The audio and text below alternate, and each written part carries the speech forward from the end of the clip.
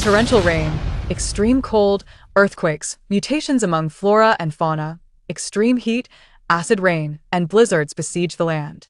A myriad of natural disasters follows in rapid succession, leading to the collapse of long-established order, a reduction in survival resources, and the mutation of animals and plants. Peril lurks in every corner, and humanity faces monumental challenges to its very existence. Lin Ruo, a level 5 dual ability user, has struggled for 5 years in the apocalypse, believing she could endure until the end of the cataclysm, only to be forced into self-detonation by the betrayal of her comrades. Reborn with the powers from her previous life, she returns to 1 month before the apocalypse, hoarding resources frantically using the antiques stored within her spatial realm. She must carry these supplies and strive to survive amidst the calamities. Chapter 1. Rebirth. The night is shrouded in mist, the biting wind slicing through the air, lamenting like a mournful melody as snowflakes flutter down, painting the ground in a silvery hue. A full moon hangs in the night sky, casting elongated shadows of figures across the snowy expanse. On the tranquil streets of the base, a cadre of over 20 ability users surrounds a fallen woman in layers. Lin Ruo lies prostrate in the thick snow, her garments soaked by melting snow, her strength gradually dissipating. A profound sadness envelopes her. She has fallen victim to a new ability-altering serum developed by the Research Institute in City A. This serum is specifically designed to incapacitate ability users. Once ingested, they become utterly powerless and unable to utilize their abilities for a period, rendering them defenseless. She never imagined that one day she would be ensnared by this serum, despite her rigorous precautions against ingestion, only to discover that the person administering the drug was someone she trusted most. Her gaze pierced through the vast expanse of white snow to the 3 individuals standing at the forefront, her teammates, with whom she had faced countless life-and-death situations. She believed they were worthy of her trust, yet reality delivered a harsh slap to her face. "Captain, stop struggling. The base will not harm you. They only desire your blood." One of the 3, the sole female, stepped forward urgently, her words betraying her own disbelief as she attempted to persuade Lin Ruo, seeking solace for herself. This was Fong Ling, whom Lin Ruo had saved from the brink of death at the hands of several men, taking her in, diligently teaching her combat techniques, and painstakingly acquiring crystal cores to awaken her abilities. Those memories remain vivid. What had she said back then? Lin Ruo lowered her eyelids, recalling how Fong Ling had cried and clung tightly to her, vowing that her life would henceforth belong to Lin Ruo. And now, that cup of drug-laden water was handed to her by Fong Ling, who cast aside their shared history for a man she had only been with for less than a year. A sardonic smile curled at the corners of Lin Ruo's lips as large snowflakes struck her pallid face. How truly worthless she felt. Each of these 3 had been saved from the brink of death by her, yet here she lay, facing her own demise. Indeed, the kindness in the apocalypse proves to be akin to digging one's own grave, a sentiment she had previously disbelieved, yet now found too late to matter. Betrayal. 5 years into the apocalypse, she too tasted the bitter fruit of treachery. Ha ha. Lin Ruo laughed heartily, mocking her own foolishness. A bond forged in life holds no value when confronted with self-interest. At her words, the 3 before her stiffened, their expressions betraying their discomfort. All had been saved by Lin Ruo, having risked their lives for one another. Yet in the end, they were the ones who would deliver her to the experimental table. One man fell to his knees before Lin Ruo, his eyes reddened and his face marked with anguish. "Captain, I'm sorry. I, Li Ko, am truly sorry, but I have no choice. Xiao Hui and Qin Qin have been captured, and I cannot bear to watch them die." After lowering his head, he lifted it again, determination etched on his face. "Rest assured, Captain, once I secure their safety, I will risk everything to rescue you." Yet Lin Ruo did not hear his subsequent words. She lay flat on the ground, snowflakes cascading onto her, cold enough to pierce her very soul. She had never realized how chilling snow could be. "Family, even if I saved yours and awakened your abilities, when the moment of choice arrived, I would ultimately be the one sacrificed." Li Ku abruptly sealed his lips, his words caught in his throat. His eyes were bloodshot, and his face was etched with anguish. Beside him, Fong Ling knelt on the ground, tears streaming down her cheeks as she lamented, "I am truly sorry, Sister Ruo. I cannot live without Qinghua. He is my very essence." "Have you no sense of urgency?" the final teammate exclaimed, glaring at the two kneeling individuals. The captain is a level 5 ability user. If we delay any further, the effects of the medicine will wear off. Lin Ruo turned to face the anxious individual. He was her college classmate. At that time, he had clung to her legs, weeping and pleading for her assistance. After 5 years of shared life and death, this was the visage they now presented, truly unsightly. Her expression remained unchanged, yet a faint smile gradually crept into her eyes. Indeed, Lu Qi is resolute. You too ought to learn from him. Indecisiveness is a grave flaw when confronting an enemy. Lu Qi's countenance stiffened. Unlike Fong Ling and Li Ke, who had succumbed due to their families being captured, he was compelled by the allure of the crystal core, the level 5 crystal core residing in the captain's mind, a core that could elevate him directly to level 5. However, as he gazed into Lin Ruo's eyes, a chill enveloped him, and fear took root within. What are you so arrogant about? With so many ability users present, it would be difficult for you to escape. As a spatial ability user, what utility do you possess beyond storage? You would do better to contribute your crystal core. I am an exceptionally powerful fire ability user. Only by becoming level 5 can I better safeguard the base. Lu Qi's face flushed with anger at his own earlier trepidation, and he ceased to feign composure. Lin Ruo was currently the only level 5 ability user, yet regrettably, she possessed the least offensive capability as a spatial ability user. Rather than squander this crystal core, it would be wiser to bestow it upon someone in need. Fong Ling and Li Ke bowed their heads, tightly clenching their fists in silence. Tisk, tsk. A woman's voice emerged from behind. Look at you, Lin Ruo, risking your life and opposing us to protect them. Yet what do? They easily abandon you for a mere sliver of profit. As the voice drew nearer, a woman clad in a white lab coat approached, holding an umbrella. A mocking smile adorned her face. What use is a level 5 ability user? What advantage does combat prowess hold? Are you not still lying before me like a dog? This woman was Zhou Qing, the director of the research institute, who had devised the method of crystal core transfer. She slowly crouched down, her smile deepening as she reached out to caress Lin Ruo's face. When you opposed me, did you ever consider that this would be your fate? Lin Ruo responded with a gentle smile. She was inherently beautiful.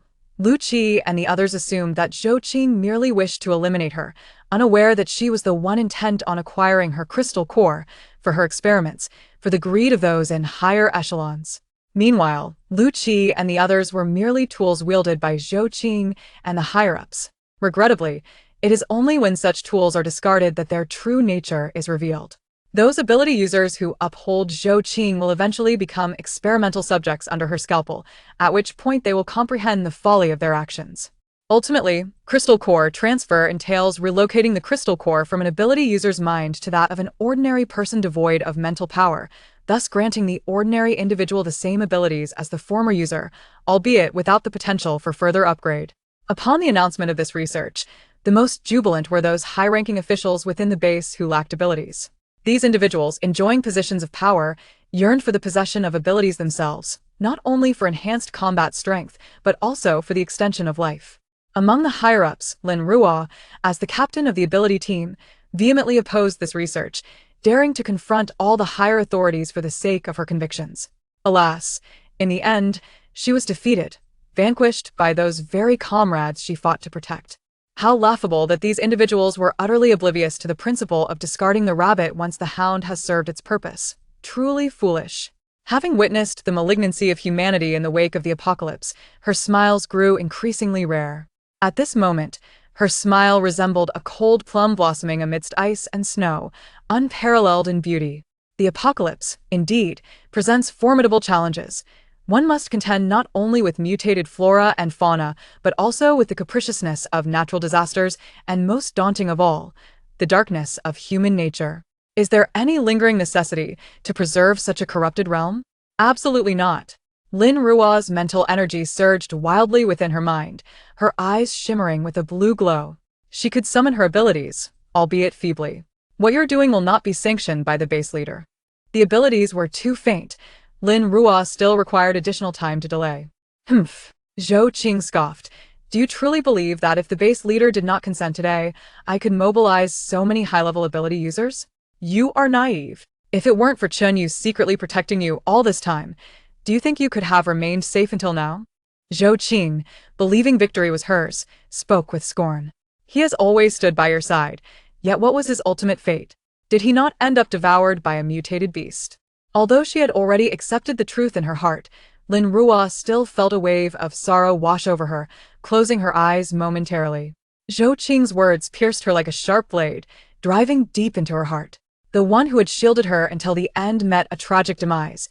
The very person who had elevated her and earned her unwavering trust ultimately chose to lead her to destruction. She smiled gently. The moment had arrived. Her mental energy was primed and ready, her tone increasingly calm as she declared, "Very well, very well. Since those who truly cared for me are already lost, there is nothing left here worth preserving."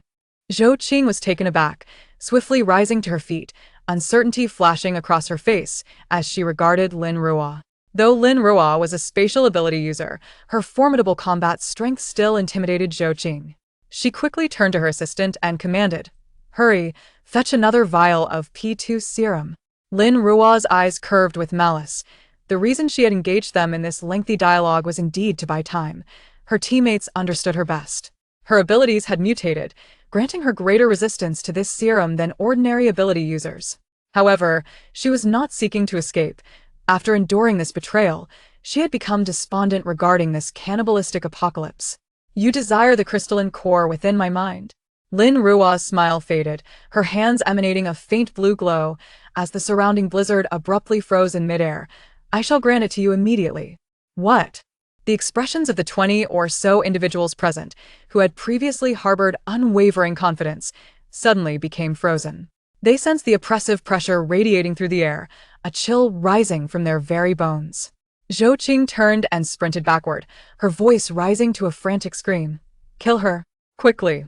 In an instant, the dazzling lights of various abilities flickered through the night, with fireballs, earth spikes, and ice shards rapidly hurtling toward Lin Ruo, only to be repelled by a transparent membrane of water.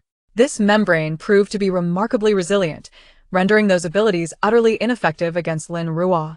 For all these years, no one had realized that she was, in fact, a dual-element ability user. Now she no longer needed to conceal her true self. Lin Ruo's expression grew even colder, her complexion pale as crimson blood trickled from the corner of her mouth. Simultaneously, the surrounding blizzard melted into water, which surged towards her in a frenzy, coalescing into a massive sphere. This water orb rapidly expanded and was then compressed at an alarming rate, with each contraction amplifying its power exponentially. "Run!" Those present, realizing they could not breach Lin Ruo's defenses, lost their composure. The terror that gripped their hearts could no longer be concealed as they retreated hastily, wishing they could sprout additional legs to escape, but it was ultimately too late. A colossal deep blue high-pressure water bomb was prepared in the blink of an eye, followed by a blinding flash of light.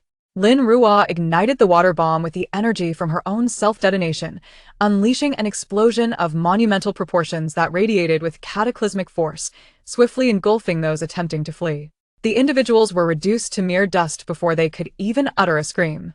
The explosive power of a 5th-level ability user combined with a 5th-level water bomb surpassed that of nuclear weapons, obliterating the entire base. Naturally, the research facility and government building, which had amassed countless evils, were also annihilated in the process. Chapter 2. Evil should be ground by evil. Pain. A searing ache coursed through her body, as if it had been crushed beneath the wheels of a relentless vehicle.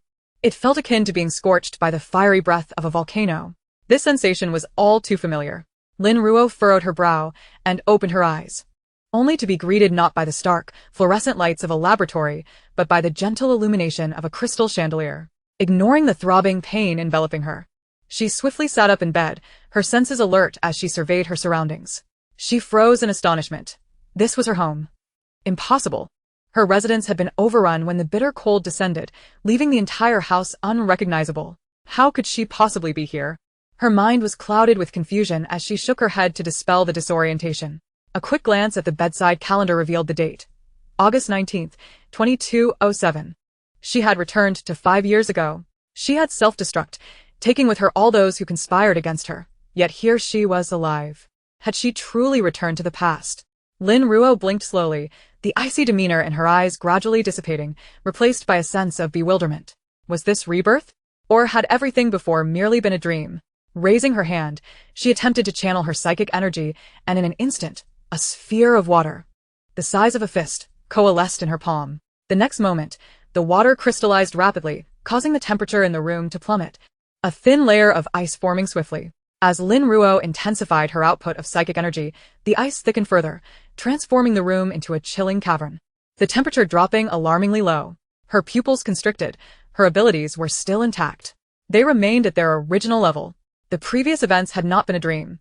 She had indeed been reborn. Suddenly, her nose tinged with a bitter sensation as she reversed her psychic energy, and in a heartbeat, the room returned to its normal state. As though the previous scene had been nothing but an illusion. She collapsed back onto the bed, a solitary tear tracing down her pale cheek. Memories of her past life flashed through her mind. Joy, anger, sorrow. But all of that was behind her now. She had a new beginning. An epiphany struck her. And she hurriedly leapt from the bed, rushing to the full-length mirror in her room. The girl reflected in the glass had cascading black hair draped over her shoulders. Her eyes swollen and bloodshot, her complexion pale, exuding an aura of exhaustion and helplessness, as if she had just endured a tremendous blow. Lin Ruo gently caressed her face. It resembled how she looked when her parents had recently passed away. In her previous life, her parents had perished in a tragic car accident while on a trip just a month prior. At that time, she was burdened with organizing their funeral while simultaneously contending with her avaricious uncle and his family, who sought to seize her inheritance, leaving her utterly drained. Unable to accept the reality of her parents' demise, she languished in her home, lost in despair, until the apocalypse arrived, and her resentful uncle took over the house, even planning to sell her off to procure food. It was then that she awakened, fighting back with all her might to avert disgrace. Memories surged like a tide, and she glanced at the photograph of her parents on the nightstand, her eyes stinging with sorrow. She had still not managed to catch up with them. She was yet to see the only two people in the world who loved her unconditionally. Time slipped by, and she wandered slowly through her home, her fingers grazing the familiar furnishings. The passage of time felt so distant that she could scarcely remember what her home had once looked like. The decor remained as it had been before her parents' departure, yet she recalled that following the natural disasters, the place had been invaded and left in ruins. Suddenly, a thought struck her. Her water manipulation abilities were still intact, but what of her spatial powers? Lin Ruo closed her eyes and began to commune with the space around her. A vast expanse unfolded before her, still in the form it had taken when she was at level 5. Even the items within it remained.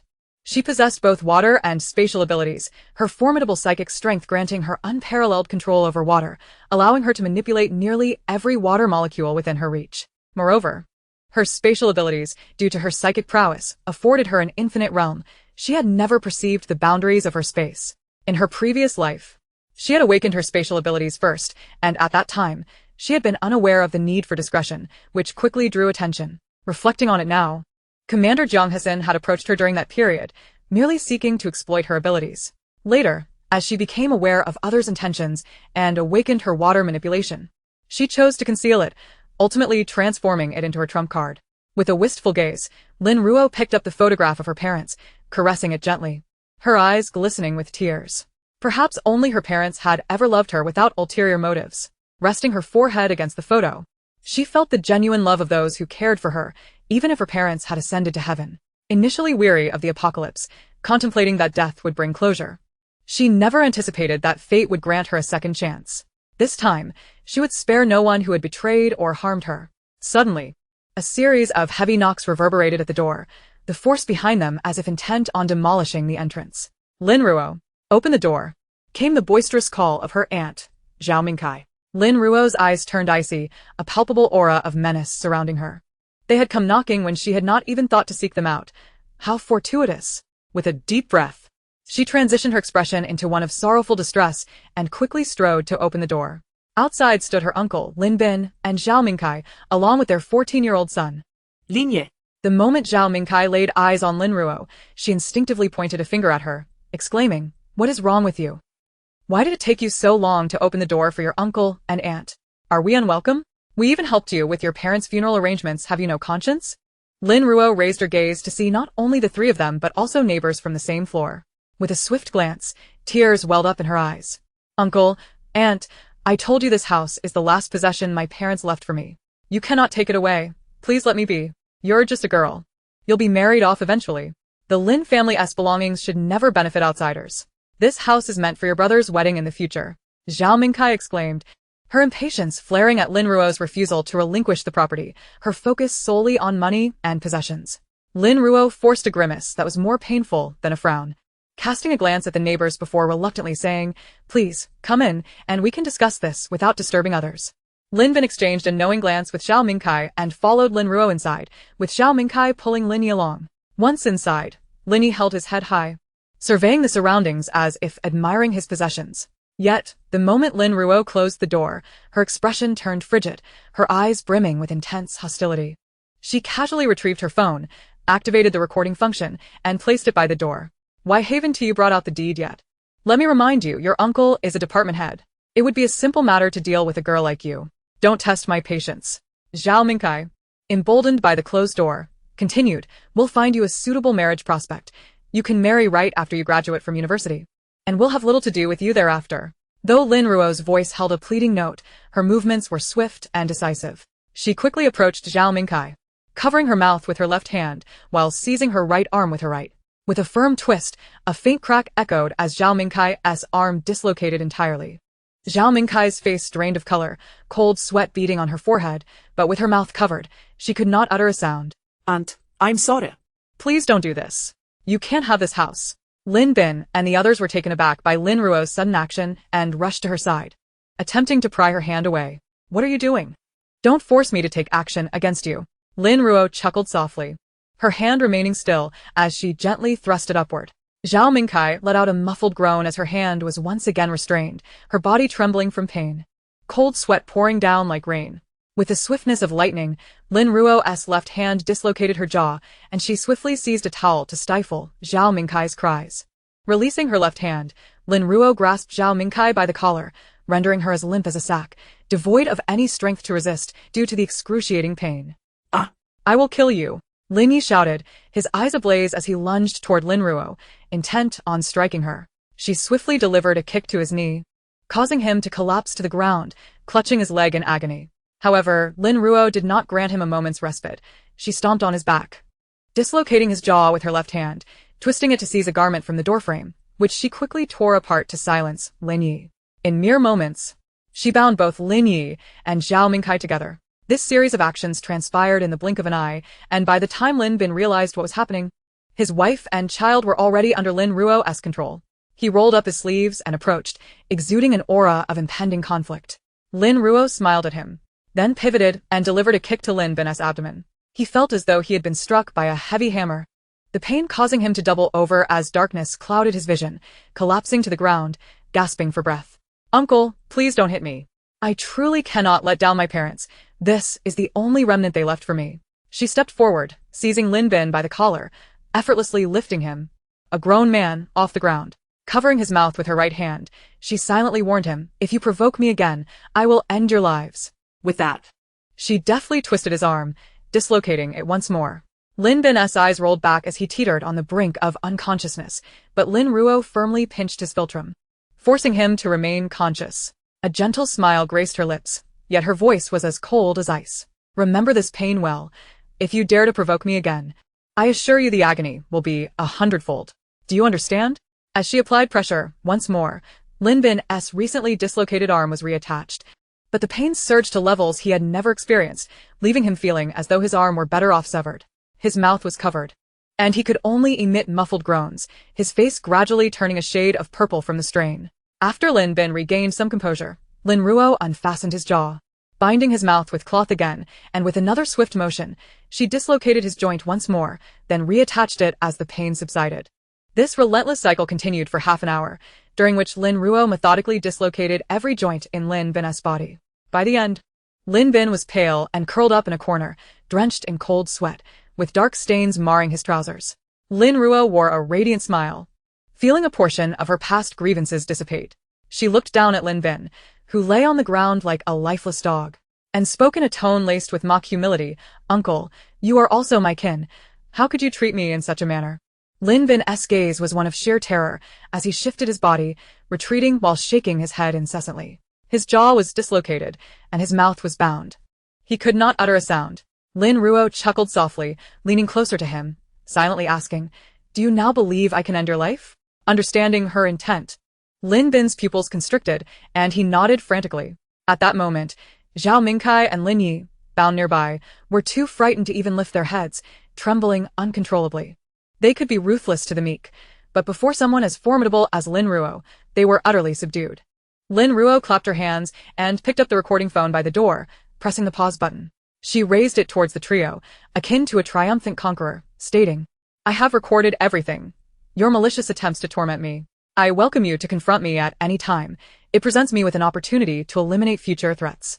Each of the words "eliminate future threats" was enunciated slowly, causing Lin Bin's family to tremble with genuine belief in her capacity to end their lives. They would never forget the pain they had just endured, an agony so profound it was almost unbearable. Lin Ruo leisurely approached and untied Zhao Mingkai and Lin Yi. Noticing their reluctance to move, she raised an eyebrow. "What is this? Do you not wish to leave? Am I here to help you stretch your limbs?" Lin Bin's family scrambled to escape, nearly tumbling over themselves as neighbors outside pointed and whispered in outrage. Lin Ruo smiled softly. Had it not been for the risk of drawing attention by committing murder, she would have relished the opportunity to let them descend into the depths to repent before her parents. Closing her eyes, she took a deep breath, releasing the pent-up frustration within her, suppressing the murderous intent that clamored in her heart. Chapter 3. Space Upgrade. After a prolonged moment, she reopened her eyes, the malice dissipating, her aura stabilizing. She returned her focus, approaching the cabinet to retrieve her parents' photograph, meticulously dusting off the delicate surface. This time, she would not opt for the A City base. In her previous life, she had learned that only the B City base was officially recognized, renowned for both its scientific prowess and military strength. Thus, in this life, she intended to explore B City. Before that, however, she had numerous matters to attend to in a city. With a flicker of her mental energy, the photograph was absorbed into her space, her spiritual essence diving into the same realm. Within that space lay many items she had collected during the apocalypse, a small portion of which consisted of food, primarily instant provisions like bread and compressed biscuits, some of which had already expired, yet remained invaluable in a post-apocalyptic world. There was also a significant amount of crystal cores, harvested from mutated flora and fauna, imbued with energy that would aid in the cultivation of supernatural abilities. The remainder consisted of clothing, various electrical appliances, and an assortment of weaponry, predominantly firearms with fewer melee weapons. Additionally, there were gold bars, jewelry, and antiques, which she had acquired in exchange for food or crystal cores, sometimes out of kindness and other times due to their aesthetic appeal. Reflecting on the impending apocalypse a month hence, Lin Ruo pondered the potential utility of these items. Suddenly, she recalled the jewelry her mother had gifted her during her lifetime, proclaiming it to be her dowry, urging her to cherish it. She rose and approached the vanity in the guest room, opening a box that contained items of modest value, yet rich in her mother's sentiment, which she vowed to safeguard diligently. With a flick of her mental energy, the jewelry box was absorbed into her space, when suddenly the crystal cores in her mind trembled, leaving Lin Ruo momentarily stunned. What was happening? Before she could grasp the situation, she felt the crystal cores in her mind radiating heat, growing increasingly intense. Lin Ruo's brow furrowed. This was a sign of her abilities preparing to upgrade. Why? The energy from the spatial crystal cores surged, akin to a searing iron, causing her head to throb violently. Streams of energy converged toward the spatial crystal cores, and without time to ponder the cause, Lin Ruo swiftly settled down to absorb the energy surrounding the cores. After approximately an hour, she finally absorbed all the energy, and when she opened her eyes once more, a flash of white light illuminated her gaze. The spatial abilities had upgraded. Her spiritual essence delved into the space, which had transformed dramatically from an endless void. The center of the space now featured approximately 3,000 acres of unique terrain. 1/3 comprised black soil, another third formed a vast lake, and the remaining third was ordinary land. The lake's waters were crystal clear, revealing the depths of over 10 meters. Where Lin Ruo discovered the lake bed was littered with massive stones. Cautiously, she filled a cup with the lake water and transported it out of her space. As she held the cup, blue luminescence flickered, causing the water to surge forth from the vessel, floating in her palm. With her water-based abilities, she could ascertain whether the lake water was toxic. After a considerable interval, her eyes sparkled with realization. The lake's waters not only brimmed with an abundance of trace elements, but were also entirely devoid of impurities, making it immensely beneficial for her health. She raised her cup and drank deeply, savoring the sweet, delightful taste that left her feeling invigorated. The transformations occurring within her space filled Lin Ruo with elation. If the water was indeed pure, could it signify that her space was now capable of nurturing crops? In the aftermath of the apocalypse, the global soil had undergone mutations, rendering ordinary plants unable to survive. Only those endowed with wood-based abilities could cultivate crops for sustenance.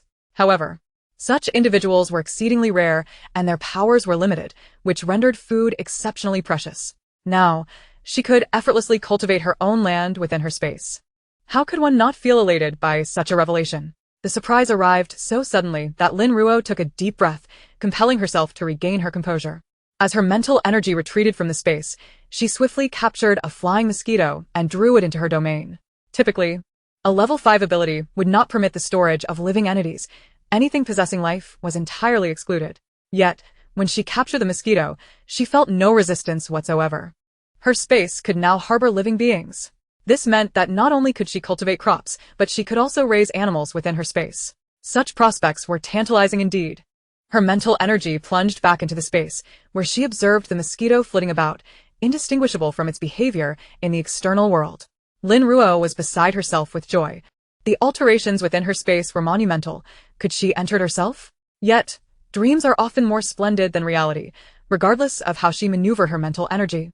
She could not penetrate the space. Lin Ruo sighed lightly. Indeed, one must not be overly greedy.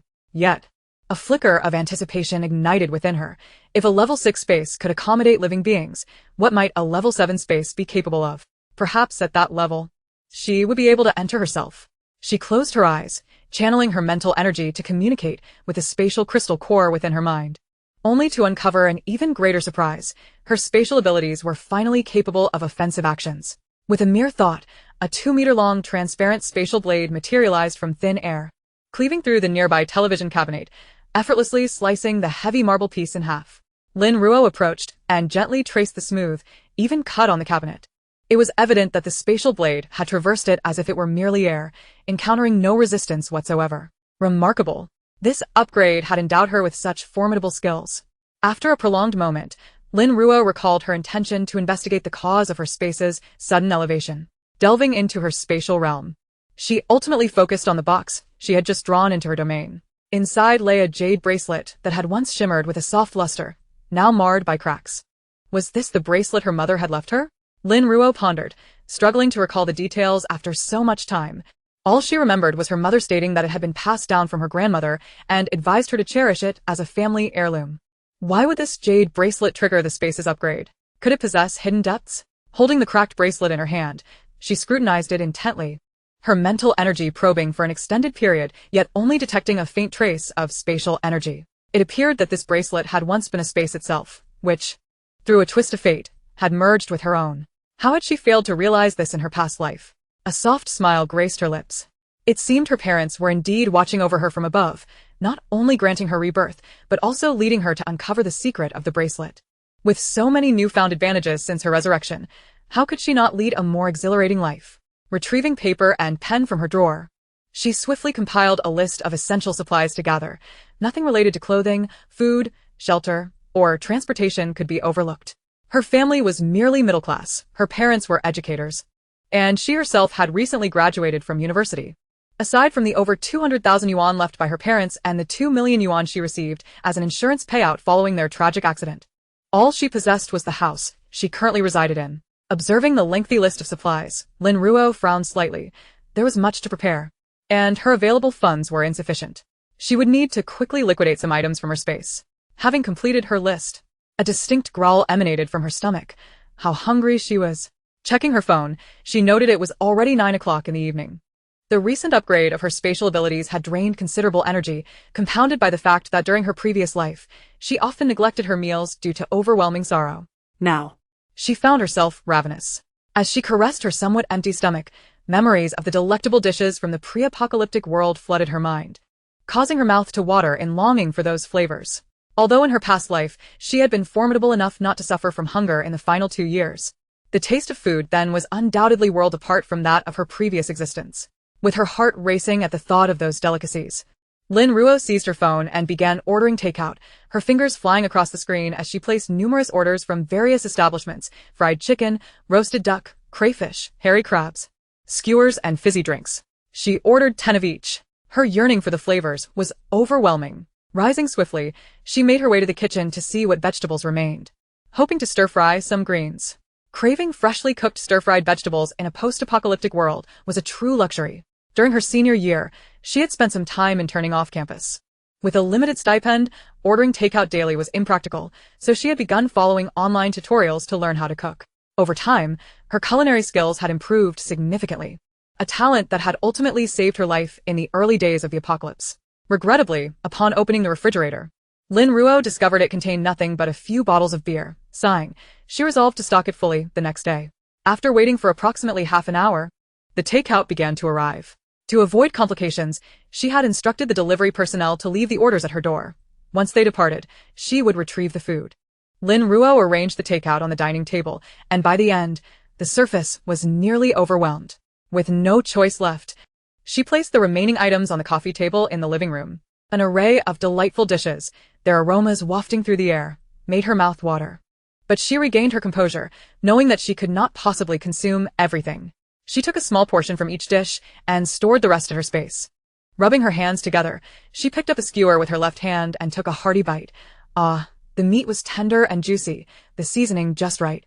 Infused with the rich flavor of charred grill marks. Exquisite. With her right hand, she grabbed a piece of fried chicken and bit into it, her eyes squinting in bliss.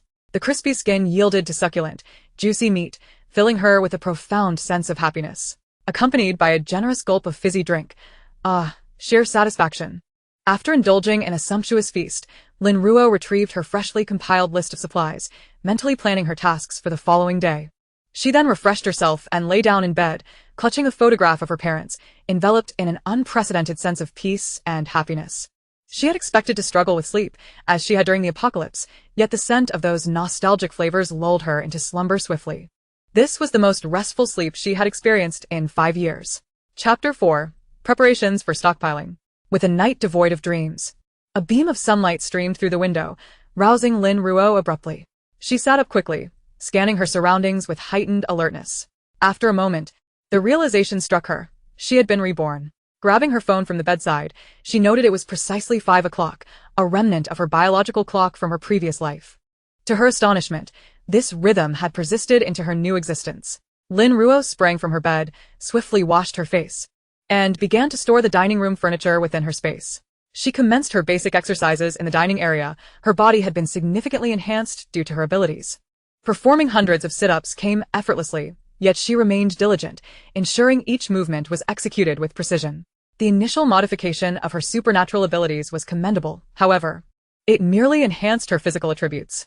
The agility and reflexes of her body remained unaltered. Her training was primarily aimed at improving her reaction time, and it was essential that her physical prowess increased correspondingly to expedite the evolution of her abilities, lest her body become a hindrance to her ascension. She resolved to incorporate weighted training equipment in the future. Otherwise, the pace of her progress would be far too sluggish. In her previous life, during the apocalyptic era, she had undergone standardized training at the base. She had even sought the guidance of Chunyu for a period, having utilized crystal cores to secure his instruction. Chunyu, originally a top-tier special operations team leader, possessed skills honed on the battlefield. His teaching was meticulous, and her dedication was fervent, persisting until he declared that there was nothing further to impart, at which point their specialized training concluded. Consequently, a bond of mentorship had formed between them, deeper than that with others. Sadly, during a mission, Chunyu was overwhelmed by a horde of mutated wolves. Despite being the last to flee, he selflessly propelled her from the pack, sacrificing himself in her stead. In her past life, he was the sole individual she had not misjudged, yet now, reborn, she pondered whether he would remain unchanged across the passage of time. Casting aside her thoughts, Lin Ruo focused on rapidly fortifying her physique. The techniques she had previously mastered did not require deliberate recollection. They felt as if etched into her mind. However, these maneuvers were still foreign to her current body. Each action executed with a certain clumsiness, necessitating gradual refinement of her agility and proficiency. After more than 2 hours of rigorous exercise, even with her exceptional constitution, she felt the familiar ache of her muscles. Nevertheless, she endured the discomfort and completed a set of boxing techniques. Only when her body was utterly spent did she cease, allowing her warm water-based abilities to flow through her, alleviating her fatigue. This was a newfound application of her water abilities, which offered restorative effects. Indeed, this had contributed to her formidable skills in her previous life. As she lay on the floor of the dining area, panting, Lin Ruo savored the exhilarating sensation of pushing her limits, a palpable reminder of her continued existence. Gradually, she resumed gentle movements, her water abilities operating at full capacity, significantly diminishing her fatigue. Rising, she made her way to the bathroom. Upon entering, Lin Ruo gazed at her reflection in the mirror. Her flushed cheeks and glistening forehead were emblematic of her vitality. She filled the bathtub with warm water and submerged herself, her water abilities swirling around her, eliciting a long, contented sigh. After luxuriating in the hot bath, she felt rejuvenated, her muscles brimmed with renewed vigor. Retrieving several crystal cores from her spatial storage, she grasped them tightly to absorb their energy for further cultivation of her abilities. Over an hour later, having depleted the cores, she returned them to her storage and picked up her keys, ready to descend. Xiao Ruo, are you heading out? As Lin Ruo stepped outside her unit, she spotted Grandma Wu from downstairs returning with a bag of breakfast. Grandma Wu, she greeted warmly. After her parents' passing, Grandma Wu had aided her extensively with the arrangements, and Lin Ruo felt immense gratitude towards her. Seeing her again after so many years stirred deep emotions within her. Grandma Wu scrutinized Lin Ruo's expression, relieved to see her free from the despondency that had once clouded her demeanor, now radiating vitality. She had heard yesterday about the return of those scoundrels. It pained her to think of such misfortune befalling a girl so young. With a benevolent smile, she extended the breakfast bag towards Lin Ruo. I bought some breakfast. Would you like to take a bit for the road? Lin Ruo smiled and politely declined. Thank you, Grandma Wu, but I plan to eat out shortly. Please give it to Lulu. In her previous life, during a bitter winter, Grandma Wu had given all her warm clothes to protect her granddaughter from the cold, ultimately succumbing to the frigid temperatures herself. Left with only her granddaughter, who was trapped in D-City due to the calamities of the apocalypse. It was unfathomable that she could survive after Grandma Wu's demise. When Lin Ruo discovered Grandma Wu's passing a week later, she found her granddaughter lifeless beside her, perished from starvation. In this life, while she may not be able to offer much assistance, she would strive to help in any way she could, as a means of repaying Grandma Wu's kindness. Very well, you go on about your business, Grandma Wu said with a smile, waving her hand as she ascended the stairs. Lin Ruo turned and briskly walked to the entrance of the community, scanning for a shared electric scooter, which she rode straight to a nearby rental agency. Upon entering, the receptionist greeted her enthusiastically, her smile genuine and filled with anticipation. Hello. How may I assist you today? Hello, I would like to rent a vehicle. I possess a C1 license and require the largest capacity vehicle available, Lin Ruo replied with a smile. Before the apocalypse, people exhibited immense kindness. It was only after the collapse of society that humanity's true nature was revealed. Since then, she had not encountered such warmth. Certainly, please follow me, the receptionist said cheerfully, leading Lin Ruo deeper inside, eager for the commission that would accompany the transaction. After introducing her to several models, Lin Ruo ultimately settled on an SUV. Its cost-effectiveness was unmatched. It featured only the driver and passenger seats, with the rear entirely stripped to facilitate cargo transport. Additionally, the vehicle boasted a generously sized fuel tank, which would prove advantageous for future fuel storage endeavors. With a mere glance, she decided on this vehicle, agreeing to a 2-month rental at $2,500 per month. Fully aware that heavy rains would soon inundate many vehicles, she promptly paid 5,000 yuan, signed a contract, and soon held the keys in her possession. Driving to a gas station, she filled the sizable tank, approximately 80 liters, without hesitation, subsequently siphoning the gasoline into her spatial storage. She repeated this process at several stations, amassing 400 to 500 liters of gasoline in her empty containers. Finally, she drove to the outskirts of the city to an industrial park dotted with abandoned factories, many of which had closed due to poor locations and were now available for rent. This area was typically devoid of visitors, rendering the entire industrial park serene. With factories spaced far apart, preventing visibility between them, even with delivery trucks coming and going. Lin Ruo located a sizable, vacant factory, approximately 5,000 square feet, with 2 stories and a 5-meter-high outer wall that effectively shielded it from prying eyes. She directly contacted the landlord using the number posted on the door. Upon receiving her call, he assured her he would arrive shortly, asking her to wait. Seizing the opportunity, Lin Ruo sat in her vehicle, using its cover to begin exercising her abilities. She toyed with a small water sphere, manipulating its shape until, within minutes, it transformed into a life-sized water model, remarkably detailed with her own features. Such control over water was immensely taxing on her mental faculties. It was how she had practiced in her previous life, pushing her mental energy to its limits. Each time her reserves were nearly depleted, the replenishment that followed would yield further growth, facilitating rapid enhancement of her mental capacity. Draining her mental energy to such an extent was perilous, especially in the treacherous apocalypse where no one dared to leave even a sliver of energy for themselves.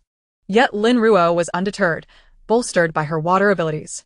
This was why she stood as the only level 5 ability user among all the bases, for she had sacrificed more than others, combining relentless effort with the constant acceptance of risk. After an hour, Lin Ruo's hands fell limp, her complexion pale. Her mental energy had nearly reached its limit. The crystal core of her water abilities emitted a soft glow, swiftly replenishing her depleted mental reserves. At that moment, the landlord arrived in his vehicle, and a middle-aged man descended from the car opposite. He was of modest stature, but possessed a rather prosperous appearance. "Little girl, are you the one looking to rent this factory?" As he approached, he was taken aback by Lin Ruo's youthful age. How could someone so young be opening a factory? Lin Ruo stood tall, her somewhat pallid face adorned with an innocent smile. "It's my father, who wishes to open the factory. He had already set his sights on this place but couldn't come today due to some matters, so he sent me in his stead." "Oh, I see." The middle-aged man nodded in understanding. "My surname is Qian. Can you represent your father in signing the agreement?" Lin Ruo nodded with a smile. You can rest assured about that. After a discussion, Lin Ruo secured a rental agreement for 6 months at a price of 5,000 per month. As she gazed at the freshly minted contract, she casually inquired, "Uncle Qian, does this factory have surveillance cameras?" Having just received the payment, Uncle Qian was in high spirits and waved his hand dismissively. "What would there be to install in a place like this? It's quite empty inside. I'd be more worried about the cameras being stolen if I had them." "I understand, thank you, Uncle Qian." Uncle Qian turned to admire Lin Ruo's exquisite, fair visage and couldn't help but advise, "You're such a beautiful girl. This place is desolate. You should refrain from coming here too often. Safety is paramount." Lin Ruo raised an eyebrow at his words. Even without her current 5th-level abilities, her skills honed during the apocalypse over the past few years would suffice to handle a few ruffians.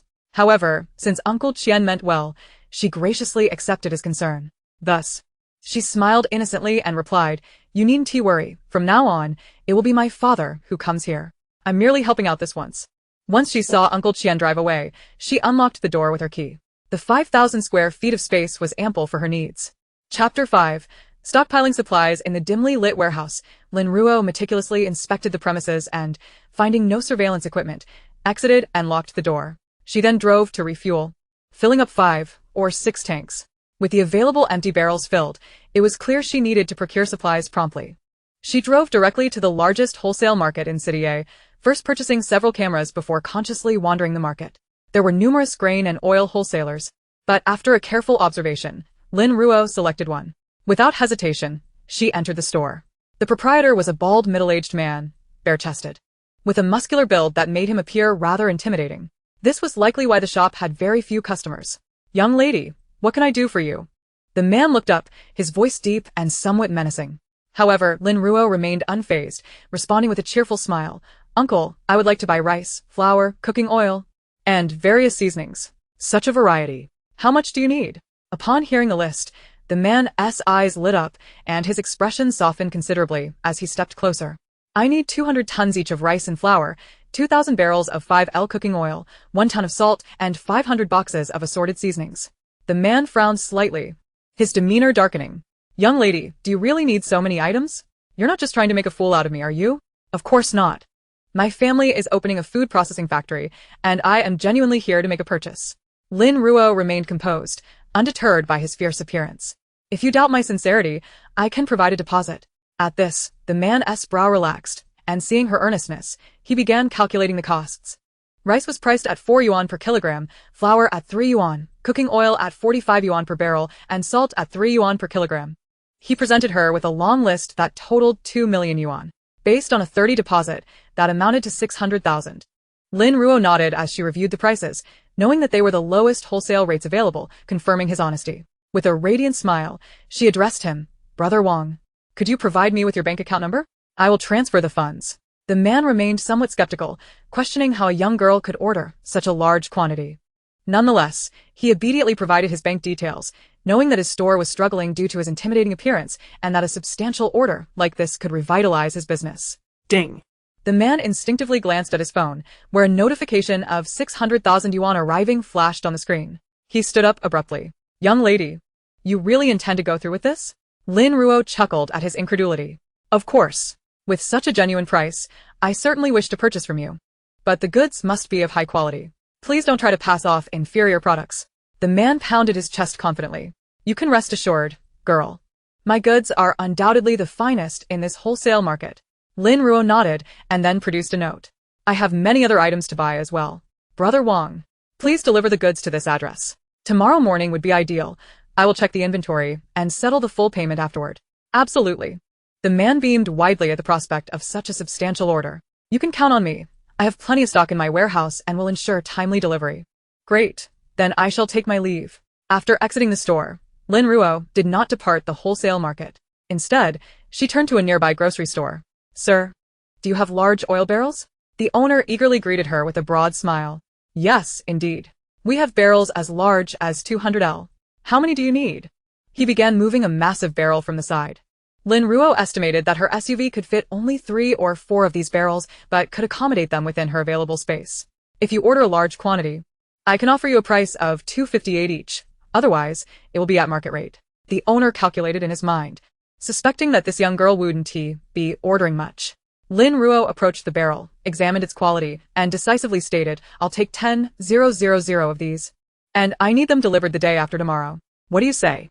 The owner, taken aback by her order, quickly regained his composure, his face lighting up. Absolutely. No problem. Lin Ruo promptly paid a deposit of 400,000 yuan and also took 4 barrels with her. Once she left that place, she discreetly stored the barrels in her space, preparing for future fuel needs. Emerging from the store, she turned toward a fast food wholesale outlet, ordering 1,000 boxes of instant noodles, and at an average of 7 yuan per bag, she requested 20,000 bags. Additionally, she ordered 100 boxes of self-heating hot pots in various flavors. The total for these 3 items came to 300,000 yuan, and she paid a 90,000 yuan deposit while confirming a delivery time for the following morning. With the instant food issue resolved, Lin Ruo then entered a women's supply store. Knowing that sanitary napkins were essential, the heightened sensitivity of mutated animals' sense of smell made it crucial for women to carry them during their menstrual cycles to avoid attacks. In her previous life, sanitary napkins had been a luxury, and she did not wish to recall the lengths she went to in order to find a few packs. Therefore, she decisively ordered 3,000 boxes of sanitary napkins, each containing 10 packs, at a wholesale price of approximately 70 yuan per box, totaling 210,000 yuan.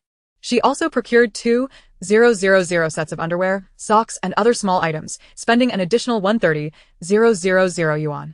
Lin Ruo felt that despite her efforts, her resources were quickly depleting. Sitting in her car, she gazed at the lengthy list of items yet to be purchased, raising an eyebrow in concern over her dwindling funds. She drove to a nearby gas station, filled her tank, and transferred the fuel into a newly acquired container. In country Z, the regulation of gasoline and diesel was exceedingly stringent, making it nearly impossible to stockpile large quantities unless one resorted to the black market. Thus, she could only accumulate small amounts at a time. Next, she proceeded to a wholesale market for fruits and vegetables, where the produce appeared exceptionally fresh, glistening with droplets of water, exuding an inviting charm. She ordered 2 tons each of watermelons, apples, strawberries, dragon fruit, cantaloupes, bananas, oranges, grapes, and lychees, amounting to approximately 50 tons in total, handing over a deposit of 300,000 yuan without hesitation. Having completed her fruit purchases, Lin Ruo swiftly made her way to the vegetable section. Surrounded by vibrant and succulent greens, her spirits soared like blossoms in full bloom. In her space, time stood still, preserving the freshness of the vegetables indefinitely, alleviating any concerns of spoilage. Hence, she decided to stock up considerably, acquiring 50 tons of various vegetables, including sweet corn, tomatoes, cucumbers, potatoes, broccoli, and bell peppers. The wholesalers, initially taken aback by the magnitude of her order, soon broke into broad smiles, their joy evident. In the aftermath of the apocalypse, the soil had become utterly desolate, incapable of nurturing ordinary plants.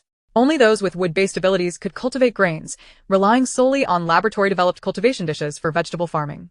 Consequently, the price of vegetables in the post-apocalyptic world was exorbitant, rendering even Lin Ruo, a leader of an abilities team in her past life, unable to easily procure greens. This cultivated her fondness for vegetables, making her particularly affectionate towards them. After finalizing the contracts and settling the deposit, Lin Ruo felt elated. 50 tons of vegetables would sustain her for decades. Furthermore, with her space available for cultivation, she was more than adequately prepared. However, as her bank card balance dwindled to a mere fraction, insufficient even to cover the remaining payments, she recalled the valuable antiques she possessed within her space. Among them, she quickly identified a bottle that ought to be her most prized possession. Chapter 6. Ascension to Wealth. Lilai Ancient Street is the largest antique street in City A. At that moment, the aroma of fried chicken wafted from a black minivan parked at the side of the road. Inside, Lin Ruo savored the last piece of fried chicken. Freshly retrieved from her space, its crispness delightful as she bit into it. After finishing her meal, she sipped an ice-cold cola, used a napkin to wipe her greasy hands, and let out a satisfied burp. Lilai Ancient Street was essentially a single thoroughfare, lined with numerous antique shops, each boasting its own unique treasures. Among them, the Jubeoj stood out as the most illustrious, said to be affiliated with high-ranking officials in City A, and had long been a leader in the antique trade, possessing ample financial resources to acquire rare items like the bottle in her possession. By the time Lin Ruo arrived at Lilai Ancient Street, it was already afternoon, and the flow of people had diminished significantly compared to the morning. The street was dotted with sparse stalls, and the vendors lacked the enthusiasm they had earlier displayed. Retracting her gaze from the street, Lin Ruo opened her car door, retrieved a large box, and made her way directly to Jubeoj. Inside, the shop was devoid of customers, except for an elderly man clad in traditional attire, reclining in a rocking chair. A small square table beside him held a radio, and he appeared to be enjoying the music while tapping his fingers in rhythm, utterly at ease. He was the proprietor of Jubeoj. Upon hearing her approach, he opened his eyes, appraised Lin Ruo, and gestured for her to peruse at her leisure. Lin Ruo placed the box on the counter and turned to the proprietor, saying, "Sir, I am not here to buy anything but rather to seek your expertise." The contents of the box were the antique she had retrieved from her space, a Ming Dynasty plum vase, characterized by its slender neck, ample shoulders, and a glaze of sky blue adorned with cloud dragons and treasures in a celadone hue. "Little girl, seeking my expertise can be quite costly," the proprietor joked, rocking in his chair. Lin Ruo smiled and opened the box to reveal the vase. The proprietor, who had been relaxed moments before, sprang to his feet, his eyes widening in astonishment. "Now, may I ask you to share your thoughts?" Lin Ruo inquired with a smile. The proprietor chuckled, recognizing her reserved nature and eagerly beckoning her to unveil the entire box. Without further ado, she revealed the vase in its entirety. The proprietor examined it closely, confirming its authenticity, exclaiming, "This is indeed a genuine Ming Dynasty sky blue dragon vase. Today has truly been enlightening." Lin Ruo watched as he examined the vase with great fascination, recalling the individual who had traded the vase with her, assuring her of its worth of around 500 million yuan. If auctioned, it would fetch an even higher price. Yet Lin Ruo was pressed for time and simply wished to sell it at a reasonable rate. "Sir, what do you think?" Lin Ruo finally prompted after several minutes, reminding him of her presence. The proprietor paused, stroked his lengthy beard, and hesitantly asked, "Would you mind if I called someone to authenticate it?" Lin Ruo shook her head, fully aware that this scenario might arise given the vase's historical significance. Please go ahead. The proprietor dialed a number, and within half an hour, an elderly gentleman dressed in traditional attire and with graying hair arrived, appearing even older than the proprietor. Upon seeing the elder, the proprietor hastened to greet him with utmost respect, guiding him to the vase. "Mr. Li, please take a look." The elderly man, sprightly for his age, approached the vase with brisk steps, producing a magnifying glass for a meticulous inspection. His eyes sparkled with realization. It was authentic. At hearing this, the proprietor felt an immense weight lift from his shoulders.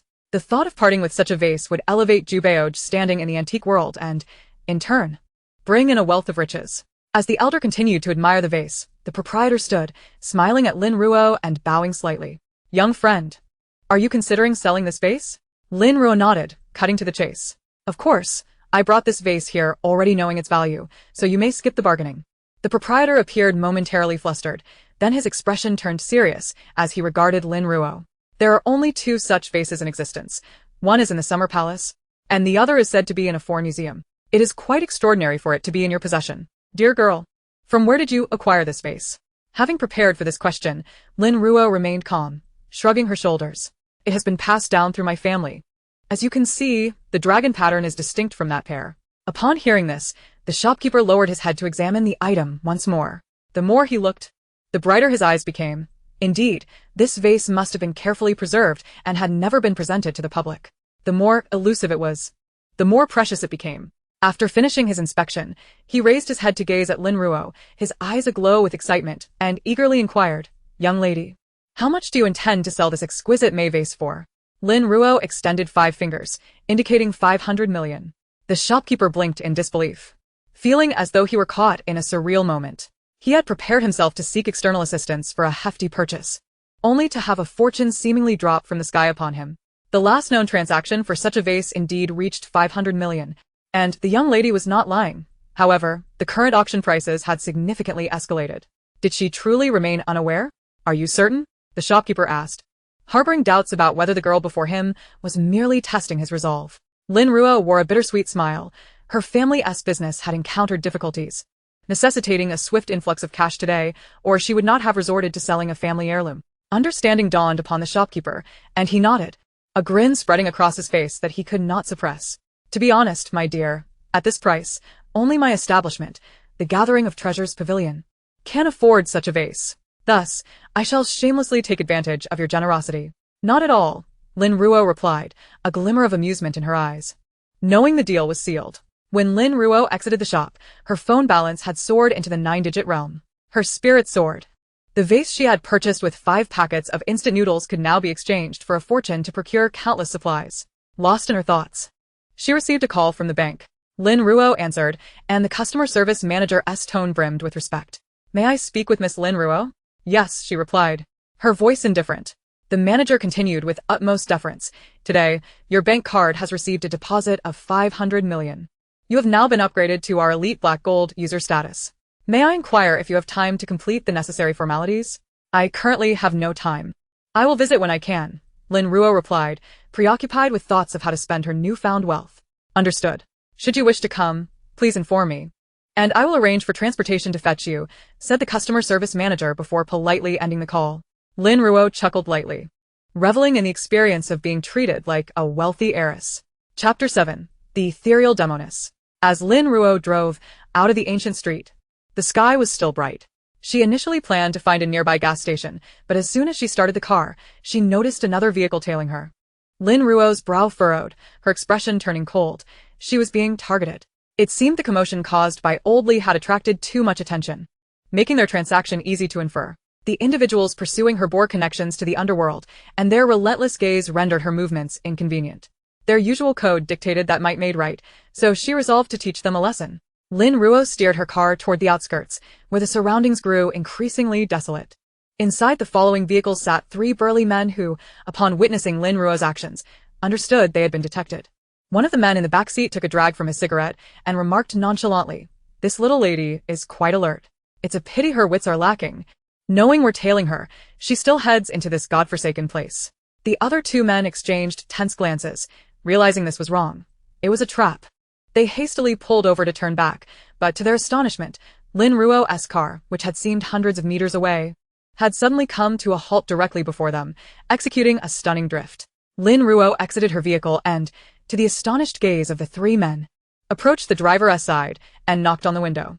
The driver scoffed and rolled down the window, but before he could speak, Lin Ruo seized his collar, yanking him forcefully from the car while delivering a sharp elbow strike. The man felt darkness envelop him, nearly losing consciousness. "Damn it!" The men in the passenger seat and back seat cursed as they exited, only to be met with a swift kick from Lin Ruo to the chest of the man in the back seat and a backward kick to the neck of the man from the passenger seat. They had never anticipated that a woman could possess such strength. The impact of the kicks left them reeling, with the likelihood of fractures looming large. Mom. "We were wrong," the man trapped in the driver's seat pleaded desperately. Lin Ruo nonchalantly flipped her hand, seemingly drawing a folding knife from her pocket, snapping it open with a flick of her wrist. She raised an eyebrow, positioning the blade against the driver's neck, and blood began to flow. The man's terror escalated as he felt the blade digging deeper. "Sister, we won't dare again." Lin Ruo paused, the knife still poised at his throat, her tone calm, yet chilling to her captors. The man was genuinely frightened.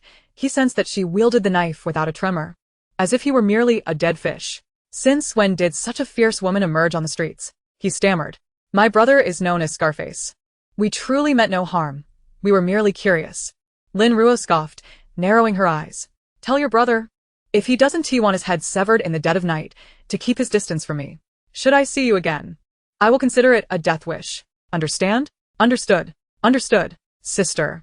We won't dare again. They hastily assured her. Lin Ruo released her grip on the man's collar, snapping the knife shut and stowing it away. She turned and returned to her car, executing a flawless spin before speeding away. The driver clutched his neck, while the other two men cradled their wounds as they stood up. 5. This woman is quite formidable. One of them gasped, wheezing from the pain of his broken ribs. The driver shot him a fierce glare. What do you think? Get me to the hospital. I'm bleeding out here. Without hesitation, the trio sped towards the hospital. The doctor, upon seeing their injuries, was astonished. Had the knife been just 2 millimeters deeper, it would have severed the carotid artery. The man with broken ribs was mere moments away from the fracture piercing his lung, while the one who had received a kick to the neck suffered only a hairline fracture. The injuries were serious, yet not fatal. Rest well, and you'll be fine. The doctor sighed, but be cautious. You were close to losing your lives. The three exchanged knowing glances, fully aware that the woman had shown them mercy, understanding that crossing her would be a grave mistake. From that day forth, the name Ethereal Demoness began circulating through a city's underworld, with photographs printed to warn others not to provoke her. It would be all too easy to lose one's life. Meanwhile, Lin Ruo remained blissfully unaware of her sudden notoriety in the underworld. Upon returning to the city, she filled her tank several times, ensuring her reserves were plentiful before heading to the renowned food street to satisfy her dinner cravings. The food street was bustling, lined with eateries of all sizes offering diverse culinary delights from every corner of the globe. Some establishments even operated their own snack stalls, serving stinky tofu, hand-grabbed pancakes, spicy hot pot, and sour and spicy noodles. As Lin Ruo strolled through the vibrant food street, inhaling the rich aromas, she mused that if she hadn't lived through the impending apocalypse a month later, she might have believed that prosperity would persist indefinitely. Alas, such splendor would soon fade into obscurity, never to be seen again. As individuals continuously meander past, the hour for dining has yet to arrive. Yet numerous establishments have already begun to attract queues, indicative of the bustling commerce in this locale. Lin Ruo casually chose a relatively spacious restaurant to wait in line, where the number of patrons was scarce, and within mere minutes, she found herself at the front. Grasping the menu, she ordered 3 dishes and a soup, feeling particularly famished today after a day spent running around without a proper meal. Furthermore, her body, enhanced by supernatural abilities, necessitated a substantial intake of energy. The dishes arrived promptly, and upon tasting a bite, Lin Ruo's eyes sparkled with delight. The flavors were indeed exquisite. She immediately turned her gaze to the bustling proprietress beside her and exclaimed, "Madam, I would like 50 portions of each of these 3 dishes to take away." The proprietress paused in her calculations, momentarily taken aback. 50 portions of each? My dear girl, our servings are quite generous. Are you certain you can consume that much? Lin Ruo hesitated for a moment, but then, with a twinkle in her eye, replied with a smile, "We have an evening event in our club, and I find your dishes exceptionally delicious. I wish to share them with my companions, and I will certainly promote your establishment to them."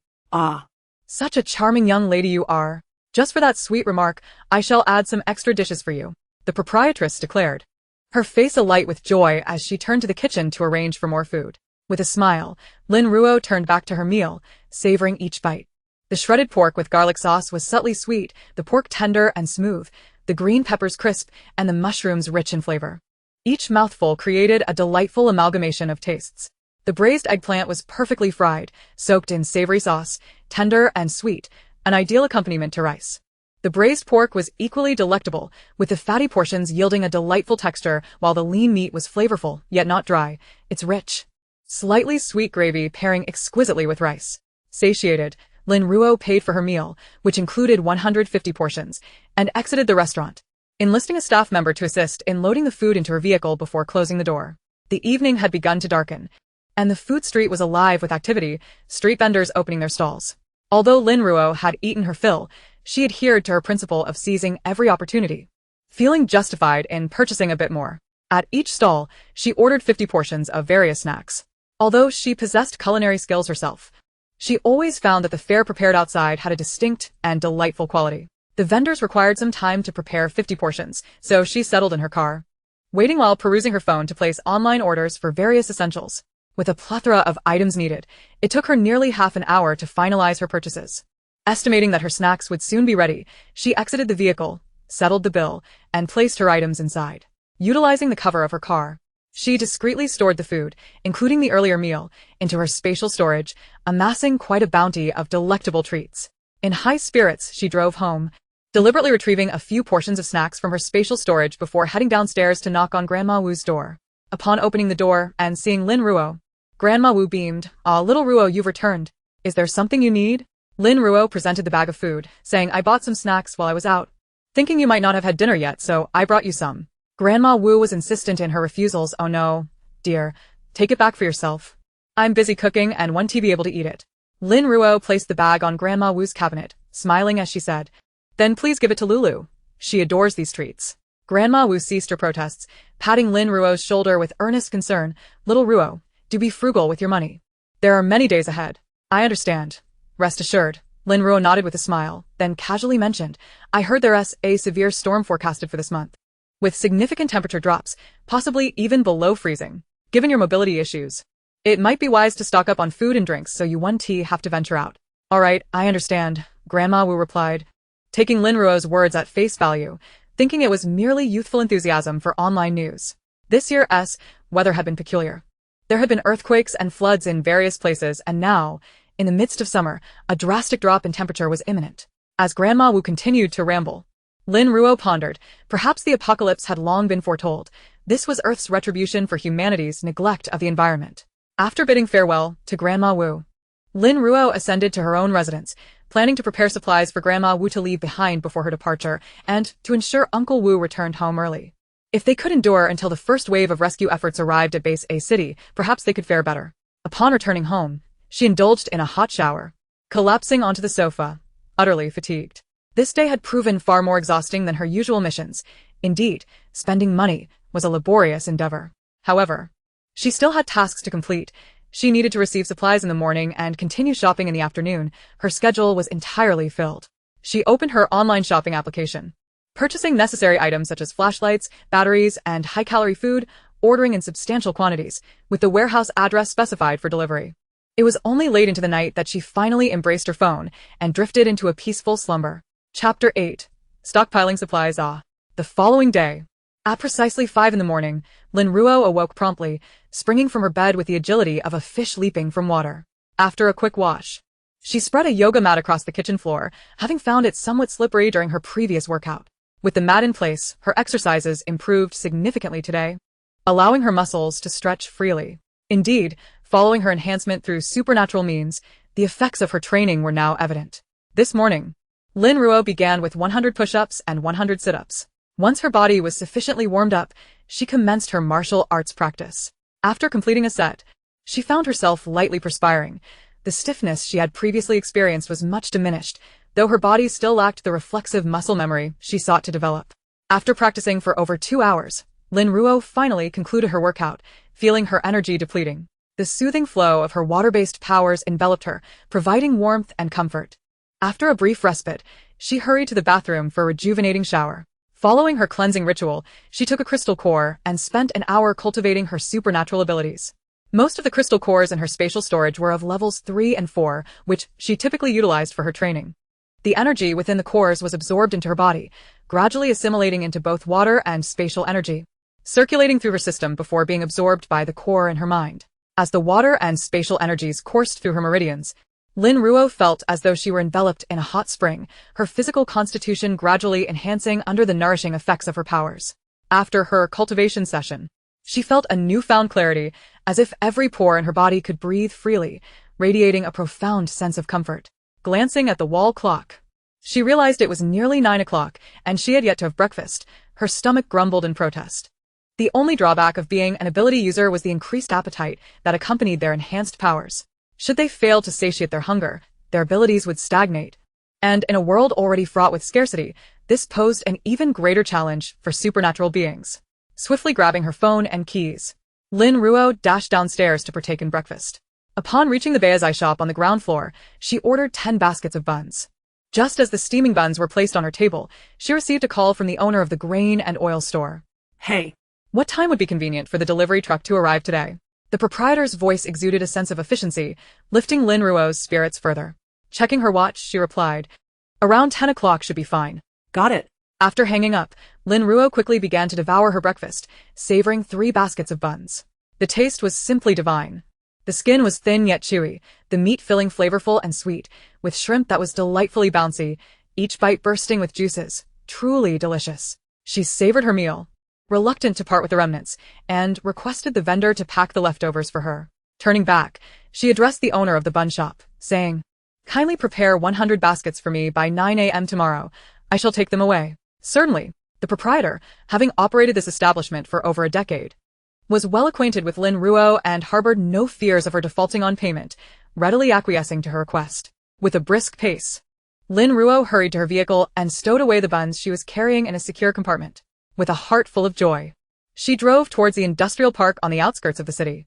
Upon her arrival, the delivery had yet to arrive, so she waited in her car, her hand languidly resting on her thigh. Her fingers began to dance slightly, causing dozens of marble-sized droplets to merrily leap at her fingertips, which suddenly commenced a rapid spin.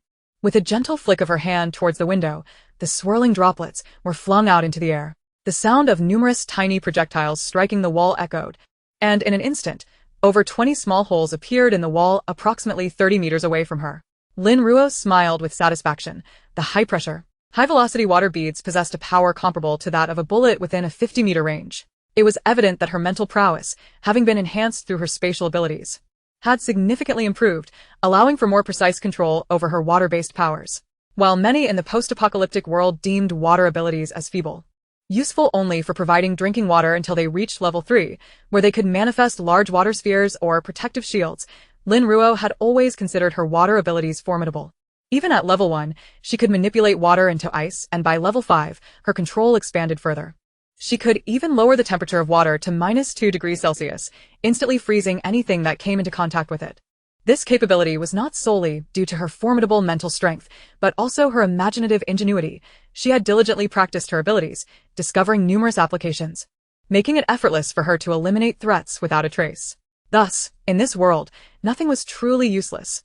Only those who lacked the skill to utilize it. As Lin Ruo practiced her abilities, 3 massive trucks approached from the opposite direction. Glancing up, she recognized her delivery had arrived. With a subtle wave of her hand, the droplets dissipated into the air, and she exited her vehicle. Indeed, she spotted a notably bald man stepping down from the truck. The owner of the grain and oil store, who smiled upon seeing her and approached, saying, "Hey there, look, I've brought your goods." Lin Ruo nodded with a smile, indicating for him to unload the items into the warehouse. "No problem," he replied, signaling to his crew. "Brothers, let us get to work." Lin Ruo stood by, observing as they unloaded the goods while mentally tallying the count. Once everything was unloaded, she noticed the store owner had generously included a few extra bags of each item. With a satisfied smile, she nodded at him and promptly transferred the remaining payment via her phone. The store owner, grinning broadly upon receiving the payment notification, exclaimed, "If you ever need more, come find me. I'll give you a discount." "I appreciate straightforward folks like you." "Absolutely," Lin Ruo replied, watching as he drove off with his 3 trucks. After ensuring no one was around, she closed the factory gate and returned to the warehouse, lightly resting her hand on the mountain of supplies. In the next moment, all the materials vanished, quietly resting in a corner of her still space. Brushing off the dust from her hands, she rolled up her sleeves and began installing surveillance cameras in a discreet corner of the warehouse. Although the space appeared empty, she opted to set up a few cameras to deter any potential intruders.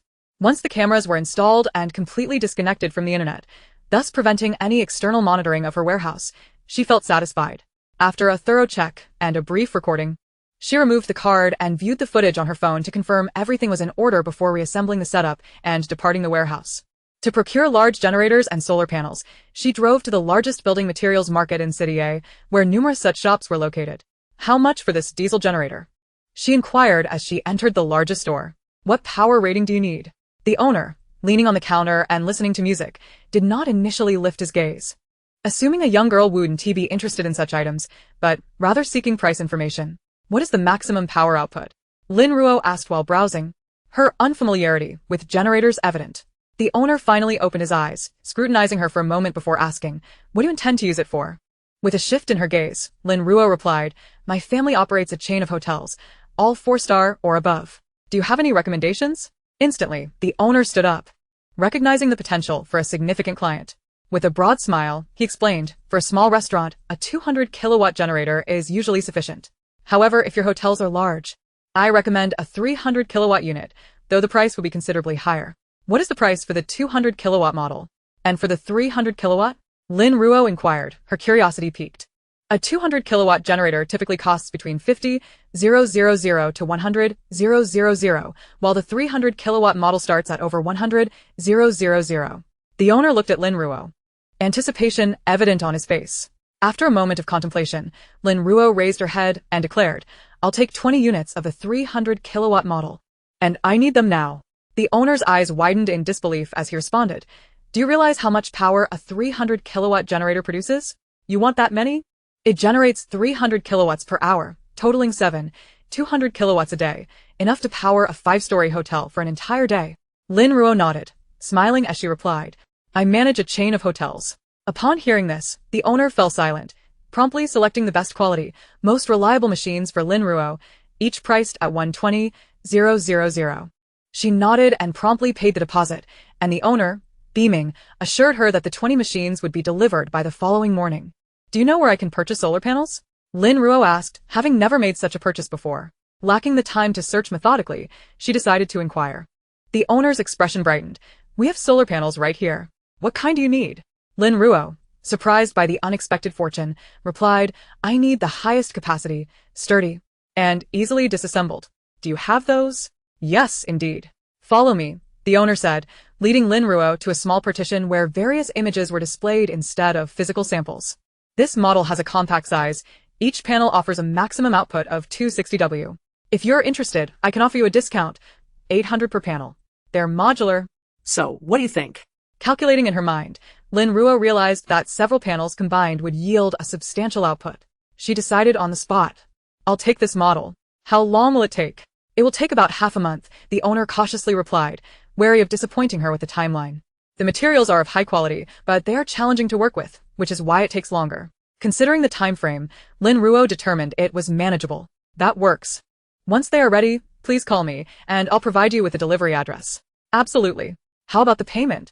The owner rubbed his hands together eagerly, aware that custom orders required a deposit, and he could not cover such a large sum himself. "I'll take 1,000 solar panels, along with 50 sets of compatible batteries and large capacity storage boxes. Let me know how much the deposit will be," Lin Ruo stated, relieved to have resolved a significant challenge, and she paid, without hesitation. "All right, just a moment," the owner replied enthusiastically. The boss hurriedly wielded his calculator, his fingers tapping furiously as if sparks might fly from the device. The total amount came to 138 million. How does a deposit of 500,000 sound?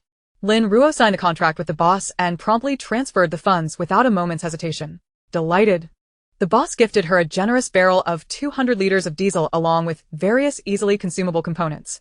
Lin Ruo gazed contemplatively at the diesel the boss had provided. "Do you have more diesel?" The boss hesitated, initially poised to deny it, but then recalled Lin Ruo's affluent demeanor, having just placed an order nearing 4 million without a hint of concern.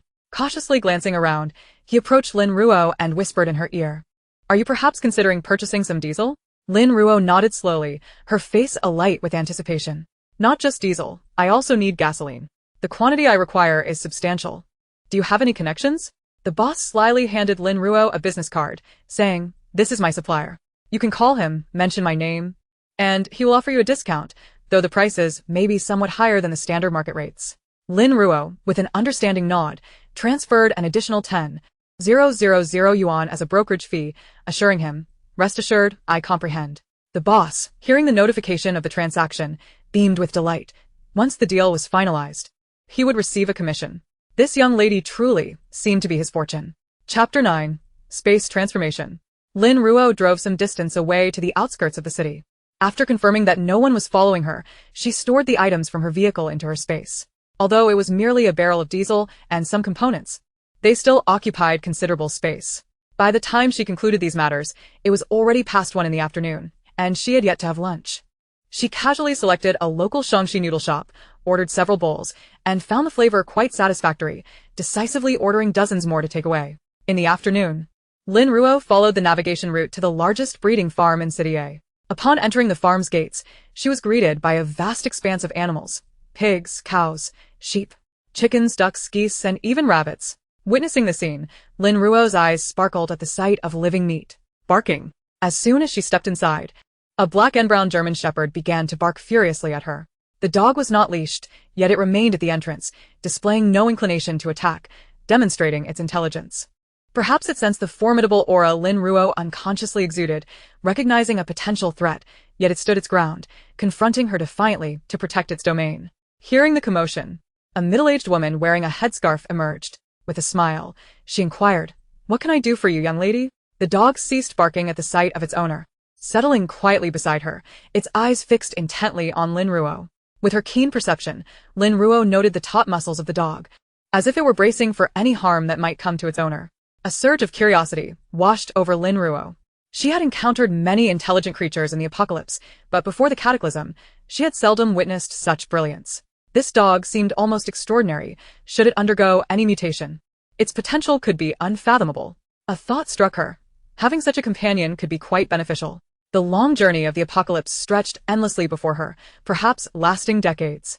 Living in such isolation could lead to profound loneliness, but if she raised a dog, its eventual mutation and extended lifespan might provide her with companionship for a lifetime. While trust in humanity had eroded, she was willing to extend her faith to a dog. Despite her rampant thoughts, Lin Ruo maintained a composed demeanor. Nodding to the middle-aged woman and smiling as she replied, "I wish to purchase some animals and also require some meat." "Animals? Live ones?" The woman chuckled incredulously. "Young lady, this is a breeding farm. If you're looking for pets, you need not purchase them from us." The misunderstanding was understandable. Lin Ruo's youth belied her intentions, and it was clear to anyone that a girl of her age would not typically be in the market for numerous live animals. "I'm not buying them for pets," Lin Ruo said, her eyes narrowing with a smile.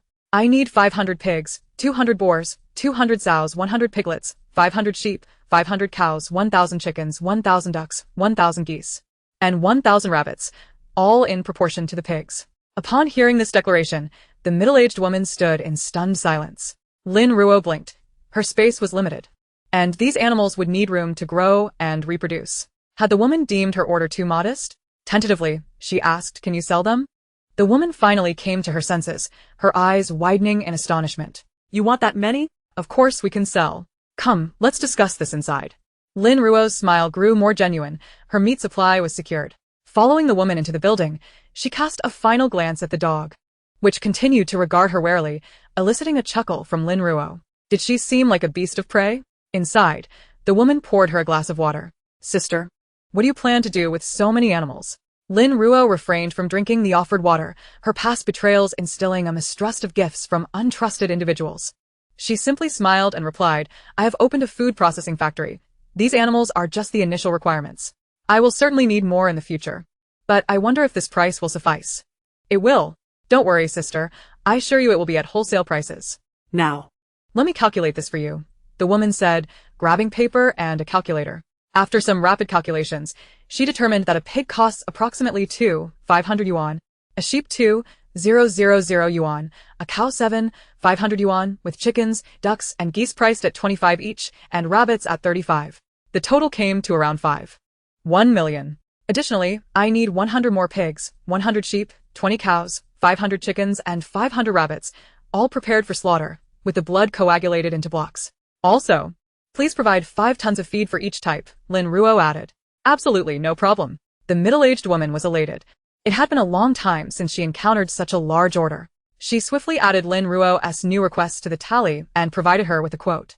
Recognizing the price was reasonable, Lin Ruo promptly paid the deposit. "Please ensure these animals are well cared for and do not fall ill. Deliver them to this location tomorrow afternoon, if possible." Lin Ruo handed the woman the address of her factory, aiming to stagger the delivery times to avoid raising suspicion. "Of course, no problem at all." The woman beamed, clearly delighted with the substantial order, determined to ensure everything proceeded flawlessly. "Very well. We shall communicate via phone at the appropriate time," Lin Ruo replied, tucking away the signed contract with a smile. As she drove back, the sky had darkened considerably. Passing several gas stations, Lin Ruo unhesitatingly filled her vehicle with several canisters of gasoline, ensuring her storage in the space was replenished. Thankfully, the fuel barrels scheduled for delivery tomorrow would soon arrive. As night enveloped the landscape, Lin Ruo gradually navigated her way to a remote area. The surroundings grew increasingly desolate. After more than an hour's drive, the darkness was so profound that she could not see her hand in front of her face. Eventually, she arrived at a barren mountain, isolated from the nearest village or store. The area was stark, dominated by grass and trees. Having employed her abilities to scan the vicinity, she confirmed that no one was present within several miles. Kneeling down, Lin Ruo gently touched the earth beneath her feet, closing her eyes as her mental energy surged forth, propelling her spatial abilities into overdrive. The soil in front of her began to vanish rapidly as she collected it into her life space, stacking it upon the ordinary land within. In addition to the soil, she also collected a considerable number of stones, which she placed upon the ordinary land within her life space, awaiting the moment to create two expansive ponds, one designated for freshwater and the other for seawater, intended for the cultivation of freshwater fish, shrimp, and seafood. The external land rapidly succumbed to collapse after a depth of over 10 meters. Water was visible at the bottom of the pit, which began to extend outward. The vast pit continued to stretch, and within Lin Ruo's life space, a series of small hills emerged atop the ordinary land, adorned with the grasses and trees she had gathered, each hill boasting its own complete ecosystem. After completing these tasks, she turned her attention to the ponds, manipulating her mental energy to gradually form two immense, deep pits on the vacant land. The excavated soil was stored in the still space, a spectacle of tumbling earth and gravel that was utterly magnificent. Once the deep pits were finished, Lin Ruo embellished the pond edges with the stones she had gathered into her space. Before long, the two massive ponds, constructed from stones, were completed. Lin Ruo utilized her mental strength to fill the crevices between the large stones with finer gravel. Unbeknownst to her, the 10-meter deep pit extended far beyond her sight, and everything within her line of vision had been collected into her space. Observing the fresh layout of her life space, Lin Ruo felt a sense of satisfaction. This was her foundation for sustainable development in the future. Upon returning home, the moon had risen to its zenith. Weary, Lin Ruo sank into the sofa, retrieving a lengthy inventory list from her space, diligently marking off the items she had already purchased, aware that there were still many supplies to acquire. Reflecting on her stockpile brought her a sense of fulfillment and security. These were her means of survival in the apocalyptic world. Contemplating the blissful life that awaited her, she instantly regained her vitality, joyfully ordering a multitude of takeout before rising to take a shower. Hearing the doorbell ring, Lin Ruo raised an eyebrow and hastened to the door. Pressing her ear against it, she listened intently, frowning slightly. There were no footsteps. Had they not departed? Hadn't she requested the takeout to be left at the door? Peering through the peephole, she spotted several individuals outside, some clad in delivery uniforms and one being the community security guard. With a slight frown, she slowly opened the door, inquiring, "Is there something you need?" Due to the sheer volume of takeout Lin Ruo had ordered, the security guard felt uneasy and decided to accompany the delivery to ensure her safety. "Young lady, are you really ordering this much takeout all by yourself? Do you require any assistance?" Lin Ruo was taken aback. Did they think something had happened to her? Examining the guard's face closely, she realized she seemed to recall having seen him in a previous life. However, time had dulled her memory of most of the guards, save for the few who had caused trouble. The fact that she could not remember this individual suggested he had not committed any wrongs during the apocalypse and could be deemed trustworthy. Relieved, a smile graced her face. "It's nothing. I have some classmates coming over to hang out with me, which is why I ordered so much. You needn't worry." Upon hearing this, the guard breathed a sigh of relief, chiding himself for being overly cautious. "It's late at night. Do take care of yourself, and if anything happens, just call the security booth." "All right, thank you." After sending off the delivery personnel and the guard, Lin Ruo finally settled down to relish her meal. The weariness of the day was healed by the delightful feast. Suddenly, her phone rang. Upon glancing at the caller ID, her brow furrowed slightly. Was it the police station? A glimmer of intrigue flickered in her eyes. "Hello?" Lin Ruo's voice was sweet, conveying to the officer on the other end that she was merely a docile and gentle girl. "Hello, we are officers from the A City Police Department. It has come to our attention that Mr. Lin Bin and Ms. Zhao Mingkai have just reported an incident at the police station, and you are now implicated in a case of intentional harm. We request that you come to the police station at your earliest convenience." Chapter 10. Confrontation at the police station. Intentional harm? A smirk tugged at Lin Ruo's lips, her eyes glinting with coldness. It was indeed them. This family was incessantly troublesome. Rushing to the police station in the middle of the night, little did she know that after leaving her home, the Lin family felt as if every part of their bodies was in agony and immediately rushed to the hospital, seeking a medical evaluation of their injuries. Yet, no matter how the hospital examined them, they could not find any evidence of harm. Helpless, the three could only return home, their pain serving as a constant reminder of Lin Ruo's methods and their animosity toward her. As the primary target of Lin Ruo's retribution, Lin Bin felt a profound sense of her murderous intent that day. She truly wished for his demise. For 2 consecutive days, he stumbled through work, and upon returning home, a flower pot fell from above, landing mere inches from his feet, sending a wave of terror coursing through him. He instinctively leaped back. Convinced that Lin Ruo was behind it, she wanted him dead. Each night, he dreamed of her gaze, filled with murderous intent, as chilling as a poisoned blade. As though it could sever his head at any moment.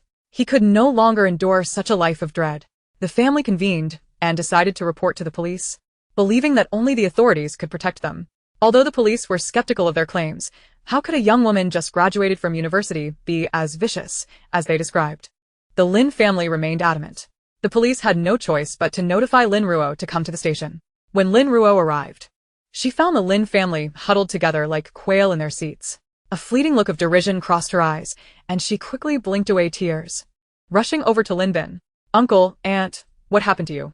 How did you end up like this?" Her voice trembled, making it seem as if she genuinely cared for their well-being. "Stay back. Don't come any closer. Don't kill me." Lin Bin recoiled at the sight of Lin Ruo, genuinely terrified. He could not forget the pain of his dislocated joints. Tears streamed down Lin Ruo's face as she helplessly gazed at the nearby officer. "Officer, what on earth is happening?" The officer, feeling exasperated, recounted the family's report to Lin Ruo. After listening, Lin Ruo shook her head vigorously, tears flowing as she hung her head in silence. "No, I didn't do anything. I just didn't want to hand over my parents' house and money to them. How could they falsely accuse me? They are my family."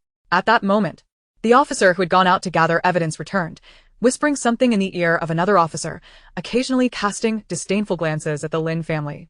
All the neighbors on the same floor can attest to this. The initial officer took a deep breath. He had never encountered such audacity before. "Mr. Lin, based on the lack of evidence regarding your report, the police department cannot proceed with your case." "Why not?" Lin Bin jumped up, and upon hearing that their case could not be filed, the last remnants of his already fragile composure snapped. The police were his only lifeline, and now they were saying they could not assist. Zhao Mingkai also stood up, trembling as she pointed at Lin Ruo.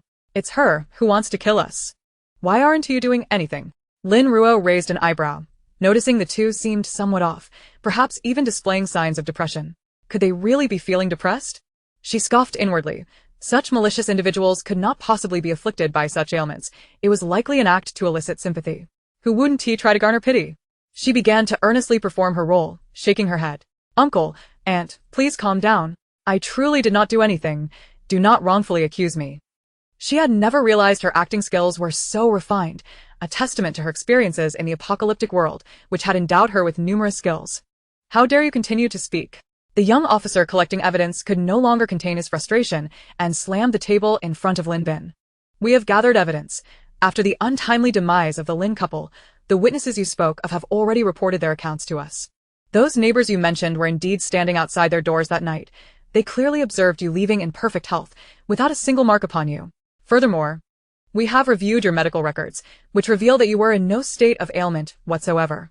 Your relentless pursuit of another's property is truly appalling, especially considering your position as a public servant." After a long night of turmoil, the Lin family had no choice but to exit the police station in utter defeat, with Lin Ruo trailing behind them, her head bowed. Once outside the precinct, Lin Ruo called out to Lin Bin, her gaze fixed intently upon him, her expression softening as she mouthed, "Uncle, wait for me." Without hesitation, she climbed into her vehicle and drove away. Lin Bin's eyes widened in sheer terror. An overwhelming dread washed over him. This was it. She would come after him again. Upon returning home, Lin Ruo swiftly took a shower and fell into a deep, dreamless slumber. The next day, she arose at 5 o'clock and devoted 3 hours to physical exercise, successfully dispelling her lingering drowsiness. She first ventured downstairs to collect the buns she had ordered from her boss the previous day. The boss had begun preparing them an hour early in anticipation of her order. To express her gratitude, she placed an additional order for 500 baskets to be picked up later that evening. Back in her car, she munched on the buns while driving to the warehouse, where she was scheduled to pick up a shipment. Today, 2 delivery trucks awaited her arrival. One carried fast food items such as instant noodles, highly sought after in a post-apocalyptic world. While the chances of her consuming them were slim, she could barter with these goods, just as she had acquired her antique jewelry in her previous life. The delivery comprised numerous boxes, filling the warehouse to the brim. After tallying the items, she promptly settled the bill, only storing them in her space once the delivery personnel had departed. The second batch consisted of the oil barrels she had ordered, 10,000 in total, overflowing the warehouse. After inspecting the quality and counting the barrels, she swiftly completed the transaction. Time flew by, and as Lin Ruo stored the last batch of barrels in her space, midday approached. She drove back, stopping for lunch at a home-style restaurant, where the flavors of the dishes reminded her of her mother's cooking. She decided to order 300 sets of meals, ensuring her hunger was thoroughly sated. While waiting for her food, she wandered into a nearby supermarket, filling 2 shopping carts with essentials like spices, fruits, vegetables, rice, and meat, items she intended to stock in her home refrigerator. Once the restaurant staff loaded her meals into her car, she departed, and when she reached a secluded area, she transferred all her purchases into her space. Taking a moment to rest in her vehicle, despite her enhanced stamina, the daily hustle was exhausting. After catching her breath, she dialed the number on the business card. Chapter 11. Revenge on the Lin family. "Who is this?" came a gruff voice from the other end. "Hello. I was instructed to call you by the owner of Jincheng Electric. He mentioned you might have diesel and gasoline available." Lin Ruo wasted no time with pleasantries. Recognizing that this individual was likely involved in the black market, where one does not indulge in excessive small talk.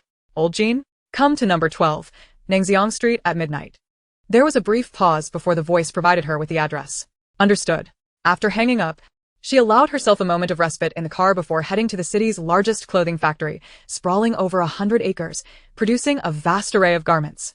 Upon arriving, the security guard, noticing her unfamiliarity, did not open the gate but approached her politely. "Miss, what brings you here?" With a smile, Lin Ruo offered the guard a pack of cigarettes. "Sir, I'm here to place a clothing order, but I didn't make an appointment. Would you be able to contact the manager for me? I intend to order a substantial quantity." The guard, recognizing the brand of cigarettes, hesitated no longer. "All right, I'll make a call. If the manager doesn't allow you in, I can't help that." Lin Ruo's smile widened, nodding appreciatively. "Thank you, sir." The guard returned to his booth and used the intercom to reach the sales manager, Manager Liu. "We have a customer at the gate claiming to want to place a large clothing order. Should I let her in?" Manager Liu, already troubled by the month's disappointing sales, saw this as a fortuitous opportunity. "Don't let her leave. I'm on my way." "Sure thing." The guard smiled at Lin Ruo.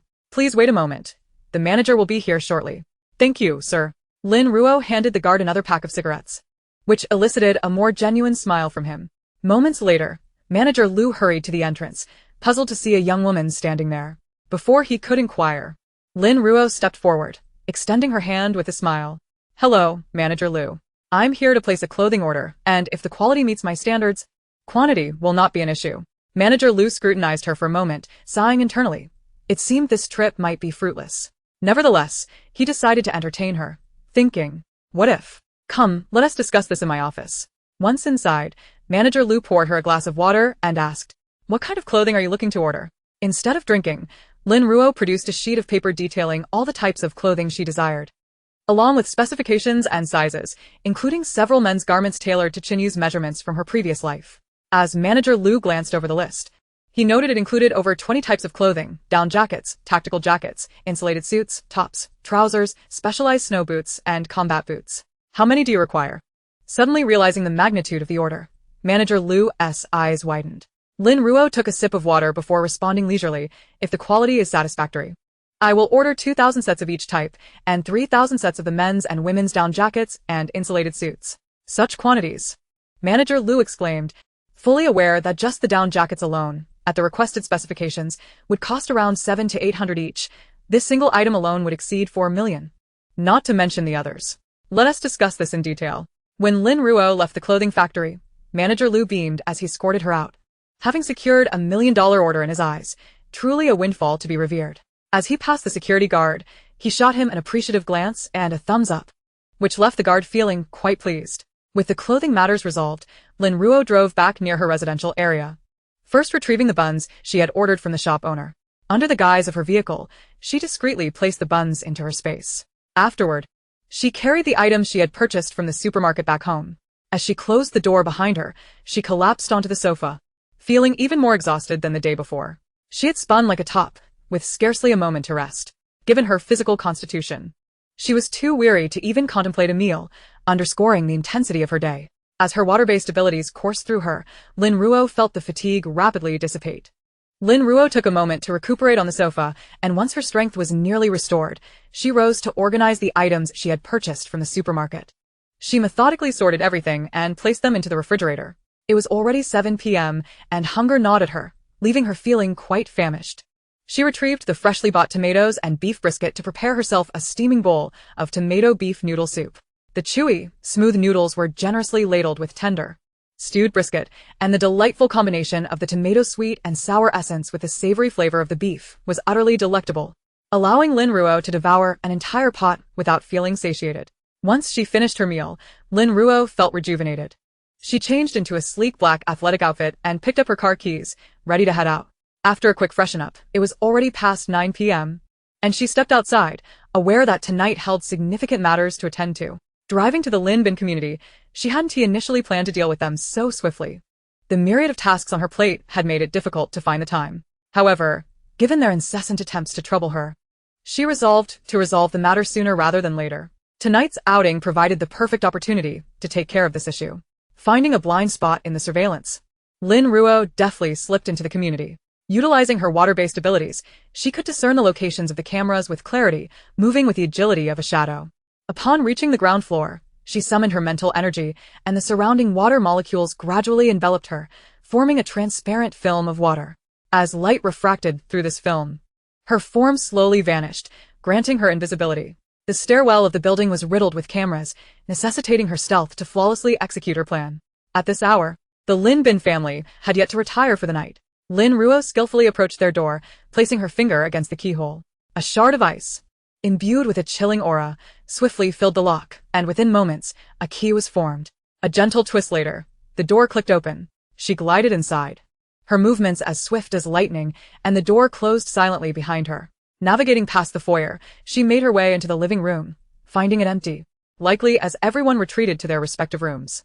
Having visited this place before, she was well acquainted with its layout and headed straight for the master bedroom, where Lin Bin lay in bed, clad in pajamas, eyes shut tight, his brow furrowed. Lin Ruo swiftly approached and struck a precise blow to his neck, causing his hands to slip from his abdomen. The sound of running water echoed from the bathroom. Zhao Mingkai was presumably still showering. A smirk graced Lin Ruo's lips as she quickly flung open the bathroom door. Startled by the sudden intrusion, Zhao Mingkai was about to call for Lin Bin to close the door when Lin Ruo's quick reflexes rendered her unconscious. Without hesitation, Lin Ruo then dashed to Lin Yi's bedroom, where he sat engrossed in a book at his desk. He barely had time to look up before Lin Ruo knocked him out cold. She dragged the three of them into the living room, arranging them as one would position lifeless pigs. From her spatial storage, she produced a pair of scissors and mercilessly hacked at their hair, leaving it in disarray. Then, she retrieved a fruit knife from the kitchen and, gripping Lin Bin's hand, brutally severed both of his ears. Since he failed to heed her previous warnings, he would no longer have use for them. Recalling the torment they inflicted upon her after they had claimed her home, Lin Ruo, with a stoic expression, seized Lin Bin's hand and plunged the knife into Zhao Mingkai's thigh, blood erupting forth. The crimson spray splattered onto Lin Bin and Lin Yi, while Lin Ruo remained unscathed, thanks to her water shield. Turning her attention to Lin Yi, she remembered the time he had attempted to violate her during the apocalypse, an act so abhorrent that he no longer deserved to wield the weapon that could harm others. With a fierce thrust, she drove the blade deep, eliciting another spurt of blood as Lin Yi grimaced in pain, on the verge of awakening. Yet his body was still far weaker than his parents'. Without hesitation, she struck him once more, plunging him into a deeper unconsciousness. Releasing Lin Bin's hand, she swiftly utilized her water abilities to erase any trace of her presence. Having completed her grim task, Lin Ruo clapped her hands with satisfaction. The water film enveloped her once more as she effortlessly retraced her steps to exit. Chapter 12. 5 Years of the Apocalypse. Seated in her car, the water film dissipated, and a triumphant smile graced Lin Ruo's lips, her spirit lightened by the vengeance she had exacted. Then, recalling the time, she glanced at her wrist. It was already 10:30 p.m. Skillfully shifting gears and pressing the accelerator, her sleek black vehicle sped away. Arriving at 12 Nangxiang Street, Lin Ruo checked her watch. It was just 11 p.m., leaving her an hour until the agreed time. She settled in her car, beginning to search online for customized micro-shelters. After several comparisons, she finally selected one. This flagship store was a leader in the industry, and she had previously discussed the finest materials with their representative, ensuring that this establishment met her high standards. Once connected with their manager, Lin Ruo inquired about specific details and ultimately ordered 5 customized micro-shelters. Crafted from the hardest materials available, these shelters were durable and robust, designed based on Lin Ruo's own sketches. They featured a semi-enclosed extension style, where activating the extension button would envelop the entire interior without a single gap. The ceiling was 20 centimeters thicker than the walls, with a maximum customized space of 60 square meters, ample room for one person and a dog. This bespoke service came at a steep price, each micro-shelter costing 20 million. Lin Ruo had managed to secure the deal, confident that financial concerns would be addressed later. Having spent 5 years in the apocalypse, Lin Ruo would never claim to fully comprehend it. The calamity began with 3 months of relentless torrential rain. Following this deluge, a peculiar rain known as energy rain fell for half an hour, causing mutations in both flora and fauna. The extent of these mutations depended on various innate qualities. Some mutations were swift and powerful, while others were slow and yielded minimal abilities. There were also those fortunate enough to have been exposed to the energy rain, emerging as ability users. Shortly after, an extreme cold set in, with temperatures plummeting to below -70 degrees Celsius. Many unprepared individuals succumbed to the bitter chill, frozen into statues of ice. As people grappled with their predicament, a far greater crisis arose. The most populous creatures in the cities were not dogs or cats, but rather insects and rats, which not only proliferated in numbers, but also evolved toxins, rendering a single bite potentially lethal. The subsequent waves of insects and rodents claimed the lives of many survivors, their fates gruesome, reduced to mere remnants of flesh, with some even leaving no bones behind. The extreme cold persisted for a year, and just as humanity began to adapt, an unprecedented global earthquake struck. Buildings already weakened by the frost crumbled under the tremors, and the thick ice was riddled with massive fissures, leaving anyone who slipped vulnerable to being entombed beneath the hard ice. The earthquake lasted 3 days, after which the bizarre temperature soared dramatically, leaping from -70 to 70 degrees Celsius in mere days, evaporating the thick, icy surface entirely. Countless individuals perished silently from heat exposure, unable to recognize the sudden temperature shift. The scorching heat scorched the earth, transforming the world into a colossal furnace, without proper measures. Any human venturing outside would soon suffer from heatstroke and dehydration. Even the soles of shoes could be melted while walking, and coupled with the scarcity of water resources in the post-apocalyptic world, the number of lives claimed by the extreme heat far exceeded that of the past, doubling at the very least.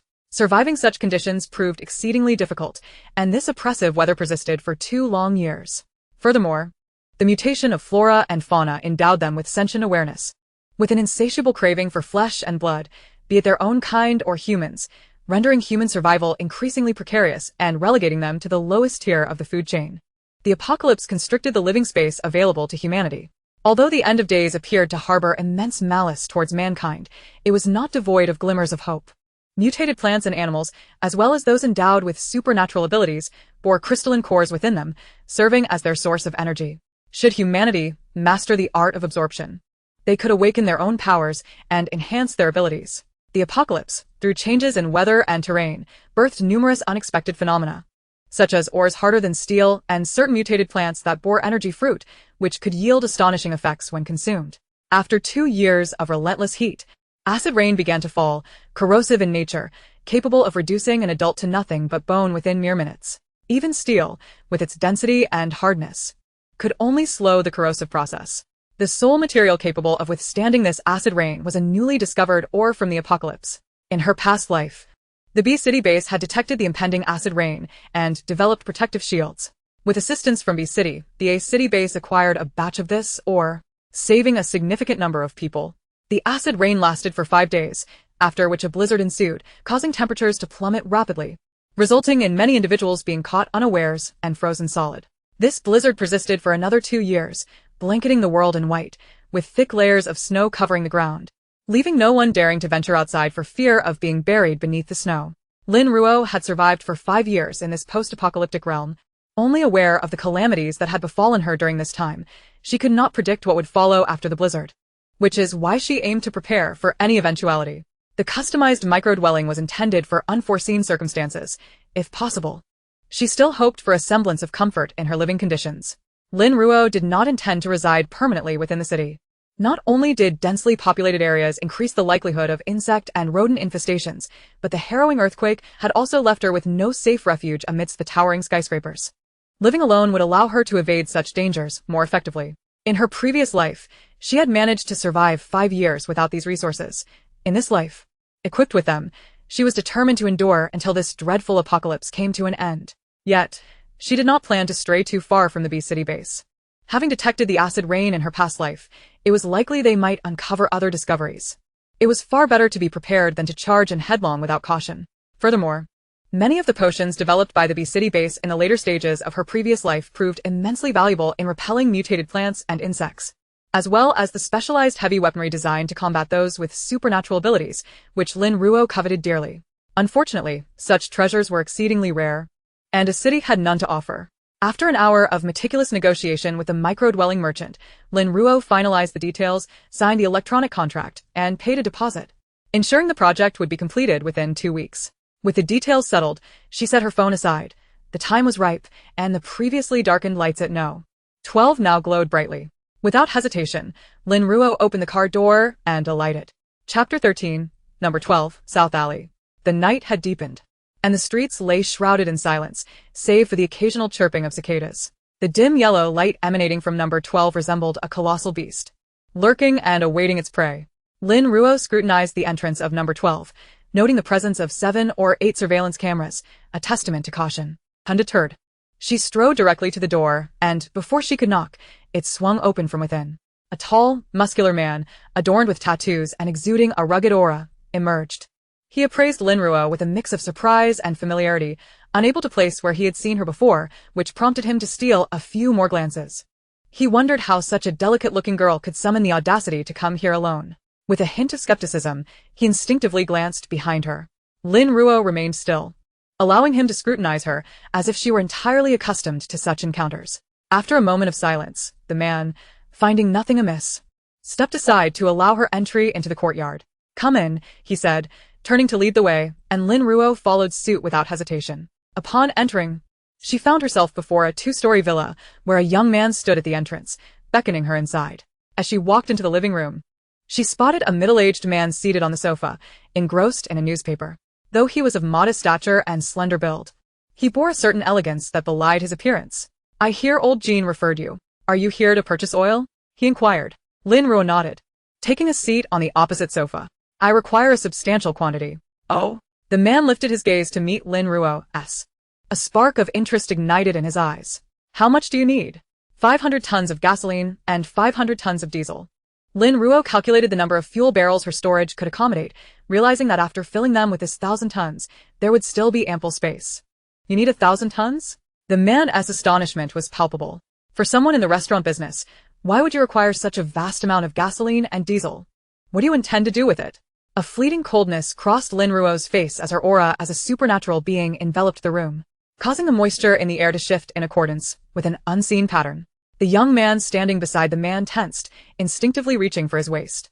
"May I inquire if your question adheres to the rules of the black market? Or are you contemplating a scheme to double-cross me?" Lin Ruo's gaze bore into the man with piercing intensity, her presence imposing like a mountain pressing down upon him. Sweat began to bead upon the man's forehead, his complexion paling as he felt the weight of her stare, akin to being hunted by a ferocious beast. His instincts, honed from years of navigating the shadows, screamed of imminent danger. "I apologize for my oversight. It was merely curiosity." Upon hearing this, Lin Ruo relaxed her aura, adopting a demeanor that was disarmingly innocent, reminiscent of a neighborly girl. "It's not that I cannot divulge.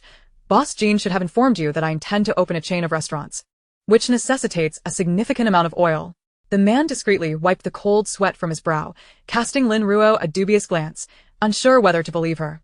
"Since you require such a large quantity, I can offer you a discount. Originally priced at 12 yuan per liter, how about 10? He thought to himself. "If you wish to intimidate me, then do not blame me for taking advantage of the situation. Let us see how you fare in this negotiation." He anticipated watching the young girl struggle to bargain, yet to his surprise, Lin Ruo readily accepted the offer. "Very well. When can you deliver the goods?" Lin Ruo understood that the man stood to gain considerably, but with her limited options, securing the oil was already a stroke of fortune. Moreover, the price fell within her acceptable range. The man was taken aback by her swift agreement. "Due to the large quantity you requested, preparations will take some time. I estimate about 10 days. Lin Ruo nodded, sealing the deal, yet she refrained from paying a deposit. Those in the black market held little regard for trust, And double-crossing was a common occurrence. She would not naively assume the man's integrity. As the earlier rugged man escorted Lin Ruo outside, the young man behind the man furrowed his brow. You're just going to sell to her like that? The quantity is substantial, and the connections we need to mobilize are numerous. Should we? The youth's words trailed off, his fingers twitching slightly, an unspoken sentiment lingering in the air. No. The man shook his head, recalling the perilous sensation he experienced under Lin Ruo's gaze moments ago. He sighed and pinched the bridge of his nose. Do you know who this woman is? Who? The youth asked, puzzled. The recently notorious faceless demon in the underground circles. Initially, I believed it to be mere sensationalism. Just a girl of no consequence. Yet, when she unleashed her aura just now, I suddenly understood. She is not to be trifled with, the man lamented, squeezing his brow in exasperation. It is better to avoid unnecessary conflict. We have no need to make an enemy of her, especially since she is perceptive. We stand to gain significantly from this deal. The youth recalled the prickling fear he felt just moments ago, after over a decade as a killer. It was the first time he experienced such trepidation. He had heard of the faceless demon and had scoffed at the thought. After all, any assassin should be capable of controlling their emotions. Yet, he had genuinely felt fear just now, a perilous sentiment for someone in his profession. He swallowed his words, tacitly agreeing with the man. Meanwhile, Lin Ruo had already departed. As long as they did not provoke her, she would remain uninvolved. Upon returning home, she indulged in a refreshing bath before sinking into a comfortable slumber. The night seemed to pass swiftly, and the following morning, Lin Ruo adhered to her routine of exercising early. This time, however, she incorporated additional equipment, strapping on 30 kilograms of weighted rings. After 2 hours of rigorous training, she found herself utterly drained. Having just finished breakfast, she received a phone call from the police station, informing her that Lin Bin's family had encountered yet another calamity.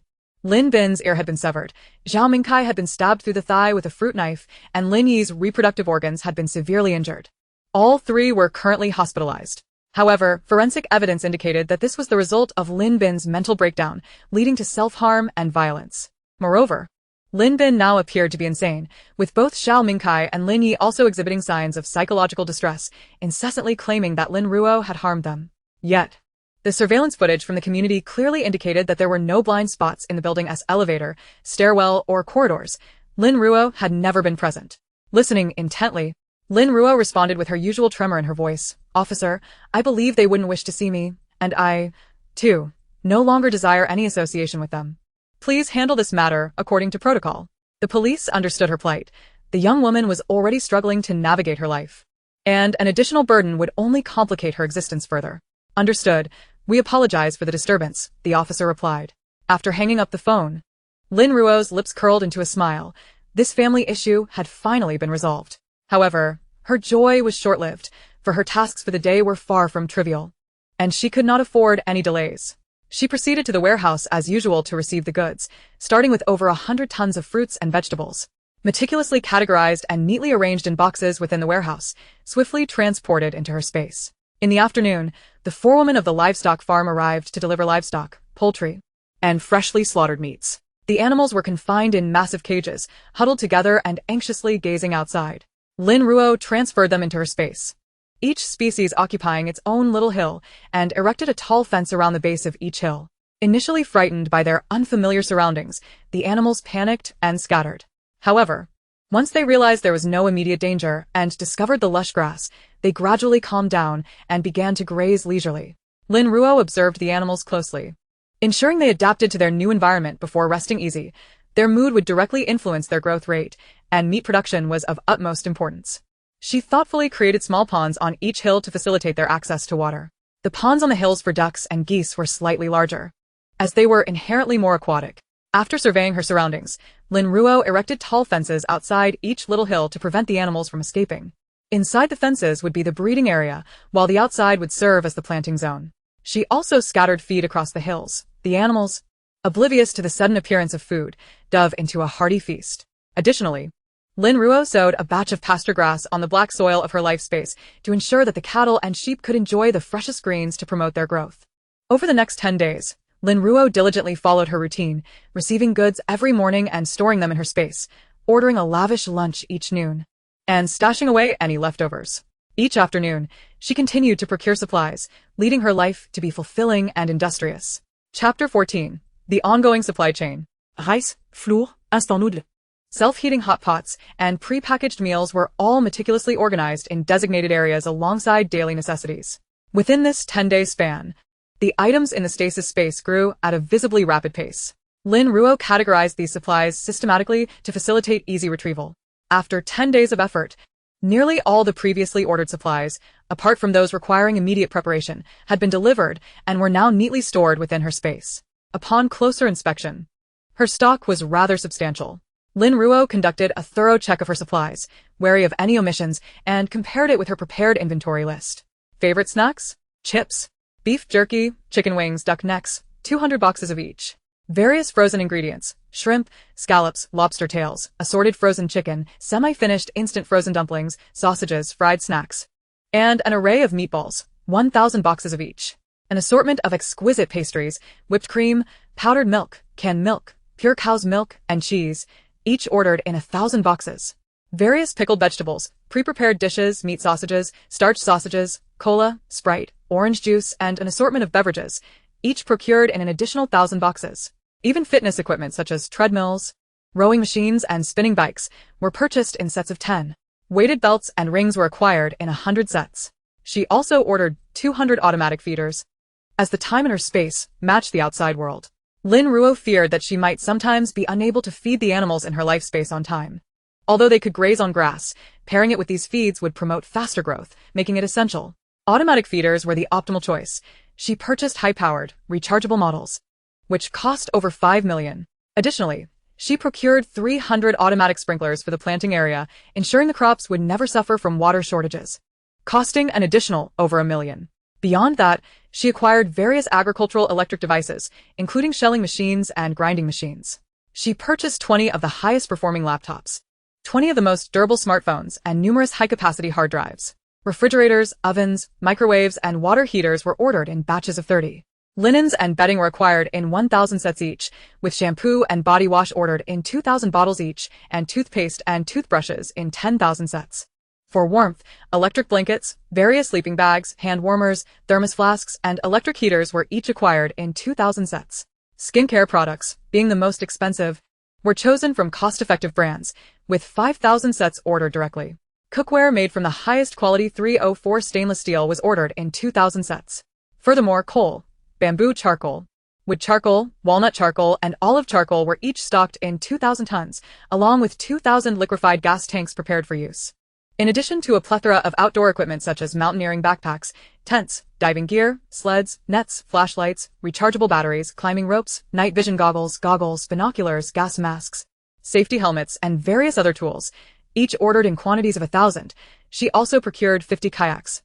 For consumables like fire starters and lighters, Lin Ruo directly placed an order for 20,000 of each.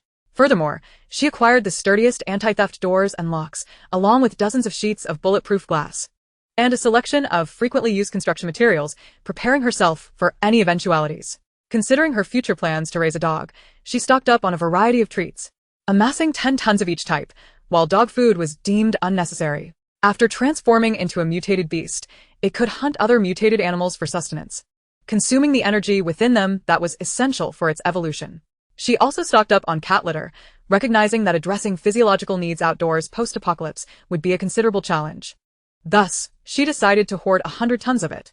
Upon reviewing her accumulated supplies, Lin Ruo felt a sense of relief regarding her provisions. That night, after honing her abilities, she lay in bed and glanced at the calendar, noting that it had been half a month since her rebirth. With only another half month remaining before the onset of the man-eating apocalypse, she knew she had to expedite her preparations.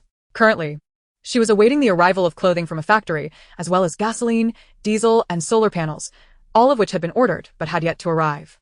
As the night deepened, Lin Ruo washed up and lay in bed, pulling out her phone to search for avenues to procure medicines, though the results were far from satisfactory.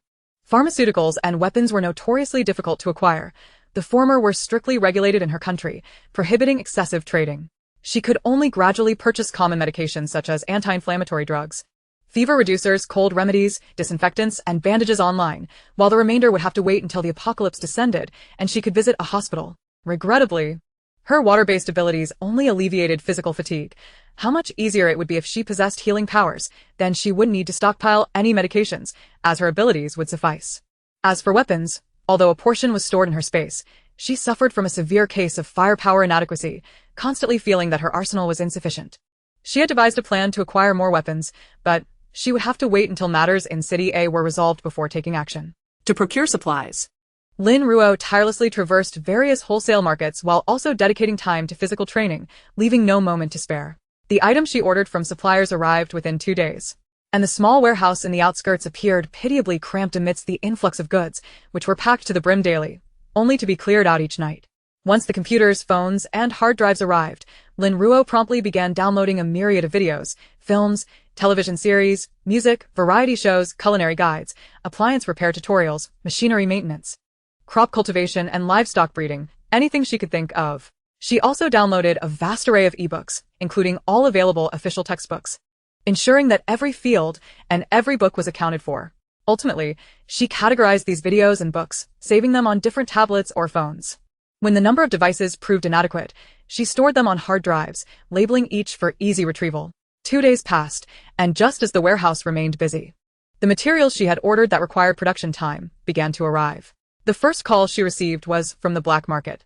"Little boss, the items you requested are ready. When would you like them delivered?" Came the voice of the middle-aged man from number 12, South Alley. Lin Ruo contemplated for a moment. With the warehouse receiving goods during the day, she could clear it out by night, making it the perfect opportunity for the black market delivery. She straightforwardly provided the warehouse address, suggesting midnight for the delivery. "Understood," he replied. After hanging up, Lin Ruo blinked slightly, a faint smile gracing her lips. She wondered if those individuals would contemplate ambush if they saw her alone to receive the shipment. Chapter 15. A duck ready to be devoured. Lin Ruo mentally mapped out her day, realizing that aside from her training time, she would be occupied in the warehouse receiving goods all day long, a truly fortunate burden. She shut her phone and murmured as she drifted into sleep. As the sun illuminated the earth, the next day arrived as promised. Lin Ruo buzzed about the warehouse like a diligent little bee, bustling in and out, the atmosphere vibrant with activity. Once the last delivery departed, she stored the goods in her space and glanced at her watch. It was already 7 in the evening. Having consumed only a few buns for lunch at the warehouse, her stomach began to grumble.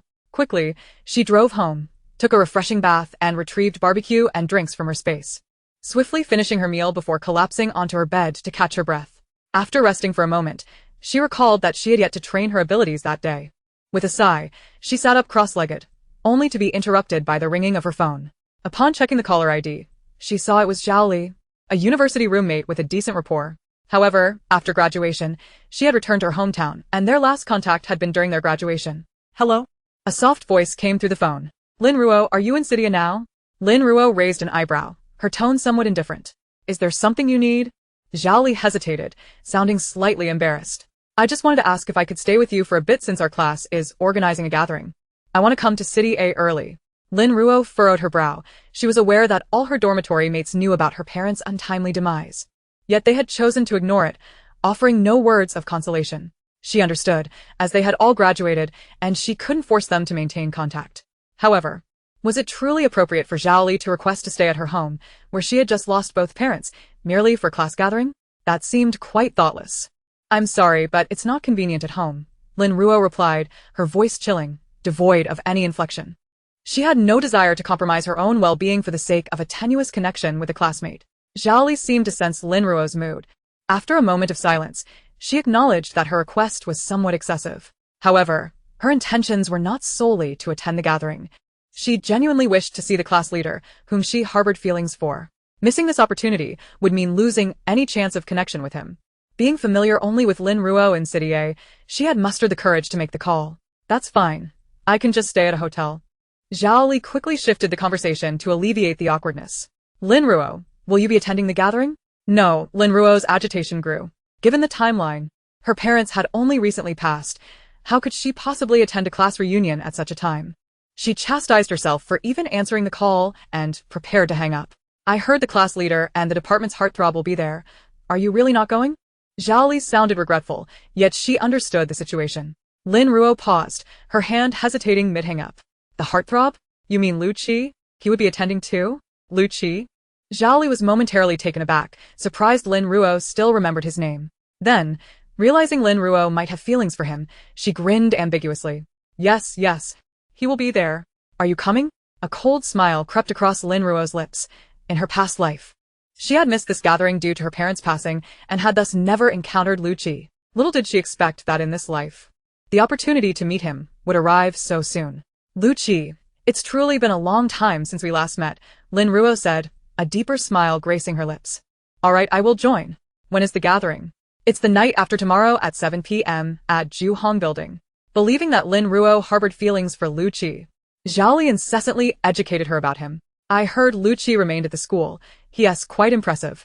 I also heard he just broke up with his girlfriend. Okay, I got it. We'll see each other at the gathering. Lin Ruo hung up before Zhao Li could finish, having no time for such trivial discussions.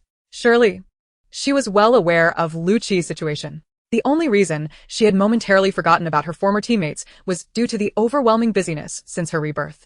Now that Lu Qi had unexpectedly crossed her path, how could she let this opportunity slip away? As she regained her focus, Lin Ruo realized the delivery time was fast approaching. She grabbed her car keys and drove back to the factory warehouse.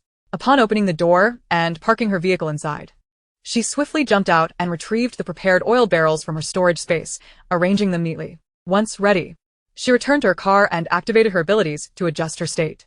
The water-based powers coursed through her body, bringing her to peak condition. Noticing that her associates had yet to arrive, Lin Ruo decided to take out her phone and indulge in a game.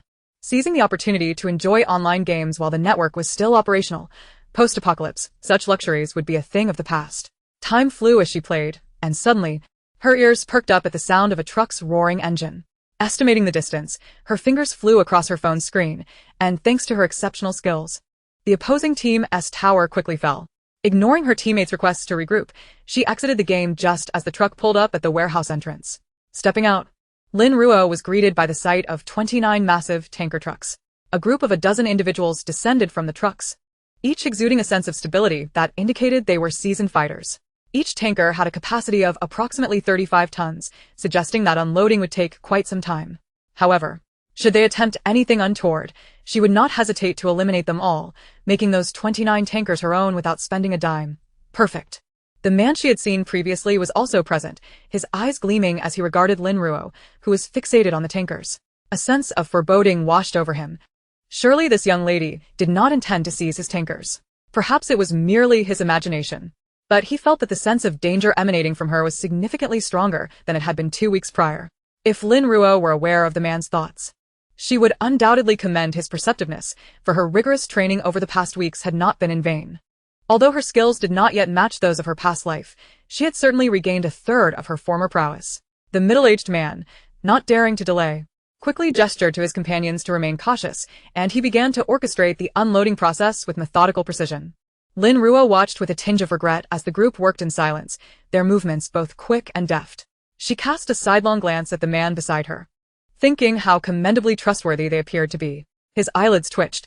Was she waiting for them to act unwisely, so she could dispose of them? This girl was indeed contemplating a black market operation. The young boss chuckled lightly. We pride ourselves on our trustworthiness. Otherwise, how could we conduct business? Lin Ruo sighed, deciding to be frank. Your commitment to trust is commendable, but it seems we may not have the opportunity to collaborate further. A stranger beside the man suddenly displayed a glint of violence in his eyes, reaching for his waist, only to be restrained by the older man. This youth was not the same as the last time. Lin Ruo leaned casually against the wall, making no move, seemingly waiting for him to draw his weapon. Yet, unbeknownst to the onlookers, the moisture in the air around the man and the youth had thickened to the point of nearly dripping. Enveloped by the water molecules, the two felt as though they were submerged, experiencing a profound sense of suffocation. Their faces visibly paled. Seeing their inactivity, Lin Ruo shrugged in resignation. With a flick of her finger, the surrounding moisture returned to normal. The man and the youth gasped for breath, exchanging glances that mirrored their fear. The young boss had yet to make a move, but his mere presence was suffocating. If he truly intended to act, the thought sent a chill down their spines. The unloading process stretched on for over 4 hours, even with a dozen people working together. By the time Lin Ruo settled the payment with the man, dawn began to break.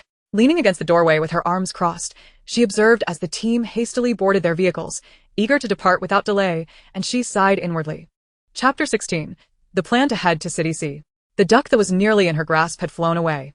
She truly coveted those tanker trucks, but the opportunity had slipped through her fingers. However, upon turning to see the warehouse filled with oil barrels, a smile returned to her lips. This was the healing power of resources. With joy, she stored all the barrels in her space. Noticing that it was already time for her daily routine, Lin Ruo decided against returning home and instead began her workout in the empty warehouse. After 2 hours of foundational exercises, she retrieved a uniquely crafted long knife from her space. The blade was a meter long and 3 fingers wide, glimmering with a silvery sheen, made from a rare mineral. This mineral was unique to the apocalypse, excavated from deep mountains and refined through special processes. Its hardness surpassed that of ordinary minerals, with a density that made it heavy and capable of slicing through the flesh of mutated creatures, occasionally even severing their bones. In her previous life, the A-City base had conducted experiments where many superhumans attacked with this mineral knife, and it remained unscathed, showcasing its formidable defensive capabilities. However, such minerals were exceedingly rare. With the source locations unknown, the A-City base had acquired only 3 knives of this kind. Had it not been for Lin Ruo's exceptional aptitude and Jiang Hoken's intention to promote her, she would never have obtained this precious weapon. To her knowledge, this mineral came from the B-City base, where the knife was also forged. This was part of the reason she had decided to venture to B-City. Her sanctuary required a robust defense system, and since she planned to live alone, conflicts with other superhumans were inevitable. Thus, employing this mineral for her defense was the most suitable choice. With the knife in hand, Lin Ruo gently caressed its blade, then swiftly swung it, unleashing an invisible gust of wind that followed the movement. She moved rapidly, wielding the long knife with grace and power. After 2 hours of practicing her blade technique, she was drenched in sweat. Closing the warehouse door, she retrieved a large tent from her space and set it up in the vacant area with ease. Once inside, she produced an enormous bathtub, placing her hand on its edge. Water began to fill the tub rapidly, the level rising until it was full. With a flicker of her mental energy, the water began to warm, reaching a suitable temperature for bathing in mere seconds. Lin Ruo luxuriated in a bath within the tent, and after finishing, she stored the used bathtub back into her space. From her space, she brought out a table and chairs, setting them up with steaming buns and hot milk tea for a delightful breakfast. Noticing that the time was still not upon her, she packed away the tent and returned to her car, taking out 2 crystal cores to begin her training. Another hour passed, and as the delivery time approached, Lin Ruo concluded her training, placing the empty crystal shells back into her space. The goods arriving today were the clothes she had ordered from the clothing factory, and the unloading process was efficient, completed in just 2 hours. Once the delivery personnel had departed, Lin Ruo picked up a men's down jacket encased in a bag, her thoughts drifting far away. What was Chinyu doing at this moment? In her previous life, she had encountered him at the base in City A year into the apocalypse during the harshest of winters. At that time, Chinyu had stumbled through the gates of the base in a disheveled state, only to collapse upon entry. In a world ravaged by chaos, compassion was a rarity. Onlookers merely observed without intervening. Ultimately, it was Lin Ruo who brought him home and fed him rice soup, rousing him from his unconscious state. She had inquired about his situation, and he had simply stated that he was a special forces captain who had escaped from City C, offering no further details. So, was Chinyu still in City C now? The base in City C had been a veritable den of iniquity. She had witnessed its grim reality during her missions there.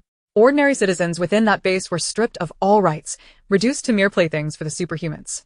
She had once seen a superhuman unleash a mutated beast that brutally killed over a dozen people, the scene drenched in blood, all for the perverse pleasure of savoring their fear and despair. At that moment, she had yearned to rush forward to rescue those innocents. Yet she was restrained by Jiang Hoken, who cautioned her that saving them in that fleeting moment would not equate to saving them for eternity. Remember, do not showcase your benevolence in this apocalypse, or you may find yourself unaware of how you met your end. Lin Ruo recalled instances from the past where her attempts to save others had only ensnared her in trouble, ultimately leading her to choose inaction. In City C, strength dictated one's freedom to act as they pleased, while other bases operated similarly. They did so with more discretion. However, City C was unabashed in its lawlessness. The rulers of City C were none other than the leaders of the largest gang, the Kinglin Gang, who had risen to power through sheer numbers, weaponry, and resources. The former officials had either been coerced into complicity or met with brutal ends, their corpses displayed at the entrance of the base as a grim warning to all. Contemplating this, Lin Ruo experienced a sudden epiphany. If the Kinglin Gang could dominate all of City C, their arsenal and resource reserves must be substantial. With this realization, her urgency to travel to City C intensified. She could secure weapons and potentially locate Chinyu. Lin Ruo had already resolved that in her past life, Chinyu had saved her, and in this life, she would repay him by stockpiling resources and helping him escape trouble, thus settling her debt. From that point onward, they would go their separate ways. Shaking her head, she banished these thoughts and began to store the items from the warehouse into her spatial compartment. At noon, Lin Ruo retrieved the tent she had used previously and set up a dining table within. She brought out an electric stove, a battery, a dual-flavor hot pot, as well as the lamb and beef she had purchased, along with a variety of mushrooms, meatballs, and vegetables, preparing for a hot pot feast. Before long, the tent was filled with a mouth-watering aroma, and Lin Ruo savored a lavish hot pot meal, feeling utterly satisfied. In the afternoon, she was to receive a delivery of microhouses. Due to their considerable size, the pickup location was not at the warehouse, but rather on the outskirts, a desolate area. Upon arriving at the designated spot, Lin Ruo saw that the delivery personnel had already arranged 5 sets of microhouses using a large crane, resembling a miniature community from a distance. The person in charge approached her with a broad smile, asking, "Are you Miss Lin?" Lin Ruo nodded and shook hands with him, affirming, "I am." The man's grin widened as he gestured for her to follow him. "Miss Lin, we have previously shown you the manufacturing process and materials via video. Now, let me show you the hardware facilities inside for your inspection." He proceeded to explain, "We have selected ultra-fine nanocrystal diamond blocks for the materials, with a thickness of 200 millimeters and a hardness of." As he walked, Lin Ruo nodded along, approaching the microhouse to run her hand over its surface. The materials were indeed impressive. Although they could not compare to her or blade, they ranked among the finest available today. She unleashed a powerful punch against the wall, and it remained unblemished. Satisfied, she nodded. Given her current physical condition, her punch had delivered at least 500 kilograms of force, yet the wall bore no damage. It seemed more than adequate for initial resistance against mutated insects and small mutated creatures, though it would be insufficient against large mutated animals or superhumans. Nevertheless, she reassured herself that defensive structures would provide additional protection. The person in charge, meanwhile, was left speechless. No one had mentioned that this client was so formidable, and he was certain that the punch he had just witnessed was not a figment of his imagination. The man stammered, attempting to regain his composure and rephrase his words. Lin Ruo clapped her hands, her eyes curving into crescent moons. "It's all right. Your colleagues have already explained the facilities through video. I am well aware of the microhouse's functions. I merely need to verify the materials. From what I see, the quality is satisfactory. Now, let us discuss the final payment." The man's eyes brightened, and he promptly agreed. "In that case, please follow me, Miss Lin." Lin Ruo did not linger in conversation with him. Returning to her vehicle, she directly transferred the remaining payment into their company S account. Upon receiving the call from the company, the man beamed widely. This was a 100 million order, and he had not anticipated such a smooth transaction for the final payment. "Well then, Miss Lin, we want to keep you further," he said, leading a throng of employees away. Once their vehicles were out of sight, Lin Ruo extended her mental energy outward, scanning for any surveillance devices or similar threats. After confirming the area was clear, she safely stored the 5 microhouses within her spatial compartment. With that, most of her orders had been fulfilled, save for the solar panels, which had yet to arrive. She activated her navigation system. Currently, she was in the outskirts, with the nearest river located 2 kilometers to the west. Hung's River, a grand waterway traversing City A, boasts a maximum width of 300 meters, making it the widest river in the area. Upon reaching the vicinity of Hung's River and ensuring there were no onlookers, Lin Ruo dipped her hand into the water, which promptly surged toward her. Being of the water element, controlling the flow was effortless, and within mere minutes, she had filled the large freshwater pond she had prepared. The river was teeming with microorganisms, creating an ideal habitat for fish and shrimp, and also suitable for irrigating farmland. As for the other lake meant for cultivating seafood, it remained empty. City A was an inland city, and she would need to travel to City C to collect seawater. Upon returning to her community, night had fallen.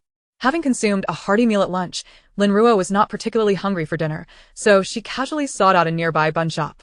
This establishment was different from the previous one. The buns here were enormous, each the size of 2 adult fists, filled with savory meat. The first bite revealed a burst of rich sauce so delectable that it felt as though it could swallow her tongue. Although not particularly hungry, Lin Ruo indulged in 5 of the giant buns before feeling satisfied. Gently patting her now full belly, she raised her hand to signal the shop owner. "I'll take another 500 buns to go." "All right," the owner responded, wiping sweat from his brow with a towel draped around his neck. While Lin Ruo sat at a table, sipping her drink and scrolling through the latest news on her phone, she paid particular attention to reports of recent natural disasters.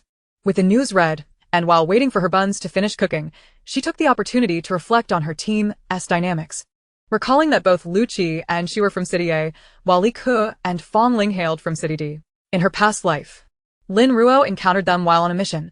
They were on their way to City B when misfortune befell them, and Lin Ruo came to their rescue.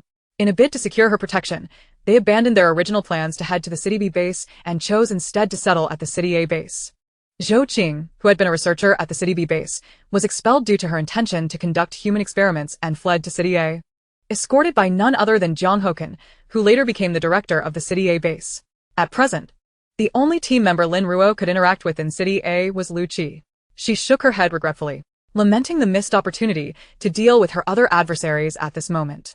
Lost in thought, Lin Ruo's Beizai were finally ready. After settling the bill with the proprietor, she carried home the freshly steamed 500 meat buns. Upon returning, she hastily indulged in a soothing bath before collapsing onto her bed, contemplating her next course of action. With approximately 10 days remaining until the apocalypse, she still needed to venture to City C to address matters concerning Qinyu, and her weaponry situation remained unresolved. Although her abilities allowed her to forego conventional arms, the psychological impact of firearms in the early days of the apocalypse would undoubtedly surpass that of other means, alleviating a considerable amount of trouble. Tasks must be tackled one at a time, and promptness is preferable to procrastination. The following day during her training, Lin Ruo added another layer of weighted rings, each weighing 50 kilograms, to her wrists and ankles. She wore these rings throughout the day, maximizing her training efficacy. Lin Ruo had already booked her flight to City C for the next day. In the morning, she collected the solar panels she had previously ordered. Once all her supplies were secured within her spatial storage, she realized that everything she had ordered had finally arrived. Recently, she sensed the presence of individuals lurking near her warehouse, likely due to her audacious activities in recent days. Fortunately, they were merely suspicious for the time being and had yet to take further action. As she prepared to leave City A, she thought to herself that when the apocalypse struck, no one would be able to find anyone else, and the survival of her pursuers would remain uncertain. She decided to dismantle the surveillance system in the warehouse, as it would likely not be utilized again. Before departing, she locked the door and resolved to visit the market one last time. She intended to make the most of the warehouse's final day. Determined, Lin Ruo glanced at the time and noted it was nearly noon. She hopped into her vehicle and drove to a nearby farmer's market, suddenly recalling an essential item she had neglected to purchase: seeds. As she drove, she sighed, feeling overwhelmed by her hectic schedule. Time seemed insufficient, and she had nearly forgotten this critical necessity amidst the whirlwind of activities she had navigated over the past 20 days. Her planting area in her spatial storage remained empty. A waste indeed. Upon reaching the farmer's market, she parked and felt hunger pangs. During these days, she had been unable to resist stocking up on delicious meals, resulting in a substantial accumulation of ready-to-eat food in her spatial storage. However, adhering to her principles of frugality, she decided not to tap into her reserves today. For lunch, she found a nearby northeastern restaurant, ordered a few dishes along with a simple fried rice, which was exceptionally delicious and generously portioned. To her delight, the 10-yuan fried rice contained whole shrimp, a testament to the restaurant's integrity. She ordered 300 portions for takeaway. While waiting for the restaurant to prepare her order, Lin Ruo visited a nearby large supermarket, purchasing a considerable amount of goods. After loading everything into her car and stowing away the 300 boxes of fried rice in her spatial storage, she realized that over an hour had elapsed.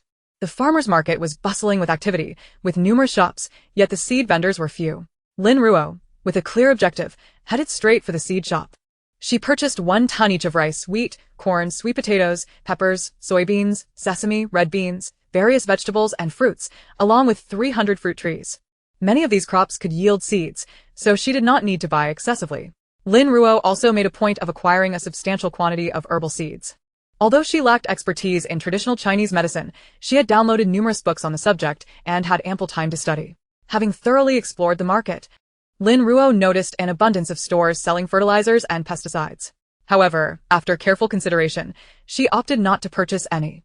With her spatial storage under the control of her mental energy, there was no concern of pest infestation. Additionally, fertilizers and pesticides could compromise the quality of her crops. Having the opportunity to cultivate her own food, she desired to consume only pure, harmless produce. Thus, she resolved to forego these products. The farmer's market featured a diverse array of shops, including a vast aquatic market teeming with various types of freshwater fish, shrimp, and crabs. Lin Ruo selected a multitude of live freshwater fish, shrimp, and crabs, as well as numerous fry, and inquired about their dietary needs, purchasing fish feed and seeking advice from the aquatic vendor regarding the care of these creatures. although she had downloaded relevant information onto her hard drives for future reference. Her lack of practical experience made on-site learning invaluable. The vendor, impressed by her purchases, generously shared his knowledge and provided her with numerous tips. After completing her shopping, Lin Ruo drove back to the warehouse with a delivery truck, unloading her goods and observing the warehouse once again filled to capacity. Realizing she had made substantial purchases, she carefully stored all the seeds in her spatial storage and placed the fish and shrimp into the freshwater pond she had previously prepared. Following the vendor's instructions, she fed them and watched as they regained their vigor in the pond, finally feeling a sense of relief. Chapter 18. Retribution against Lu Qi. Had she forgotten something? What could it be? Lin Ruo pondered for a long time in the car before finally retrieving her notepad to check. Today was the day of the class reunion, a momentous occasion for bidding farewell to Lu Qi. She raised her arm to glance at her watch, noting it was already 6:30, and in just half an hour, the gathering would commence. With no time to return home, Lin Ruo quickly pulled a damp towel from her spatial storage and wiped her face before hurrying to the venue. Yuhua Building, 2nd floor, Human Residence. This time, the university reunion notifications were quite thorough. 30 individuals had signed up, with over 20 already present. Zhao Li was among them, seated beside the class monitor, whispering to him with eyes full of admiration. The class monitor, however, appeared somewhat preoccupied, frequently glancing toward the entrance, seemingly awaiting someone. As time passed, he casually turned to Zhao Li and asked, "Didn't you say Lin Ruo would be coming today?" Zhao Li smila faltaret. Lin Ruo had once been the school's belle, a goddess to many during her time at the institution. Initially, only a handful of people had planned to attend this reunion, but once she mentioned Lin Ruo's attendance in the group chat, many others expressed interest in joining, including the class monitor, who frequently messaged her to inquire about Lin Ruo's whereabouts. She wasn't too foolish and understood the implications behind this, feeling a pang of jealousy and bitterness at the thought. Deep down, she hoped Lin Ruo would not show up today. Surely, she would arrive soon. It was nearly 7 o'clock, and she had never been late. Zhao Li's lips pressed tightly as she replied to the class monitor. Upon hearing her response, a glimmer of amusement flickered in the class monitor's eyes as he lowered his head to check his attire for any imperfections. Observing this, Zhao Li felt a surge of resentment. She recalled her previous phone call with Lin Ruo, during which she learned that Lu Qi would also be attending, prompting her to change her mind about coming. With a quick flicker of her gaze, she forced a smile back onto her face, reminding herself that she was there for Lu Qi today. Upon uttering those words, it was indeed evident that numerous gazes shifted towards Lu Qi, who was encircled by a throng of girls, their eyes shimmering with a hint of annoyance, including that of the class monitor. Zhao Li's lips curled into a smirk as she cheerfully lifted her drink to her lips. With a soft click, the door to the private room swung open, revealing Lin Ruo, who stood before everyone. Unlike her female classmates who had meticulously adorned themselves, her unadorned face remained fair and exquisite. With her short hair grazing her ears and clad in a simple short-sleeved shirt and long pants, her expression was devoid of emotion, exuding an air of aloofness that commanded distance, yet paradoxically, this demeanor rendered her even more captivating than during her more delicate and charming college days. Lin Ruo has arrived. Come, take a seat. Upon noticing Lin Ruo's entrance, the crowd eagerly beckoned her to sit, with the class monitor harboring ulterior motives, having preserved a seat beside him for her. Lin Ruo, indifferent to where she sat, acknowledged that since entering this establishment, Lu Qi had already fallen within the sphere of her abilities. He was utterly unable to escape. As Zhao Li observed Lin Ruo making her way toward them, her jaw clenched in frustration. How could she do this? Had she not previously hinted to Lin Ruo about her affection for the class monitor? This was undoubtedly intentional. From the moment Lin Ruo arrived, all the male attendees found themselves unwittingly drawn to her, a revelation of her alluring aura that had previously gone unnoticed. Lin Ruo slowly settled into her seat, her gaze sweeping across the room before ultimately landing on Lu Qi, her expression a blend of amusement and enigma. Instantly, Zhao Li chimed in with a smile. See? I told you Lin Ruo came here for Lu Qi. Lin Ruo turned her attention toward Zhao Li, sensing the malice emanating from her. However, this veiled hostility was hardly worthy of her concern. She remained silent, neither confirming nor denying, while some classmates nearby appeared to relish the unfolding drama. Lu Qi, upon hearing the remark, paused his flirtation with a nearby female classmate, his eyes sparkling as he looked toward Lin Ruo. Could it be that she was interested in him? During their senior year, he had harbored intentions of pursuing her, but his girlfriend had vehemently refused to part ways, delaying his advances. Recently, he had heard rumors of Lin Ruo's parents passing, leaving her with a substantial inheritance, which only intensified his interest. The class monitor's expression darkened at that moment, casting a fierce glare at Zhao Li, who, feigning innocence, turned her face away. Lu Qi, convinced of his own charm, strolled over to Lin Ruo, intending to greet her. Yet, a flicker of cold disdain crossed Lin Ruo's eyes. The sight of him became increasingly repulsive. Remaining any longer would surely diminish her appetite, and as her mental energy subtly shifted, a glimmer of blue light flickered at her fingertips.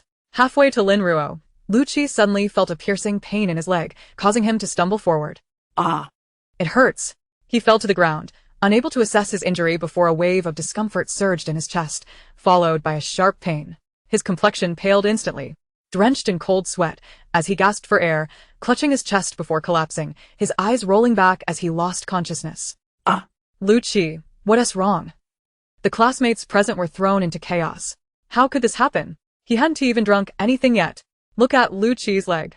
One sharp-eyed student noticed that one of Lu Qi's pant legs appeared strangely empty, unlike the other. Another boy, intrigued, approached and lifted Lu Qi's pant leg to reveal that his entire leg had withered away. Ah. Call an ambulance. Lin Ruo chuckled softly, preparing to leave, but Zhao Li, quick to react, grasped her wrist. Lin Ruo, what's wrong with Lu Qi? Don't you care about him? Why not stay and see?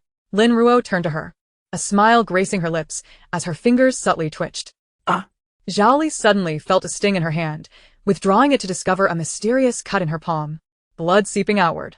What did you do? Zhao Li's gaze shifted to Lin Ruo, filled with a mix of suspicion and fear. Lin Ruo raised her hands in innocence. I haven't done anything.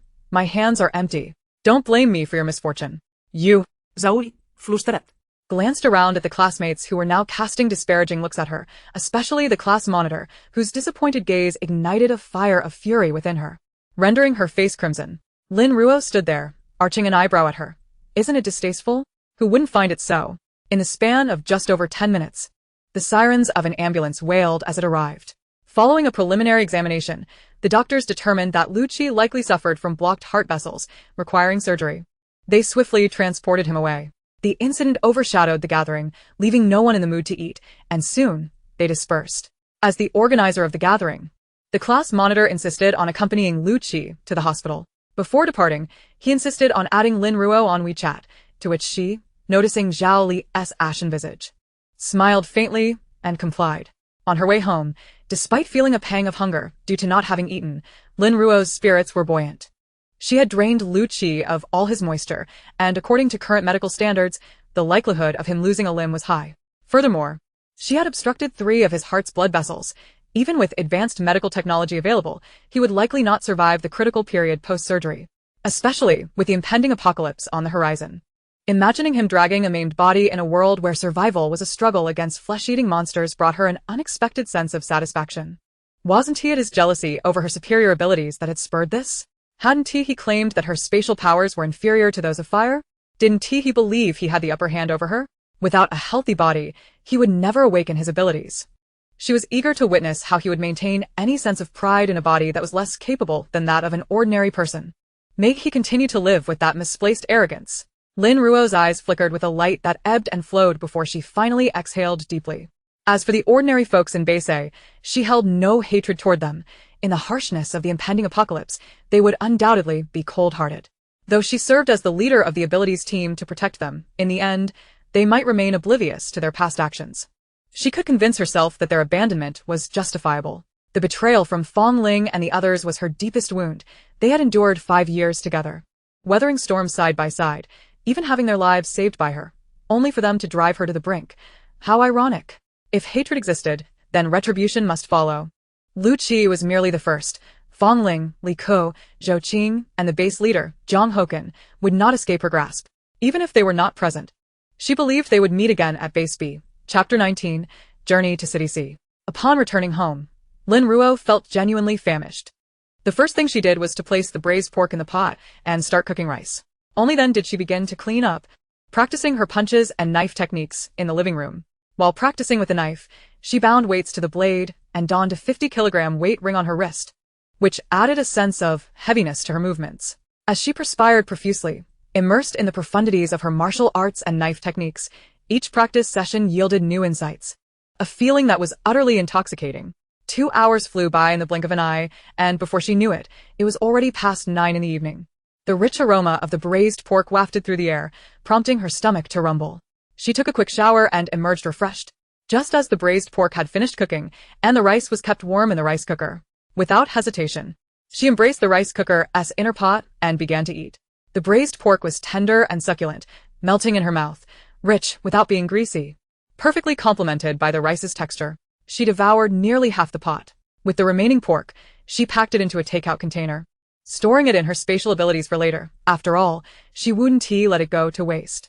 After placing all the cutlery into the dishwasher, Lin Ruo reclined on her bed, letting out a comfortable sigh. There was something undeniably delightful about lying in bed. She picked up her phone and began perusing the day's messages. At that moment, the class group chat was flooded with several hundred unread messages, all discussing Lu Qi's fainting episode at the class reunion. Does anyone know the reason behind Lu Qi's fainting? I do. I have a relative at that hospital. Apparently, he has 3 blocked arteries and needs a bypass. According to the class monitor, his legs are withered like those of a mummy. The doctor said it's a rare condition that requires immediate amputation, and they rushed Lu Qi's parents to sign for the surgery. What? Lu Qi is barely in his 20s. Amputation and open-heart surgery. What's going to happen to him? After losing a limb, he'll be incapacitated, and with a bypass, what can he even do? How will he work? Isn't his future ruined? Who told him not to take care of his health? He has switched girlfriends so many times, his body must be completely worn out. Alas, how unfortunate. Lin Ruo felt an inexplicable joy at these revelations, and the thought of Lu Qi's current plight brought her a sense of satisfaction.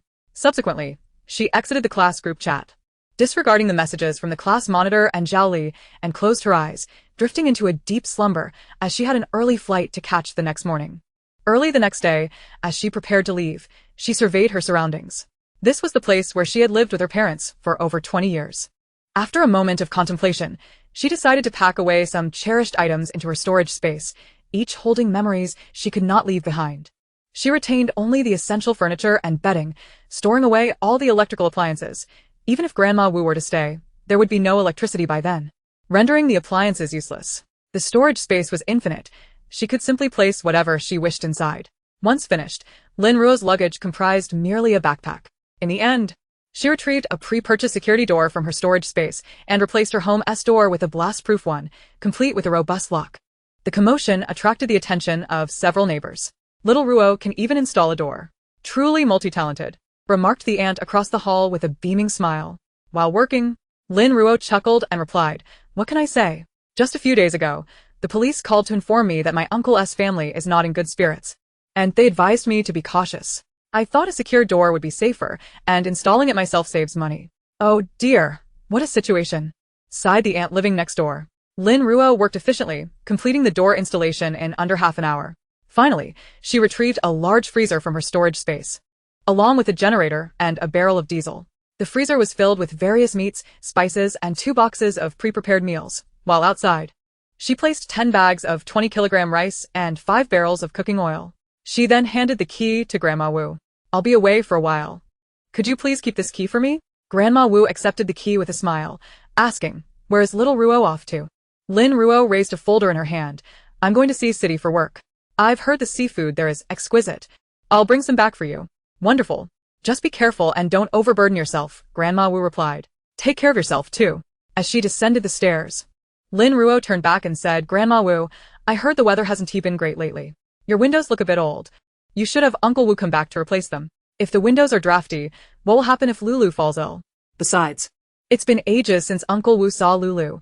She must miss her father." Grandma Wu paused, glancing at her somewhat worn iron windows. After a moment of silence, she conceded that Lin Ruo made a valid point. If she were to be absent one day, what would happen to her daughter? "All right. I'll have Lulu's father come back." Lin Ruo nodded with relief and headed downstairs with her backpack. At a city's airport, throngs of people bustled about, all hurrying in their pursuit of life. Lin Ruo sat in the departure lounge, engrossed in a game on her phone, her fingers moving swiftly as her opponents retreated under her onslaught. Victory! Just then, the boarding announcement for her flight echoed through the terminal. She quickly stowed her phone and, with her backpack slung over her shoulder, made her way to Gate 1. On the plane, Lin Ruo found herself seated by the window. As she turned to gaze outside, she noticed another aircraft where passengers were still boarding. The wind fluttered the clothing of those below, carrying them toward the horizon. The plane soon began to taxi for takeoff. And feeling somewhat bored, Lin Ruo retrieved her phone, connecting to the in-flight Wi-Fi to resume her game. Her eyes unconsciously wandered to the passengers around her. Suddenly, her brow furrowed. The man seated 2 rows away appeared restless, his expression shifting between frowns and anxiety. A thief? Lin Ruo averted her gaze, choosing to focus on her screen instead, not wishing to involve herself. Such occurrences were common on planes and usually involved gangs. It was too much trouble. As long as he didn't provoke her, she had no desire to intervene. After a few minutes, the plane reached cruising altitude, and a flight attendant approached to ask if anyone needed refreshments. Lin Ruo, having been engrossed in her game during the wait, realized she hadn't used the restroom. She stood up and walked toward the lavatory, only to find it occupied. Deciding to wait outside, she stood patiently. Thanks to her enhanced hearing from her 5-level ability transformation, she could discern hushed voices emanating from within the lavatory, 2 men speaking. Quick, get the gun out. I know. Stop rushing me. Keep your voice down, you fool. Lin Ruo blinked, pondering if she was simply too fortunate. Having been reborn, she now found herself on a plane that was about to be hijacked. Nonchalantly, she returned to her seat, idly flipping through her phone.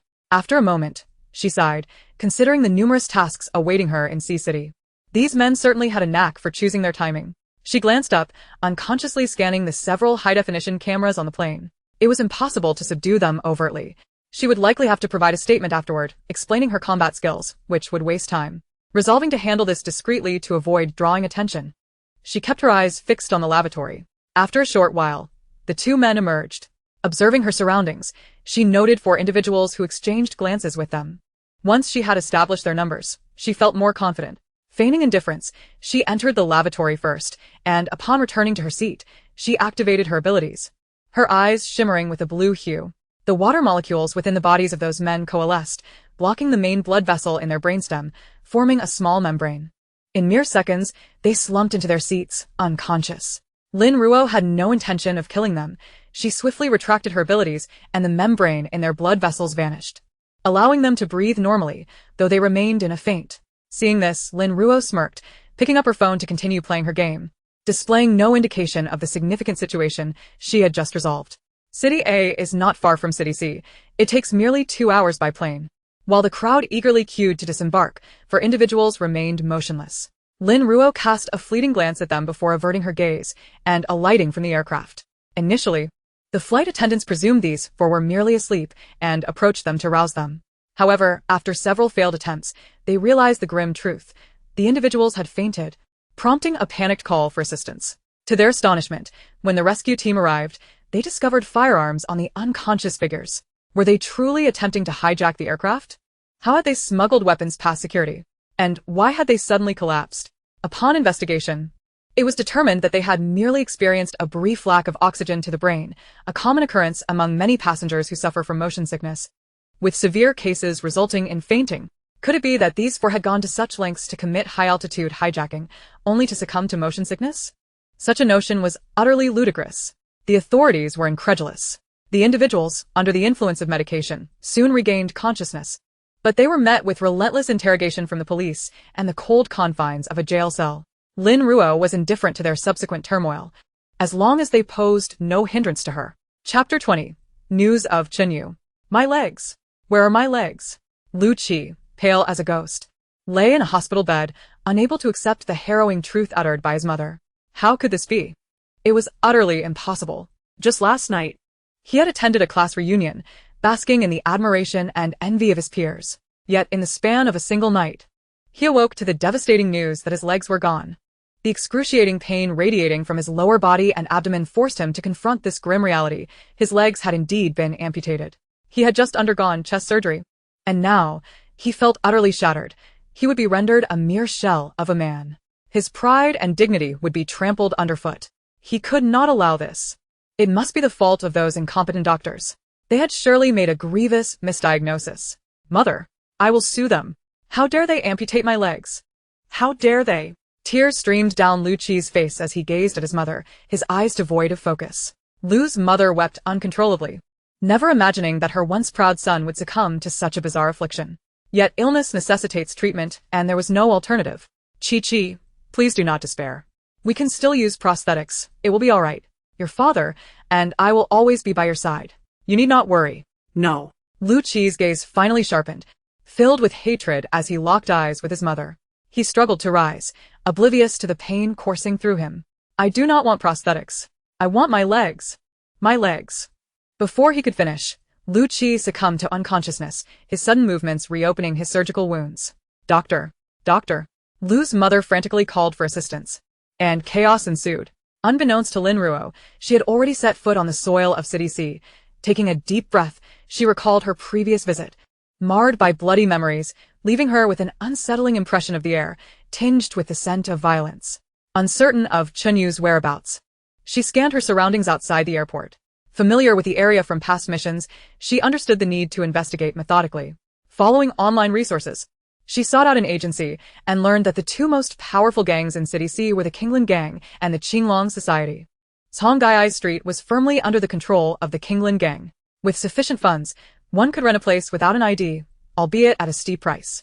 To facilitate her operations, Lin Ruo decided to rent a spacious villa on Songgaiai Street, complete with a large courtyard and tall walls, ensuring privacy from prying eyes.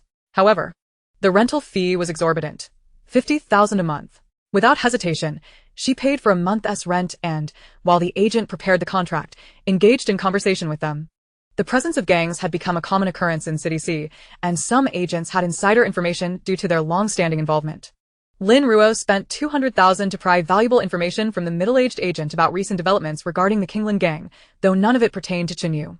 Cautious not to mention Chen Yu's name for fear of alarming anyone, she sought additional intelligence. Once the paperwork was finalized, the agent escorted her to the rented villa. After bidding the agent farewell, she meticulously examined the premises. The villa was immaculate, evidently well-maintained, with vintage chandeliers and medieval decor, justifying the hefty price tag. After ensuring there were no hidden surveillance cameras, she sat down, retrieved her computer from her storage space, and followed the agent's instructions to access the dark web, anonymously posting a bounty of 1 million for hacker, stipulating that only the most elite could accept the task. Perhaps due to the generous offer, within 2 hours, a top-tier hacker responded to her request. A. Boss, what do you need to investigate? B.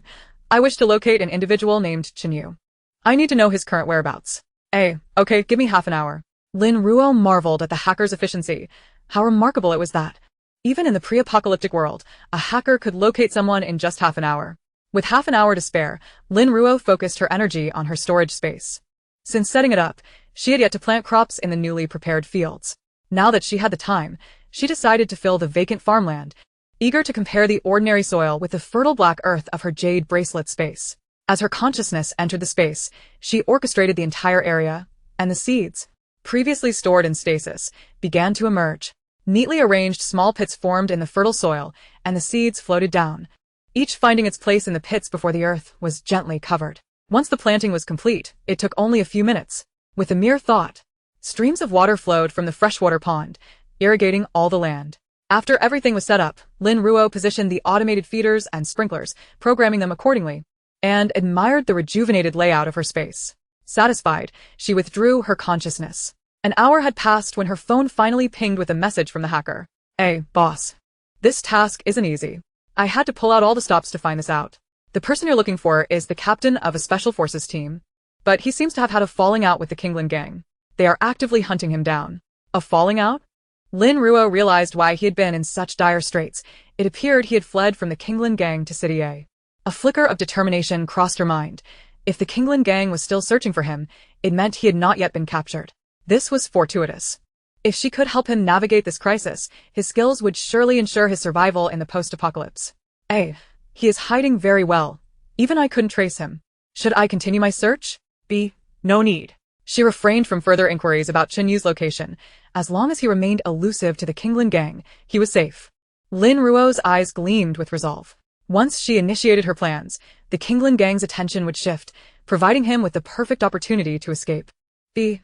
Can you identify which businesses are affiliated with the Qinglan Gang? A. That can be done, but it will cost extra. You got a great deal on the last job. B. Money is not an issue. Lin Ruo unhesitatingly transferred another 2 million to the other party's account, and upon receiving the funds, their attitude towards her changed dramatically. Boss, you are generous. Just watch me. Following the hacker's investigation, Lin Ruo acquired a list of industries belonging to the Lin gang, which included numerous establishments, 5 bars, a casino, for hotels, a car dealership, 3 large supermarkets, 2 hospitals, and even the residences of various high-ranking officials. As Lin Ruo surveyed the names of these enterprises, a slight smile graced her lips. Her storage space had ample capacity, and she thought it prudent to offer to safeguard these assets for them. When Lin Ruo rented her apartment, she had taken measures to disguise herself. Traversing City C in her altered appearance, she wandered the nearby pedestrian street, indulging in a variety of delectable treats: milk tea, ice cream, grilled skewers, sizzling platters, stinky tofu, fried sausages, and fruit salads, all of which were delivered to her secluded courtyard. Since the courtyard was not registered under her real name, even if someone were to discover her, they would be powerless to act against her. She could effortlessly remove her disguise and flee at any moment. Upon returning to her rented space in the evening, Lin Ruo practiced her abilities using a crystal core for a while before washing up and retiring for the night. At around 2 or 3 in the morning, she suddenly opened her eyes. Clad in black athletic wear once again, Lin Ruo felt her mental energy surge as blue light flickered in her hands, manipulating the surrounding water molecules to gradually form a transparent film of water around her. Bathed in moonlight, Lin Ruo swiftly vanished, her invisibility technique coming to life once more. In her previous life, she had used this skill to ambush countless mutated beasts. Now, it served merely to evade surveillance. With this cloak of invisibility, Lin Ruo no longer feared being discovered, sprinting through the night like a fleeting shadow. In less than 10 minutes, she arrived at the nearby coastline, where the deep night enveloped her in solitude, the only sound being the waves crashing against the shore. Taking advantage of the darkness, Lin Ruo plunged her hands into the sea, drawing in copious amounts of water, which formed a vortex upon the surface. After half an hour of satisfying her thirst for the ocean's bounty, she withdrew her hands, having filled her spatial reservoir. Now, she could stockpile seafood and have it delivered directly to her courtyard. By the time Lin Ruo returned to her rented abode, the clock had struck 4, and she felt no inclination to sleep. Instead, she commenced her exercise routine, having neglected her training the previous day in her rush to catch a flight. With a 50-kilogram weighted ring, she felt no resistance, moving with agility. After 3 hours of intense physical training, she lay on the ground, drenched in sweat, allowing her water-based abilities to circulate throughout her body. Eventually, she opened her eyes as dawn broke, concluding her day of exercise. Invigorated and unrecognizable as someone who had ventured out under the cover of night to pilfer seawater. Chapter 21. Zero-cost shopping in City C. Miss Fong. The goods you ordered have arrived. Where should we place them? Lin Ruo, adorned with a facial mask, stood in her courtyard, directing the delivery personnel to place the items in the corner by the wall. Right here will suffice. Once the delivery team departed, she secured the courtyard gate and stored the goods within her spatial realm. Over the past few days, she had been wandering through the various enterprises under the Lin gang, utilizing her shopping excursions to maximize her mental energy's reach, allowing her to effortlessly hear conversations from 100 meters away and even manipulate water molecules to survey the terrain. While she had encountered several mid-level members of the Lin gang, their discussions yielded no significant information. Lin Ruo marked the industries she had visited on her list, noting the intelligence she had gathered at each location. In her investigative intervals, she also adorned herself with heavy makeup and made large purchases of various seafood: fish, shrimp, crabs, conch, scallops, squid, and octopus, acquiring each in substantial quantities.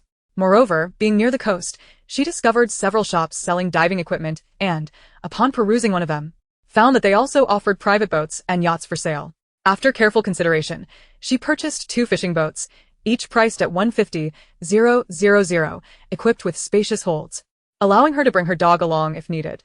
To further facilitate her plans, Lin Ruo booked elaborate banquets at nearby hotels, 100 tables for a wedding reception, held daily for 3 consecutive days across 5 hotels. She insisted that all dishes be packaged in disposable containers and delivered to her villa, with a delivery each day. With the daily influx of goods to her villa, the courtyard brimmed with supplies, and even the interior of the villa became cluttered with cargo. Over the past few days, Lin Ruo reveled in her acquisitions. However, she soon sensed that someone had begun to trail her. From their conversations, it became evident that these individuals were also affiliated with the Lin gang, shadowing her due to the sheer volume of her purchases, unaware of their ultimate destination. Lin Ruo feigned ignorance, proceeding with her routine while gradually reducing her shopping, adopting an appearance of having lost interest in her previous fervor. As night fell, she frequented bars and casinos, employing her abilities to conduct reconnaissance at each venue. Finally, 2 days later, while imbibing at a bar named Rich, Lin Ruo deployed her water abilities and discerned a massive underground structure beneath the establishment. Based on the shapes of the objects conveyed by the water molecules, it appeared to be their underground arsenal. Simultaneously, she overheard a conversation among key members of the Kinglin gang. The Qinglong Association has been quite active lately. You all need to be vigilant. This is the core of our Kinglin gang, and we cannot afford any losses. Seventh brother, hiding our arsenal here is foolproof. No one will suspect a thing. Rest assured. Indeed. Who would think we would conceal weapons underground? Just stay alert. Cut the chatter. Yes, yes. Seventh brother. We won't let you down. A smile tugged at Lin Ruo's lips, her eyes sparkling with excitement. The Kinglin gang had concealed their most vital arsenal beneath this bustling district, cleverly disguising it with a lively bar above, a classic case of hiding in plain sight. With a target in mind, she ceased her reconnaissance and quickly settled her bill, returning home to meticulously plan her route. As the foremost gang in City C, should anything occur, the city would undoubtedly go on high alert. Given that the apocalypse was fast approaching, she too intended to leave City C. Thus, it would be wise to pull off a grand heist. The larger her actions, the more animosity she would attract, ensuring Qinyu's safety. The following day, Lin Ruo continued her shopping spree, but this time focused solely on snacks, which required no delivery. She carried them home herself, munching as she went. The day passed swiftly. That evening, with her makeup artfully applied, she exited the villa, and the individuals assigned to follow her quickly fell in line, leading them into a concealed alley. A dagger plunged mercilessly into the necks of two unsuspecting followers, blood gushing forth. Lin Ruo wielded her water abilities to erase any trace of blood from her body and the ground, seamlessly disposing of the bodies within her spatial realm. Upon standing at the entrance of the bar, Lin Ruo noticed that it had begun to operate, bustling with patrons. Groups of men and women congregated, while others, clad in scant attire and heavy makeup, leaned against the walls, smoking and occasionally engaging in brief flirtations with passing men. Entering the bar, she was greeted by dazzling lights, pulsating music, and a medley of fragrances that caused someone with heightened senses like hers to frown slightly. She casually selected a seat and ordered a drink from the bartender, who flashed a charming smile before skillfully mixing her beverage, which was promptly presented before her. Enjoy. Lin Ruo raised the corners of her mouth and held her wine glass in hand without taking a sip, her gaze drifting towards the dance floor. Countless men and women were swaying to the music, lost in a trance. With her heavy makeup, her once cold visage was now imbued with a captivating allure, drawing the attention of many since her entrance into the bar. After merely sitting at the bar for a short while, 3 men approached her to initiate conversation. But she shook her head in refusal, feigning annoyance as she furrowed her brow and headed straight for the restroom. Upon entering, she found several women standing before the mirror, applying their makeup. She slipped into a stall and closed the door, her eyes flashing with a blue luminescence. Silently, the surrounding water molecules began to coalesce around her, forming a transparent membrane that enveloped her body, causing Lin Ruo's figure to vanish. She removed her high heels and nimbly leaped over the stall door, without a sound. The women before her remained blissfully unaware, engrossed in their chatter about which man was the most handsome, as Lin Ruo stealthily glided past them. Exiting the restroom, she proceeded towards the direction from which she had overheard the conversation. The crowd thinned as she walked, the remaining individuals now members of the Kinglin gang. Her eyes shimmered with blue light as she maximized her supernatural abilities, closing her eyes to use the surrounding water molecules as a guide. In her mind, she distinctly visualized the entire layout of the bar. Upon reopening her eyes, she knew the exact location of the underground armory and briskly made her way there, encountering no obstacles along the path. At the entrance of the armory, Lin Ruo spotted 2 men in black, armed with real weapons, standing guard on either side of the door. Raising an eyebrow, she recalled the tragic fate of Sea City in her previous life. She would show no mercy to the Kinglin gang's henchmen, for they were executioners. With a flick of her wrist, 2 translucent ice crystals, each the size of a soybean, materialized above her palm. With a slight twist of her fingers, the crystals began to spin rapidly. She waved gently at the 2 men, and the ice crystals shot toward them with incredible speed. Instantly, their bodies froze in place, eyes wide as they fell backward, blood seeping from their foreheads and staining the ground crimson. Without casting another glance at them, Lin Ruo approached the armory's entrance, which was secured by an electronic lock. A mere glance revealed that it was a state-of-the-art iris verification lock, yet the verifying irises were certainly not present. Without hesitation, she placed her hand upon it. Although the lock's exterior was waterproof, the interior was not vacuum-sealed. Where there was air, there was water. A flicker of blue light emanated from her hand, and a droplet of water formed instantaneously, precisely landing on the central control chip. causing an immediate short circuit that unlocked the door. With her invisibility still intact, she strode confidently inside, casually glancing at the surveillance cameras at the entrance. The armory spanned approximately 5,000 square feet, filled with an array of weaponry, various cold weapons, handguns, sniper rifles, assault rifles, shotguns, assorted ammunition, grenades, and smoke bombs. To Lin Ruo's astonishment, there was even a rocket launcher. Who would have thought such heavy artillery would be concealed within? This was an unexpected windfall. She eagerly set about collecting everything, determined to leave not a single bullet behind. In a mere 2 minutes, the once fully stocked armory was left utterly barren. Meanwhile, chaos erupted at the Kinglin gang's headquarters. The guards at the armory had collapsed, signaling something was amiss, followed swiftly by the realization that all the weapons had mysteriously vanished. "Boss, it's bad. All the weapons from the armory have disappeared without a trace." The surveillance officer, drenched in sweat, frantically reported to Luo Zhengxiang, the leader of the Kinglin gang. The footage displayed clearly, without a second of interruption, yet he could discern no clues. How had the door opened? How had the weapons vanished so suddenly? What? By the time the Kinglin gang's members arrived, Lin Ruo had already exited the armory, standing with her arms crossed, watching as they rushed in to assess the situation. A smirk played at her lips. With these weapons gone, who would hold power over the Sea City base now? She sauntered away boldly, right under their noses. Taking advantage of the ensuing turmoil, she navigated with the mental map in her mind back to the bar's storage room.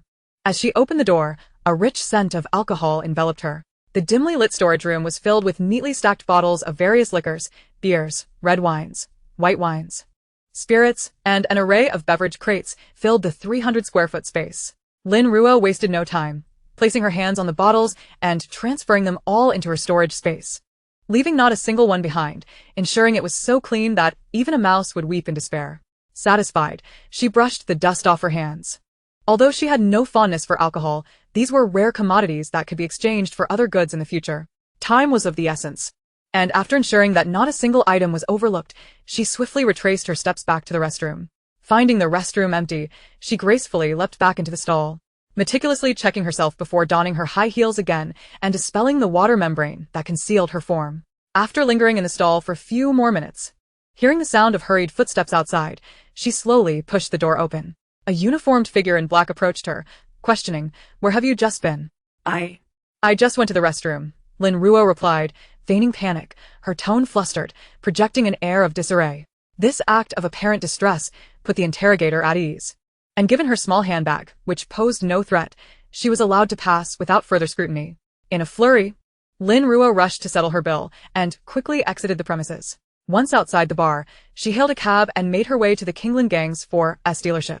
This dealership, designed to showcase vehicles, was encased in thick bulletproof tempered glass, allowing clear visibility of the cars parked inside. It was the largest 4S dealership in Sea City, spanning 3,000 square meters, boasting an extensive inventory, including several high-end supercars. As she stepped out of the cab, the sky had darkened to an inky black, with only a few streetlights flickering dimly. The red lights of surveillance cameras twinkled around the dealership, taking advantage of the shadows. Lin Ruo found a blind spot in the surveillance and cloaked herself once more in the familiar transparent water membrane, rendering her form invisible.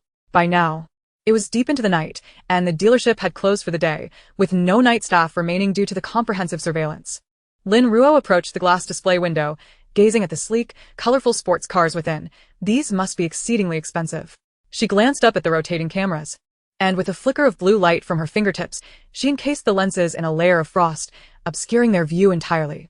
In the next instant, centered on her hand pressed against the glass, the frost rapidly expanded outward, cold air billowing forth as the temperature plummeted. With her 5th-level abilities, she manipulated the temperature to absolute zero, and at minus 270 degrees, even bulletproof glass would shatter. Lin Ruo delivered a heavy punch to the now crackling glass, and the once impenetrable barrier crumbled like fragile ice, splintering into pieces. As the glass shattered, the alarm system was immediately triggered, emitting a shrill wail that pierced through the air. Lin Ruo's lips curled into a smirk as she slightly bent her knees, moving with the agility of a cat. She gracefully leapt into the midst of the broken glass.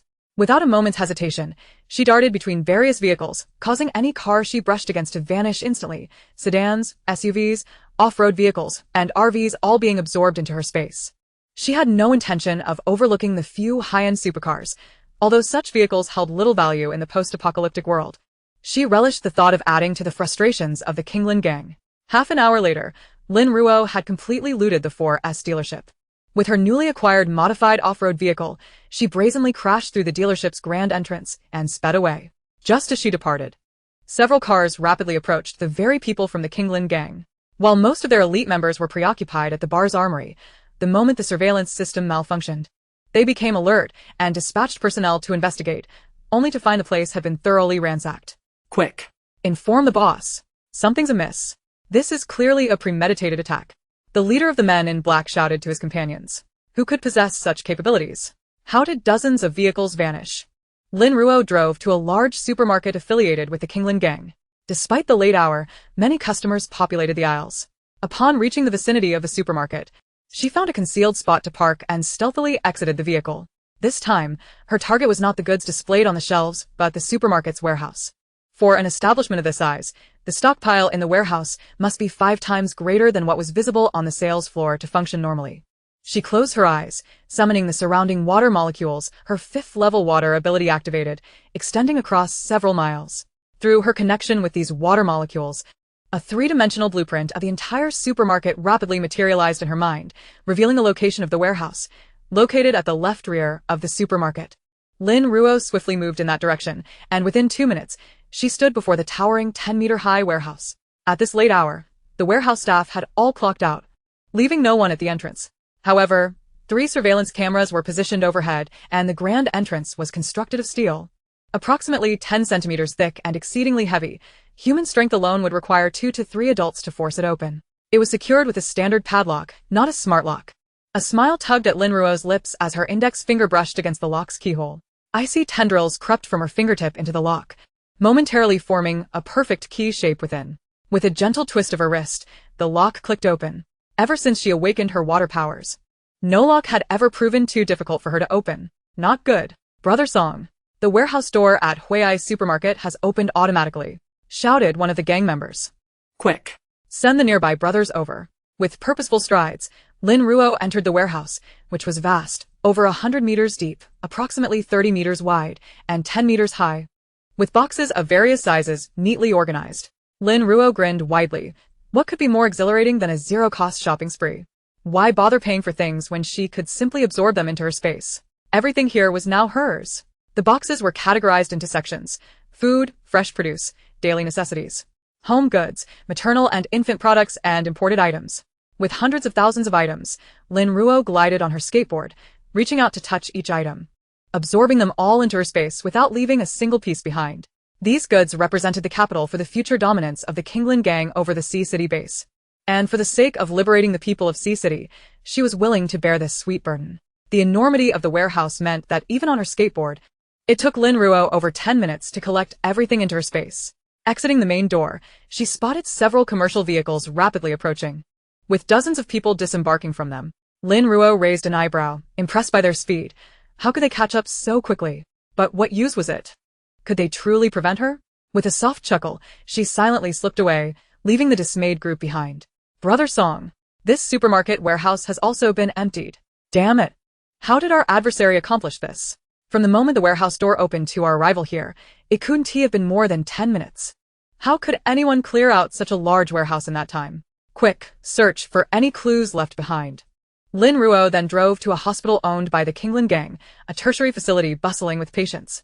To avoid drawing attention, she stealthily made her way to the hospital's warehouse, taking 2/3 of every type of medication while leaving 1/3 for emergencies. During this time, Lin Ruo encountered members of the Lin gang face-to-face. Although they did not detect her presence, their arrival disrupted her collection efforts. Consequently, she gifted each of them an ice bullet, sending them off to have tea with the King of Hell. By the end of the night, Lin Ruo had visited all of the Lin gang's various enterprises, leaving their members in disarray, but regrettably, she had not captured anyone nor even seen what they looked like.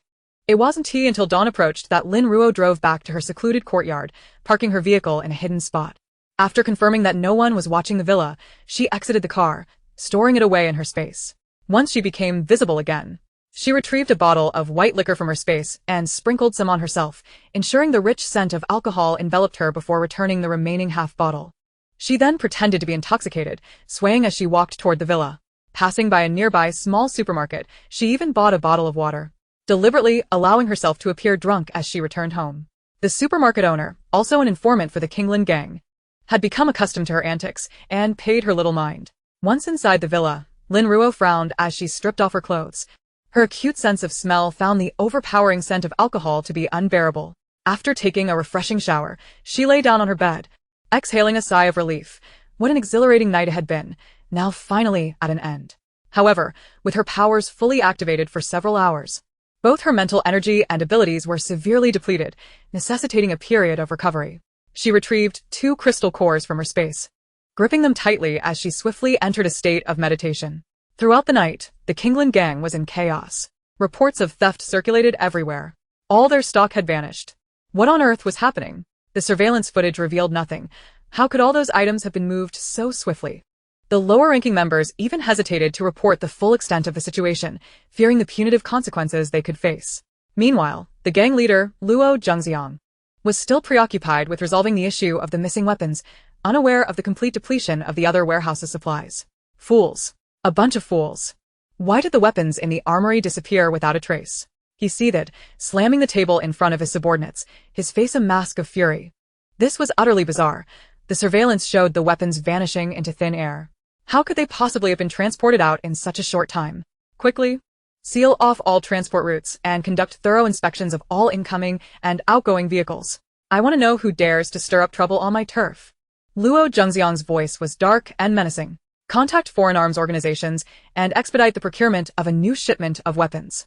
Yes, boss. His subordinates replied, frightened into silence, afraid to even breathe. At that moment, a rapid knock reverberated through the door. Luo Zhengxiang raised his gaze, his expression impassive as he stared at the entrance. The one who entered was his trusted aide, visibly flustered. He had just received alarming news. All the enterprises under their banner had been raided, and the events that unfolded were utterly inconceivable. Boss, we have just compiled the statistics. Nearly all of our properties have been stolen, without a single exception. What? Luo Zhengxiang felt a dark cloud descend over him, nearly choking on his disbelief. Who is behind this? His aide, brimming with questions, admitted, We don't know yet. From the surveillance footage, it appears as though these items vanished into thin air. Either that or someone possesses the ability to become invisible. Yet, even if they could, how could they have absconded with so many resources? There's not a single camera that captured anything. Suppressing the agonizing tightness in his chest, Luo Zhengxiang inquired with a grim countenance, and the losses? How extensive are they? His aide, lowering his head, replied sheepishly, It's estimated that we've lost over 10 billion. A wave of dizziness washed over Luo Zhengxiang. His throat filled with a coppery taste as he fought back the urge to spit blood. The total operating capital of the Lin gang was nowhere near 100 billion. This was a devastating blow. Urgently mobilize all idle funds and replenish our resources as much as possible. We must salvage these enterprises. As for the arms, I can't bear the thought of it. We will have to wait until we stabilize. Understood. I refuse to believe that they can transport so many items out of Sea City. Yes, boss. Lin Ruo had trained for 2 hours, reaching her peak condition. During this time, she diligently practiced, consuming a plethora of crystal cores. At last, she sensed a loosening in the threshold for upgrading her abilities, and with continued effort, her water-based powers would soon ascend to level 6. She swiftly retrieved a dozen steamed buns from her space, hastily consuming them for breakfast before purchasing a ticket for a 9 a.m. flight. The apocalypse was looming just 2 days away, and she needed to hasten her journey to B City. After more than half an hour, Lin Ruo confidently hailed a taxi to the airport, where the presence of numerous individuals clad in black could be felt. These figures paid particular attention to groups traveling with substantial luggage, yet they scarcely glanced at Lin Ruo, a seemingly frail girl with merely a backpack. A soft chuckle escaped her lips. It seemed her appearance was quite deceiving. While waiting at the terminal, Lin Ruo received a message. Boss, was the incident involving the Lin gang orchestrated by you? You're truly remarkable. B. What incident? Don't play coy. I know it was you. To express my admiration, I'll share another piece of information for free. B. What is it? The person you're searching for, Yu, has just departed from C City and is heading to B City. B. Thank you. Could you assist me with one more task? Of course, boss. B. Please help me find a way to contact Yu. No problem. Soon. Lin Ruo received an anonymous text message containing a phone number. After thoroughly committing it to memory, she tossed both the phone and the number into her space. Half an hour later, she successfully boarded the flight to B City, leaving C City behind. B City, the capital of Z country, had been a destination Lin Ruo had prepared for during her time in C City, having already booked a hotel in advance. To be cautious, she first made her way to the hotel, resting for an hour. With the apocalypse imminent, she hadn't yet secured a residence or acquired a dog. Every moment was crucial. She took a taxi to a real estate agency in the city center, where time was still sufficient with 2 days remaining before the end. Her requirements for a house were modest, sturdy, high-rise, and ready for immediate occupancy. The agent quickly filtered out properties that met her criteria and promptly took her to view them. The Longyuan community is renowned in our district as an affluent area, boasting 25 floors. I'm showing you the top floor of Building 3, which includes a small storage room. There are 2 units per floor, with spacious corridors. Most importantly, this community was constructed to military specifications and has received official accreditation, making it a distinguished architectural landmark in B City, with excellent landscaping. As the young man spoke, Lin Ruo discreetly observed her surroundings. The residents of Longyuan were all affluent, and the community as elevated location was complemented by comprehensive amenities, including 3 large supermarkets and 2 shopping malls, alongside various entertainment facilities. Although 2 supermarkets were situated at a lower elevation, it was a trade-off. Large supermarkets generally could not thrive in high-rise buildings. Lin Ruo nodded in approval. The location was indeed promising. Following the young man to view the property, Unit 2501 was entirely furnished, encompassing 150 square meters with 2 bedrooms and a spacious living room. The apartment was impeccably maintained, clearly cherished by its previous owner, and included all necessary appliances for immediate occupancy. Lin Ruo promptly signed the contract for 30,000 per month, committing to a 6-month lease with a deposit of 1 month and 3 months rent up front, successfully transferring 120,000 to secure the keys. Additionally, she rented a smaller apartment located about 10 kilometers from her current one. Upon arriving at that unit, she placed the supplies prepared for Chinyu inside before descending to deposit the keys in the mailbox downstairs. These supplies were meant for Chinyu, but now was not the time to inform him. With everything arranged, she rented a vehicle through the agent and enlisted a few cleaners to tidy up her new residence at Longyuan. She then drove to dine at a nearby upscale restaurant, relishing the opportunity to indulge a little. Ordering 3 steaks, French escargots, creamy chicken and mushroom soup, and red wine braised beef, Lin Ruo was pleasantly surprised by the exquisite flavors. Recognizing the establishment's high prices were justified by the quality, she ordered 50 portions of each dish to take away. After an hour had passed, Lin Ruo exited the restaurant and received a call from the agent, informing her that the cleaning was complete and she could move in at her convenience. As she stored the packed meals in her space, she did not return home directly, but instead drove to the pet market. B City boasted 2 large pet markets, filled with an array of animals, from birds and fish to cats, dogs, snakes, and pigs. Lin Ruo had a clear intention. She had always adored Czech wolf dogs and German shepherds. Originally, she planned to choose between the 2 breeds, but upon seeing the adorable puppies, her heart was captivated. She wanted them all. Oh, They're so cute. Miss, would you like to see this dog? This is a purebred Czech wolf dog. Just look at those teeth, those paws. That build, no contest. A shopkeeper, noticing Lin Ruo squatting in front of a kennel, her eyes gleaming at the sight of a little Czech wolf dog, approached with a smile. Only those with considerable wealth could appreciate such a dog.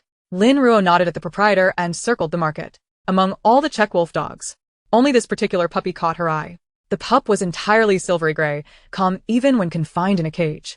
As Lin Ruo squatted beside it, the little creature gazed at her with its moist eyes, its tiny nose twitching adorably.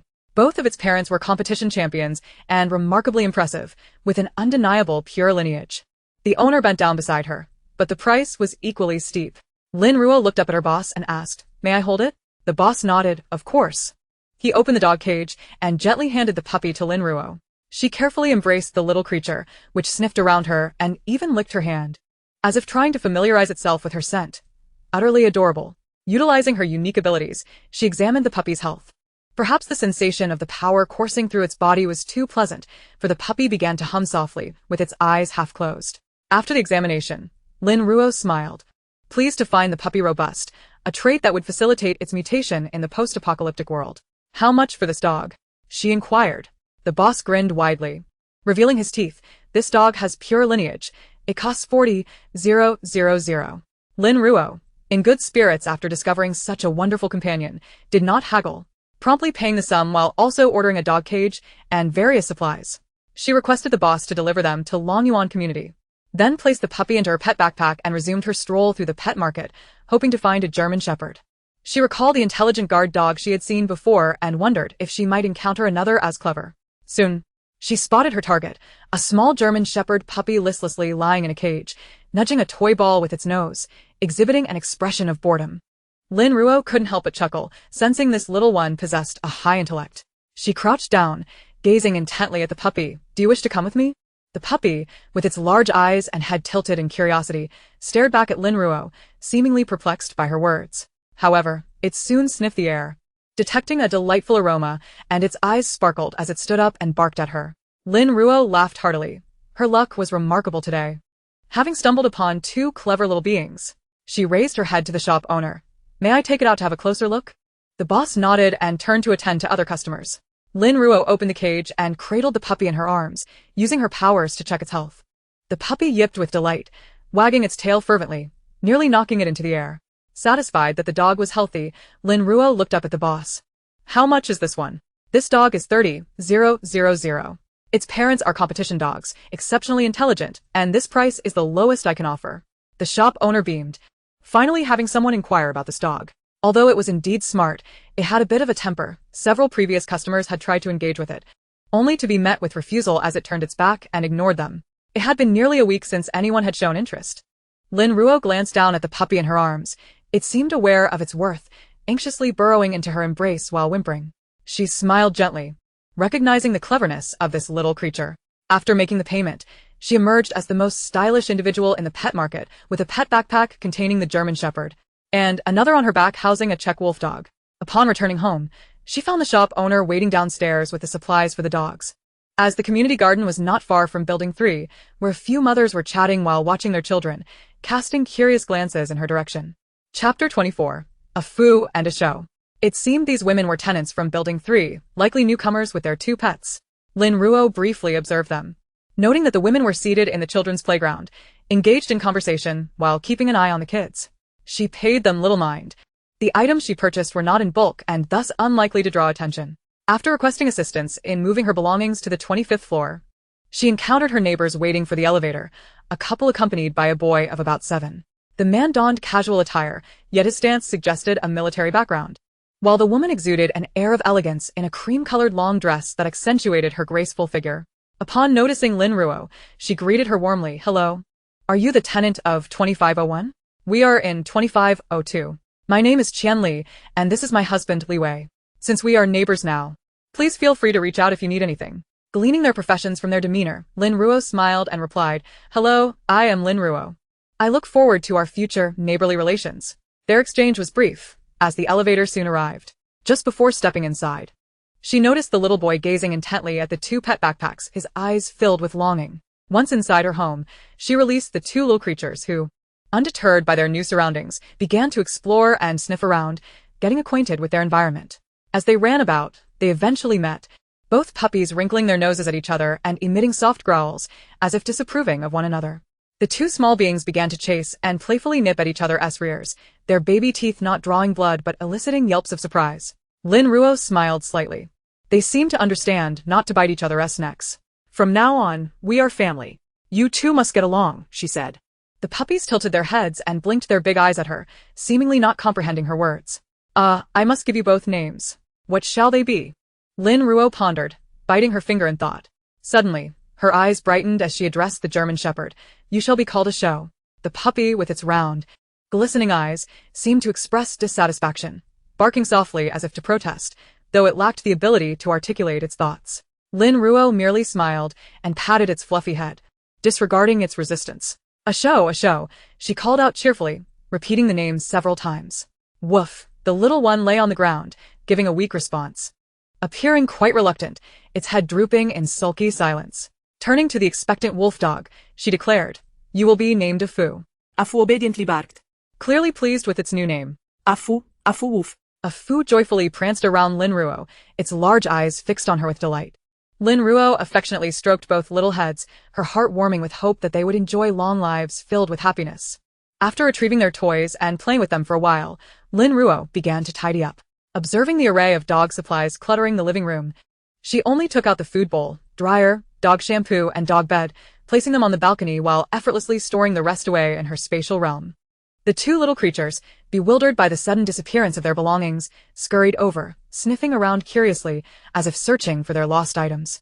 Lin Ruo chuckled and gently patted their heads before also bringing them into her space to help them acclimate to the new environment. However, by coincidence, they were placed in the breeding area. A Shou and a Fu were momentarily confused, wondering where they were amidst all the unfamiliar sights. Initially apprehensive, their natural instincts soon kicked in, and they began to frolic joyfully around the spacious area, surrounded by various animals. The poultry in the space are truly enduring a rough time. The larger animals, such as cows and sheep, are too formidable for Ashao and a Fu to confront. Thus, they only dare to intimidate the fowl, incessantly barking around their little hill enclosure, causing the frightened birds to retreat to a safe distance, disappearing into the hillside. Subsequently, the duo began to patrol the enclosure, calling out as they searched, which sent the poultry into a frenzied scramble. Outside, Lin Ruo remained blissfully unaware of the plight of her future sustenance. She was quite content and desired to prepare a delectable meal as a reward for herself. After retrieving a complete set of pots, bowls, and utensils from the space, she organized her items and then immersed her consciousness into the space to check on the crops she had previously planted. To her surprise, she was met with the chaotic sight of chickens and ducks flapping about. Witnessing the panic-stricken fowl, Lin Ruo hastily released Ashao and a Fu from the space, replenished the automatic feeder with ample feed, and added water from the lake to their drinking apparatus to soothe them. Upon noticing that their nest on the hill contained numerous eggs, she collected them all and sent them to the still space. The eggs that could hatch chicks or ducklings were returned to them for incubation, while those meant for consumption were safely stored away, thus streamlining the sorting process. The crops in the field were thriving, with the fertile black soil evidently promoting rapid growth. Within just a few days, they had reached a height of 20 centimeters. The vegetable garden, lush and verdant, showcased an abundance of greens, with many already ready for harvest, glistening with droplets from the sprinkler, appearing exceptionally fresh and delightful to the eye. After ensuring the automatic sprinkler system was functioning properly, she withdrew her mental focus from the space. However, in just a few minutes, Ashao and Fu had left a trail of paw prints all over the floor, and the decorative vase that had been placed on the ground lay shattered. Lin Ruo gazed at the disarrayed home, a mixture of frustration and amusement washing over her. Looking at the once fluffy puppies now coated in mud, she sighed resignedly. Gathering all the fallen items into the space and activating the cleaning robot to tend to the muddy footprints on the floor, she then resignedly carried the two little rascals to the bathroom for a bath. The mischievous duo did not remain still during their bath, splashing around in the tub and playfully attempting to submerge each other, resulting in Lin Ruo getting soaked. By the time she finished bathing them, her clothes were thoroughly drenched. After placing them in the dryer and providing each with a small toy, she finally exhaled a sigh of relief. Judging by the events of the day, it seemed that loneliness would no longer be a concern for her. Managing these two little troublemakers would keep her sufficiently occupied. She glanced down at her wet attire with a resigned smile before returning to the bathroom. Once she emerged from her own bath, the house was clean, and the puppy's fur had dried. They were now lazily sprawled in the dryer, engrossed in their toys, allowing Lin Ruo to release them. She felt it necessary to educate them about the importance of the animals in the space. They are our future food. You must not bully or frighten them. If you scare them too much, they won't gain weight, and we will go hungry. You need to protect them, do you understand? The two little ones obediently sat on the floor, tilting their heads and wagging their tails, seemingly perplexed by their owner's words, yet eager to respond with their cheerful barks. Lin Ruo shook her head in resignation, realizing that communication still posed a challenge. However, she anticipated that once she utilized the crystal cores to enhance their bodies, she would be able to stimulate their evolution early, making communication much smoother. Chapter 25. The First Day in City B. Woof woof. Ashao tumbled after being nudged by a Fu, and quickly stood up to bark at a Fu. Woof woof. A Fu, undeterred, barked back, recalling how Ashao had just bitten its tail moments before. The adorable exchange elicited a smile from Lin Ruo, who allowed them to frolic in the living room while she retrieved a large piece of pork, a bag of rice, and some seasonings, along with cooking oil, vermicelli, and vegetables. Braised pork with sauerkraut and vermicelli is a common dish in the northeastern region, where the tender, fragrant pork blends beautifully with the tangy sauerkraut and the soft vermicelli, complemented by fluffy rice. Simply divine. Lin Ruo placed the meat in the pot to stew and stepped out of the kitchen, closing the door behind her. It was getting late, and night had fully descended. Seizing the opportunity while the meat simmered, she tidied up the house. Although the cleaning lady had done an excellent job, Lin Ruo felt the need to rearrange the layout of the apartment. She first retrieved the previously purchased anti-theft locks from the space, reinforcing the apartment door. Turning back to the living room, she noticed that the previous owner had adorned it with numerous decorative pieces that, while exquisite, occupied too much space and were easily breakable.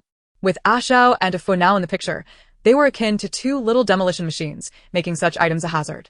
Thus, she stored away all unnecessary cabinets and decorations, leaving only a small coffee table and sofa in the far corner to maximize the available space.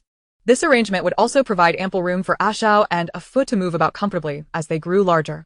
After tidying the living room, Lin Ruo proceeded to the master bedroom, which was spacious and featured a small balcony. She made minimal changes, simply replacing the pillows, sheets, and blankets with those she intended to use and hanging a few clothes in the wardrobe. In contrast, the secondary bedroom underwent more significant alterations. Lin Ruo cleared out everything and retrieved a set of exercise equipment from the space.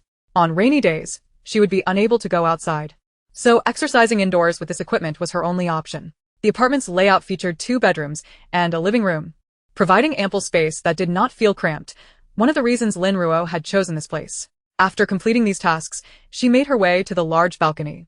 The balcony was an enclosed one, featuring a large floor-to-ceiling window. However, such glass would hardly withstand the apocalyptic downpours.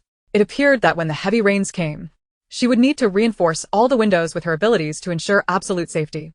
After thoroughly inspecting the apartment, Lin Ruo turned her attention to the 2 little ones, who were now joyfully racing around the house with their toys, occasionally playfully nipping at one another. Lin Ruo smiled, grateful that she had bought 2, providing them with companionship. She settled onto the sofa, with her tablet to read the Song of Decoction, an introductory text on traditional Chinese medicine. Initially, she found herself frowning at the complex array of medicinal names and properties, as well as the numerous intricate formulations that were difficult to remember. Yet, after an hour of reading, she gradually became engrossed in the material. Suddenly, an urgent barking interrupted her concentration, followed by scratching at the door. Lin Ruo was jolted from her reading and quickly raised her head to see Ashao with its front paws on the kitchen door, looking quite anxious. Blinking in surprise, she then caught a whiff of the tantalizing aroma wafting through the air. It seemed the meat was done. The savory scent from the pot, enhanced by the sauerkraut, filled the air with a mouth-watering tang that was torture for her 2 sensitive-nosed companions. Outside the kitchen door, Ashao was eagerly pawing and bouncing, attempting to use its short legs to push the door open, while a Fu sat patiently at the door, drooling, its large eyes filled with yearning. Amused by the scene, Lin Ruo stood up, shaking her head as she made her way to the kitchen. "You 2 are only 3 months old. You're still too young for this food. You'll have your milk soon." Woof woof. Ashao, seeing Lin Ruo finally stand, turned to bark at her urgently, as if urging her to serve the delicious meat. Lin Ruo disregarded the commotion and picked up their dog bowls from the side, making her way into the kitchen to prepare dinner for them. She began by soaking some goat's milk and adding a modest amount of dog food, allowing it to soften for consumption. Then, she retrieved a generous piece of chicken breast from her space, filled a pot with cold water, and set it to boil over high heat. While the chicken breast cooked, Lin Ruo took out another pot to sauté some vegetables. The greens she had procured from her space were vibrantly fresh. After washing them thoroughly, she chopped them into segments, ignited the flame, and added a touch of oyster sauce, salt, sugar, and a hint of minced garlic, stir-frying them briefly until they were ready to be served. Barking in frustration, a Fu circled around Lin Ruo's legs, whining softly as he noticed her focused solely on the cooking. After plating the vegetables, Lin Ruo bent down to gently tap the moist noses of a Shou and a Fu, reminding them to be patient. "Your digestive systems are still developing, and you can't handle this just yet. In a couple of days, when you undergo your transformations and your overall capabilities improve, you'll be able to enjoy not only cooked meat but even raw meat and bones without issue. Just a little longer, dinner will be ready shortly." Crouching down, she affectionately ruffled the fur on the heads of the 2 little ones. Upon checking, she found the dog food had soaked adequately and the chicken was fully cooked. She placed the chicken breast into a blender, pulverized it, and mixed it with the goat's milk, filling their bowl to the brim. Suddenly feeling a furry nudge against her leg, she looked down to find a Fu rubbing his head against her. Lin Ruo smiled knowingly. It seemed they were indeed quite hungry. She set the bowl down for them, the mixture infused with both meat and milk flavors, and they eagerly dove in, savoring each bite as she looked on with delight. After washing her hands, she inspected the pot containing the chicken, which was now perfectly stewed. Upon lifting the lid, a rich aroma wafted throughout the apartment. She served herself a portion at the table, retrieved a tablet, and selected a television series to enjoy while relishing her meal. As she took a bite of the tender meat, complemented by a slight tanginess, She found it utterly delicious, with her eyes narrowing in bliss. She reflected on the day's labor. Although she had enjoyed a delectable Western meal at lunch, it paled in comparison to the comfort of this home-cooked fare. Indeed, her palate belonged to Z country. After indulging in 3 generous bowls of rice and finishing half of the pork and sauerkraut stew, along with a full platter of vegetables, she leaned back, stroking her pleasantly full belly, feeling content. She stored the remaining food in her still space. Cleaning up was a breeze. She placed the dishes in the dishwasher and wiped down the coffee table with a clean cloth. As for a Fu and a show's bowls, Lin Ruo's eyes gleamed with blue light, and a water sphere, about the size of a soccer ball, enveloped their bowls, gently washing them clean. In no time, the bowls were spotless, with the dirty water flowing into the sink under her control. Having finished their meal, a Fu and a show frolicked nearby, and upon noticing the floating water sphere, their curiosity piqued. They scampered about on their little legs, attempting to catch it as it bounced playfully. Seeing their enthusiasm, Lin Ruo raised an eyebrow, contemplating a bit of mischief. 2 tiny ice crystals formed in the air, swirling around the 2 little ones. They turned to grasp at them, but each time they missed, often tumbling over in their attempts, which sent Lin Ruo into fits of laughter. Ever since her parents passed away, she had seldom laughed like this. The burdens of sorrow and fatigue had weighed heavily upon her. In this moment, she felt light and joyful, momentarily forgetting all her troubles. Chapter 26. The day before the apocalypse, just as she was reveling in the moment, Lin Ruo's phone chimed. She picked it up to find a notification inviting her to join the Longyuan community group for residents, claiming it would be convenient for receiving updates. It would be an opportune way to stay informed about real-time neighborhood news. Without hesitation, she clicked to join the group, noting the flurry of messages that quickly filled the chat. A glance revealed a plethora of advertisements, job postings, and casual conversations. However, her interest waned after just a few minutes, as she surmised the information would only be relevant once the impending storm of the apocalypse began. Setting her phone down, she turned back to see that the ice crystals she had been using to entertain a show and a Fu had been devoured by them. The sound of their crunching echoing in the room. Lin Ruo shook her head in amusement. With time slipping away, she freshened up, indulging in a face mask and a simple skincare routine before settling down to sleep with her 2 furry companions. After their baths, a show and a Fu smelled delightful, their fur soft and warm. Their little bed was positioned right next to Lin Ruo's, and she planted a gentle kiss on them before finally drifting off to sleep.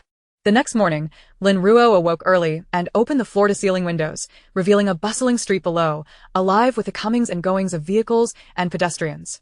September 18th, 2207. Tomorrow marked the day the apocalypse would arrive, and this vibrant scene would soon be washed away by the impending storm. As Lin Ruo gazed out, lost in thought, a Fu sat beside her, having awakened at her slightest movement.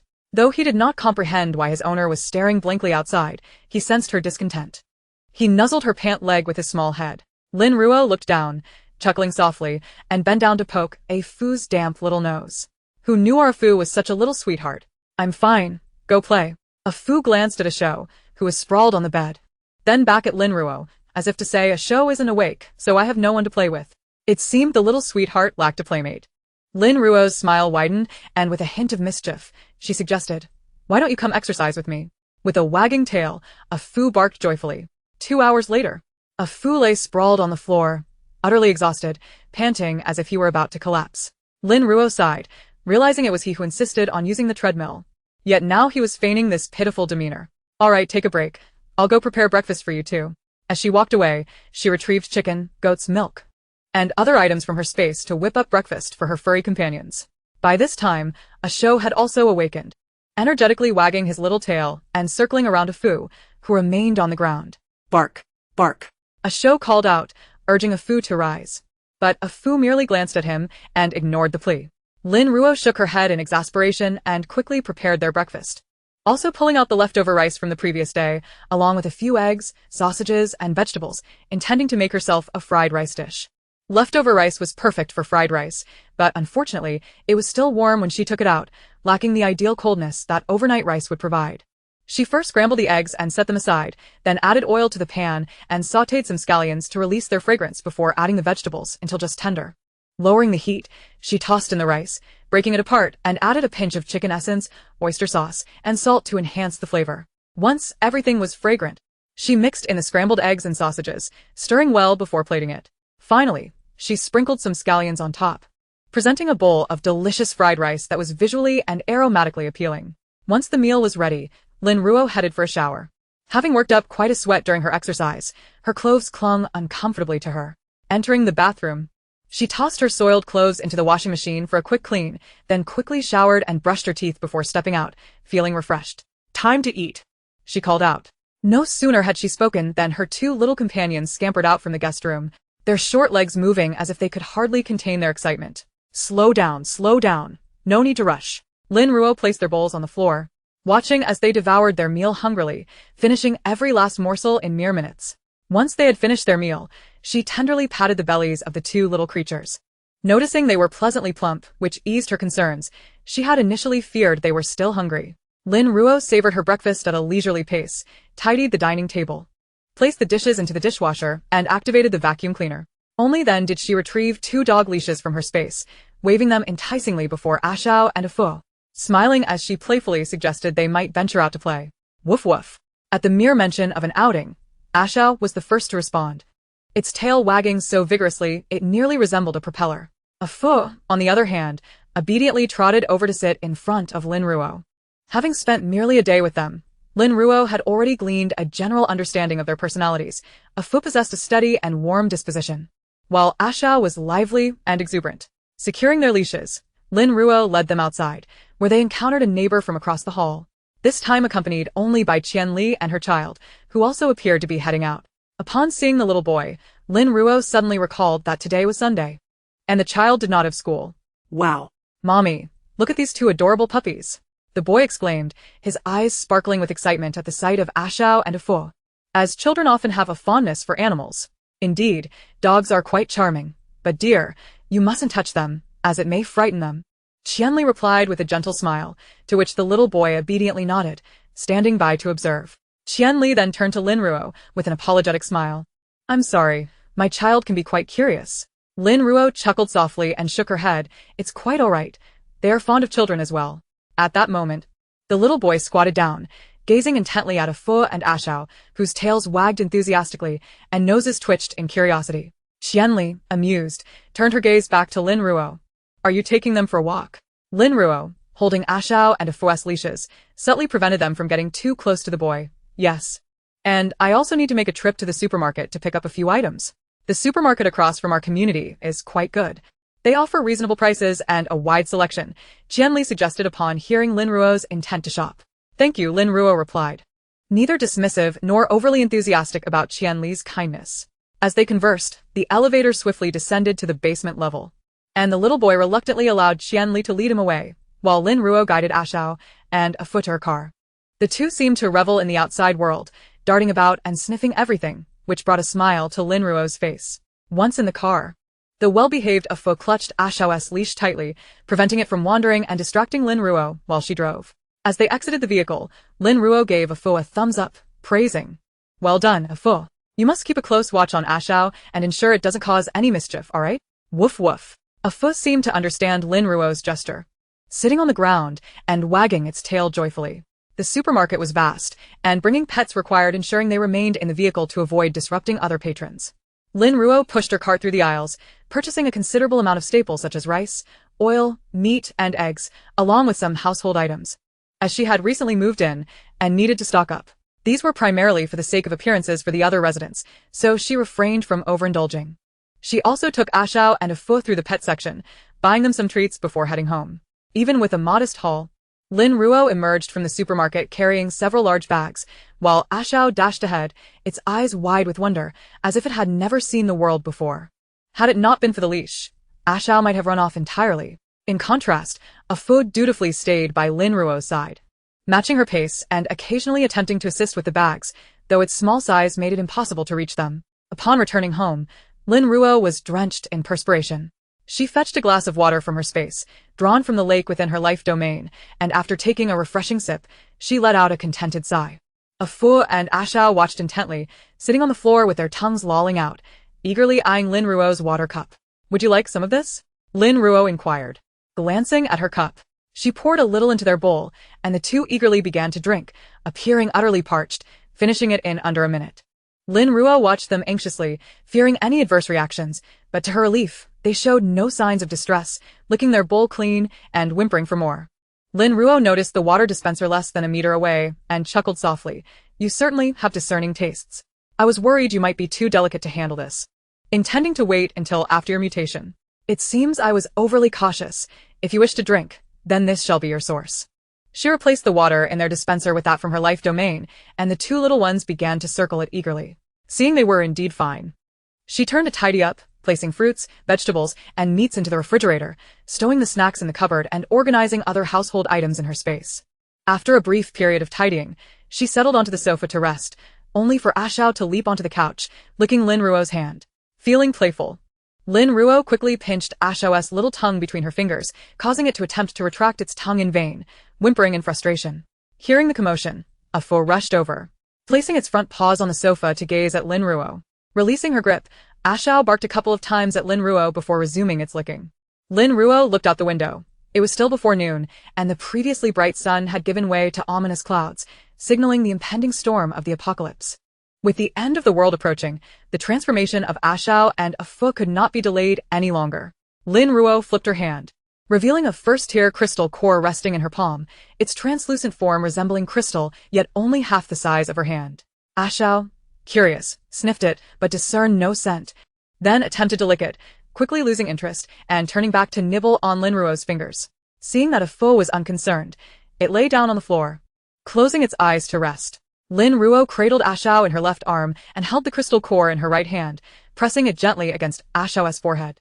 Her mental energy penetrated the core, guiding its energy into Ashao's mind.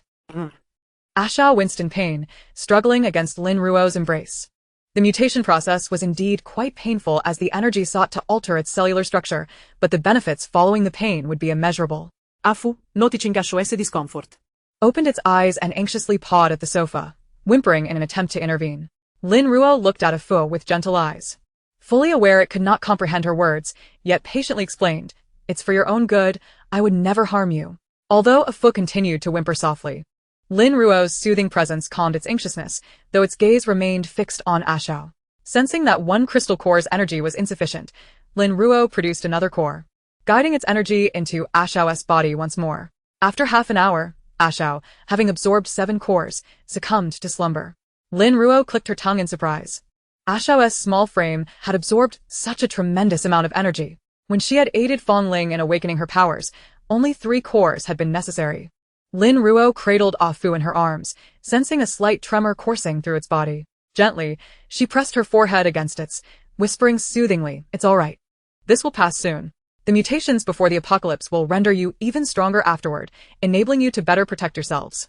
I do not wish for any harm to befall you." Feeling the comfort from its master, Afu ceased trembling, extending its tongue to affectionately lick Lin Ruo's face, seemingly offering its own form of consolation. "Little one," Lin Ruo chuckled, wiping away the drool from her cheek and playfully poking Afu's forehead with her finger. From her spatial pocket, she retrieved a crystal core, beginning to channel its energy into Afu's body. As the energy flowed in, Lin Ruo distinctly felt Afu's body start to quiver violently. Howl. Lin Ruo gasped in surprise. The energy from the crystal core had evidently awakened the wolf genes within Afu. It was no wonder that Afu's suffering was greater than that of Ashao. It appeared that this mutated Afu was more successful than Ashao. The mutation process continued for an hour, during which Afu absorbed 9 crystal cores. And by the end, its body was still convulsing.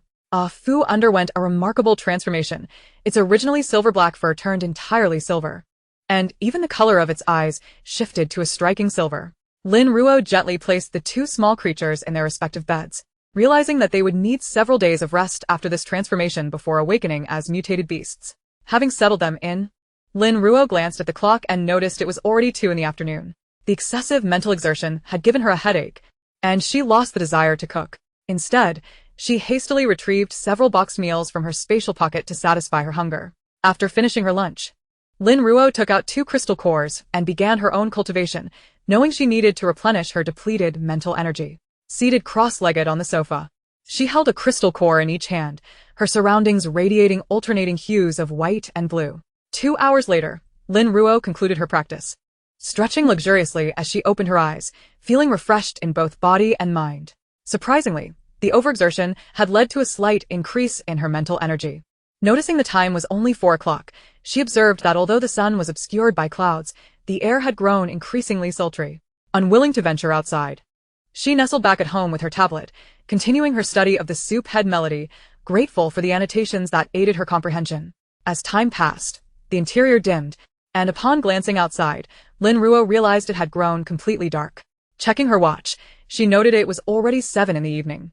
She shut off her tablet, plugged it into charge, and turned on the lights. First, she checked on Ah Shou and Ah Fu, finding them peacefully asleep. Using her mental energy, she probed into their bodies to assess the ongoing mutation, feeling relieved to confirm it was still progressing smoothly before withdrawing her energy. Turning toward the kitchen, she resolved to prepare a hearty dinner to reward herself for an afternoon of diligent effort.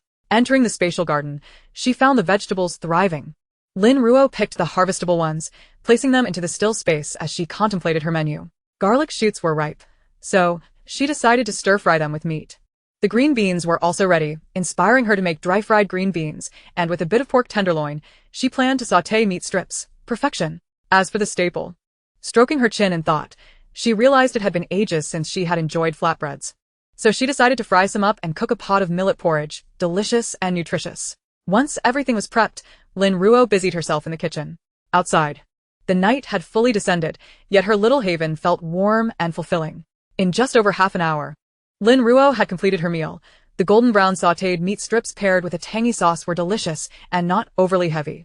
A bite of the freshly fried crispy flatbread was delightful. Another mouthful of the stir-fried garlic shoots, bursting with flavor from the rich black soil, complemented the perfectly cooked pork. Exquisite. A taste of the dry-fried green beans delivered a spicy kick, refreshing her palate from the earlier meatiness and awakening her appetite entirely. In one sitting, Lin Ruo devoured 3 flatbreads, polished off all 3 dishes, and drank 2 bowls of millet porridge. After her meal, she tidied the table and cleaned the kitchen, loading all the dirty pots and dishes into the dishwasher. Reclining on the sofa, she let out a contented burp, feeling utterly satisfied with her feast. Glancing at the clock, she noted it was already 9 o'clock. Through the floor-to-ceiling window, she observed the bright moon hanging in the sky, a stark contrast to the impending doom that awaited the next day. She retrieved her new phone, inserted a new SIM card, and sent a message to Qinyu. Qinyu, I am aware of your secret. If you wish to keep it from Luo Zhengxiang of the Kinglin Gang, come to Building 2302, Number 5, Dawn Community, at 3 p.m. tomorrow. The key is in the mailbox. Should you fail to appear, the consequences will be yours to bear. After sending the message, she swiftly removed the SIM card, knowing that with today's advanced signal tracking, even a short window could lead to discovery. She placed the card and phone into her spatial pocket and lay back on the sofa, clearing her mind. Based on her understanding of Qinyu, she was certain he would heed her message, and the apocalypse would commence at 3 p.m. As long as he arrived, there would be no escape for him. Meanwhile, Qinyu, lying in the military hospital of City B, received the message. Having narrowly escaped from City C the previous day, he had been discovered by members of the Kinglin Gang during his escape and had sustained a gunshot wound. Upon reading the message, Qinyu's already cold demeanor grew even frostier. Since his mission in City C, his information had been completely sealed off. Even Luo Zhengxiang, the leader of the Kinglin Gang, only knew his codename, with no means of uncovering his true identity. To protect him, his information remained locked. Yet this person had effortlessly uncovered his identity and obtained his contact information. Who on earth was this? Chapter 28. The Apocalypse Descends. Who are you? Qinyu picked up his phone to reply, but after half an hour, there was no response. He promptly dialed a number, and it was answered within seconds. What's the matter, boss? Someone sent me a message. Help me trace their location. Qinyu's voice remained steady, his handsome face etched with cold determination. Understood. After placing the phone back on the bedside table, Qinyu's device began to flicker, symbols appearing on the screen. A few minutes later, his phone rang again. Hello? Boss. I just checked. The sender is an experienced individual. After sending the message, they removed the SIM card, and we cannot trace them. I see. Though he had suspected as much, hearing his teammate confirm it caused Qinyu to furrow his brow. Boss, your injury hasn't healed yet. Tomorrow, I'll go with Beazai to meet you. After a moment's contemplation, Qinyu acquiesced. This was not solely his affair. Alright, come to pick me up tomorrow. Okay. After ending the call, he rested his arm over his eyes, his thoughts swirling. The recent events involving the Kinglin Gang were perplexing, according to intelligence. All of their properties had been completely emptied, resulting in losses exceeding 100 billion. How had the adversary managed to steal these assets from the Kinglin Gang and transport them away? What was their identity? If it weren't for this group drawing the Kinglin Gang's firepower, he would never have been able to slip away from City C unnoticed. Although he had returned from City C, his mind was filled with unanswered questions. This message was an ideal breakthrough, and he had no intention of letting it slip away.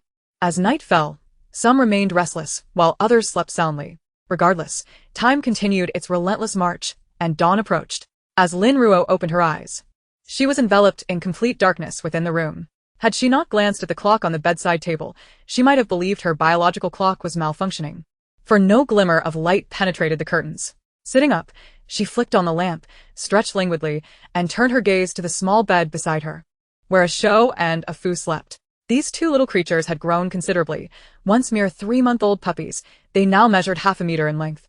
Their paws larger and more robust, resembling the formidable claws of lions or tigers upon closer inspection. Lin Ruo reached out and gently squeezed a Shou's paw, the sharp claws immediately pressing out, indicating a healthy growth. Satisfied that they were well, she rose from her slumber.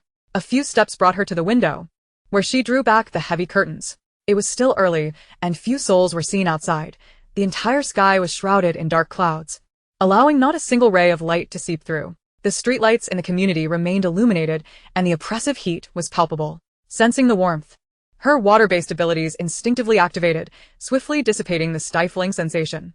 Glancing at a Fu and a Shou still lying on the bed, she retrieved a stainless steel basin from her spatial storage. With a gentle motion of her hand, the basin filled rapidly with water, which then froze in an instant, causing the temperature in the room to plummet until it stabilized around 23 to 24 degrees Celsius. In such oppressive weather, Lin Ruo, endowed with water abilities, felt unperturbed by the heat, but she knew a Shou and a Fu, with their thick fur, would likely be panting if they were awake. Having rectified the indoor temperature, she casually picked up her phone from the bedside and opened the browser to check the news, where she indeed found a weather warning pinned at the top of the page. Citizens were advised that, according to experts, a nationwide torrential rainstorm was imminent, urging everyone to exercise caution while traveling. A sense of weight settled heavily in her heart as she lifted her gaze toward the ominous sky, akin to the foreboding heaviness of a boot poised to drop. Taking a deep breath, Lin Ruo reminded herself that she had endured apocalyptic scenarios before. What was there to feel burdened about? She resolved to live her life well. In the living room, she drank a glass of lake water before briskly entering the secondary bedroom, increasing the weight on her limbs to 70 kilograms. Then, she retrieved a speaker from her spatial storage, cranked the volume to maximum, and began her day's workout amidst the booming music. Long-distance running, one-handed push-ups, seated forward bends, squats, pull-ups. She completed nearly every exercise until she was utterly exhausted. She sought to numb her slightly anxious nerves with relentless training, refusing to pause. Once her water abilities alleviated her fatigue, she resumed practicing her martial arts and knife techniques, repeating the motions until her arms could barely lift. With her water abilities flowing throughout her body, Lin Ruo lay on the floor, gasping for breath, slowly attuning herself to the passage of time. By the time she managed to rise, it was already 2:30 p.m. Having skipped breakfast and missed lunch, her stomach felt as if it were knotted in anguish. She hurried to the bathroom for a shower, preparing to cook a meal. With ample supplies at hand, she aimed to prepare a larger quantity of food to store in her spatial storage, while the delicious aroma would not arouse too much attention. Though she had plenty of instant food in her space, it would eventually run out. Lin Ruo took out 3 large bowls, each a meter in diameter. Filling them with flour, she sprinkled yeast and sugar into warm water, using this mixture to knead the dough. Once the dough was ready, she placed the 10 bowls into her spatial storage to rise, while she retrieved some homemade dishes and rice for herself. Suddenly, a deafening rumble echoed from outside, followed by a flash of lightning streaking across the sky. Lin Ruo paused mid-bite, turning her head toward the floor-to-ceiling window. The rain began to fall in torrents, with pea-sized droplets pounding against the glass, creating a cacophony of sound. The apocalypse had finally arrived. Lin Ruo returned her focus to her meal, the weight in her heart evaporating entirely with the downpour. That dreaded boot had finally fallen. As she ate, she opened her phone, noticing the messages in the Longyuan community WeChat group flooding in rapidly, most discussing the deluge. 1002. This rain is relentless. It's hammering against my windows. I'm afraid the glass might shatter. 20101. Indeed, I saw the news today. This storm is global. Rain is falling everywhere. What on earth is happening? 1702. I'm just hoping this rain stops soon. My child is still at school. How can I pick them up in such a downpour? 2001. I'm stuck at work. Although I brought an umbrella as per the weather report, what's the difference in this kind of rain? My suit is doomed. 80902. Tell me about it. This dreadful weather makes it impossible to get a taxi. As Lin Ruo read through the discussions, she finished 3 boxes of rice, surprisingly finding it quite palatable. She then sent a message in the group before rising to clear the dishes from the table. 3:25:01. This weather doesn't seem like it will let up anytime soon. If you're picking up kids or heading home from work, you'd better hurry while the water on the roads isn't too deep. Immediately after sending her message, Qianli from across the hall responded. 3:25:02. I'm heading out to pick up my child now. Does anyone from Longyuan Primary want to join me? Noticing someone in the group responding to Qianli, Lin Ruo decided not to dwell further on the ongoing conversation and muted the message notifications before exiting WeChat. Outside, the rain continued to pour, and Lin Ruo stood by the floor-to-ceiling window, dialing the phone number of Grandma Wu in City A. The phone rang just once before it was answered, and she heard Grandma Wu's anxious voice on the other end. Xiao Ruo, how are you in City C? You must be careful with this heavy rain. Lin Ruo smiled quietly to herself and replied gently, Grandma Wu, please listen carefully to what I'm about to say. A classmate of mine works in the meteorological department, and she informed me that this rain will not cease for a month or 2. I've stocked up on food and water at home, so if you run out of supplies, feel free to come to my place. My new anti-theft door is secure. Try to stay indoors, and don't open the door for anyone. Sometimes, kindness can be the greatest cruelty to oneself. Grandma Wu paused for a moment after hearing this before sighing. As someone who has lived through many seasons, I understand your concern. Rest assured, I'm doing well here. I have enough to eat and drink, so you needn't worry about me. Lin Ruo moved to the window, gazing out at the pitch-black sky. Her tone flat as she spoke. I should thank you, Grandma. It was your advice that prompted me to stock up on supplies. I also managed to bring Uncle Wu back. Otherwise, I would have been at a loss for what to do. Grandma Wu spoke sincerely, acknowledging that without Lin Ruo's foresight, she would have struggled to survive, especially with her limited mobility and her little granddaughter to care for. All I can do is this much. You must take care of yourself. Chapter 29, Port Zero Purchase. Where are you? What is all this in your house? Did you know about this rainstorm? Lin Ruo reinserted her old SIM card and, as soon as the phone powered on, received a text from Qinyu. After reading through it all, she pondered for a moment before deciding to reply. These are all prepared for you. The apocalypse has begun. Take care of yourself. Afterward, she removed the SIM card and tossed it in the trash, placing her powered-off phone back into her spatial storage. At this point, she had repaid all her debts, leaving only the ones she still needed to settle. There is no rush. Once the base in City B is established, those she longs for should inevitably make their appearance. The torrential rain continues unabated, and within just 2 hours, several low-lying areas have transformed into vast expanses of water, causing many vehicles to hesitate, as any submerged car would be rendered useless. The Longyuan community, perched on elevated ground and boasting an exceptionally efficient drainage system, finds itself with only a few centimeters of water at the surface. Just moments ago, the working professionals and school children returned home, and the community chat buzzed anew with chatter about this unprecedented downpour, claiming it to be the likes of which had not been witnessed in decades. 10:14:02. Fortunately, I picked up the children early. It's south impossible to drive out now. 9:14:02. Have you seen the posts on social media? Outside, it's an ocean. 8:13:01. I did see. However, our community is elevated and well-drained, so we should be fine. 10:12:01. I never anticipated the rain would be this heavy. How many waterlogged cars will there be this time? 5:03:01. At this rate, it's best not to buy a car for the next few years. They'll all be waterlogged. Lin Ruo merely glanced at the messages before losing interest. The gravity of the situation had yet to dawn on most, who remained captivated by the novelty of the event. However, that curiosity would not last long. The windows rattled violently against the relentless downpour, and living on a higher floor, Lin Ruo bore the brunt of the rain's impact more than those below. Approaching the window, she summoned her mental energy, a blue glow emanating from her hands as she directed a multitude of water molecules toward the glass. Within seconds, a sheet of transparent ice began to form just 5 centimeters from the window, quickly enveloping it entirely and shielding it from the pelting rain. In no time, Lin Ruo had encased all accessible windows in an icy shield, a creation of her unique ability that would not melt upon contact with water and could be effortlessly manipulated, though it required periodic replenishment. With that task completed, she moved to the kitchen, contemplating what delectable dish to prepare. After a lengthy deliberation, inspiration struck: crispy roasted rabbit. Retrieving a freshly slain rabbit from her spatial storage, she utilized her water-based powers to cleanse it thoroughly. Then tenderize the meat with a culinary mallet for several minutes to enhance its flavor absorption. Adding salt, soy sauce, Sichuan pepper, star anise, ginger shreds, and chicken essence.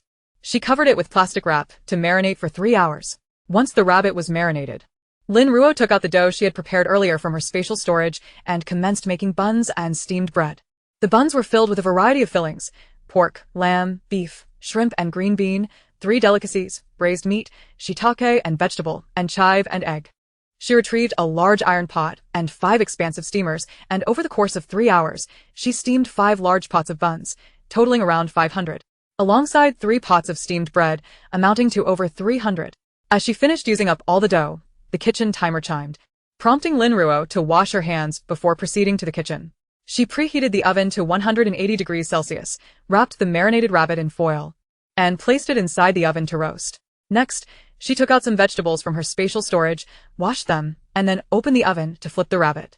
After 30 minutes of roasting, she removed the foil, brushed a touch of honey water onto the rabbit's surface, sprinkled it with cumin, sesame, and chili powder, and returned it to the oven for an additional 5 minutes. The entire roasted rabbit emerged golden and crispy, filling the apartment with an irresistible aroma that made one's mouth water. Lin Ruo swiftly sautéed some greens, creating a fragrant garlic stir-fry to counterbalance the richness of the meat. She plated the roasted rabbit and the sautéed vegetables on the dining table before stepping away to wash her hands. At that moment, her phone buzzed incessantly with WeChat notifications. Returning to the table, she tore off a rabbit leg and began to chew while checking her messages. 3:23:01. Wow, I'm so hungry. It seems my neighbor is having hot pot. The hallway smells amazing, but with this heavy rain, deliveries have stopped. When will I get to eat? 8:15:01. Wow. Is there a kind soul who could share a meal with me? I can't cook. There's nothing at home, and I can pay. 60802. Cough, cough. All I can do is watch mukbang videos at home and nibble on instant noodles. 3:16:01. You still have instant noodles? I don't even have those. I need to head to the supermarket right now. 4:12:02. The water level in our community is almost up to my knees. Be careful if you go out, brother. Many others in the group lamented their plight. This was a high-end community, and most residents were well off, making those with a stockpile of food a rarity. They usually relied on takeout or dining out. With the downpour raging outside, deliveries were undoubtedly suspended, leaving many to face hunger. Lin Ruo took another bite of the flavorful roasted rabbit, knowing that this was merely the beginning. At least for now. They could still venture to the supermarket across the street. When the water levels rose and no one could leave, they would truly understand what it meant to be hungry. After her meal, she sat cross-legged on the floor, centering herself into an optimal state before studying the map of City B. Tonight, she intended to embark on a zero-cost shopping spree. The torrential downpour would soon engulf the entire world, and many supplies would be ruined by the flooding. Rather than let them perish, she might as well put them to good use. In the dead of night, clad in black athletic wear that melded seamlessly with the darkness, she summoned her mental energy, fully unleashing her water-based powers. Perched on a water slide, she harnessed her abilities as the current propelled her forward. Her ultimate destination was the northern port of City B. As she passed by a gas station, she hesitated not for a moment, activating her powers to swiftly traverse it. As she glided past, her hand plunged into the water. Reaching the ground below, her mental energy penetrated the thick concrete, connecting with the underground oil tank. With a flicker of her spatial ability, the entire tank was instantly drawn into her space. Throughout her journey, Lin Ruo silently plundered every gas station she encountered, with the staff indoors oblivious as they gazed out through the glass doors, unaware that the oil tanks outside had been emptied. An hour later, she arrived at the largest northern port in City B, her spatial storage now filled with 30 large oil tanks, each capable of holding 50 cubic meters, approximately 40 tons, though none were filled to the brim. Upon reaching the port, which spanned roughly 26 square kilometers, with 60% designated as storage space, Lin Ruo used her powers to detect the locations of surveillance cameras. She glided past on her water slide, deftly circumventing their watchful gaze. Her body, enhanced by her abilities, moved with remarkable speed, aided by the current beneath her, transforming her into a streak of light as she darted between the towering containers. Each time her hand brushed against a container, its contents were swiftly absorbed into her space. Seasonal fruits like apples, peaches, watermelons, and grapes, meticulously packed together. Rice, flour, automobiles, electronics, smartphones, computers, fresh meats, seafood, clothing, cosmetics, gasoline, and diesel, all were taken, starting at 10 tons each. Lin Ruo beamed with delight as her static space brimmed with supplies at an astonishing rate. There was no time for categorization. She simply piled everything together, intending to sort through them later when time allowed. In this single storage area alone, there were nearly 1,000 containers, although some were empty. The sheer volume of goods was staggering. As she prepared to depart, Lin Ruo skillfully evaded the surveillance zone and discreetly stowed away over 20 tin containers into her spatial realm, arranging them methodically within. Collecting these items was a precautionary measure. After all, she had only endured 5 years in the apocalypse, and there may come a time when these provisions would prove indispensable. Sensing that her immediate surroundings had been thoroughly cleared, she pivoted at the waist, her waterboard swiftly altering its course as it propelled her towards the dock with remarkable speed. The dock was situated at the northernmost edge of the North Port, approximately 25 kilometers from the storage area, and Lin Ruo reached it in a mere 2 minutes. Before her lay an assortment of vessels, large and small, obscured by the torrential rain. She opted to select 3 nearby yachts, 6 jet skis, and a small cargo ship to incorporate into her space. The sight of a towering cargo ship stirred a wild excitement within her. However, even if she could store it, there would be no opportunity to utilize such an eye-catching object, rendering her a target. Yet, captivated by the neatly arranged containers atop the ship, Lin Ruo swiftly ascended the vessel, disregarding the contents within the containers, and hastily gathered them into her spatial realm. Within a matter of minutes, she took advantage of the heavy downpour to make her rapid escape. Having spent over an hour at North Port, the water levels began to rise and accelerate. The surrounding drainage systems were likely on the brink of collapse, and the boats were swaying perilously, threatening to be engulfed by the waves. Realizing that lingering would be unwise, Lin Ruo felt a surge of urgency, swiftly turning around as her water-based powers erupted, propelling her forward with all her might. As the scenery rushed past her, she cast one last glance at the expansive dock, where numerous workers were still busily engaged in their tasks. With a fleeting shadow of hesitation, Lin Ruo turned back, seamlessly merging with the rain to vanish from sight. On her return journey, Lin Ruo deliberately chose a longer route through the city, which boasted an abundance of gas stations, twice as many as her previous path. She seized the opportunity to pilfer underground fuel tanks, adding to her supplies. Her reservoir of fuel had now reached a staggering 4,000 tons, sufficient for her own use, yet her fear of scarcity remained deeply ingrained. Stealthily returning to the vicinity of her apartment complex, Lin Ruo contemplated before leaping off her waterboard into a shadowy area. Here, the elevation was relatively high, with the water level barely reaching mid-thigh, estimated to be around 70 to 80 centimeters. After stowing her waterboard into her spatial realm, she waded through the water and made her way into the supermarket, where many frantic shoppers were scrambling to procure supplies. Observing the disheveled shelves, it was evident that many had anticipated the impending crisis. Those wise enough to stock up on rice and flour would fare better, as these staples, while not particularly palatable on their own, could sustain one's hunger. Rice and flour are consumed slowly. A family of 3 could stretch a 5-kilogram bag of rice over a week, and when boiled into porridge, it would last even longer. Thus, during the early stages of the torrential rain, if everyone managed their supplies wisely, they should avoid hunger, unlike those reliant on fast food, which would deplete swiftly. She swiftly gathered a substantial amount of food and daily necessities, joining the queue at the checkout, which was now a long line compared to the few positions she was accustomed to. After a considerable wait, she finally completed her purchase and, laden with large bags of supplies, made her way back to her apartment. With her physical capabilities, the knee-deep water posed no hindrance to her movements, and she hastily returned home. Upon her arrival, Lin Ruo was already drenched, her short hair dripping incessantly. Without hesitation, she tossed her supplies into her spatial realm and made a beeline for the bathroom. She quickly removed her soaked clothing and placed it in the washing machine, turning on the shower. As the warm water cascaded over her, Lin Ruo finally exhaled, relieved that her mission had been successfully accomplished. After changing into dry clothes, she settled onto her bed, her mental energy surging as her hair dried instantly. A small water sphere materialized in her hand, which she promptly condensed into ice, tossing it into the ice basin in her bedroom, allowing her time to inspect her evening's haul. As her mental energy delved into the spatial realm, she beamed at the sight of the newly acquired items, reveling in the splendid sensation of abundance. She began to methodically organize her space, aware that the haphazard manner in which she had collected the items would complicate future retrieval. However, only a few minutes into her sorting, a headache began to set in. The extended use of her powers had taken a toll on her mental energy. She retracted her focus, reclining on her bed and retrieving a crystal core from her spatial realm to swiftly replenish her abilities. Before she realized it, morning had arrived. The ice in the basin enhanced by her powers, remained intact, and the temperature in her apartment was just right, though the incessant rain outside rendered the atmosphere somewhat damp.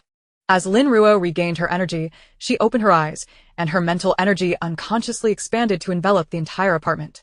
With a subtle lift of her hand, the water molecules within the apartment surged towards her. In an instant, a water sphere, the size of 2 fists, formed above her palm, its contents swirling and gradually enlarging.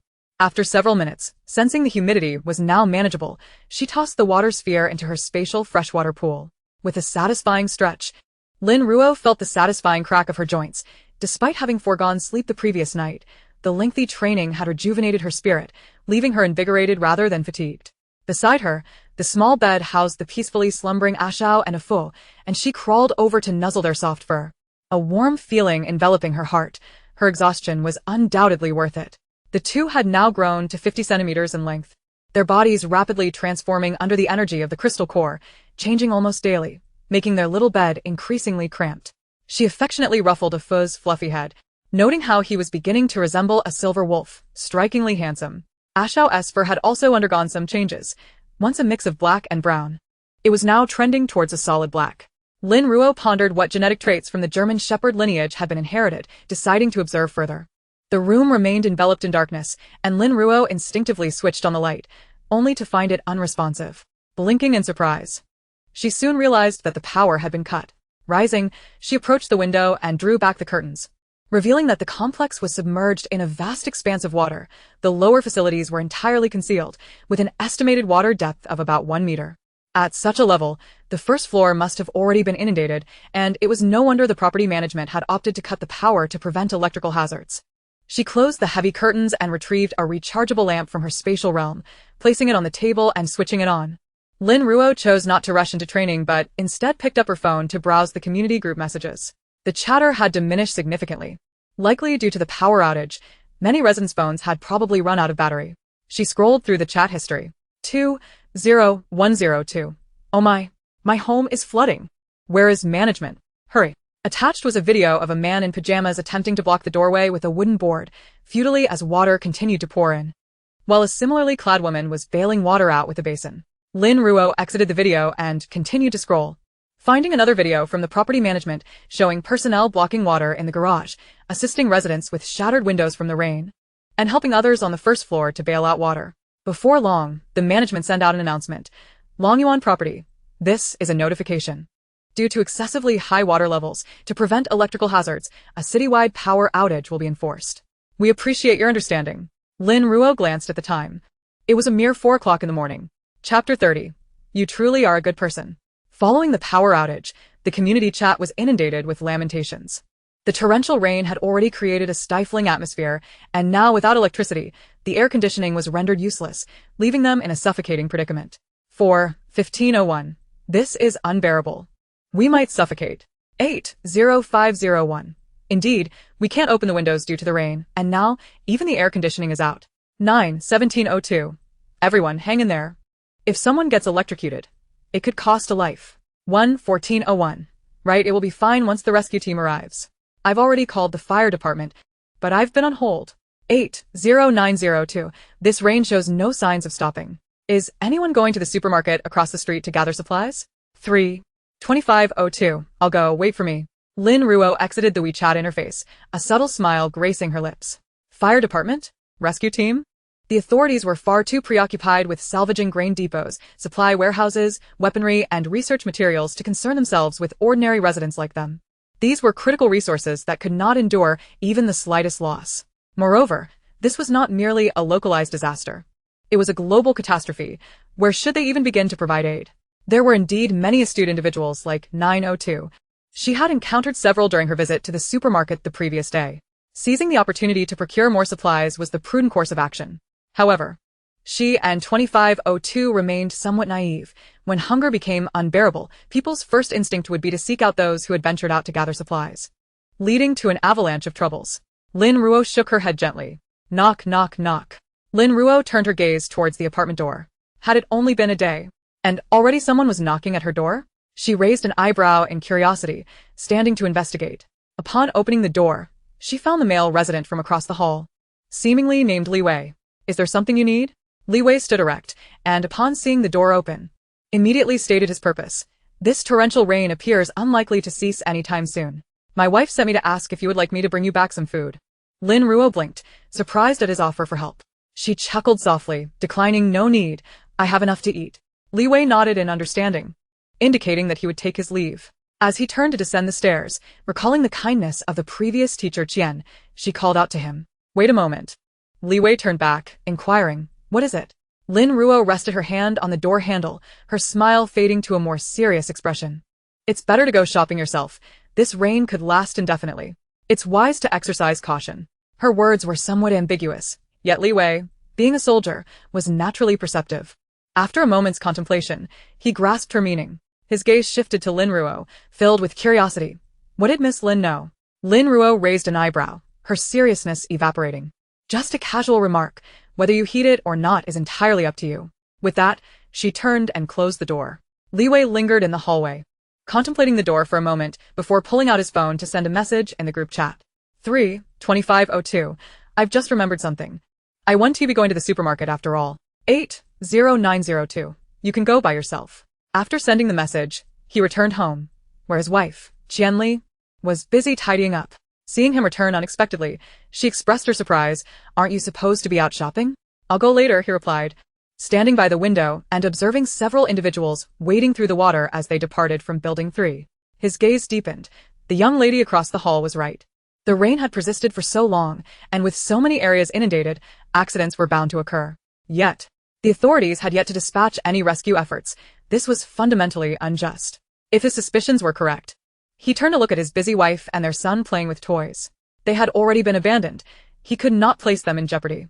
Meanwhile, after having advised Li Wei, Lin Ruo set the matter aside and focused her mental energy into her space, organizing the supplies she had retrieved from the port the previous day by category. After more than an hour, everything in the space was finally arranged. Observing the neatly organized stillness of her space, Lin Ruo exhaled in relief. Fortunately, her mental fortitude was formidable. Had she been like those ordinary individuals, it would have taken an eternity to sort through those supplies. Only then did she methodically begin her physical and ability training. By the time she emerged from the spare room, drenched in sweat, it was nearly noon. She retrieved 2 boxes of fried rice and a serving of spicy shrimp from her space, enjoying a delightful meal. After her meal, she promptly resumed her preparations for ready-to-eat foods, beginning with making pastries, flatbreads, and rice balls. Lin Ruo extracted a power bank and 10 rice cookers from her space, filling each cooker with a whole pot of rice. This bounty should suffice for a considerable quantity of rice balls. Once that was completed, she turned to knead dough, preparing 10 large bowls of it. She retrieved ample vegetables and meats from her space to prepare some stir-fried dishes. For now, the gas supply was still operational, but in a few days, it would likely be cut off, necessitating the use of a stove for cooking. The rich aroma of cooked food began to waft through the apartment, with the fragrance of rice, the scent of dough, and the savory oil from various stir-fries filling the air. This culinary endeavor lasted a full 6 hours. The results were substantial. She made 600 pastries, 80 flatbreads, and 500 rice balls. After preparing the stir-fried dishes, she packed everything into food containers, neatly portioned out into over 100 boxes. Having completed her cooking, it was just in time for dinner. She took a bite of a freshly made pastry filled with pork and scallions. The crust was crisp, and the flavors of scallion and pork melded together, delicious and not greasy. After consuming 5 large pastries, Lin Ruo finally felt satisfied. She stored all the packed food back into her still space and retrieved a can of cola, taking a hearty sip and letting out a satisfying burp. Noticing that the hour was still early, she stretched her shoulders and settled on the sofa, taking out her tablet to delve into the Song of Broths. Boom, boom. Time passed slowly. 3 hours later, she stretched lazily. She had memorized all 308 verses of the formulas within the Song of Broths, a feat attributed to her exceptional mental prowess. However, she still needed to gradually comprehend the meanings of the formulas, requiring further study. Glancing at her wristwatch, she noted that it was now 9 o'clock in the evening. Unconsciously, a significant amount of time had elapsed, and the prolonged mental exertion had left her feeling somewhat hungry. Reflecting on the pastries she had earlier, she decided against eating a staple food for a late-night snack. Her mental energy reached into her space, rummaging through the prepared food section, ultimately selecting a serving of crayfish, a skewer of grilled meat, a piece of fried chicken, and a warm cup of milk tea. Another day of caloric indulgence. Lin Ruo joyfully peeled a crayfish and savored it, The spicy flavor flooded her palate, causing her to squint in bliss. This flavor warranted further investigation. Otherwise, once her supplies were depleted, she would miss out. After her meal, she discarded the takeout boxes into the trash can and stood by the window to check the water levels. It had risen to 1.5 meters. The first floor was likely uninhabitable now. Taking another sip of milk tea and chewing on the tapioca pearls, she grabbed her phone to see what was happening in the community chat. 10101. My home is uninhabitable now. Does anyone have room to take me in? 80102. Yes, we're all neighbors. Is there any kind soul willing to help? With this torrential rain, we can't even get to a hotel. We can pay. If that is acceptable? 1702. The 8th building's residents can come to my home. I live alone as a single man, which makes it quite convenient. 2002. I too dwell alone. You could move in with me, preferably if you are a woman. 30101. Oh dear. You are truly a good person. Before long, residents from various buildings began to take in those from the first floor. Of course, these individuals were not purely altruistic. They were likely motivated by financial gain. Lin Ruo took another sip of her milk tea, soon realizing that these newcomers would learn the adage that inviting a spirit is far easier than sending it away. At that point, the dynamics of host and guest might become rather ambiguous. In her past life, she had taken in the Lin family due to her compassion, ultimately leading to a regrettable outcome.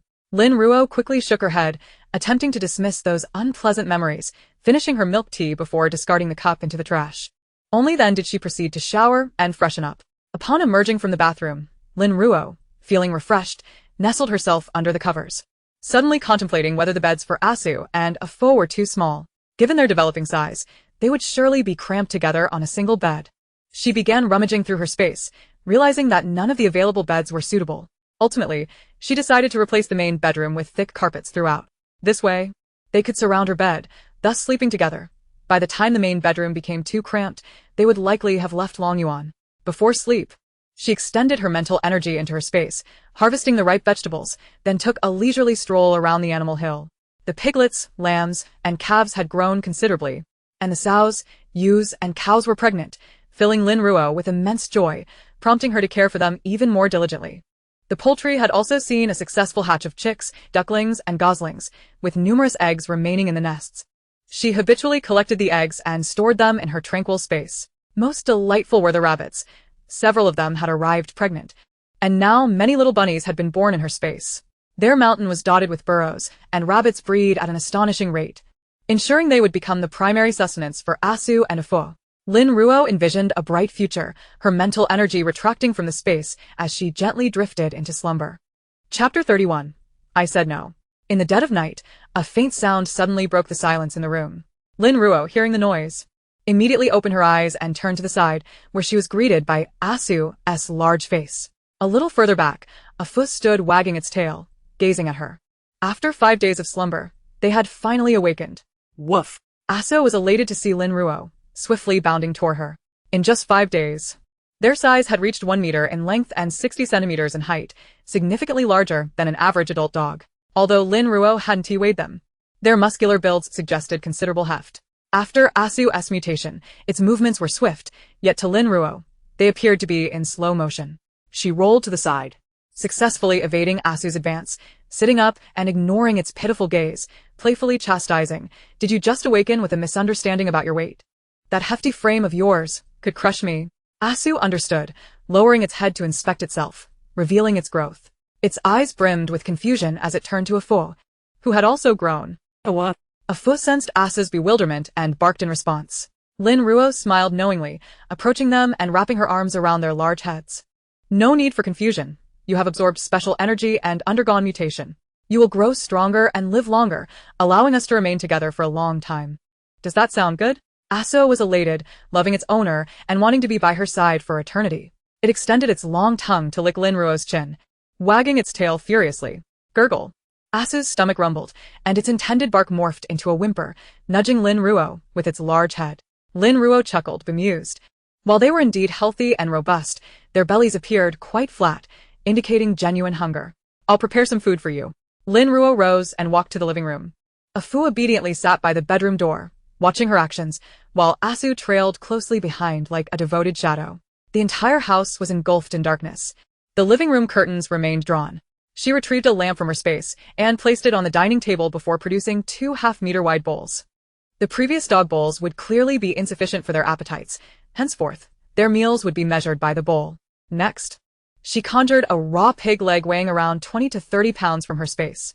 With a flick of her hand, the spatial blade sliced the leg in half, placing the meat into the 2 bowls, adding half a basin of goat milk to each, along with several raw eggs and 5 large meat buns.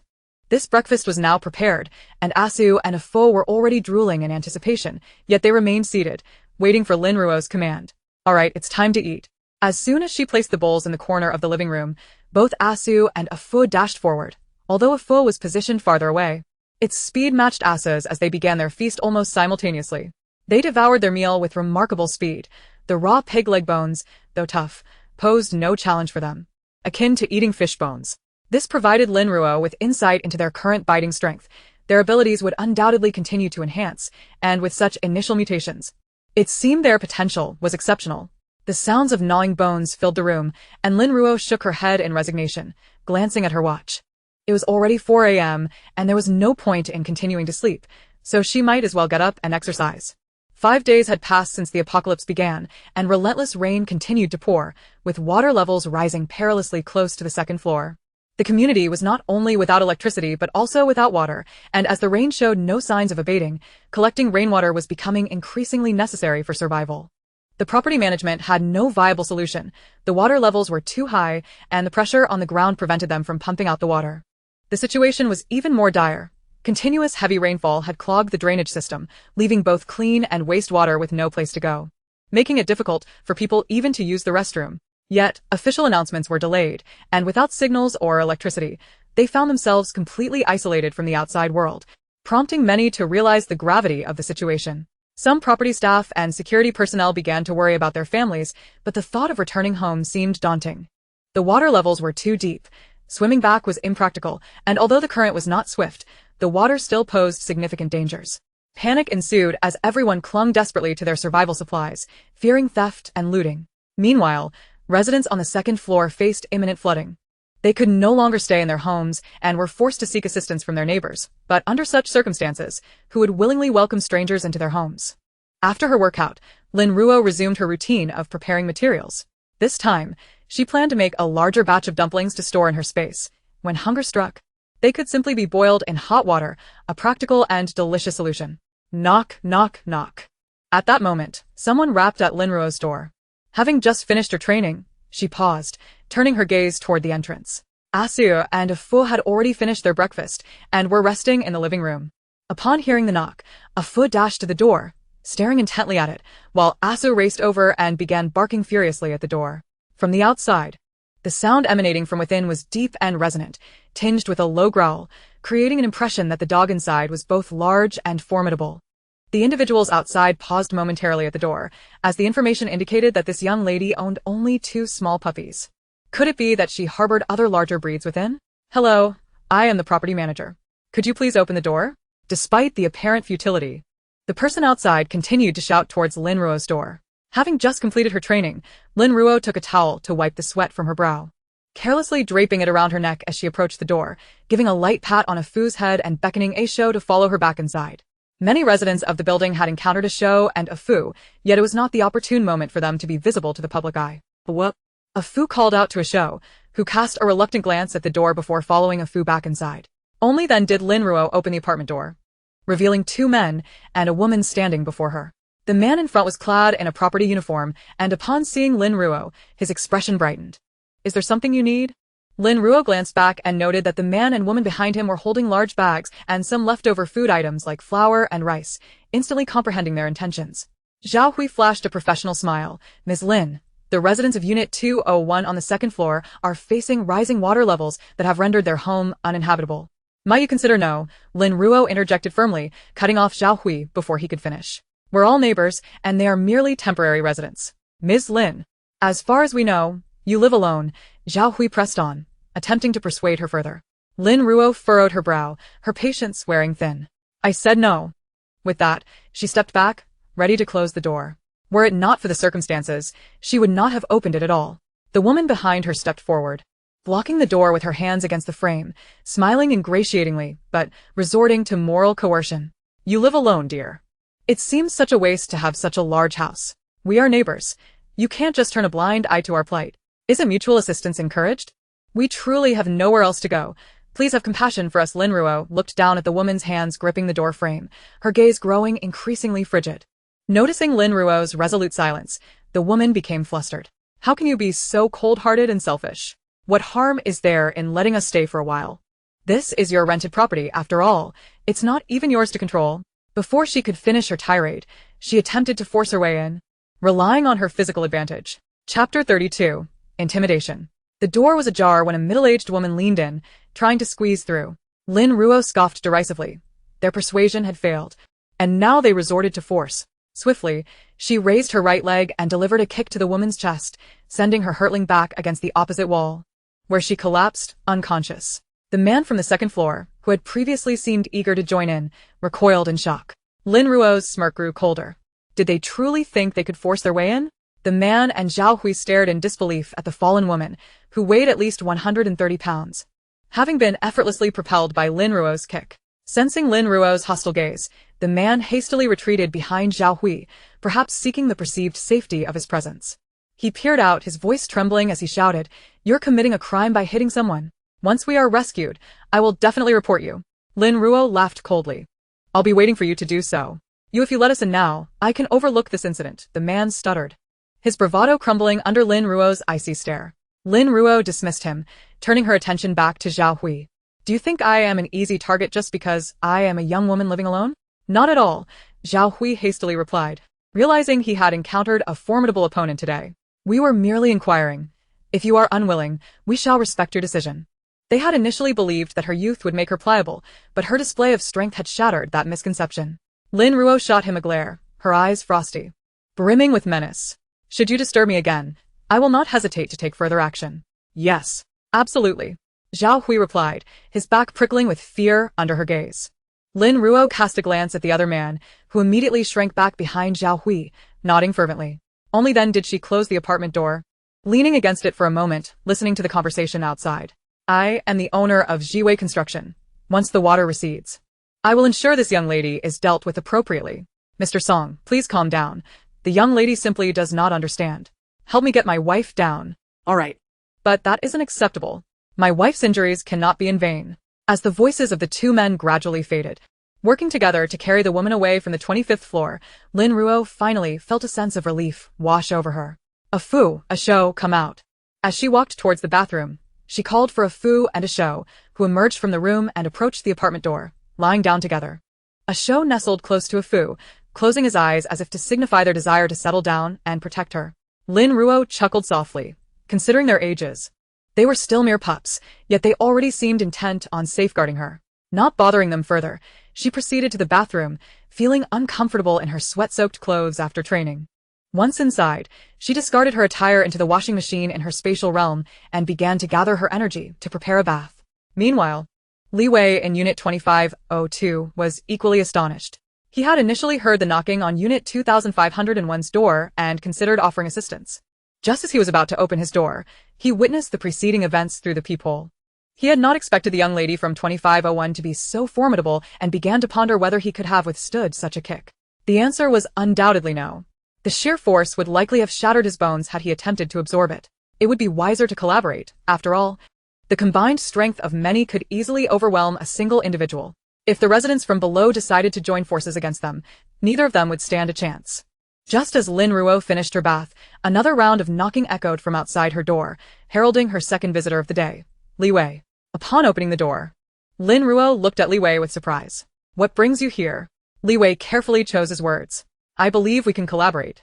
"Collaborate?" Lin Ruo raised an eyebrow, intrigued.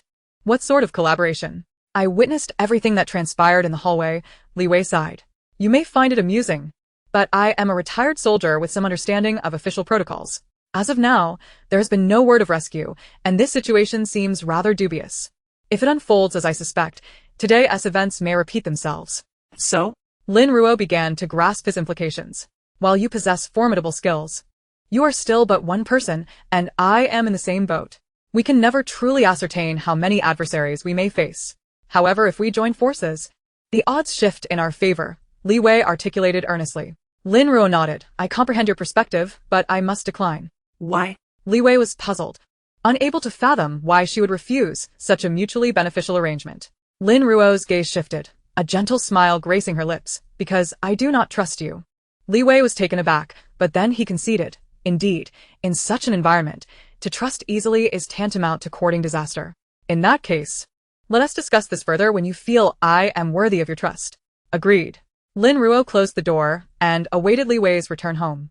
With her hand pressed against the door, she focused her mental energy, causing the entire entrance to be enveloped in a transparent layer of icy cold. Although there were numerous security locks behind the door, the addition of her supernatural abilities provided her with an extra sense of security. In this apocalyptic world, trust was a rare commodity. Lin Ruo had once suffered greatly from placing her faith in others, and after countless lessons, she had finally learned this truth. 10 days passed in tranquility, while the torrential rain continued to pour outside, the water levels steadily rising. The second floor was completely submerged, and the third floor was also beginning to flood. For safety's sake, the residents of the third floor had long since evacuated. Among the few supermarkets across from Longyuan community, only one remained operational.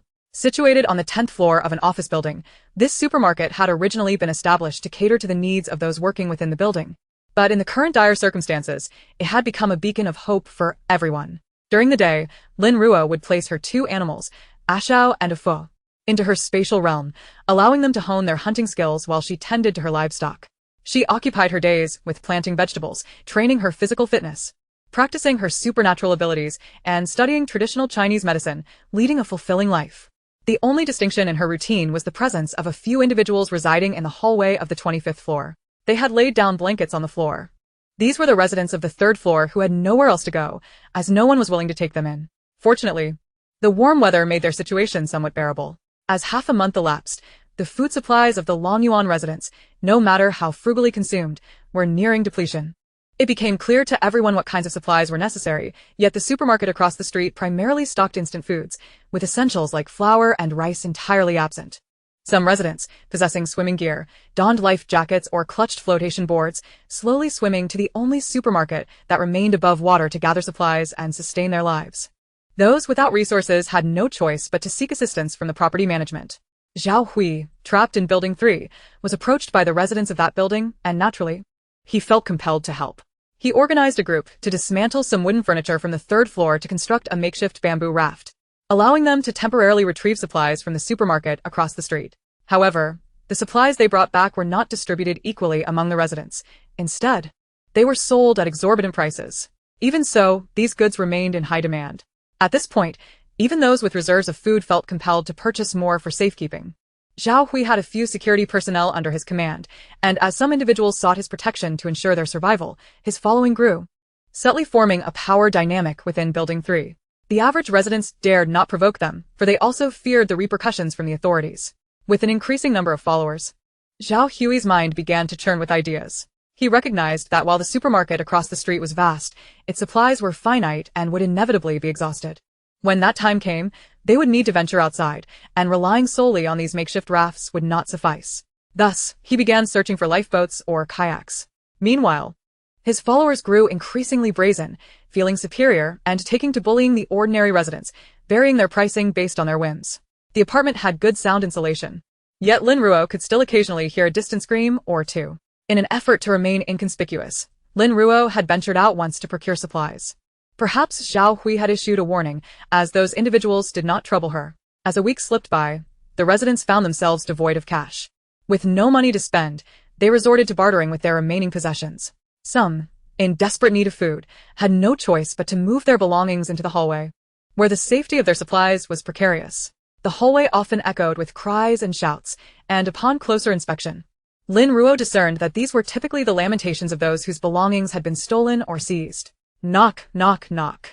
The sound of a knock at the door interrupted Lin Ruo as she dined on the freshly steamed buns she had prepared upon her arrival in this new world. The subtle flavor of the buns made them less likely to draw attention. After consuming a few mouthfuls, she took a sip from the bottle of mineral water on the table before rising to answer the door. Outside stood Li Wei once more. Over the past week, he had visited Lin Ruo several times, only to be turned away each time, yet here he was again. You must have noticed that Zhao Hui's prices for supplies are climbing ever higher, he remarked, glancing at the other residents in the hallway, who were observing them closely. He then turned his gaze back to Lin Ruo's calm demeanor. Our supplies are being monopolized, which places us at a significant disadvantage. While we can currently trade for goods, those supplies too will eventually dwindle. Lin Ruo nodded. In just over half a month, Zhao Hui had amassed a small group of individuals. And when they realized that the law could no longer restrain them, calamity would surely befall the entire building. So what do you propose? She inquired. Aware that Li Wei must have devised a plan, I have constructed a raft as well. And I can organize trips to the supermarket every 2 to 3 days to gather supplies. However, I am concerned. His voice trailed off, and Lin Ruo could easily surmise his apprehensions. Are you worried that Zhao Hui may sabotage your efforts? She ventured. Indeed, I fear for my wife and child. Li Wei admitted, casting a glance at the residents in the hallway, the unspoken implications clear. I can assure you that each time I go out, I will bring back a bag of practical supplies. This is not a partnership, consider it a contract. All I ask is that you protect my wife and child in the event of a conflict. Lin Ruo contemplated his proposal thoughtfully. It would indeed relieve her of some burdens, as she had been compelled to venture out regularly to gather supplies discreetly. Very well, she finally agreed with a nod. Li Wei's expression brightened. Among all those in Building 3, Lin Ruo was the only person he truly trusted beyond his family. He couldn't quite explain why he felt this way. He only sensed that Lin Ruo was not a malicious person, although she preferred to keep to herself. She was not a danger to others. Moreover, she seemed to have no pressing need for supplies, as evidenced by her immaculate appearance. Li Wei acted swiftly, quickly reaching out to several residents, particularly those in the hallway on the 25th floor. Only they had sufficient provisions and were not driven to desperation, ensuring they would not pose a threat to his family. The following day, he and a few men began transporting supplies. Each time they reached the supermarket across the street, he would take his share and Lin Ruo's, while the others would gather their own. On their next outing, he would rotate the groups, thus ensuring that everyone had access to the resources necessary for survival. However, this arrangement resulted in a significant decrease in the number of customers purchasing supplies from Zhao Hui, which did not escape his notice. He was deeply displeased, but given that Li Wei was a retired soldier, he feared that any confrontation might bring trouble, especially since Li Wei had engaged Lin Ruo's assistance. He could not forget the incident where Lin Ruo had effortlessly delivered a kick that shattered a woman's 10 ribs, leaving her incapacitated. In a time when medical resources were scarce, sustaining an injury was a terrifying reality, not only risking death but also leaving one at the mercy of others. Thus, Zhao Hui chose to turn a blind eye to the situation. Chapter 33. Murder. An urgent announcement echoed through the airwaves. Attention all residents, widespread torrential rain has caused severe disasters across the nation. The authorities are fully engaged in rescue efforts, however. The scale of the disaster is vast, and assistance is limited. We urge the public to organize self-rescue efforts and prioritize personal safety over material possessions. Another week passed, and this official announcement reverberated through the airwaves. In the hallway of Building 3, a group of 20 or so men and women listening to the broadcast fell into a heavy silence. Although the official statement was grandiloquent, the listeners understood its implications. The authorities had abandoned the populace, and the social order had completely collapsed. An entire month into this apocalypse, the government had relinquished all hope of rescue. How could this happen? We pay so many taxes each year. On what grounds do they refuse to save us? Heavens above. What are we to do? All my provisions were stolen yesterday, and now the authorities have abandoned us. How am I supposed to survive? Who will come to our rescue? What happened? What did the authorities say? They told us to fend for ourselves. They no longer care about us. What? This announcement spread rapidly, and soon nearly everyone was aware that they had been forsaken by the officials. The hallways of Building 3 erupted with intense arguments, curses, and wails, echoing incessantly. Lin Ruo sat silently on a cushion by the window, hugging her knees, next to a radio, listening to the cacophony outside. Outside, the water level had already risen to the 5th floor, with rain pouring down like a waterfall, as if the sky had been torn apart. For those who did not comprehend the need to resist, this announcement was akin to a death sentence. For the unscrupulous who had grown accustomed to the rules of the apocalypse, it was rather good news, as they were no longer bound by any regulations and could act with impunity. This news was like a key, unlocking the darkness within human nature. Subsequently, whether it was Zhao Hui or Li Wei, when they led groups to the supermarket across the street to scavenge for supplies, they carried knives for self-defense. And conflicts with others were almost inevitable. Bruised fists and feet, cracked bones, knife wounds. Each encounter left its mark on them. On this day, Zhao Hui returned from the supermarket with 3 companions. 2 of them were injured, one with a long gash on his arm, the other with a fractured thigh bone, which was considered a fatal injury in the current circumstances. They had clashed with residents from the nearby Huting community, who not only outnumbered them, but were also armed with knives. Had it not been for Li Wei's agility, they might not have returned at all. The uninjured member assisted the 2 wounded individuals as they struggled to climb back up to the 6th floor, while Li Wei pulled the makeshift raft and supplies behind him. Upon reaching the top, they found Zhao Hui and his group blocking the stairway. "Brotherly, it's been a while since my men have been out. We're absolutely famished. Could you spare a little something?" Zhao Hui grinned widely, though his smile was devoid of any trepidation, filled instead with malice. Li Wei tightened his grip on the bag, casting a quick glance. Zhao Hui brought along over a dozen men, all armed with knives. He could handle them himself, but he had no time to attend to the safety of those behind him, nor the supplies. "What's going on?" Zhao Hui asked casually, arms spread wide. "The officials have abandoned us, and yet you remain so selfless. It's truly commendable. My little brothers thought you would show us some compassion, wouldn't you?" As he spoke, one of his underlings began to slowly encircle Li Wei's group, effectively surrounding them. The men behind Li Wei shrank back, fearful of the knives. The agony of their injured companions loomed before them. They did not wish to perish. Li Wei scoffed, "If you want to rob me, just say it outright. Spare me the brotherly banter. It's nauseating. Damn it, unappreciative fool." Zhao Hui cursed at a man with blonde hair as he swung a cleaver towards Li Wei. At his movement, the men behind him immediately followed suit, their knives glinting menacingly as they advanced on Li Wei. On the stairway, Lin Ruo leaned against the railing with her arms crossed, observing the confrontation without any intention of intervening. She had only agreed to look after Li Wei's wife and child. She had not promised to fight on his behalf. Initially, she had merely intended to check the water level and retrieve supplies. Fearing unforeseen events, she had left off Fu to guard Li Wei's door, only to witness the scene upon descending. Li Wei sidestepped the blonde man's attack, swiftly grasped his wrist, and blocked a subsequent knife strike with his arm, which was severed in the process, blood gushing forth and splattering across Li Wei's face. "Ah!" The injured man screamed, staggering back and collapsing to the ground, clutching his severed arm and wailing. Li Wei seized the knife from the man's hand and kicked him aside, his movements unyielding as he swiftly targeted the arm of a third assailant. Lin Ruo nodded in approval. Having undergone systematic training, his attacks and defenses were methodical, far superior to the reckless brutality of these men. Suddenly, her expression hardened. She noticed someone attempting to abscond with her supplies. In a flash, she moved with remarkable speed, and those present felt a gust of wind pass by. Lin Ruo darted beside the thief, snatched her supplies back, and executed a spinning kick that sent the would-be thief tumbling into the water. The entire sequence of events unfolded seamlessly, and in mere seconds, the man found himself submerged, leaving onlookers in stunned silence. "What are you doing?" "Lao Zhou is one of us," shouted another injured man sitting on the ground, also part of Li Wei's faction. Lin Ruo, clutching her supply bag, cast a cold glance at him, her tone frosty. "He attempted to steal my supplies. I've shown enough leniency by not killing him." The man who had been kicked into the water struggled to climb back up to the 5th floor, coughing up the water he had ingested. Faced with the situation, he dared not meet Lin Ruo's or his companion's eyes. "I just wanted to help carry it. I was afraid of falling into the water." The man who spoke up for him shot him a fierce glare and shifted away.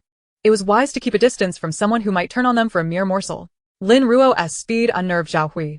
If she were to catch him off guard, he wouldn't even know how he ended up facing death. He hastily called his underlings back. "Stop. Can't you see Sister Ruo is here too?" His men immediately retreated, having heard Zhao Hui mention Lin Ruo before. It was said she was even more formidable than Li Wei. When Zhao Hui turned to face Lin Ruo, his expression morphed into a forced smile. "Sister Ruo has come down today. I thought you wouldn't involve yourself." Haha. Lin Ruo lifted her eyes to glance at him, remaining silent as she inspected the contents of her supply bag. Zhao Hui furrowed his brow, perplexed by her intentions. Was she siding with Li Wei? He had already sustained 2 injuries, and it seemed unwise to stir further conflict. He quickly directed his men to withdraw. A dozen men against Li Wei was already a struggle, and with Lin Ruo involved, they stood no chance. Admittedly, Zhao Hui displayed some intelligence, far superior to those who recklessly sought death. "Damn it, why fear a woman? Once I handle her, everyone will get a taste." A hulking man in a tank top stepped forward, unexpectedly aiming to ambush Lin Ruo. "Watch out." Li Wei instinctively barnat. The man was merely a meter away from Lin Ruo, and his sudden attack came too swiftly. Lin Ruo looked up, her body leaning back slightly. The blade narrowly missed her face as she seized the man's wrist.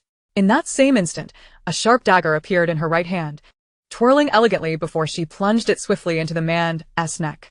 She then delivered a powerful kick to his abdomen, sending him sprawling backwards.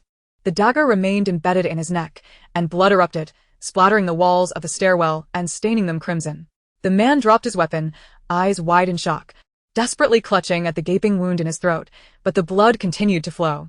He collapsed to the ground, rigid and lifeless, his eyes wide open. The surrounding individuals instinctively inhaled sharply, retreating a step in unison. The lifeless man on the ground continued to bleed from his neck, creating a vivid crimson pool that spread across the floor. His waist was grotesquely bent, clearly indicating a fractured vertebra. What had transpired only moments ago had seen a man violently propelled away, his demise unequivocal. Although they were engaged in a brawl, there had always been an unspoken agreement to avoid fatalities. Assaults were typically directed at arms and thighs, as none could cross that moral threshold. To their astonishment, the first to shed blood in Building 3 was none other than Lin Ruo. With an impassive expression, Lin Ruo crouched down and wiped the blood from her dagger onto the deceased man's clothing. Once the blade was cleansed, she sheathed it at her side. Turning her gaze towards Li Wei, she calmly stated, "My belongings have been taken." Grasping her fallen supply bag, she ascended the stairs step by step, and the onlookers instinctively parted to create a path for her. Zhao Hui even took 2 steps back as she passed. Instinctively aware that the act of killing was not inherently frightening, what was truly unsettling was her efficiency, swift, precise, and merciless. Moreover, her demeanor post-violence was unnervingly composed. What did this signify? It suggested that she was likely not a novice in the art of killing. As this realization dawned on him, he unconsciously glanced at Li Wei. In that fleeting moment of eye contact, they both arrived at a singular conclusion: assassin. Upon returning to the 25th floor, the corridor was filled with individuals huddled in fear, their eyes glistening like hungry wolves as they fixated on a Fu, both terrified and yearning. It had been far too long since they had tasted meat.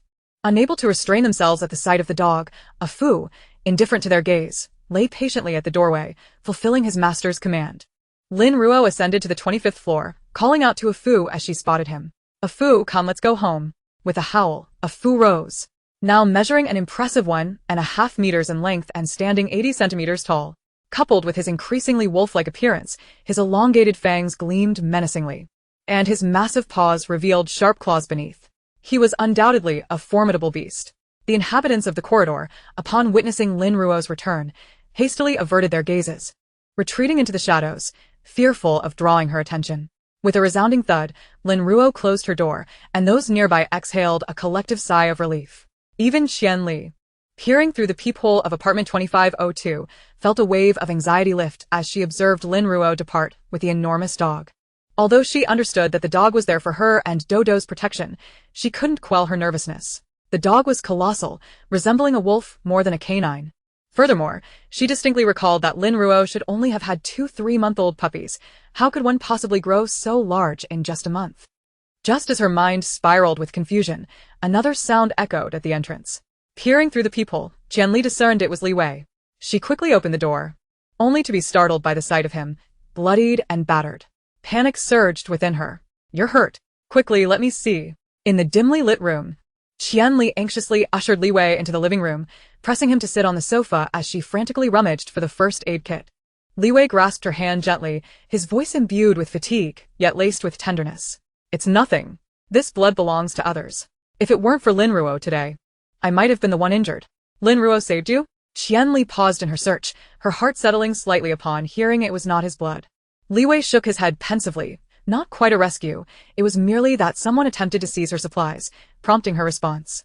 "I saw Lin Ruo's dog today," Qian Li said, handing Li Wei a towel, swallowing hard before continuing. "That dog must be around 1.5 meters long." What? Li Wei halted his motion of wiping his face, turning to Qian Li in disbelief. "Shouldn't her dog only be 4 months old?" "Indeed, I share your confusion. But Lin Ruo had that dog guarding our door, and it stood over 80 centimeters, only half a head shorter than Dodo." Qian Li recalled a fu ese stature, which indeed resembled that of her child. Li Wei initially appeared perplexed, but then his gaze drifted to the relentless downpour outside. If the rain could persist for so long, what else was possible? This could only imply that Lin Ruo harbored secrets, yet for them, this was fortuitous. At the very least, Lin Ruo bore no animosity towards them. If possible, let us cultivate a closer rapport with Lin Ruo. This way, when I'm away, I can find solace in knowing she is there to protect you. Li Wei advised, wiping the blood from his body and enveloping Qian Li in his embrace, offering careful counsel. Nestled in Li Wei's sturdy arms, Qian Li nodded obediently. She recognized her limitations in contributing. Everything now rested on Li Wei's shoulders. Her sole purpose was to alleviate his worries regarding herself and their child. Upon returning home, Lin Ruo placed her supply bag aside. She had already examined its contents: instant noodles, bread, biscuits, bottled water, a few chocolate bars, and several packets of chips. Extracting a pack of barbecue-flavored chips, she discarded the remainder into her still space. Opening the chips, she intended to nestle back on the sofa, perusing her traditional medicine books to pass the time. This lifestyle was rather pleasant. Supplies were delivered to her door, sparing her the trouble of pretending to search for them, thus granting her ample time to pursue her interests. After a playful tussle, a Fu and a Shou padded over to the water dispenser, which contained water from the spatial lake, enhancing their vitality. In this heat, the weather was stifling for these long-haired creatures. Usually, Lin Ruo's water-based abilities kept the temperature manageable. But a Fu had just been lying in the hallway and was panting heavily. Observing que fuese discomfort, Lin Ruo summoned a small ice sphere with a flicker of azure light, which appeared before a Fu. A Fu extended his tongue, slowly licking the ice, feeling the oppressive heat dissipate. Woof, woof. A Shou, noticing a Fu's icy treat, grew displeased, wagging his tail at Lin Ruo, nudging his large face against her leg in a display of affection. He wanted some too. He was hot. He desired that delightful ice. Lin Ruo gently pushed his large head away, tapping his nose playfully, and created a piece for him as well. Watching them both gnaw on their icy delights, she turned her attention to the intelligent cleaning robot, initiating its cleaning cycle while immersing herself in the literary world of her books. During this period, her spatial realm matured a new batch of crops. Comparing the yield from ordinary soil to that from black soil, even Lin Ruo, a novice in planting, noticed the difference. The black soil within her life space was not only fertile, but also significantly accelerated the growth of crops. What typically took 3 to 4 months to mature now flourished in just over a month, while those in ordinary soil remained mere sprouts. Furthermore, the vegetables grown in the black soil exhibited superior flavor compared to those outside. Lin Ruo was thoroughly delighted, recalling the herbal knowledge she had gleaned from her traditional medicine texts. Some herbs required a certain age before they could be harvested for medicinal purposes, prompting her to segment the black soil into 5 distinct plots. One plot would cultivate staple crops such as rice, corn, and soybeans. Another would be dedicated to vegetables, which matured rapidly and needed to be harvested almost daily. A third plot would be reserved for animal feed, ensuring that the livestock, nourished by the black soil's grass in conjunction with the forage from the hills, would experience enhanced growth rates. A section of the space is designated for the cultivation of fruit trees, producing exceptionally delicious fruits that even Ah Shou and Ah Fu relish. The final section is reserved for medicinal herbs, with a significant portion of land dedicated to those requiring long-term growth, while a smaller area is allocated for rapidly maturing herbs. After arranging the planting zones, Lin Ruo tidied up the freshwater and saltwater sections, where the fish and shrimp thrive splendidly. The young fish and shrimp have grown considerably. Upon scanning with her mental energy, she discovered that many of them had swollen bellies, likely anticipating the arrival of offspring.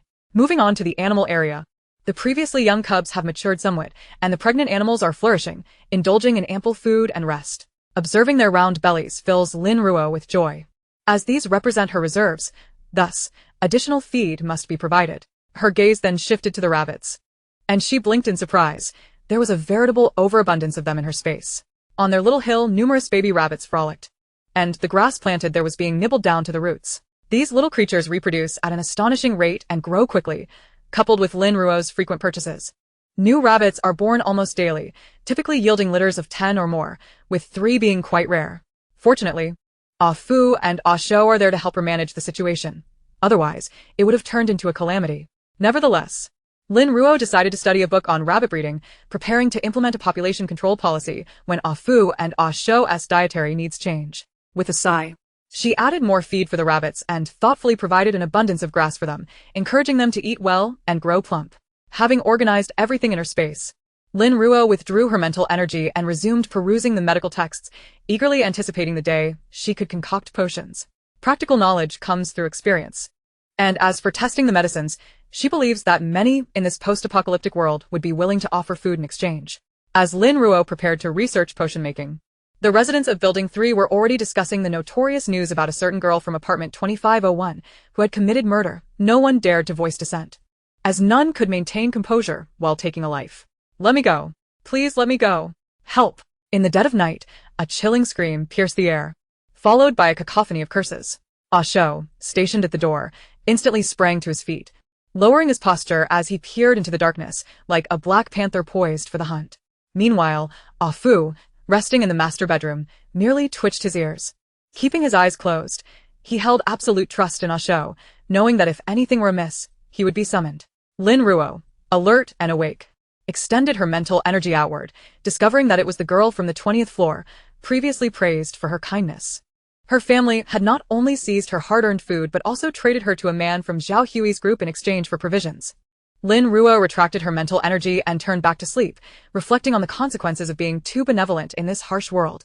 Goodness does not guarantee longevity, and misfortune lingers for generations. Yet, Lin Ruo's assessment of a situation was overly simplistic. Just as she was about to drift off, a thunderous knock reverberated through her apartment door. Help! Save me! I don't want to be sold. Please, you're my only hope. Lin Ruo rolled over with a frown, feeling only annoyance at the disturbance, devoid of any sympathy. This scene bore an uncanny resemblance to her past life with Fong Ling. Having been burned once, she would not allow it to happen again. Outside, the girl was still clutched by the man, desperately shouting toward Lin Ruo's door. Help! Please save me. I'll do anything you ask. Please. Having heard tales of the feared woman on the 25th floor, she was convinced that Lin Ruo would not stand idly by. Damn it! You filthy wench! Just wait until I take you back. The man, gripping the girl's hair, dragged her backward while casting wary glances at Lin Ruo's door, fearful that she might truly emerge. Let me go. I didn't take your food. Go find them. Please. The woman cried, flailing her arms in pain. With a click, the door swung open, and the girl's eyes brightened, only to find that it was not Lin Ruo who had opened it, but Li Wei from apartment 2502. What are you doing? Li Wei demandarshli. Reluctant to meddle but compelled to investigate due to Qian Li's insistence. The man, upon seeing Li Wei, scowled. She's mine. I bought her with food. Stay out of this. I didn't take his food. Please, I beg you, save me. They not only took my home but sold me to this man. The woman's gaunt face, marred by signs of long-term malnutrition, was streaked with tears, her pleas heartfelt. Find whoever took your food and confront them. Li Wei's expression darkened further. Although everyone was struggling to survive, he had never encountered such shamelessness before. Do you really have to stick your nose in? The man released his grip on the woman's hair, glaring at Li Wei with intensity. Otherwise, a real man would retrieve his food himself. What kind of skill is it to bully a woman? Li Wei's words were sharp and unyielding. The man understood he was no match for Li Wei and feared Lin Ruo from apartment 2501. Should she be roused, he would be in serious trouble. Damn it. What a stroke of bad luck. Just wait. The man ultimately relented, shooting one last menacing glare at the woman before storming off downstairs. The woman collapsed to the ground, sobbing uncontrollably, repeatedly bowing in gratitude to Li Wei. Thank you. Thank you. Li Wei cast her a glance before turning back to his apartment. Feeling the weight of the stairs upon her, the woman shrank into a shadowed corner, hugging herself tightly, tears flowing uncontrollably. Had it not been for that man's intervention, she dared not imagine what fate awaited her. Chapter 35. The Toll of Mental Exhaustion in Training. Finally, the corridor fell silent, the entire building once again shrouded in darkness. Lin Ruo closed her eyes, sinking back into slumber. Let me go. Is there anyone who can help me? Help. Two vehicles parked side by side formed a narrow passageway where a young girl was pinned beneath a burly man. Her cries barely audible as 3 or 4 other men laughed raucously while adjusting their clothing. This woman is quite enjoyable. Let's take her along for some entertainment. It's about time we had some fun on this journey, right? Ha ha ha. The girl's eyes reflected despair and emptiness. Lin Ruo approached swiftly from around the corner. Before the men could react, she fired precise shots, dropping them one by one. The last man, already turning to flee, met a bullet to the forehead, collapsing atop the girl, whose body was drenched in blood, her own blood, a testament to her suffering. Despite her weakened state, she struggled to push the man off her, but it was Lin Ruo who ultimately kicked him aside. The naked girl clutched her chest in panic, desperately trying to conceal the evidence of her violation. With a sigh, Lin Ruo removed her own clothing and draped it over her, while the girl weakly collapsed into Lin Ruo's embrace, sobbing uncontrollably. Thank you for saving me. Thank you. What is your name, sister? I am frantically. As the scene shifts, Lin Ruo observes herself standing beside Fang Ling, who is diligently practicing martial arts, albeit with imperfect execution.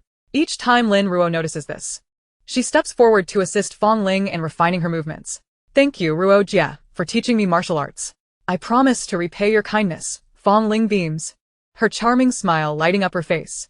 The scene transitions again, revealing Lin Ruo bloodied and standing before Fang Ling, holding a transparent crystal core.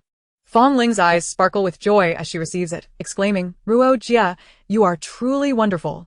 I can finally awaken my special abilities. The focus shifts once more. Now to a rainy night, where Fang Ling kneels before a weakened Lin Ruo, her face etched with guilt, yet her determination shines through. I'm so sorry, Ruo Jie, but I cannot live without King Hua. He is my lifeblood. Suddenly, Lin Ruo awakens, her gaze falling upon the familiar ornate ceiling. It dawns on her that she had been dreaming, the girl from last night evoking memories of the past with Fang Ling. She covers her eyes with her hand, and after a moment, lets out a soft laugh, murmuring, Am I foolish? Just then, a gentle licking sensation brushes against the back of her hand. She uncovers her eyes to find a Fu standing at the bedside, his expression filled with concern and affection. Sitting up, she envelopes a Fu's large head in her arms, burying her face in his long silvery fur. A Fu, was I really so naive back then? A whoa. A Fu responds softly, remaining still in her embrace. Chuckling, Lin Ruo releases a Fu and plants a kiss on his handsome face, assuring him, everything is all right now. She glances out the window, where the sky remains overcast and dim. A deeper smile spreads across her face, her eyes shimmering with depth akin to an abyss. She ponders how Fang Ling would fare in this lifetime without her assistance. The anticipation to reunite with her is palpable. Taking a deep breath, she checks her watch, 5 a.m. Rising from her bed, she pats a Fu's head and asks, Are you hungry? I'll prepare breakfast for you. Wong Wong. A show dashes over, stopping in front of Lin Ruo like a gust of wind, seemingly reminding her not to forget his meal. All right, I know. A show worked hard yesterday, so I'll add an extra egg for you today, Lin Ruo replies with a smile, raising a finger. A show comprehends, turning to a Fu with a proud demeanor, as if to boast, Look, I have one more egg than you. Aren't you envious? A Fu responds with a roll of his eyes. Silly dog. Lin Ruo heads to the kitchen, retrieving their large feeding bowl and filling it with a whole peeled rabbit, half a basin of goat's milk, and 5 prepared meat patties. Indeed, a show's bowl contains one more egg than a Fu's. Though a Fu's bowl has a bit more goat's milk, both a show and a Fu sit obediently on the floor, awaiting their meal until Lin Ruo places the bowls before them. Time to eat. Dig in, she announces. Only then do they begin to feast, adhering to their well-mannered routine. Lin Ruo proceeds to the bathroom to change the cat litter, having relied on this for her physiological needs recently, while a show and a Fu venture to the space for theirs every morning. Next, she enters the guest room to commence her training for the day, donning 70 kilograms of weighted rings on her wrists. This weight feels somewhat light to her now, necessitating more challenging movements to expedite her stamina depletion. In front of her lies a tablet displaying a workout video, which she diligently follows. However, while the instructor performs 10 sets, she pushes herself to complete 100. The entire routine lasts precisely half an hour. After finishing her foundational exercises, she practices her boxing and sword techniques. The martial arts taught by Chen Yu have become second nature to her, even eliciting reflexive counterattacks. She decides to explore a new boxing style and, after scouring for a video, finally discovers instruction on Bajiquan. This boxing style is straightforward yet powerful, and Lin Ruo is enamored by it. After 2 hours of practice, her energy wanes once more. She sits cross-legged on the floor, allowing her water-based abilities to circulate rapidly throughout her body, enveloping her in warmth and comfort. As she lies on the ground, her mental energy surges, conjuring a massive water sphere that morphs into the likenesses of a show and a Fu, each form animated and lifelike. This training depletes her mental energy swiftly, as each transformation requires the full exertion of her abilities. Thus, within a little over an hour, her mental energy is entirely drained, teetering on the brink of exhaustion. Ever since a Fu and a show underwent their transformations, she has experienced this depletion with each training session, enduring excruciating headaches that accompany her relentless practice. Despite the agony, she persists, believing it to be an effective method for swiftly enhancing her mental capacity. Gritting her teeth against the intense headache, she retrieves 2 level 3 crystal cores, previously prepared before her training commenced, as her exhausted state prevents her from accessing her space. As she grasps the crystal cores, a cool sensation envelopes her. Summoning her last vestige of mental strength, she channels the energy within the cores, which swiftly floods into her own, nourishing her mental faculties and amplifying her abilities. An hour later, she finds herself surrounded by a multitude of spent crystal shells. Upon opening her eyes, a flicker of light dances within them as she exhales deeply. The headache from her mental depletion nearly unbearable.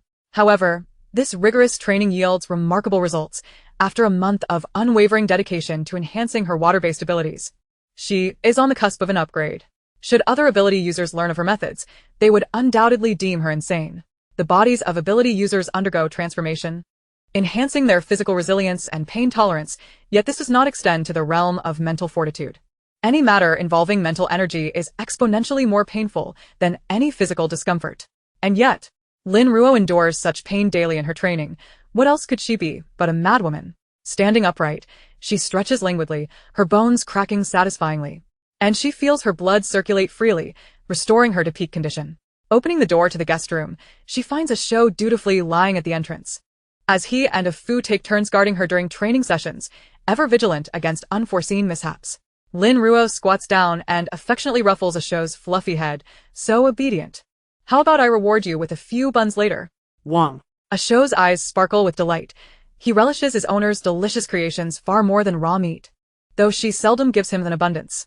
Lin Ruo enters the bathroom, shedding her sweat-soaked clothes and tossing them into the space's washing machine. She retrieves a set of freshly sun-dried clothes from the space and begins to manipulate her water abilities, swiftly washing herself before changing into her prepared outfit. Connecting the hairdryer to the power bank, she flips the switch on. Her hair has grown considerably. What was once a bob now extends past her ears. She takes scissors and begins to trim her hair.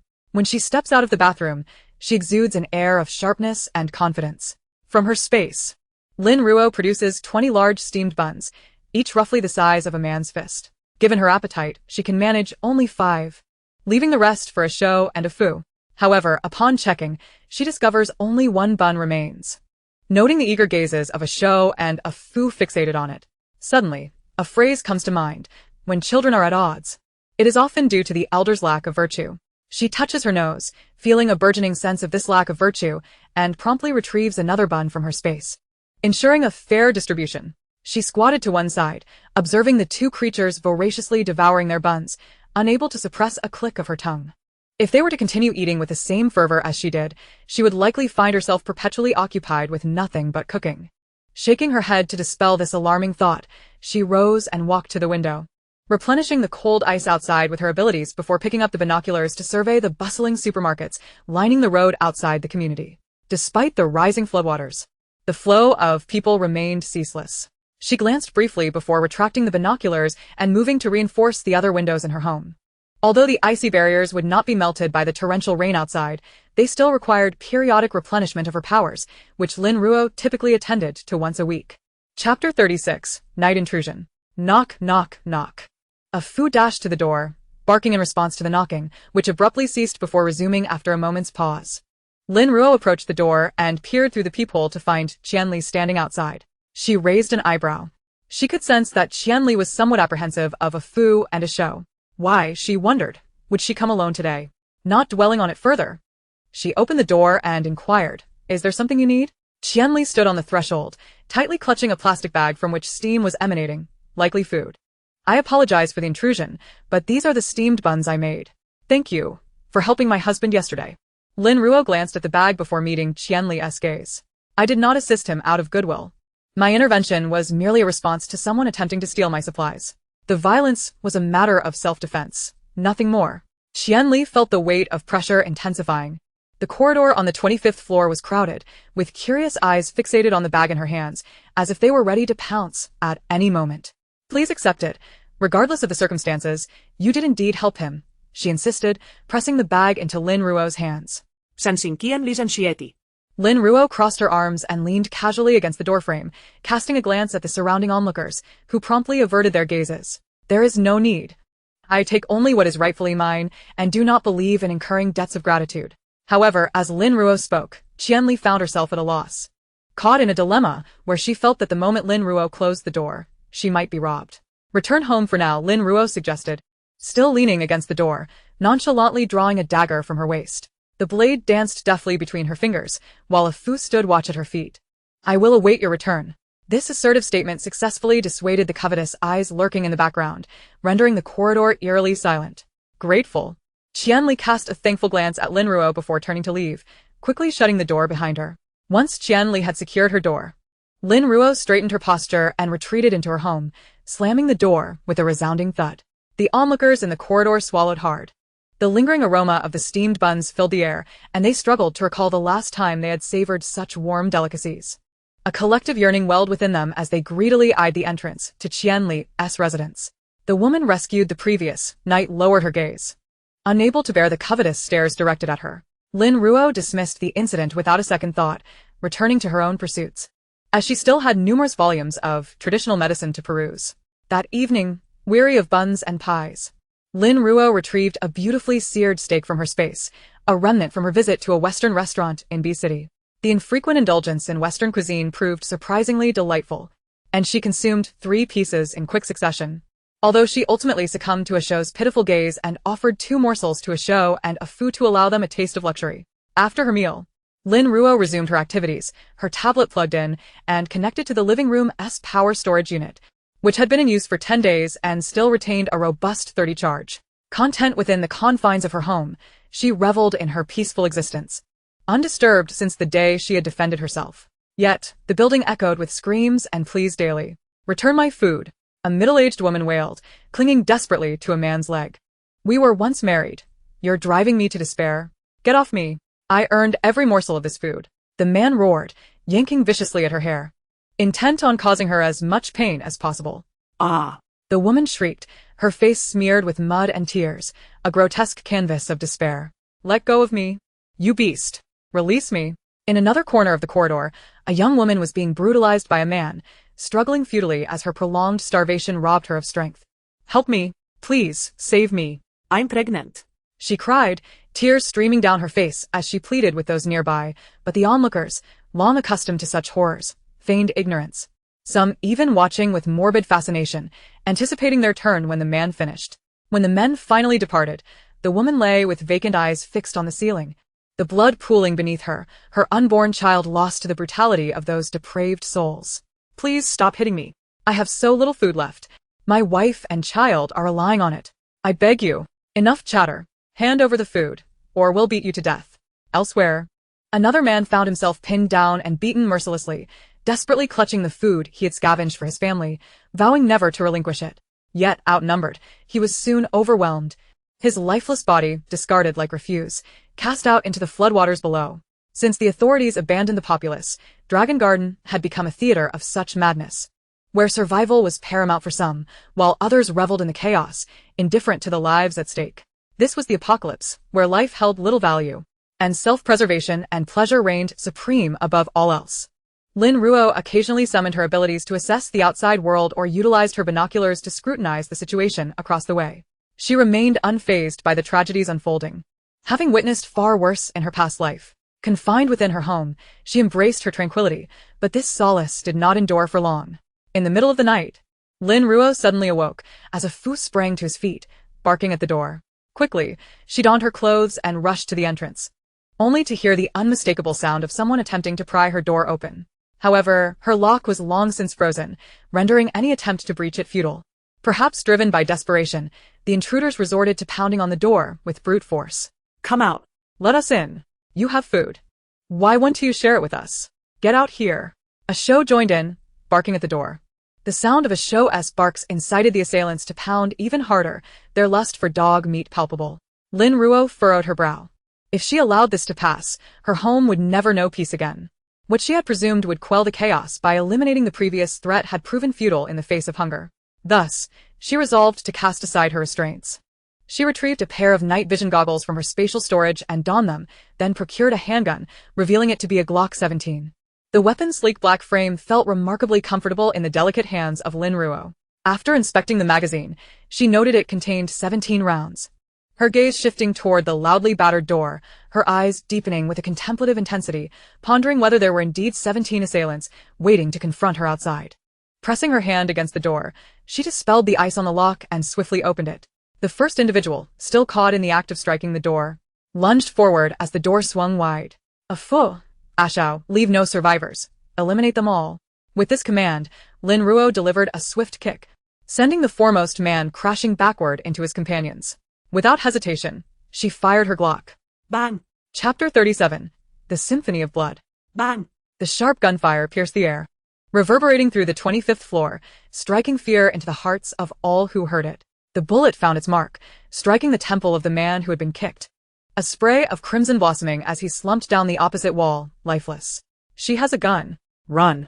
With her eyes enhanced by her powers, Lin Ruo possessed night vision, rendering the dark void of night utterly transparent. This was her domain. In the gloom, she discerned 9 figures frantically scrambling towards the stairwell in response to the gunfire. A cold smile curled her lips.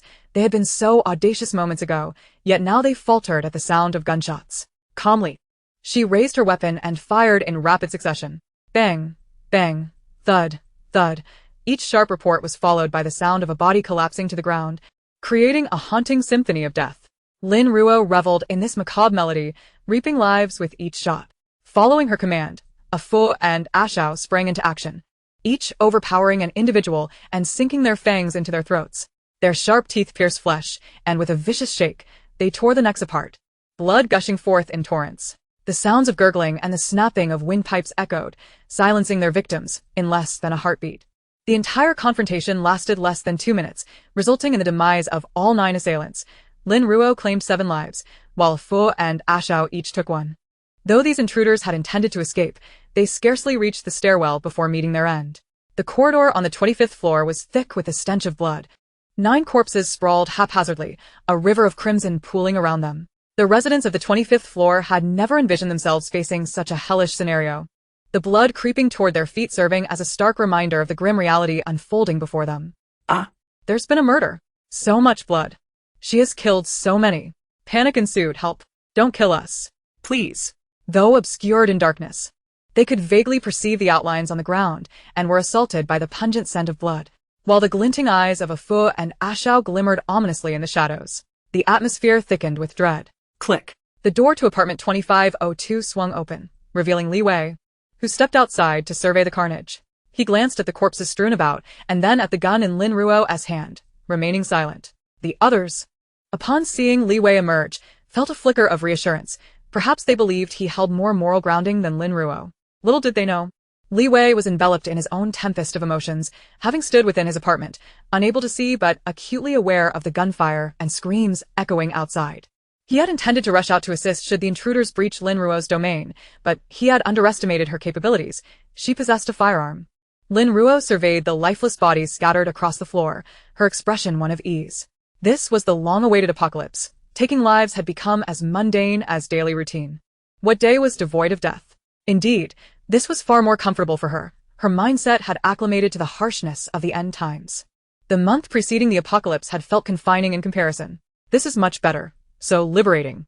She tucked the gun at her waist, humming a tune as she grasped a corpse in each hand, blood staining her fair skin, yet she paid it no mind, dragging the bodies toward the stairwell window.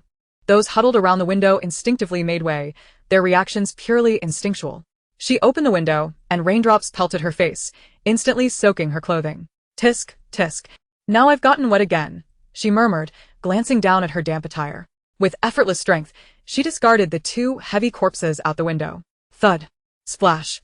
Both bodies plunged into the accumulated water below, creating a resounding splash. Listening to the sounds, she resumed her humming, only to turn and see Li Wei approaching with 2 corpses of his own, seemingly assisting her in the grim task of disposal. Grateful for the help, she accepted it without hesitation, relieved to spare herself some effort.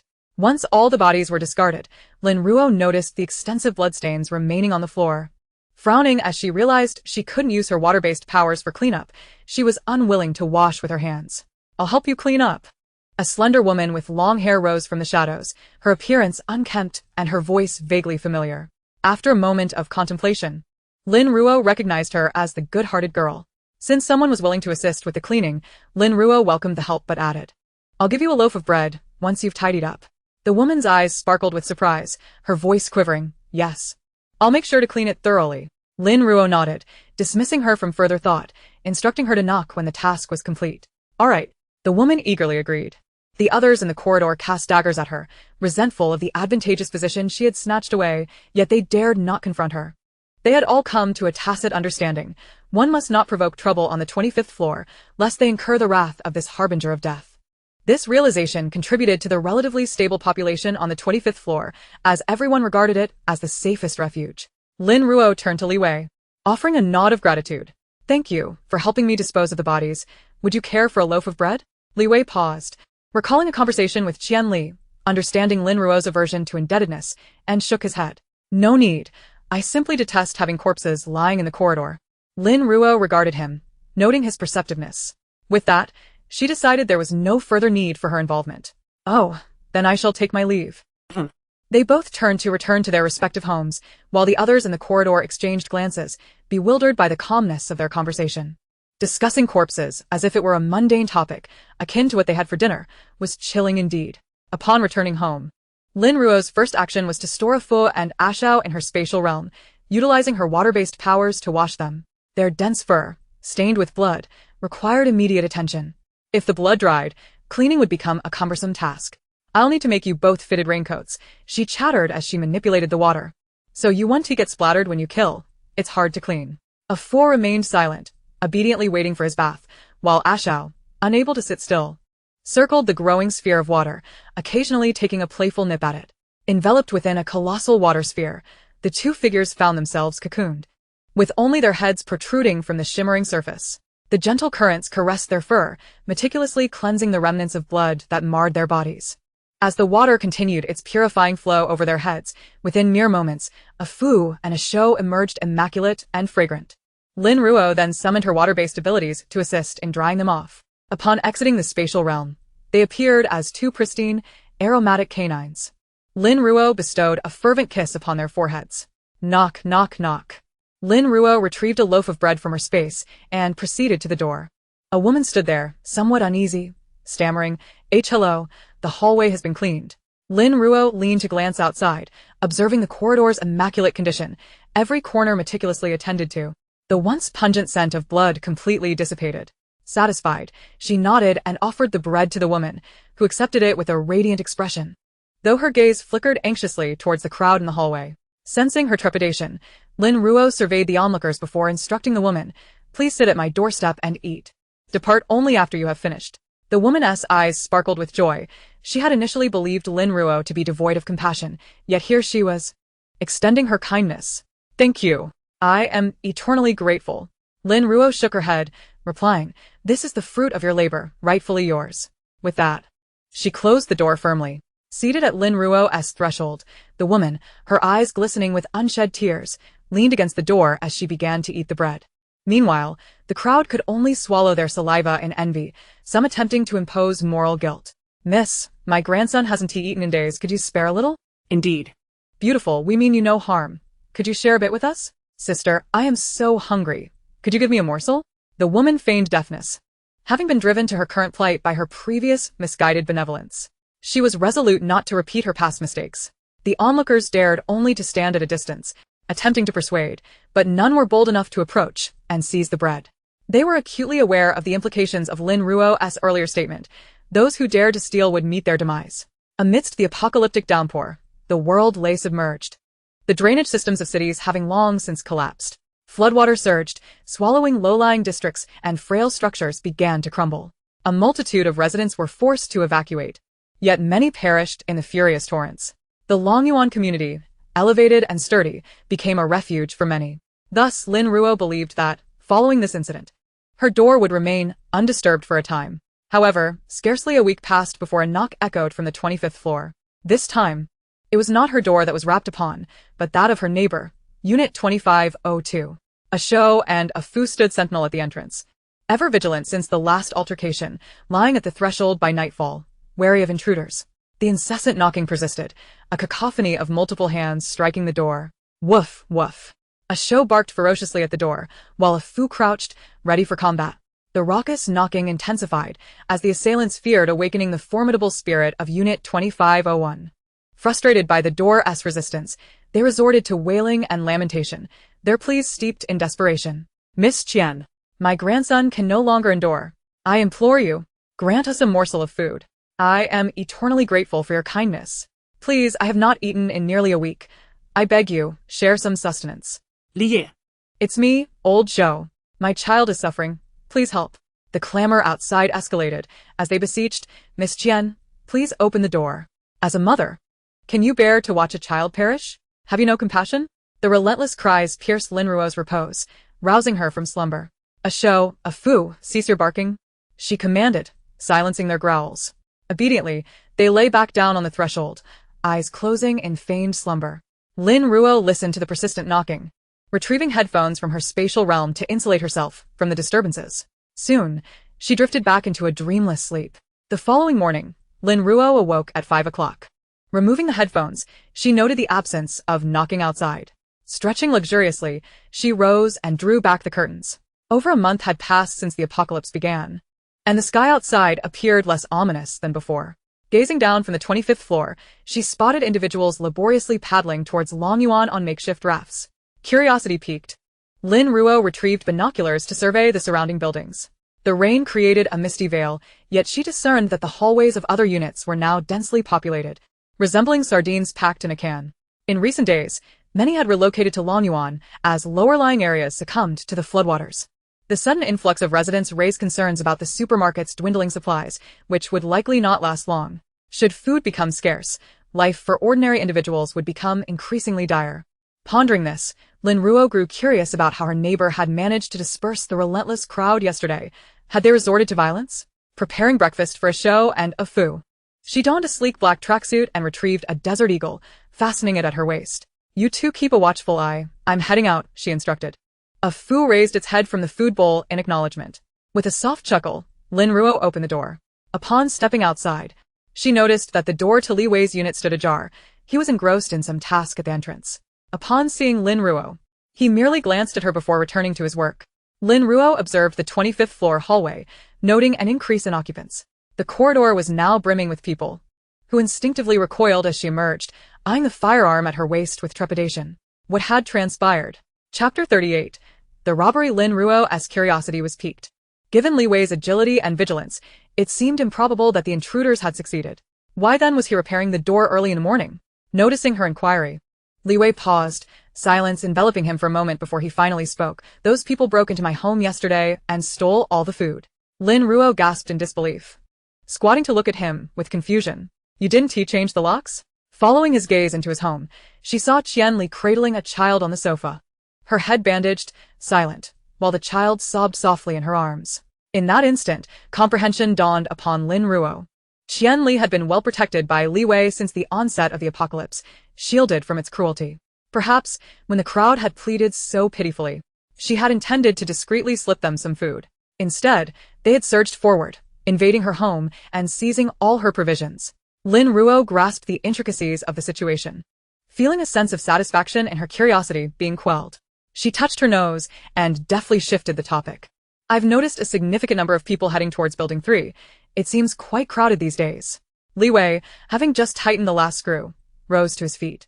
Indeed, the Longyuan has seen an influx of visitors lately. The already scant food supplies appear even more diminished due to their arrival. Lin Ruo, mindful of maintaining her demeanor, infused her tone with a touch of gravity. Does that mean the supplies in the supermarket are running low as well? Li Wei nudda sumbarli.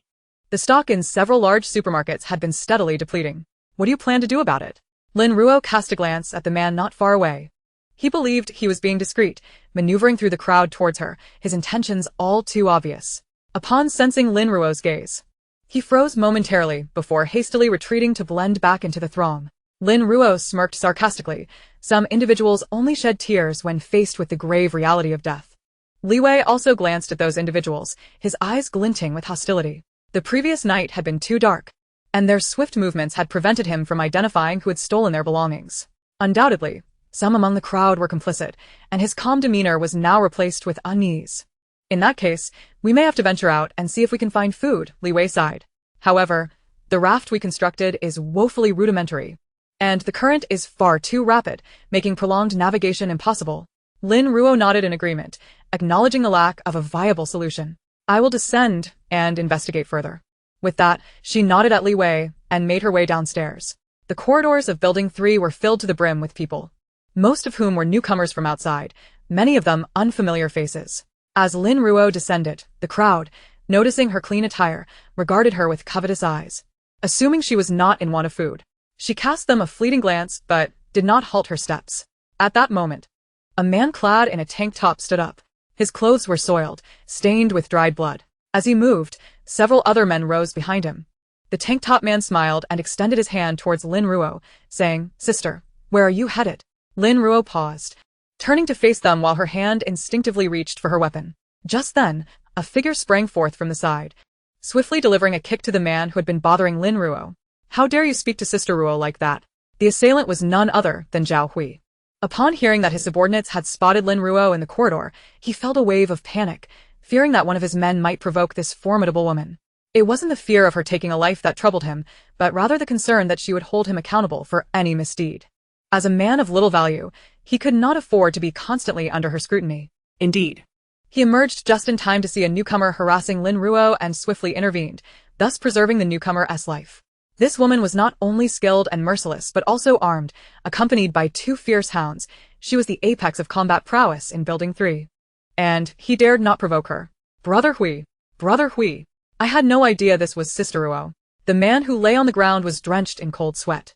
Although he had only recently arrived at Longyuan, he had certainly heard of Lin Ruo's reputation and never expected this pristine young lady to be the infamous Reaper. Had Zhao Hui not intervened, he feared he would have been a corpse by now. Lin Ruo's lips curled into a smirk. "Brother Hui, you're not busy today, are you?" "Sister Ruo, how could you say that?"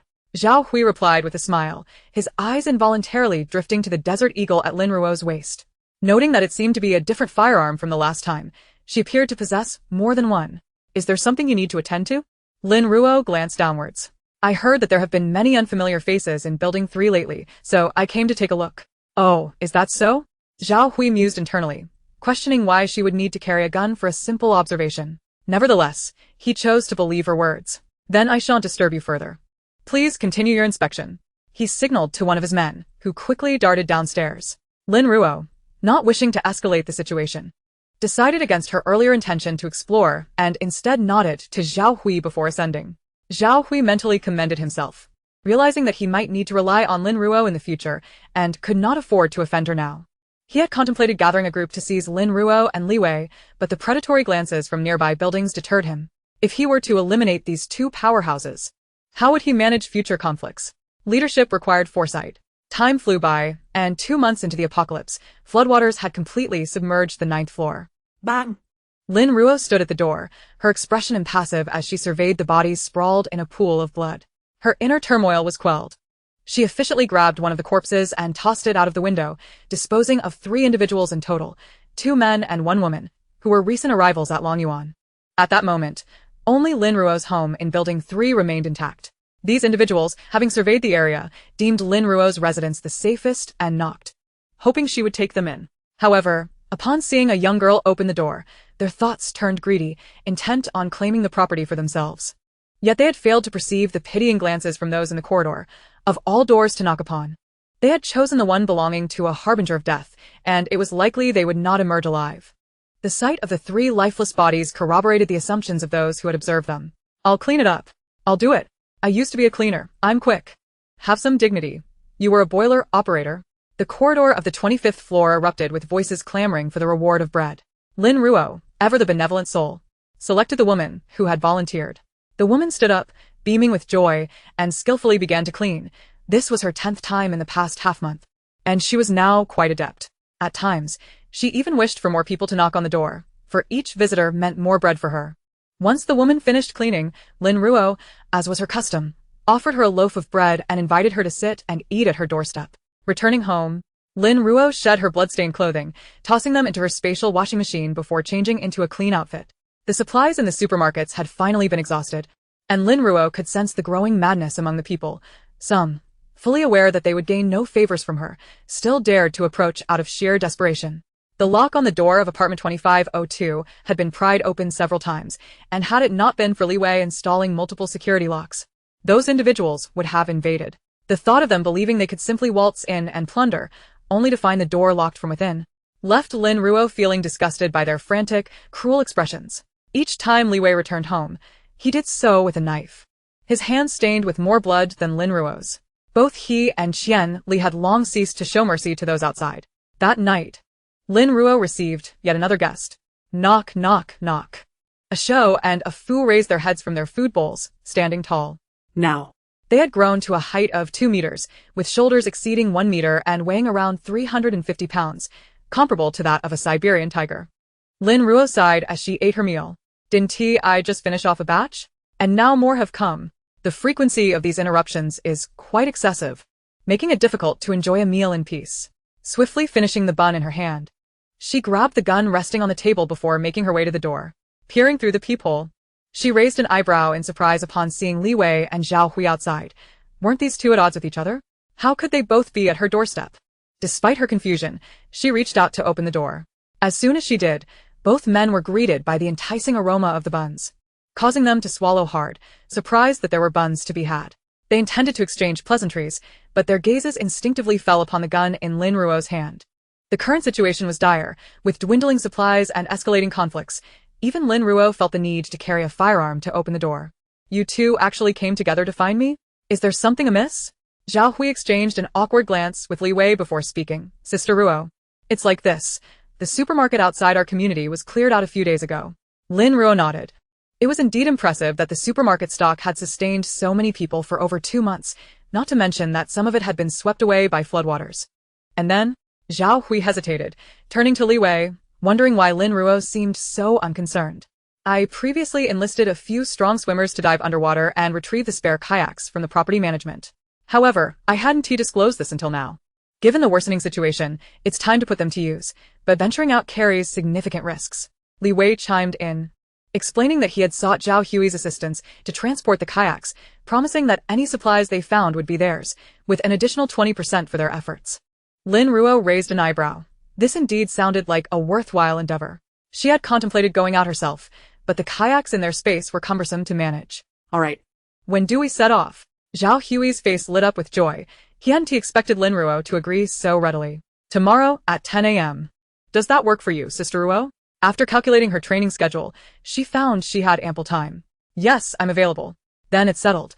We'll gather on the 8th floor at 10 a.m. With the arrangements made, Zhao Hui and Li Wei didn't linger, as the delicious aroma of the buns intensified their hunger, prompting them to return home for a meal. Chapter 39. Sacrifice brings gain. In apartment 2302 of Building 3, Zhao Hui unlocked the door to find 5 individuals seated or standing, all of whom had been with him since the onset of the torrential rain. They were currently his most trusted allies, and all were prepared to accompany him in search of supplies. How did it go, Brother Zhao? Did they agree? Lu Hao stood up eagerly upon Zhao Hui's entrance. His robust physique rendered his ordinary-sized clothing slightly snug. He had been a fitness instructor before the storms began. Feeling somewhat fatigued, Zhao Hui sank onto the sofa, gulping down a half glass of water before responding. They all agreed. We'll set off tomorrow. Boss, are we giving them too much in the way of supplies? Miaowei inquired, taking a seat beside Zhao Hui.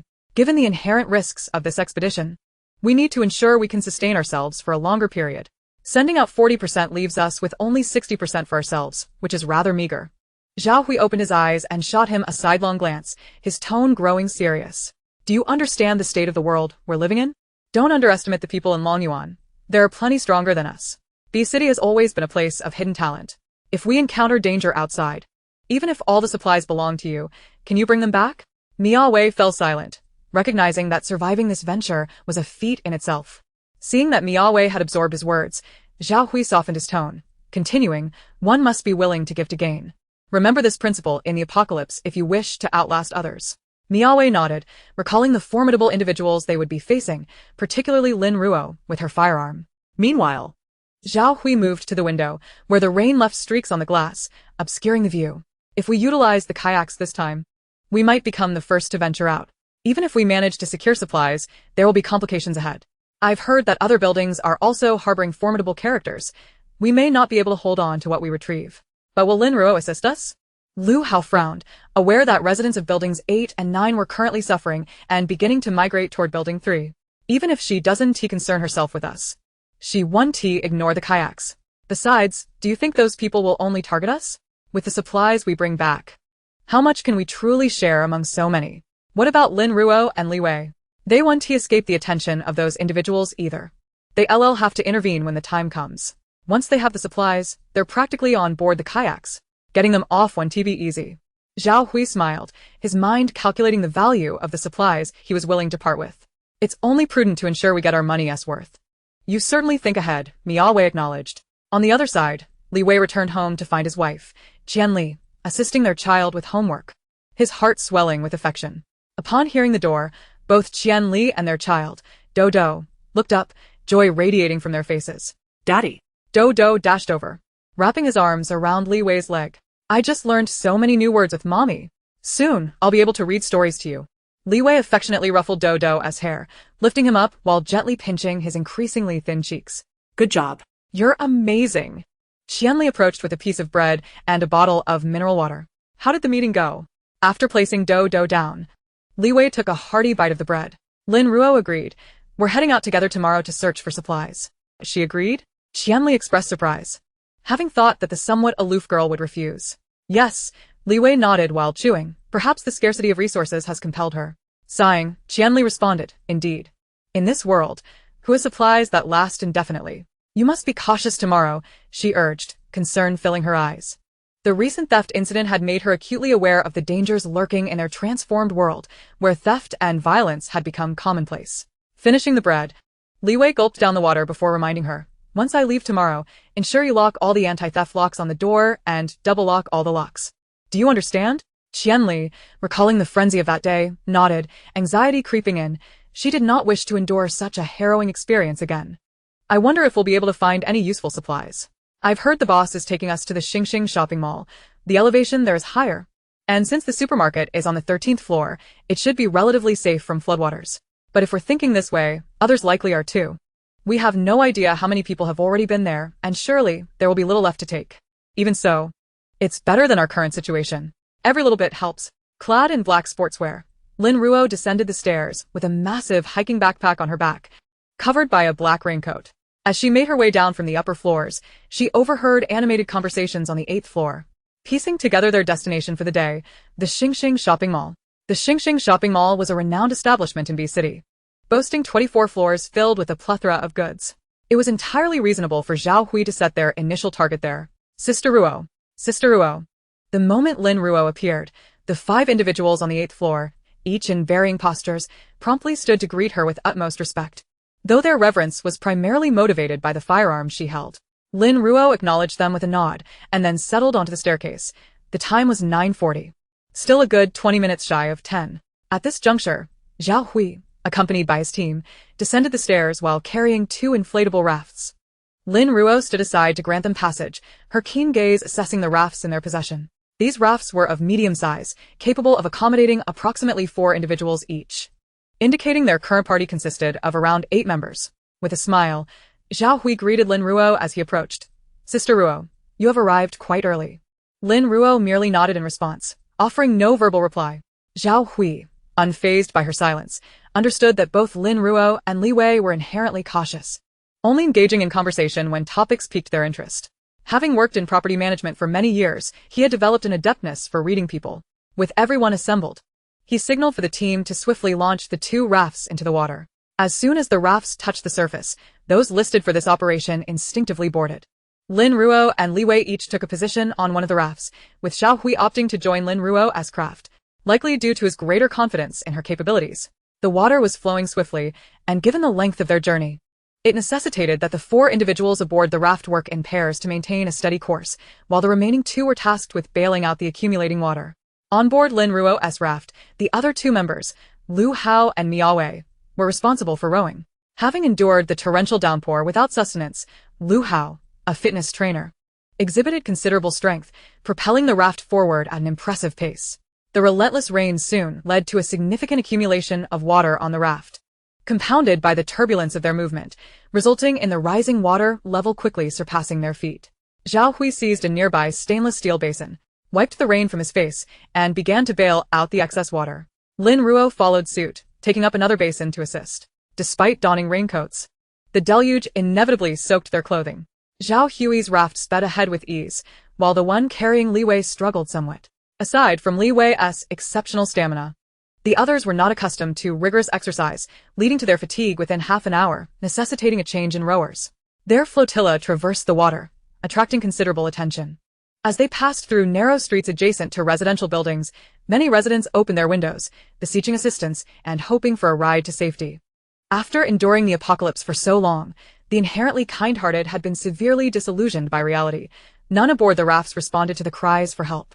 The desperate pleas ranged from moral coercion to outright curses, with some even resorting to throwing objects in a futile attempt to sink their rafts.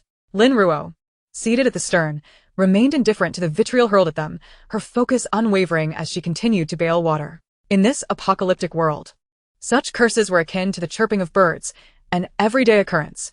The selfishness and pettiness of these individuals, who, drenched by rain, sought to destroy another's umbrella, were all too evident. Their fate was a consequence of their own making. They had no one to blame but themselves. In truth, the rafts maintained a distance of over 10 meters from the buildings, rendering it impossible for those hurling objects to strike them, yet the assailants persisted, cursing and throwing. Zhao Hui and his companions had grown accustomed to such encounters. After more than 2 months in this dystopia, they had witnessed a multitude of human behaviors.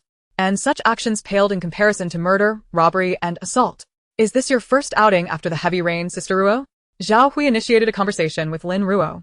She kept her gaze lowered, her bailing uninterrupted, merely responding with a noncommittal Alas, observe how this predatory world has transformed people into monsters, Zhao Hui lamented, setting down his basin. In Building 3, he endeavored to restrain those who followed him from coercive actions, yet he could not oversee every autonomous transaction, as excessive meddling would yield no benefit for him. He was well aware of the murders and robberies committed by outsiders in Building 3. As long as they did not target his group, he chose to remain an observer. One must prioritize their own interests. Meddling could lead to casualties within his ranks, ultimately costing him dearly. These past 2 months had revealed much about human nature: husbands turning against wives, fathers and sons estranged, brothers becoming enemies. A grand spectacle of human drama unfolded before him, impossible to ignore. Lin Ruo lifted her gaze to the frenzied individuals above, remarking, "All we can do is ensure we do not become like them." Zhao Hui nodded in agreement, affirming, "Indeed, one must retain some semblance of rationality. Those above have succumbed entirely to madness." Soon, their rafts reached their destination, a mere 2 streets away, yet they had spent nearly an hour navigating the waters. The vicinity of the Hengxing Mall buzzed with activity as numerous individuals entered and exited, some relying on floating boards, others crafting rudimentary rafts, while many, like themselves, utilized inflatable kayaks, and some even employed motorboats or private yachts. The wall of Hengxing Mall had been forcefully breached, creating a massive circular entrance for access.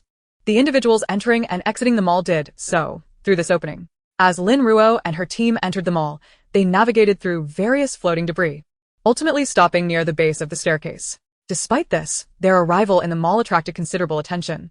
The subtle glances cast in their direction did not escape Zhao Hui's notice. Observing the situation, he felt a headache coming on.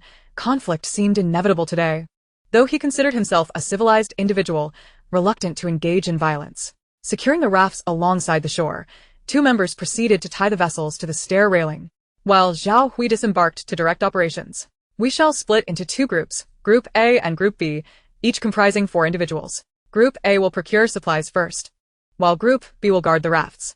After 1 hour, we will switch roles. Does this arrangement work for everyone?" He looked to Li Wei and Lin Ruo, seeking their approval. Exchanging a glance, Li Wei and Lin Ruo deemed the distribution reasonable, both nodding in agreement.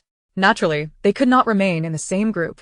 Separation was imperative. However, the team accompanying Li Wei included 2 men who had shared a raft with Lin Ruo, along with Zhao Hui, ensuring a balanced combat capability.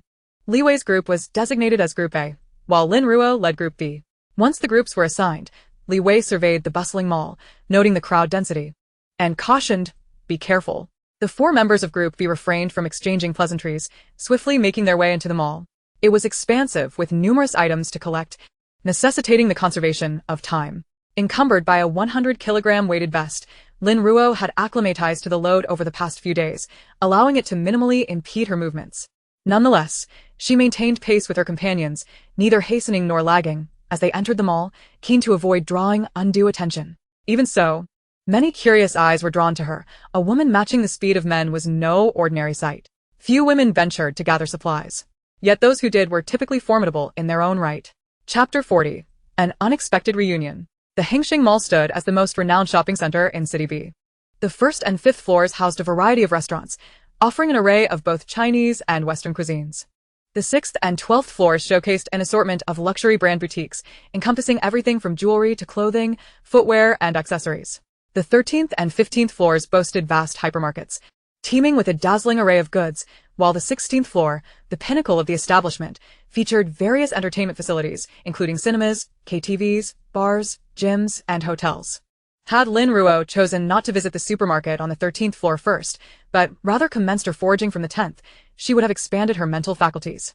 Noting the absence of others in her vicinity before she commenced her collection of supplies, Lin Ruo judiciously gathered a modest assortment of substantial clothing, footwear, and various storage cabinets and hangers. She then meandered through the jewelry store, where all the display cases had been shattered and the treasures within had been nearly absconded with. With an air of nonchalance, she proceeded to collect what remained, for even the smallest morsels are worthy, and she harbored no disdain for free offerings. As she ascended floor by floor, the crowd thickened, with many individuals scavenging for useful items to take away. Upon spotting people, Lin Ruo ceased her lingerings on the lower floors and made a beeline for the supermarket area on the 13th floor. Inside, the provisions of grains and oils were dwindling. The stock of beverages was scant, and the vegetarian section had been thoroughly depleted, while the meat section lay untouched, the products there long spoiled, exuding a foul stench. It was evident that the stellar mall had already attracted patrons. She unzipped her backpack and began to fill it, selecting only some hot pot base, cooking condiments, snacks, and daily necessities, quickly packing her backpack to the brim. This is what I've gathered. You can find your own. Just as Lin Ruo arrived at the grain and oil section, she noticed a group encircling a frail man, who bore large bags of food, becoming the target of their predatory gaze. Despite the readily available food on the shelves, they chose to fixate on the man, reveling in the pleasure of intimidation. I don't care if these items are yours. I demand what you have. Will you comply or not? The speaker, brandishing a cleaver, slowly advanced towards the man. Uninterested in intervening, Lin Ruo turned to leave. As she circled around to another side, she spotted a member of her group, a man named Kong Wenhao, who was at that moment carrying 2 bags of 10-kilogram rice in his left hand, a massive backpack filled to capacity on his back, and a bulging bag hanging from his chest, with his right hand gripping 2 already filled shopping bags and cradling a case of bottled water. This was quite a remarkable display of resourcefulness. Ruoya. Kong Wenhao, initially shaken by the nearby robbery, felt a surge of relief upon seeing Lin Ruo. His savior had arrived. Lin Ruo nodded, brushing past him while taking a bag of rice and a bag of flour from the shelf behind him, holding them in her left hand. With her right hand, she drew a dagger from her waistband and asked, I'm heading back. What about you? Joy filled Kong Wenhao's heart as he quickly affirmed, I've gathered plenty too. Ruo Jia, I'll accompany you back. Lin Ruo nodded, choosing not to seek out the other 2 members, as she would assist them if they crossed paths but would not actively pursue them. Fate would dictate their reunion. As they exited, they witnessed the group overpowering the frail man, blood staining the floor and the bag of supplies he had clung to, which was subsequently snatched away. Well, well. This young lady is rather striking and impeccably clean, quite alluring indeed. The man who had wielded the cleaver now regarded Lin Ruo with newfound interest. The blade still stained with the blood of the fallen man, droplets splattered on his face, complemented by a lecherous grin and a sinister gaze, rendering him particularly grotesque. He approached her, his eyes roving over her as if appraising merchandise. Kong Wenhao swallowed hard with anxiety, while Lin Ruo feigned ignorance, her pace unwavering. Infuriated by her dismissal, the man raised his hand to seize Lin Ruo's shoulder, but she deftly evaded, her body shifting to the right as her dagger swiftly ascended. In an instant, the man's left hand was severed, blood spurting forth and splattering Kong Wenhao's face. The cleaver clattered to the ground as the man clutched his severed wrist, gritting his teeth in agony, his eyes locking onto Lin Ruo with a vengeful glare. Damn it! Kill her! He bellowed, turning to his remaining cohorts as he grasped the cleaver again with his right hand, aiming a vicious strike at Lin Ruo. Unfazed, she resolved to eliminate all threats.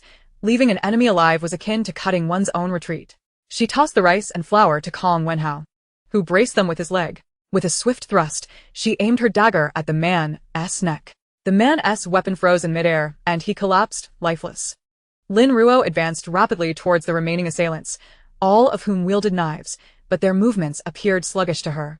She sidestepped with ease, pressing forward as her dagger danced through the air, each swing leaving a trail of crimson, targeting necks and chests with lethal precision. In less than 2 minutes, 5 adversaries lay dead, and the last 3, paralyzed by terror, abandoned their fallen comrades and fled. Lin Ruo did not pursue them. Instead, she bent down to wipe her dagger clean on the clothing of the slain, cutting a piece of fabric to use as a towel. Despite her efforts to avoid contact, her raincoat still bore traces of blood, and some had even splattered on her face. She frowned slightly and turned to Kong Wenhao. Ruo Jia, I'm one of you. I'm on your side. He stammered, startled by her gaze. Lin Ruo, somewhat exasperated, knew he was one of her own. She retrieved her supplies from him, stating, I know. Let us go. Kong Wenhao followed her without hesitation, keeping pace. The onlookers etched Lin Ruo's visage deeply into their memories. Her prowess was not to be trifled with. Upon returning to their disembarkation point, Li Wei and the others bore their own bloodstains, while the other 2 members of Group B had returned, unblemished. You should go. Lin Ruo instructed, placing her belongings on the ground. The supplies in the grain and oil section are nearly depleted. We must hurry. Understood, Li Wei raplia. Leading the other 3 hastily upstairs. Lin Ruo found a spot near the water, sitting cross-legged as she retrieved a bottle of mineral water from her space. Discreetly pouring it onto a clean cloth, dampening it before sealing it back into her backpack. Utilizing the reflection in the puddles, she began to cleanse the blood splatters from her face, for the sensation of dried blood upon her skin was far from pleasant. She made a mental note to wear a mask next time, as it would greatly facilitate her endeavors. Kong Wenhao and the other 2 animatedly recounted the events that had transpired, their eyes glimmering with admiration for Lin Ruo. Initially, they had presumed her lethal capabilities relied solely on her firearm. Now it was evident that, even armed with just a dagger, she could dispatch foes with remarkable efficiency. As they pondered this, a group approached them, 6 bodyguards in suits flanking a man and a woman at the center. The man had his arm wrapped around the woman's slender waist, while she nestled against him, gazing at him with tender affection. If one were to disregard the surrounding chaos, the couple exuded an air of romantic intimacy. With their entourage of bodyguards, they appeared less like scavengers and more like a domineering CEO accompanied by his delicate wife on a shopping excursion. Lin Ruo sensed their approach and lifted her head. In an instant, her eyes narrowed slightly before breaking into a sincere smile. What a twist of fate, for it was none other than director Zhou Qing. Chapter 41. The Death of Zhou Qing. In the dimly lit shopping mall, amid the cacophony of the stairwell, a beauty approached gracefully, akin to a painting. Lin Ruo gazed intently at the advancing enchantress, who remained as radiant and delicate as ever. Yet, who would have imagined that beneath such a stunning exterior lay a heart so selfish and grotesque? She had initially planned to seek out Zhou Qing and Jiang Hoken when the bitter cold arrived, but to her surprise, she encountered them here today. What an astonishing stroke of luck. One who engages in wrongdoing is destined for self-destruction. Even the heavens could not overlook it and seemed to be aiding her. As the group drew closer, the light in Lin Ruo's eyes brightened, and the curve of her lips rose higher. Kong Wenhui merely glanced down at Lin Ruo. Upon seeing her expression, he instinctively took a step back, and after realizing it, awkwardly rubbed his nose. Truly, this expression of hers seemed rather unnerving. The group of 8 swiftly approached Lin Ruo and her companions. The man at their center looking at Kong Wenhui, who appeared to possess the highest combat capability, holding a blood-stained knife. Is this your kayak? Komwani akired. Glancing toward Lin Ruo, Sister Ruo, look. The man regarded the woman sitting by the water's edge, clutching a tattered piece of cloth. Astonished to discover that the squad was led by a woman. Are you their captain? He asked, his brows slightly raised. A woman leading a team. With 3 seemingly feeble members, there was a flash of disdain in his eyes. Perhaps he had overestimated them. Lin Ruo rose to her feet, not even casting a glance at the man before her, her gaze lingering on Zhou Qing. At that moment, Zhou Qing was adorned in a striking red spaghetti strap gown, accentuating her curvaceous figure and fair complexion, exuding a hint of charm, devoid of the dominance she would possess 5 years hence. Recalling the scene before her demise, a glimmer of murderous intent unconsciously flickered in Lin Ruo's eyes, her gaze toward Zhou Qing shifting from fervent to frigid. Zhou Qing, sensing something amiss, felt a wave of unease wash over her, prompting her to instinctively hide behind the man, subtly shaking his arm while feigning a delicate demeanor. Huxwin. I'm a bit scared. Li Huxwin patted Zhou Qing's hand resting on his arm, then, with discontent, addressed the men behind him. Go, and seize those 2 boats for me. The bodyguards behind him swiftly advanced.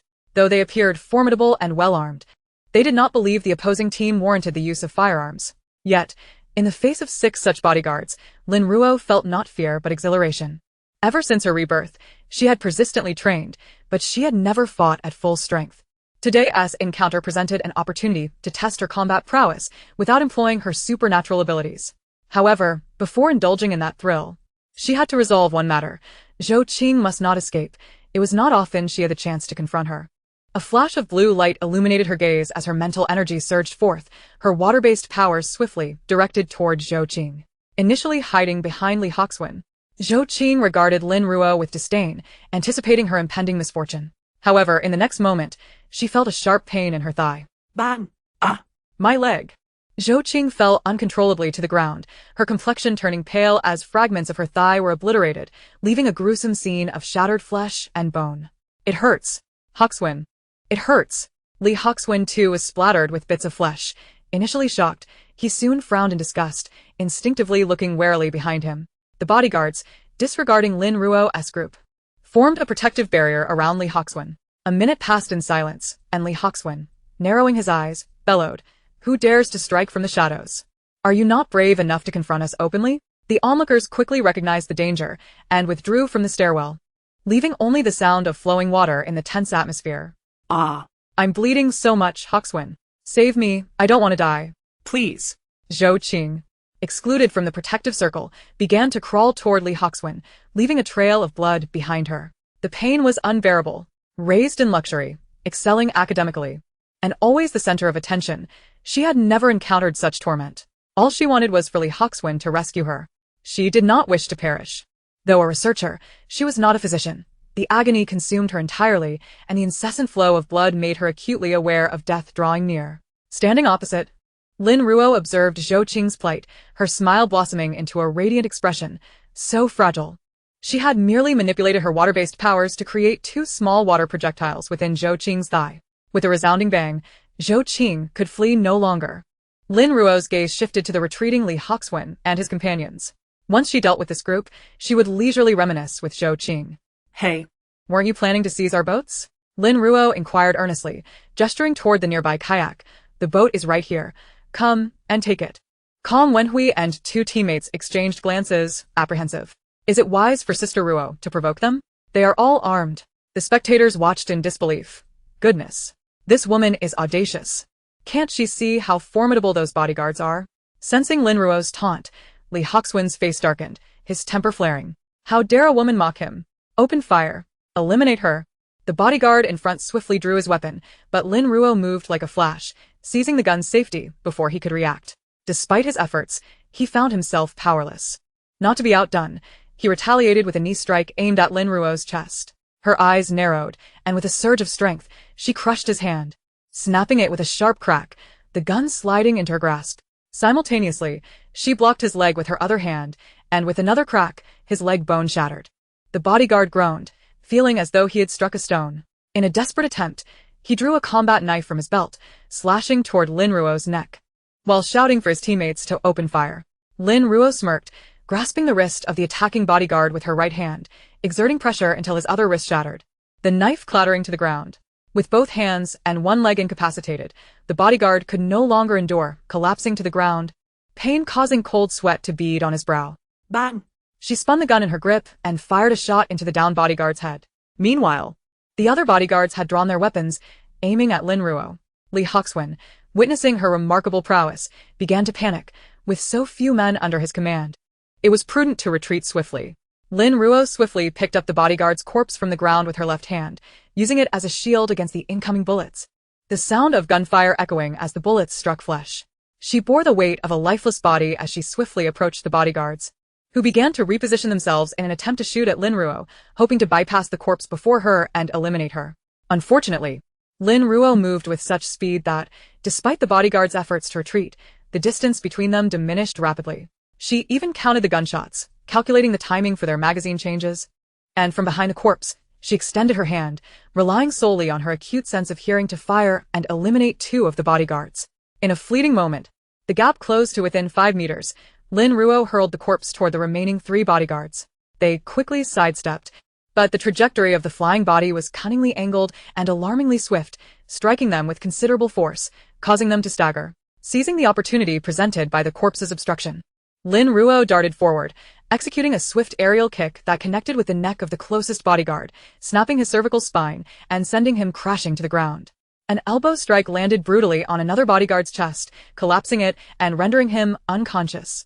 In the blink of an eye, 2 of the 3 adversaries were neutralized. The last, gripped by terror, turned to flee, only to be shot in the chest and then again in the back of the head by Lin Ruo, his momentum propelling him into the water.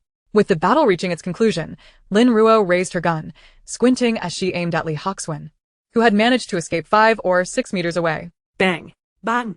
2 shots struck him in the thigh, eliciting a scream as he fell to the ground, blood gushing from his wounded leg and staining his pristine trousers crimson. Lin Ruo approached the unconscious bodyguard with a shattered ribcage, delivering a vicious kick to his chest, causing the broken bones to pierce his internal organs. He coughed up blood in his stupor, his head tilting as he succumbed. You can't kill me, Li Hoxuan exclaimed. Clutching his bleeding thigh, dragging himself backward in fear, tears and snot streaming down his face. If you kill me, my father won't let you go. My father is a major general. A faint smile curled at the corners of Lin Ruo's lips. The remnants of battle left streaks of blood on her fair cheeks, which, coupled with her somewhat cruel smile, threatened to terrify Li Hoxuan. It is precisely for this reason that you must die today, she pronounced, emphasizing the last 3 words with great weight, raising her gun at him. Li Hoxuan, drenched in cold sweat, felt the dampness between his legs and recoiled in panic. No. Bang! Li Hoxuan's expression froze, a hole appearing in his forehead as blood gushed forth, his handsome face instantly turning crimson. The hallway on the 8th floor was awash with blood, the battle having concluded in an instant. Of the 8 individuals on the opposing side, only 1 disabled woman remained, leaving dozens outside the stairwell in shock. Is this the combat power of a normal person? This isn't a woman. She's a living demon. In an instant, everyone took a few steps back, daring not to approach. Lin Ruo collected the handguns and daggers from the ground, placing them in her backpack, and then kicked the corpses into the water before turning her gaze toward Zhou Qing, who had crawled a considerable distance away, struggling to breathe. Zhou Qing's severed leg continued to bleed, the ground beneath her stained crimson, some of her blood trickling down the stairs into the water, which glimmered with a faint red hue. The path she had crawled bore remnants of her flesh and blood, resembling a hellish nightmare. The significant blood loss left Zhou Qing in darkness, her body icy and trembling, when she heard footsteps approaching. How does it feel? Lin Ruo crouched down, using her gun to tilt Zhou Qing's chin upward. Zhou Qing's face was pale and ashen, her eyes glassy, her lips trembling as she uttered in a breathy whisper, "Please, don't kill me. I don't want to die. Save me." "Save you?" Ha ha! Lin Ruo laughed uncontrollably, as if she had heard a delightful jest, tears streaming down her cheeks from the laughter. After several seconds, she finally composed herself, thrusting the gun forward, her voice thick with amusement. "You truly are naive.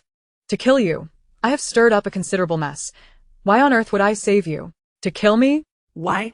Zhou Qing struggled to open her eyes, attempting to focus on Lin Ruo's direction, even though her vision had faded. She could not comprehend it. They bore no grudges, were even strangers, so why this brutality? Why? The mirth in Lin Ruo's eyes vanished, replaced by a chilling hatred. "Perhaps it is simply because I find you irksome." Lin Ruo rose, delivering a single shot that ended Zhou Qing's life, then fired several more into her head and heart, ensuring her demise was thorough. Kong Wenhao and the 2 teammates beside him gaped in astonishment. What kind of enmity could warrant such a display? Even in death, she had to fire several more shots. What a waste of ammunition. After dispatching Zhou Qing, Lin Ruo lifted her head, taking a deep breath, feeling a wave of relief wash over her. With this individual gone, the abhorrent experiment associated with her would dissipate into nothingness, never to return. Chapter 42. The Manufacture of Medicinal Materials. With a splash, after resolving the situation with those individuals, Lin Ruo settled by the water's edge, using a bottle of mineral water to wash her face. A vacuum of space surrounded them, with everyone keeping a distance of 10 meters, fearful of provoking the living demon and incurring their wrath. Kong Wenhao considered distancing himself from Lin Ruo, but dared not, instead huddling with the other 2 teammates to minimize his presence. After a struggle, Lin Ruo finally cleaned the blood from her face. Having wasted an entire bottle of mineral water, killing was indeed troublesome. While it was exhilarating in the moment, it invariably resulted in a bloody mess, which was unsanitary. Li Wei and the others soon returned, greeted by a scene of extensive bloodshed in the stairwell, the metallic scent of blood so overpowering it was nearly suffocating.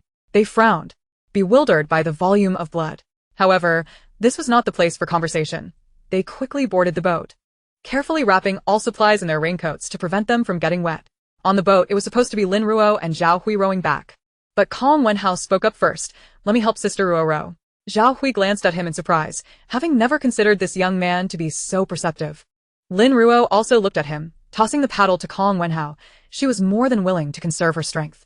The two kayaks swiftly departed from the Xingxing Mall, and once they were far enough away, the remaining individuals dared to gather and discuss the earlier events.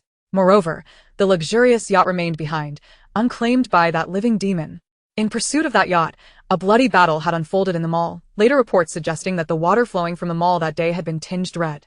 As Zhao Hui rode, he exchanged glances with Kong Wenhao, quietly asking what happened. Why are you so attentive all of a sudden? Kong Wenhao glanced at Lin Ruo, who was busy bailing water, noting her unwavering focus. It seemed she truly did not care, prompting him to quietly recount the events that had transpired. His unembellished narration caused Zhao Hui to gasp, turning in shock toward Lin Ruo. 6 opponents, all armed, and within minutes they were annihilated. And she emerged unscathed? What kind of prowess is this? Meanwhile, Li Wei, aboard the other boat, also learned of the entire saga, his face falling into a contemplative silence. He had previously harbored estimations and speculations about her abilities, yet Lin Ruo consistently shattered his expectations. If what they said was true, then her skills had reached the caliber of a world-class assassin. On their return, they still took an hour. The number of individuals hurling objects at them along the way had significantly diminished. However, upon arriving back at the Longyuan community, both Zhao Hui and Li Wei visibly tensed. Particularly as they passed by Building 8 and Building 9, where heads protruded above, accompanied by unkind gazes, Zhao Hui felt a sharp jolt in his brow. It was evident that this group, upon sighting the 2 kayaks, would likely become restless. Lin Ruo cast a glance upward, but paid it no heed. The most significant gain from this outing was the discovery of Zhou Qing. It seemed prudent for her to accompany them on future expeditions for supplies, as she might even encounter Jiang Hoken. As for Li Hoxuan, with a father who held the rank of Major General, it indicated that the high-ranking officials of B City remained within the urban area and had not yet relocated, suggesting that the construction of the B City base had yet to commence. Upon reaching Building 3, Zhao Hui took charge of distributing the supplies. All the provisions Lin Ruo had gathered were rightfully hers. In addition, she received 2 bags of 10-kilogram rice, 2 boxes of mineral water, and 3 large bags of assorted instant foods, filled with biscuits and instant noodles. Sister Ruo, be particularly cautious over the next couple of days. Zhao Hui softly reminded her as she grasped her belongings and prepared to ascend the stairs. She glanced back at him, nodding slightly, fully aware of his concerns. Although she seldom ventured outside, she was well informed about the affairs within the various buildings of Longyuan. These individuals, aware of their possession of valuable items, would undoubtedly attempt to seize them. Upon reaching the 25th floor, Lin Ruo acutely sensed the furtive glances directed at her from the corridor's occupants. As her gaze fell upon her front door, she noted that the ice that had sealed the lock still remained, albeit now marred by numerous scratches and dents. Clear signs of forceful attempts to breach it. Scanning the faces of those present, she observed their fearful retreat, striving to diminish their presence. The kind individual who often assisted Lin Ruo in cleaning up bloodstains dared not meet her gaze, gradually lowering his head. A slight smirk curled at the corners of Lin Ruo's lips. It was a predictable outcome, their assimilation occurring rather swiftly. Retrieving her focus, she approached her door, her hand pressing against it. In an instant, the icy lock dissipated, allowing her to smoothly unlock the door. The onlookers were left agape, their eyes wide in astonishment as they witnessed the door that had eluded their every attempt to pry it open being effortlessly unlocked before them. Upon stepping inside, Lin Ruo reinforced the door and its lock with another layer of ice, then retrieved a large power storage unit from her space, connecting it to the door for security before placing the supplies on the ground. After lying there for a total of 4 to 5 hours, her damp clothing had begun to feel as though it would peel off her skin, prompting her to hastily discard the wet garments into her space for washing. Within her space, a number of her clothes were already drying, freshly laundered from before. She casually selected an outfit. A Shou and a Fu were still frolicking within the space, utterly oblivious to Lin Ruo's return. Utilizing her abilities, she prepared a warm bath for herself, sinking into the soothing water and letting out a sigh of relief as comfort enveloped her. She did not linger in the bathtub for too long, aware that further soaking would result in her hair becoming frizzy. The clock had already struck 3 in the afternoon, and a Shou and a Fu had yet to eat. Likely already feeling the pangs of hunger, she swiftly tidied the bathroom, using her water-based abilities to dry her hair. Just as she was about to activate the smart vacuum cleaner, she noticed the power storage unit's electronic screen indicating a mere 25 charge remaining, nearing depletion. She placed the power storage unit back into her space, connected it to the generator to recharge, then retrieved another unit, plugging it into the vacuum cleaner, which promptly commenced its duties. Having completed these tasks, Lin Ruo released a Shou and a Fu from her space, instructing them to keep their distance from the front door. Before preparing their overdue lunch, each received a large steel basin filled with 2 10-pound live rabbits, 5 hearty meat buns, and 5 raw eggs, either chicken or duck, along with half a basin of sheep's milk, creating a bountiful feast. A Shou and a Fu did not rush to their meal immediately. Instead, they lingered around Lin Ruo for a while before dashing off to eat.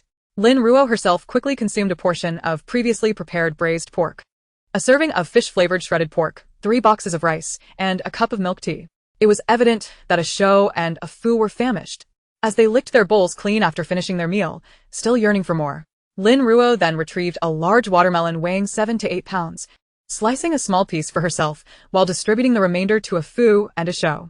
Although the apartment was kept cool thanks to Lin Ruo, it still felt somewhat warm for the long-haired A Fu and a Shou, who relished the fruit, devouring it eagerly. Once the watermelon was consumed, Lin Ruo helped them brush their teeth and wipe the blood from around their mouths before allowing them to play. Using her water abilities, she washed their bowls clean and disposed of the meal containers in the trash. Lin Ruo then directed her mental energy into her space to collect the eggs. This time, the small hill of chickens, ducklings, and goslings had increased significantly as another batch of fertilized eggs had hatched, filling her with joy as her food reserves grew once more. She replenished their automatic feeder with feed and mixed in some chopped grass from the black soil area, hoping they would grow quickly. The crops in the black soil were ripe, and Lin Ruo set aside the harvested stalks, storing half of the pure grain in her static space while grinding the other half along with the stalks, some fats, peanuts, fish meal, and eggshells into feed, drying it with her water abilities before storing it in her static space. After completing these tasks, she proceeded to the vegetable garden, where the vegetables were ready for harvest. They needed to be picked promptly, or else they would mature beyond edibility and would have to be fed to the animals in her space. With a flick of her mental energy, she uprooted the vegetables from the soil, transferring them into her static space. Next, she examined the fruit trees, which had grown significantly, though it would still be some time before they bore fruit that could be consumed. Upon reaching the medicinal herb garden, she was pleasantly surprised to discover that some herbs had matured. Lin Ruo promptly unearthed them from her space and attempted to prepare them herself at home, following the methods outlined in her books. Over the past 2 months, she had diligently studied and memorized numerous traditional Chinese medicine texts, although her knowledge had only been theoretical until now. Finally, she had the herbs to put her learning into practice. The preparation of medicinal herbs required a multitude of ingredients, and she meticulously followed the steps in her mind, though she still wasted a fair amount of herbs in the process, as the resultant appearance of the prepared herbs did not quite match the descriptions in the texts. Nevertheless, she had plenty of herbs to experiment with, allowing her to gradually refine her technique. After multiple attempts, she finally succeeded in producing herbs that aligned with the descriptions in the book. The preparation was quite time-consuming, and before she knew it, 5 hours had passed, only pausing when she felt the pangs of hunger herself. Wiping the sweat from her brow, Lin Ruo surveyed the neatly organized medicinal herbs, a satisfied smile gracing her lips as she summoned them into her space. A Shou, meanwhile, was oblivious to Lin Ruo's sense of accomplishment, instead feeling as though its stomach might implode from hunger. Having patiently waited while Lin Ruo diligently prepared the herbs without daring to interrupt, a Shou finally seized the moment Lin Ruo paused, nuzzling her thigh with its large head and whining for food. As Lin Ruo playfully pushed a Shou's head away, she glanced at the time, realizing it was already 8 p.m. "I'll go prepare your meals," she exclaimed. Given that many chicks had hatched today, she decided to serve a Shou and a Fu chicken for dinner, retrieving their feeding bowls and placing 2 whole chickens in each, along with some washed fruit and a few of their favorite freeze-dried snacks. Once everything was neatly arranged, A Shou couldn't contain his excitement and dashed off to eat, while a Fu leisurely licked Lin Ruo's hand before beginning his meal. This allowed Lin Ruo the opportunity to prepare her own dinner, which consisted of 2 servings of homemade fried rice, a portion of fried chicken, and half a basin of strawberries. Her evening feast was nearly complete. She retrieved a projector and connected it to her tablet, selecting a comedy film to enjoy while dining. The fried rice was still steaming when served, and the fried chicken boasted a crispy exterior, encasing tender, juicy meat, delicious beyond compare. The strawberries, freshly washed, were large and sweet, but she had indulged too much earlier, leaving half of them uneaten. Yet, the comedy film failed to evoke laughter. By the time the meal was finished and halfway through the movie, Lin Ruo remained unamused. Perhaps next time, a horror film would be more fitting. She picked up the tablet and switched to a romantic film, one she had heard about during its release. Noted for its sweet chemistry between the lead actors, Upon finishing her meal, Ashao scampered over, drooling at the sight of the remaining strawberries. Lin Ruo found his greedy expression both amusing and exasperating, yet she divided the remaining strawberries between the two of them.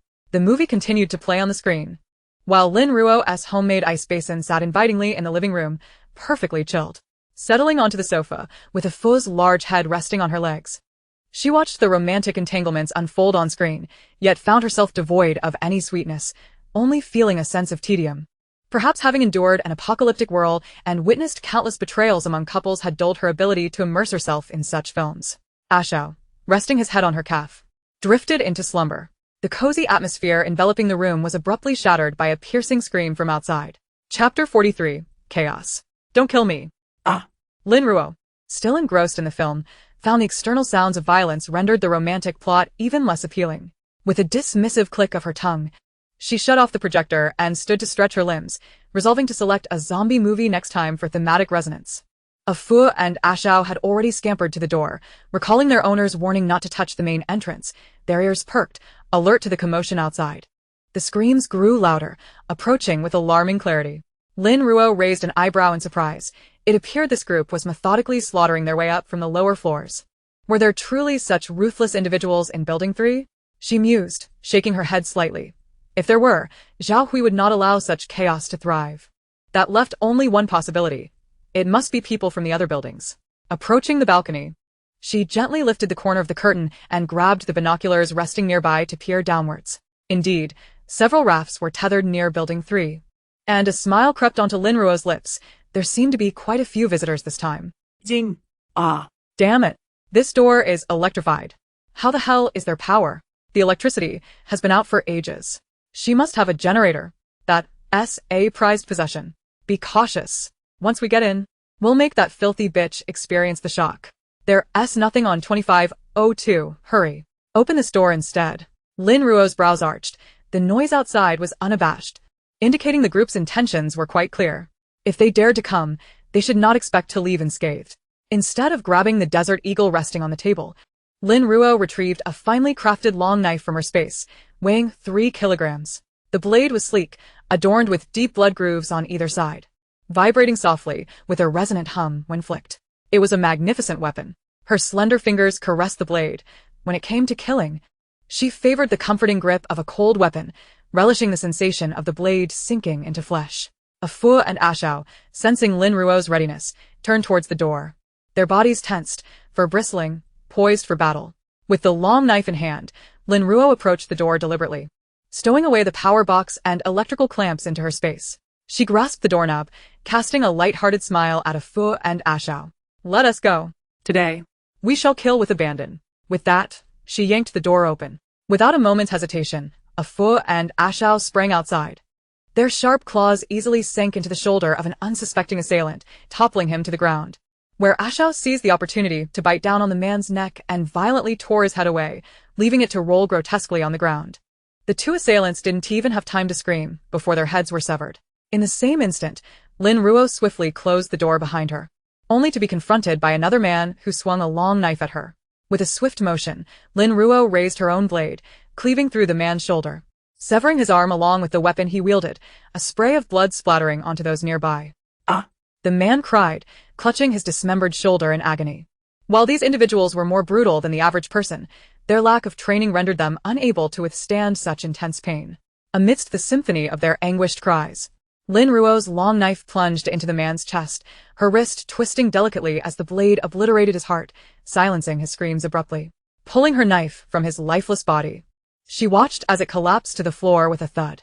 Her gaze turned to the chaos unfolding in the 25th floor corridor, where Zhao Hui and his team were engaged in fierce combat against the assailants, each marked by a red ribbon for easy identification.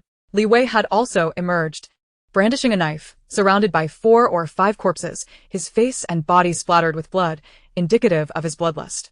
Fu and Ashao worked in seamless coordination, one attacking while the other defended, preventing their assailants from landing a single blow, resulting in the swift demise of 4 or 5 attackers in mere moments. The corridor was a battleground, filled with bodies and the cacophony of violence, blood splattering everywhere. A deeper smile graced Lin Ruo's lips. Her knife moved with relentless precision, almost as if it possessed a will of its own.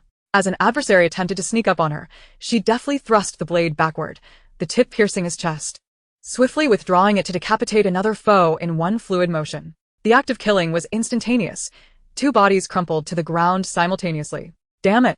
Charge! The opposing side, equally bloodthirsty, swung their machetes towards the ferocious foe, expecting to inflict harm, but after claiming a life, a foe merely glanced at the attacker, his body recoiling as a massive figure lunged forward, sinking its teeth into the man's arm. With a crunch, Ashao tore the entire limb from its socket. Ah! The man fell to his knees, clutching his bloody shoulder, only to be met with Lin Ruo's blade slicing across his throat, a thin line of crimson appearing as blood spilled forth. He collapsed backward, lifeless. The 25th floor corridor was becoming increasingly littered with corpses, leaving little room to maneuver. Combat now required stepping over the fallen. Realizing their predicament, the adversaries acknowledged their losses. Most casualties were their own, while the other side had only suffered a few. The formidable duo, alongside their 2 massive dogs, instilled a sense of dread, prompting thoughts of retreat. After all, no one wished for death. Fall back. Split up and retreat. In an instant, the group divided, one faction rushing down the staircase, the other fleeing to the rooftop, intending to leap off into the deep waters below, where they hoped to be rescued by those on the rafts. Zhao Hui's team guarded the staircase, leading down, while Li Wei held the line above. With Zhao Hui's numbers overwhelming, Lin Ruo unhesitatingly moved to support Li Wei. A foe, Ashao, you head the other way. A foe's ears twitched, and with a powerful bite, he swiftly severed the throat of the man before him. In a single bound, he dashed towards Zhao Hui, while Ashao, with a fierce shake of his head, sent several assailants sprawling. He quickly advanced towards a foe. At that moment, a figure from behind Ashao lunged at him with a swift strike. Observing this, a foe sprang into action, leaping 3 meters to block Ashao's path. The blade struck a foe's back, yet due to their mutated evolution, both he and Ashao possessed remarkably resilient hides. Even though the knife came down with force, it merely left a 20-centimeter gash on a foe's back. The pain was negligible to him. His healing abilities were formidable, rendering such minor injuries inconsequential. He opened his jaws and sank his teeth into the man's neck, tearing viciously, decapitating him along with his shoulder. Wong Wong. Seeing a foe injured, Ashao instantly went berserk, rampaging through the corridor of the 25th floor, leaving a trail of dismembered limbs and scattered bodies in his wake, with not a single whole corpse remaining. Lin Ruo, witnessing a foe's injury, narrowed her eyes slightly. The knife in her hand gleamed ominously in the darkness. Abandoning her intention to assist Li Wei, she spun her blade with precision and launched a swift offensive. One person, one knife, a seamless union of man and weapon, she slashed, hacked, thrust, and pierced, stepping over the corpses that littered the ground as she advanced. Within a 2-meter radius around her, remnants of limbs and fallen bodies surrounded her, creating a scene reminiscent of a human meat grinder. Faced with such overwhelming combat prowess, the opposition found themselves unable to breach the encirclement, all succumbing within the confines of the 25th floor. This battle could only be described as a massacre. Staining the corridor red, not a single spot remained untainted, all having been soaked in blood. When the carnage finally ceased, the bodies on the 25th floor piled up to 4 layers deep, and the ground had transformed into a river of blood, cascading down the staircase in torrents. Only 4 or 5 of Zhao Hui's men remained, while the others lay slain or grievously injured. Given the current situation, severe injuries were tantamount to a death sentence. Li Wei's buzz cut was drenched in blood, clinging to his scalp and trickling down his cheek, as he gripped a blood-red bone knife tightly. Leaning against the blood-stained wall of the corridor, panting heavily, Lin Ruo stood not far from him, her entire form drenched in blood. Save for her piercing eyes that sparkled with intensity, an aura of lethal intent surrounding her. A foe and Ashao were also soaked in blood. Therefore matted together as they panted heavily, tongues lolling out. Damn, this is exhilarating. Zhao Hui exclaimed, disregarding the gruesome sight as he plopped down atop a corpse beneath him. This group was utterly deranged, numbering 70 or 80. Without Lin Ruo and Li Wei, he would surely have perished among them. Zhao Hui glanced at Lin Ruo, who stood amid the chaos, flanked by her 2 ferocious dogs. It was evident that nearly 70% of the opposition had fallen to Lin Ruo and her companions. These 2 beasts were ruthless, exhibiting an uncanny tactical intelligence that left no room for survival. Sister Ruo, how did you train these dogs? Teach me. Once we get out of this mess, I must have 2 of my own. Zhao Hui panted, jesting. Lin Ruo cast a cold glance in his direction, her tone indifferent. You couldn't raise them. Li Wei chuckled softly, the tension from the earlier chaos dissipating. Zhao Hui was left speechless by her retort. She truly had a way of silencing him. He turned to observe the two blood-soaked dogs, their eyes glinting ominously. He scratched his nose, realizing perhaps she was right. With such ferocity, they would dare to kill. They were certainly accustomed to the taste of blood. It was possible that they had even dined on human flesh. The thought filled him with trepidation, and he quickly stood upright, forcing a strained smile towards Lin Ruo. Sister Ruo, you must be tired after all that. Let us handle the cleanup outside. You should rest first. Lin Ruo surveyed the heaps of corpses around her and was disinclined to engage in the laborious task of cleaning up. Nodding in agreement, she took a pho and a show back home. Once the door to her residence closed, Zhao Hui dared to sidle up to Li Wei, whispering, Li Ge, what do you think the young master has been feeding those two ferocious dogs to raise them so viciously? Li Wei lowered his gaze, a smile lingering in his eyes. Indeed, in this apocalyptic world, when humans struggle to find sustenance, what could they possibly be fed? But what does it concern us? He glanced at the bodies strewn about, a subtle warning lacing his calm tone. Zhao Hui rolled his eyes. Do I not understand that? I am merely curious. Curiosity killed the cat, you know? Li Wei remarked as he hoisted two corpses, heading towards the window. Got it, got it. Zhao Hui and the remaining men dragged the bodies downwards. With a splashing sound, corpses were continuously hurled from the 25th floor into the water below, creating massive splashes. The surrounding buildings watched from a distance, but upon witnessing the bodies being discarded, they quickly grasped the situation. Building 3 had emerged victorious. With so many casualties on their side, Building 3 had indeed triumphed. Any future actions would necessitate careful consideration of Building 3's strength. Meanwhile, Zhao Hui and his group braved the rain pouring through the window, tallying their losses. Including their own fallen comrades, there were a total of 94 bodies, and by the time they finished, the last few men were so exhausted they could barely lift their arms. They had to rely on the residents of Building 3 hiding below to assist in disposing of the corpses. Damn it! If they provoke me further, I'll march straight to their lair, Zhao Hui declared, sprawled out on the ground like a dead dog, utterly fatigued. Li Wei glanced at him but chose to say nothing more, turning to return home. Whether they would attack the enemy's stronghold depended on Lin Ruo's willingness. With just their small group, could they truly succeed? Upon returning home with a pho and a show, Lin Ruo's first priority was to examine a pho's wound. Seeing that it was not deep, she breathed a sigh of relief, knowing she needed to wash him before applying any medication. Her eyes glimmered with a blue light as she conjured 2 large water orbs. After several minutes, both bloody dogs emerged clean and refreshed. Only then did Lin Ruo begin to trim the fur around a pho's wound, applying medicine and bandaging it, while a show waited patiently nearby. After tending to the injury, Lin Ruo sighed in relief, patting a pho and a show on their heads. You two play for a bit, I'm going to take a shower. She manipulated the blood water and tossed it out the window, then encased the door in a layer of frost before heading towards the bathroom. Today, she had indeed bathed in blood and needed to cleanse herself thoroughly. After more than half an hour, Lin Ruo emerged from the bathroom, restored to her usual cleanliness. Upon seeing her finished shower, a pho and a show approached eagerly, wanting to nuzzle against her. Lin Ruo, however, ushered them into the bathroom to brush their teeth. They may have bathed, but remnants of flesh still clung to their teeth, and it was imperative to clean them thoroughly. It wasn't until she had brushed their mouths 3 times that Lin Ruo was satisfied they were clean.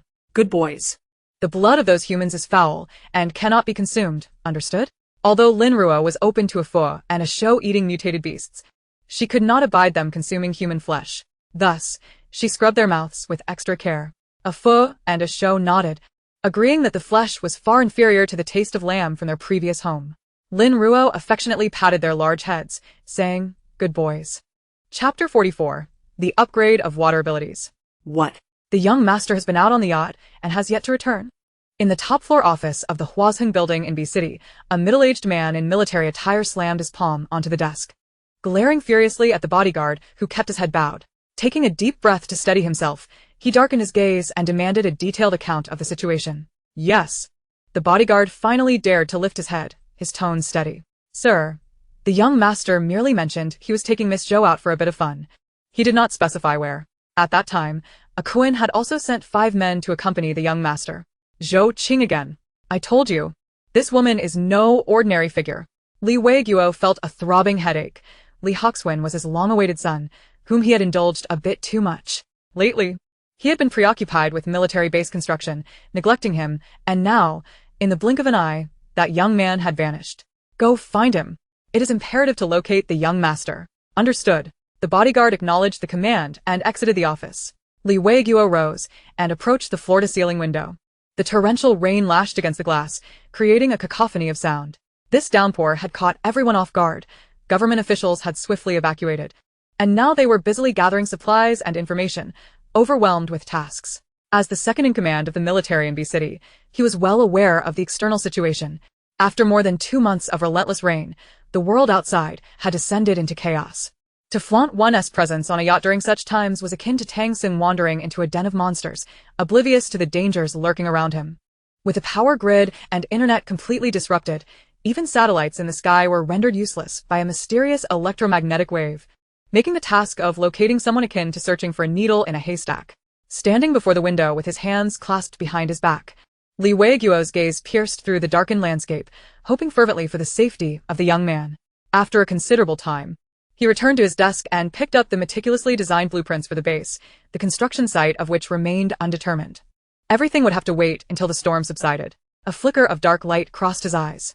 The complete breakdown of social order might very well present an opportunity for him. The following morning, Lin Ruo was blissfully unaware that the world outside was frantically searching for Li Hoxuan. She was currently at a pivotal moment. During routine training, she had exhausted her mental energy according to her usual practice, and as she began to recover using crystal cores, the moment for the upgrade of her water-based abilities suddenly arrived. Lin Ruo barely had time to retrieve a pile of crystal cores from her spatial storage, enveloping herself within them as their energies surged towards her, activated by her overflowing mental strength. She felt as though she were submerged deep within the ocean. Drifting with the currents, the water flowed continuously into her body, accumulating within her until she felt on the verge of bursting. As the flow began to spread throughout her entire being, cleansing her, the entire experience was extraordinarily pleasant, and she quickly became immersed in it. As time passed, in the tangible world, Lin Ruo sat cross-legged in her bedroom, her form encased within a massive block of ice. The temperature was so frigid that even a Fu and a Shou, with their formidable physiques, could not approach within 3 meters, pacing anxiously at a distance. Knock, knock, knock. A sound echoed at the door. A Shou, brimming with agitation, barked loudly at the door. The knocking ceased immediately, after yesterday's skirmish. A Fu and a Shou had gained notoriety in Building 3. Initially, there were those who coveted their flesh. Now, those same individuals would do anything to avoid them, seeking refuge as far away as possible. Upon hearing a Shou's barks, the visitor abandoned their knocking and hastily retreated.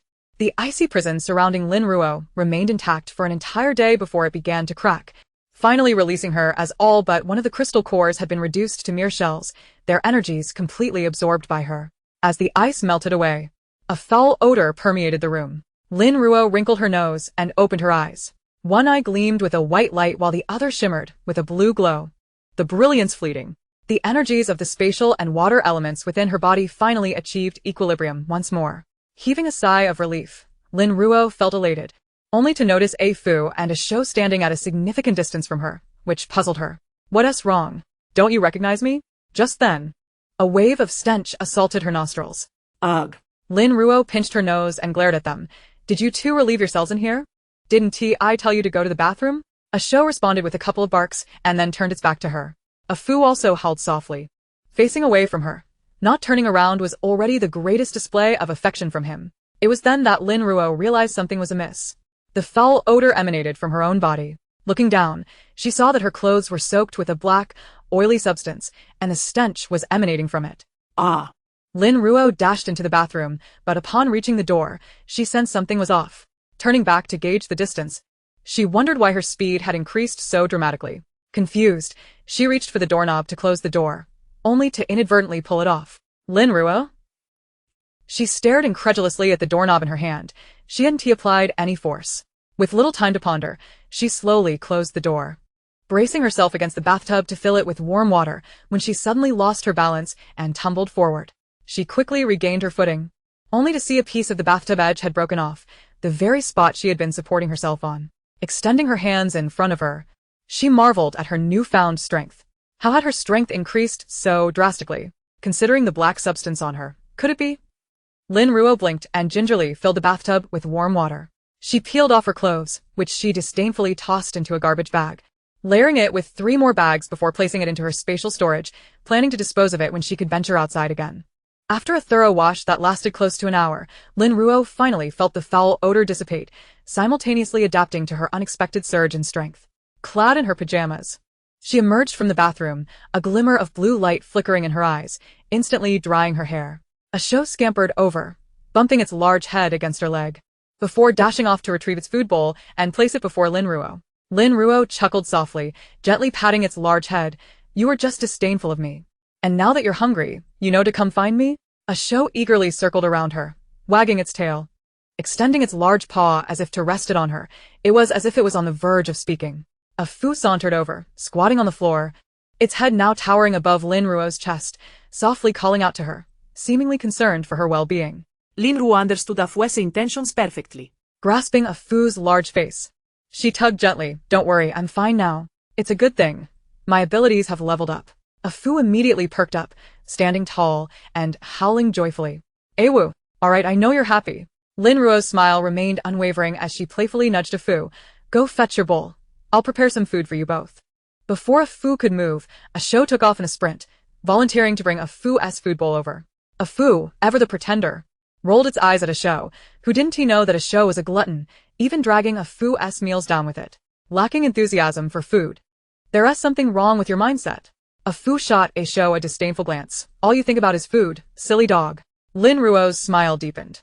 Today, her abilities had finally upgraded, and she felt a surge of joy that warranted a celebration. Retrieving half a sheep from her spatial storage, roughly 80 pounds, she split it in two, placing the portions into their respective bowls. Today, it was all about meat. A Fu and a show adored lamb. But since the little sheep in her spatial storage grew slowly, Lin Ruo typically controlled their intake. Today, however, they could feast to their heart's content.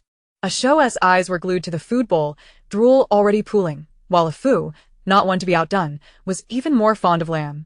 Understanding their hunger, Lin Ruo wasted no time. "Eat up." A Fu and a Shao immediately bowed their heads and began to feast. With the first bite, the entire room was enveloped in the strong aroma of mutton and the rich scent of blood, a delight to their senses. To a Fu and a Shao, the lamb bones were akin to crispy biscuits, crunching delightfully with each bite. Observing their earnest consumption, Lin Ruo chose to disregard them, her mental energy gradually reaching toward the crystal core within her mind, eager to discern the new abilities she had acquired through this upgrade. Chapter 45. Awakening of Healing in the Darkened Space. A white light and a blue light intertwined like the yin-yang symbol, illuminating the surrounding area as they danced around each other. Upon closer inspection, each beam of light held a crystal core at its center, with the two cores slowly revolving around one another. As Lin Ruo's mental energy penetrated her consciousness, she gently touched the water-type crystal core. In an instant, she envisioned the vast azure ocean, the boundless water molecules swirling around her, whispering their joys to her soul. A tumult of emotions surged within her. She had never felt such grandeur within the water-type crystal core before. Was the transition from level 5 to level 6 a threshold, a metamorphosis from quantitative to qualitative change? This led her to deduce that level 5 abilities represented a watershed, a barrier that, once crossed, allowed her to glimpse a broader core of potential.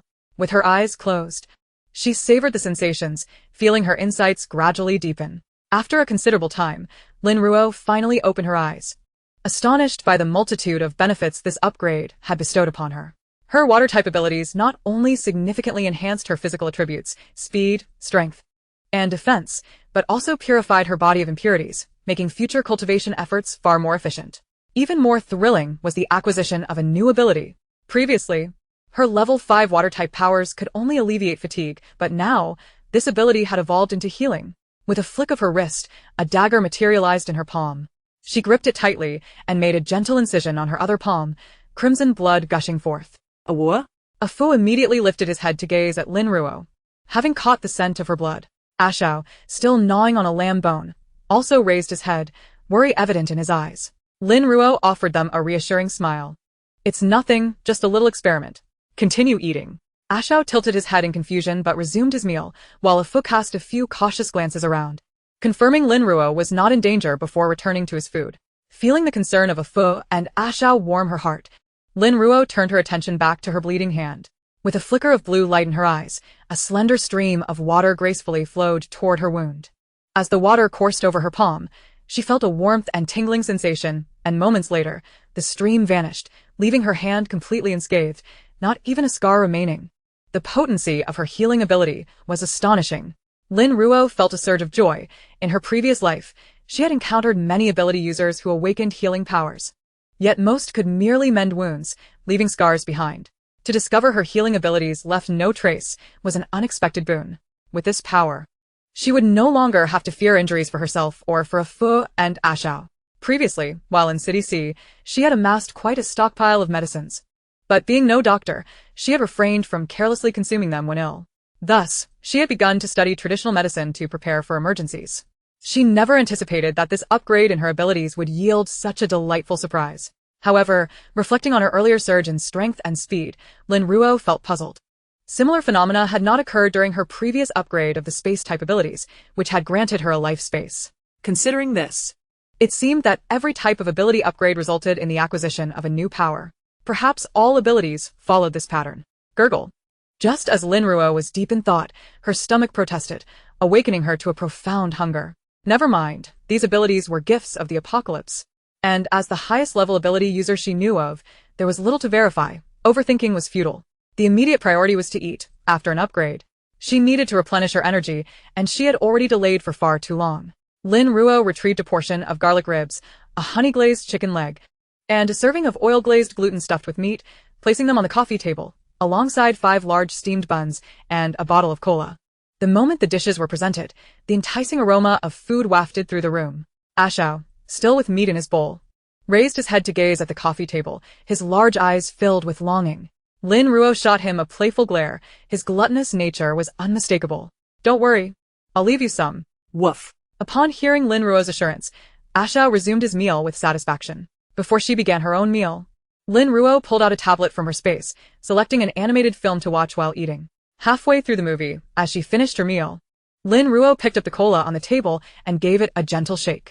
The previously room-temperature beverage suddenly exuded a refreshing chill, perfect for the sweltering weather. Taking a sip brought her immense relief, and with a sizable portion of food still remaining, she polished off all the buns. Fu and Ashao lay at her feet, their bodies now taller than her calves. Lin Ruo glanced at their bowls, noticing there was still plenty of lamb left. She quickly stored it in her space, knowing it would spoil if left out for even half a day. She poured the remaining dishes into their bowls, thoughtfully adding a bowl of rice for each. Fu and Ashao dashed over, devouring the feast with gusto. Lin Ruo chuckled. Despite being full, they treated the familiar food as if it were a delightful snack, always eager for more. Shaking her head, she nestled back into the sofa, continuing to watch the film, which boasted impressive special effects and appealing character models. As Fu and Ashao finished their meal and returned, Lin Ruo pulled Fu closer, placing her hand over his injury, activating her water-type ability.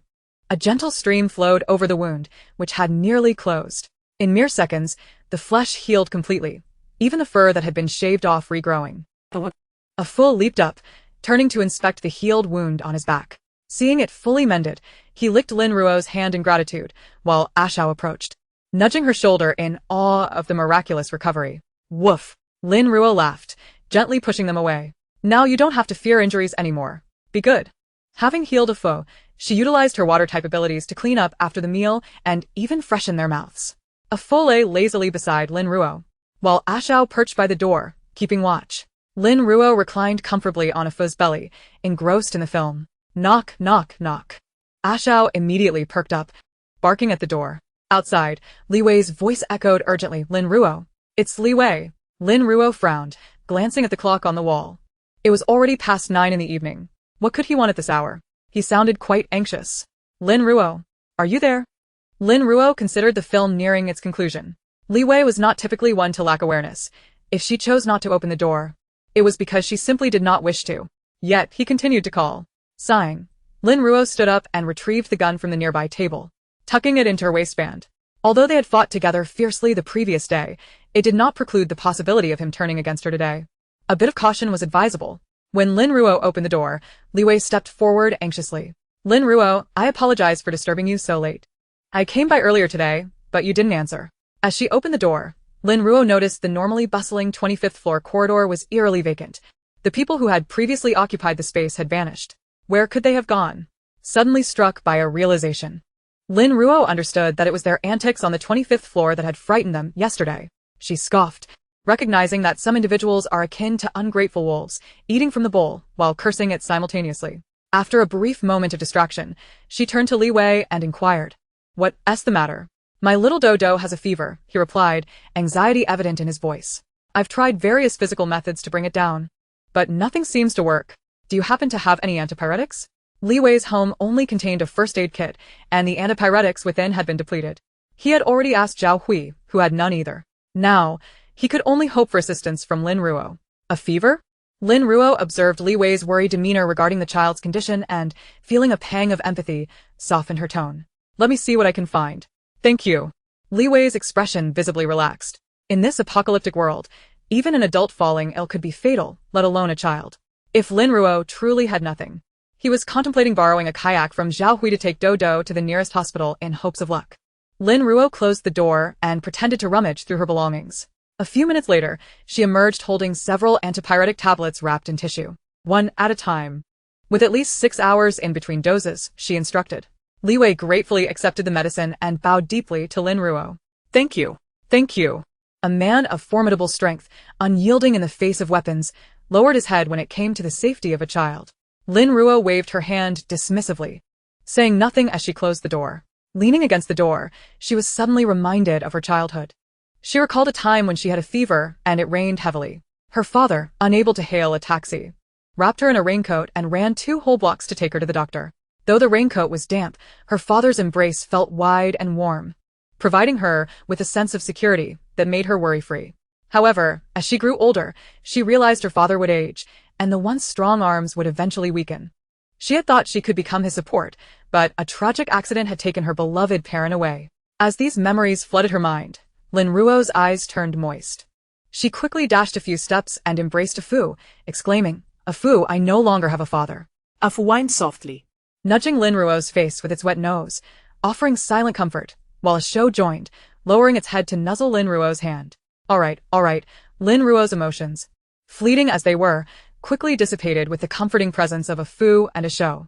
She tugged at Asho's large ears, saying, "Though I no longer have a father to hold me, I can ride on your back, can't I?" Wong wong.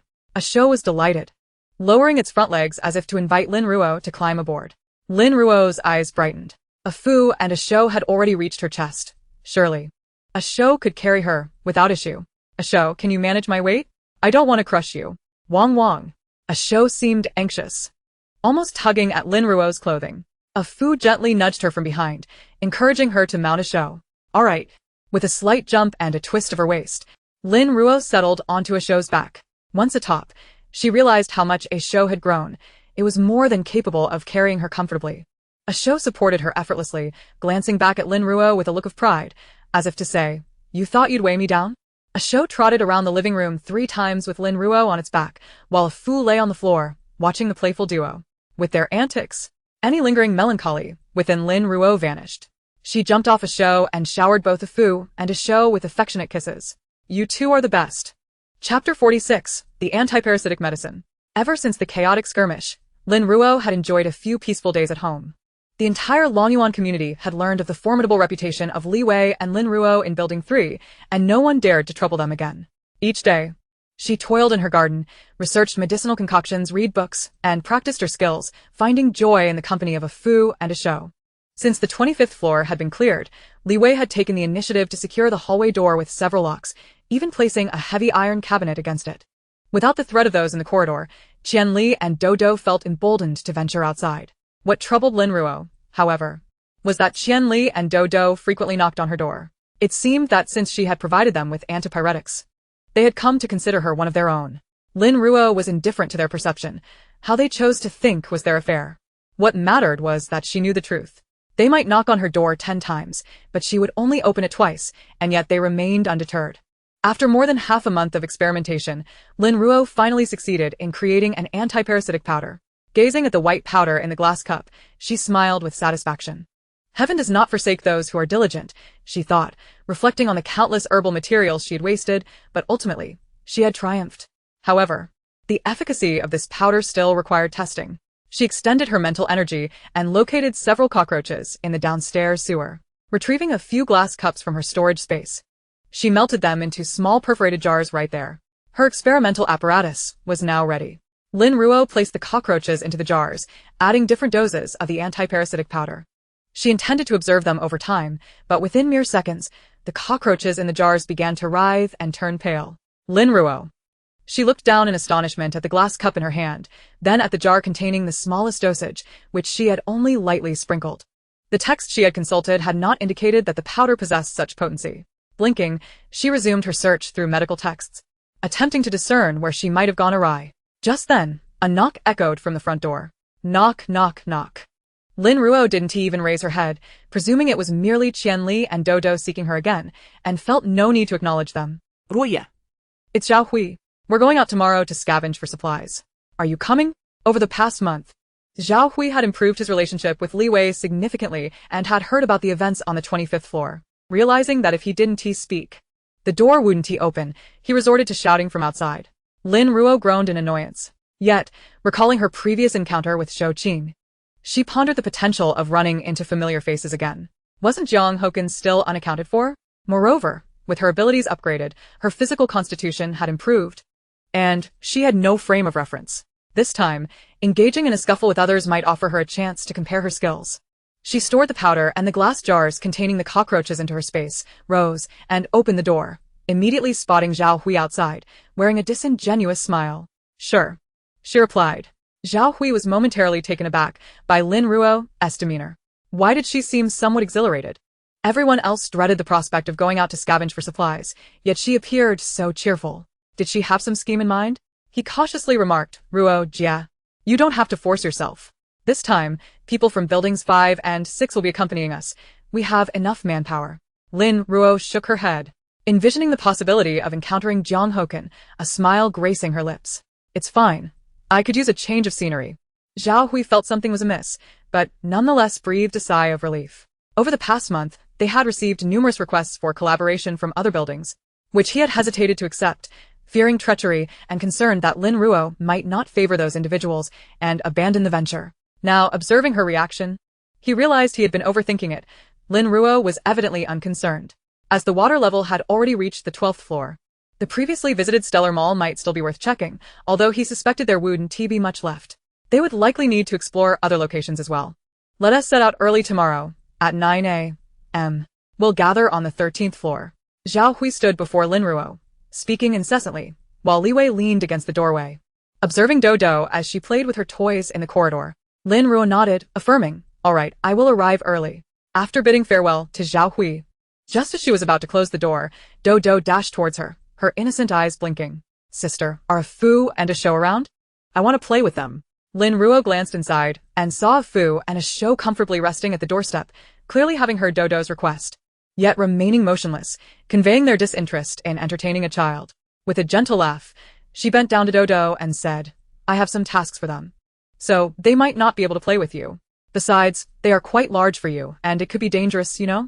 Dodo's little head drooped, responding softly with an O. Lin Ruo exchanged a glance with Li Wei before returning home and closing the door. Li Wei. Peering through the crack of Lin Ruo's door, noted that a Fu and a Show seemed even larger than before. Lin Ruo's concerns were justified. Should they play without restraint, Dodo could be at risk. Reflecting on this, Li Wei crouched down to address the visibly disappointed Dodo. Dodo, remember what I told you? Things are different now. There are many dangerous individuals or objects that could harm you, or worse. We must be exceedingly cautious. Do you understand? Dodo looked up into her father's eyes, nodding with a semblance of comprehension.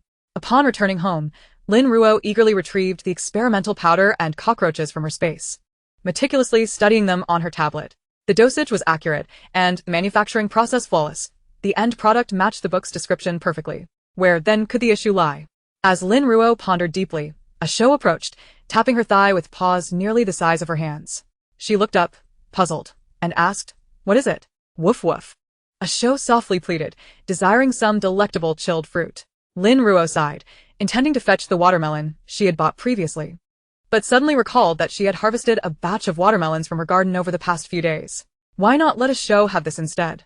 She produced a hefty 10-pound watermelon, its surface glimmering faintly with a blue hue as it emanated a refreshing coolness. She sliced it in half and placed it in their feeding bowls, saying, enjoy. A Fu and a Show buried their heads in the bowls, devouring the watermelon in mere moments. Lin Ruo smiled, knowing that this was far tastier than ordinary watermelons, thanks to the rich black soil. Suddenly, an epiphany struck her. The medicinal herbs were also cultivated in the black soil.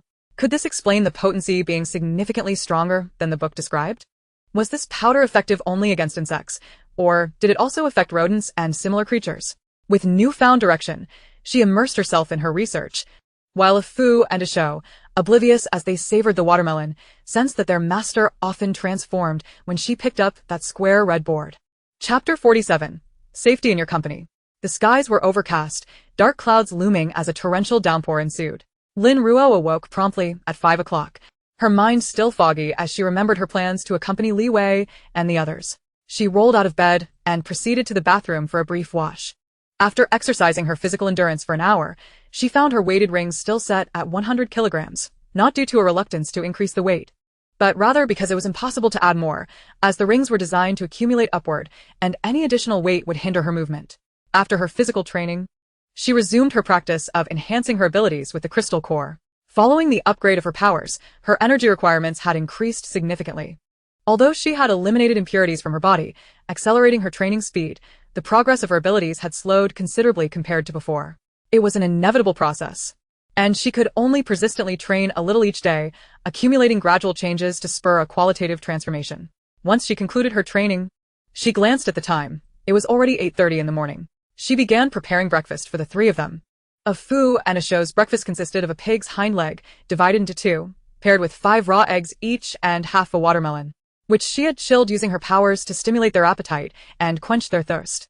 Upon seeing their meal, a Fu and a Shou rushed over, and at Lin Ruo's command, they immediately began to devour their food. Ever since the watermelons had ripened in the black soil, they had been consuming half a watermelon at each meal, coupled with water from the spatial lake since they were young. In the past month, they had grown at an astonishing rate, now measuring 2 meters in length and 13 meters at the shoulder.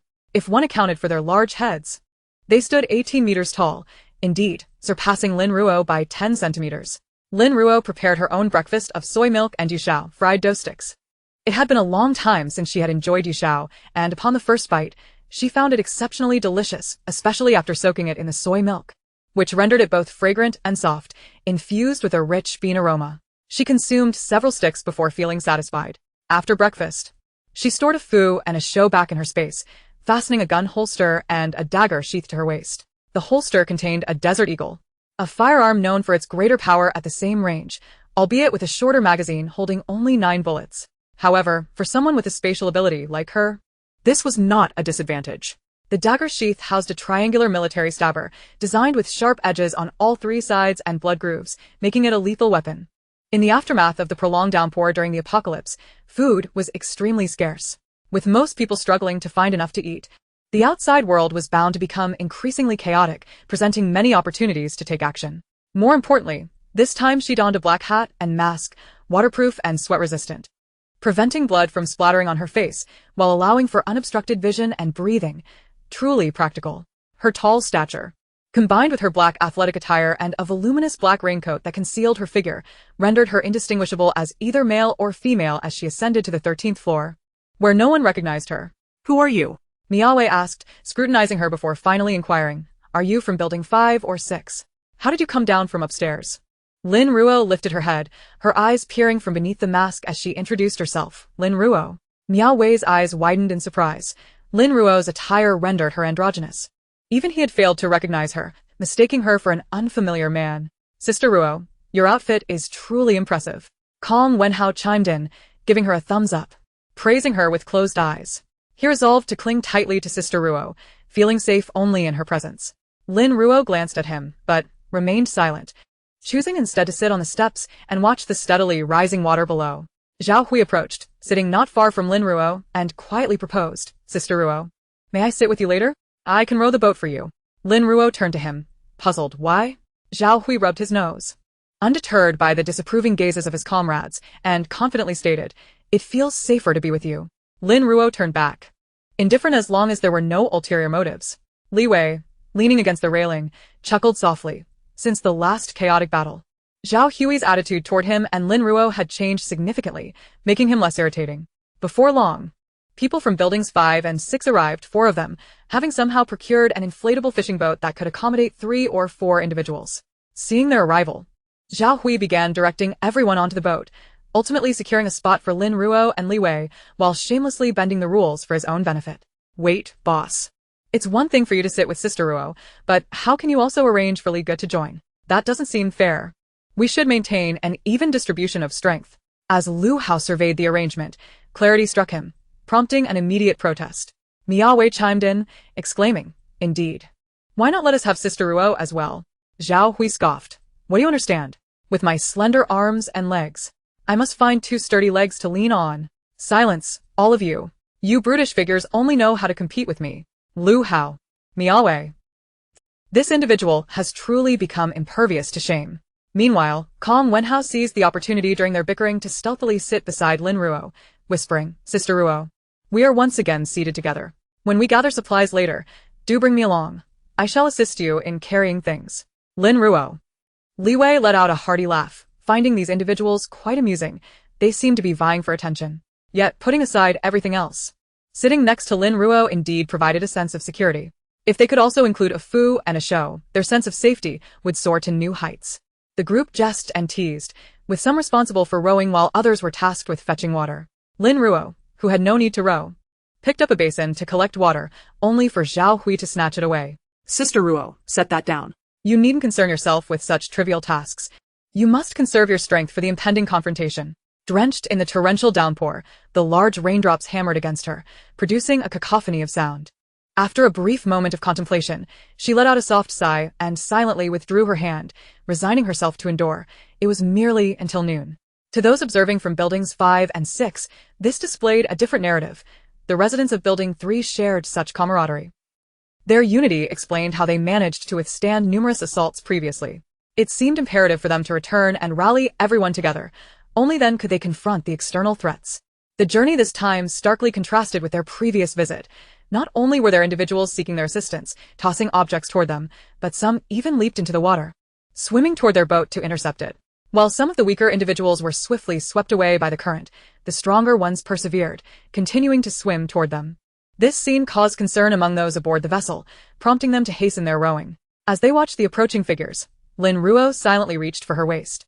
Should anyone come within 5 meters of the boat, she would not hesitate to fire. After all, their direct distance was shorter than Lin Ruo's diagonal path, and indeed, 2 individuals drew nearer to their vessel. Swiftly retrieving her gun from its holster, Lin Ruo fired 2 shots, sending them to their demise. The remaining individuals in the water, upon realizing the presence of firearms, immediately began to retreat. Zhao Hui, filled with trepidation, glanced back at those still swimming toward them. Having nearly forgotten the crazed nature of the outside world after spending half a month in Building 3. However, when they returned, laden with supplies, the boat would become substantially heavier. With only 1 gun and limited ammunition, would they still be fortunate enough to escape unscathed? Lin Ruo's keen eyes scanned the surroundings, and upon turning, she met Zhao Hui's worried gaze, raising an eyebrow in question. "Are you afraid?" Zhao Hui detected the teasing undertone in Lin Ruo's words. He straightened his neck defiantly, attempting to project an air of fearlessness, yet his voice lacked conviction. "Who is afraid? We'll just take another route." Li Wei snickered, casually rowing as he remarked, "I expected you to suggest we eliminate them all, yet here you are proposing an alternate path, while claiming not to be frightened." Zhao Yi. He shot Li Wei an exasperated glance, turning away to resume fetching water. The principle of not striking a man's face or exposing his weaknesses seemed lost on Li Wei, who persistently aimed for his vulnerabilities. How vexing.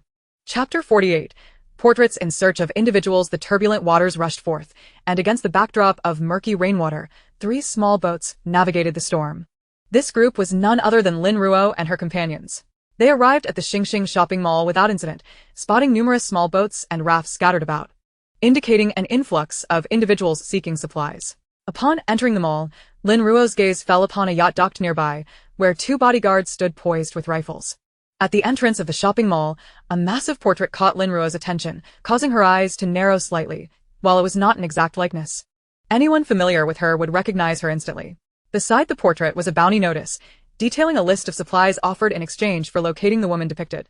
The notice asserted that she must be brought alive or dead. A smirk tugged at the corners of Lin Ruo's mouth beneath her mask. It appeared that the consequences of her previous actions had finally come back to haunt her. Yet the method of vengeance seemed rather lackluster. With only 2 bodyguards dispatched this time, compared to the 6 from before, the others from Building 3 recognized her as well, yet they remained silent. Should Lin Ruo be identified, they too would likely face dire consequences, most likely meeting their end together. No matter how valuable the supplies, one must possess life to utilize them. Zhao Hui, vigilant, glanced back at the individuals from buildings 5 and 6, wary of any potential leaks. However, they appeared oblivious, merely glancing before turning away. He suddenly recalled Lin Ruo's disguise today. These people had never seen her true appearance, bringing him a measure of relief. The bodyguards at the entrance scanned their 3 boats and, seeing no women aboard, did not attempt to block their passage. Miao Wei silently commended Lin Ruo for her foresight in disguise. Once inside the mall, Zhao Hui leaned closer to Lin Ruo, whispering, "Sister Ruo, rest assured. We will not betray you." Lin Ruo turned to regard him, her gaze deep as if capable of drawing one in entirely. She held little faith in his words. They had merely been thrust together by circumstance, and with a more advantageous option, betrayal could yield greater rewards. Yet, the truth of his statement mattered little to her. With less than 10 days remaining until the storm passed, she would depart from Longyuan, rendering her untraceable. Even if they did discover her whereabouts, what fear could she possess with her abilities? Ultimately, the fear would belong to others.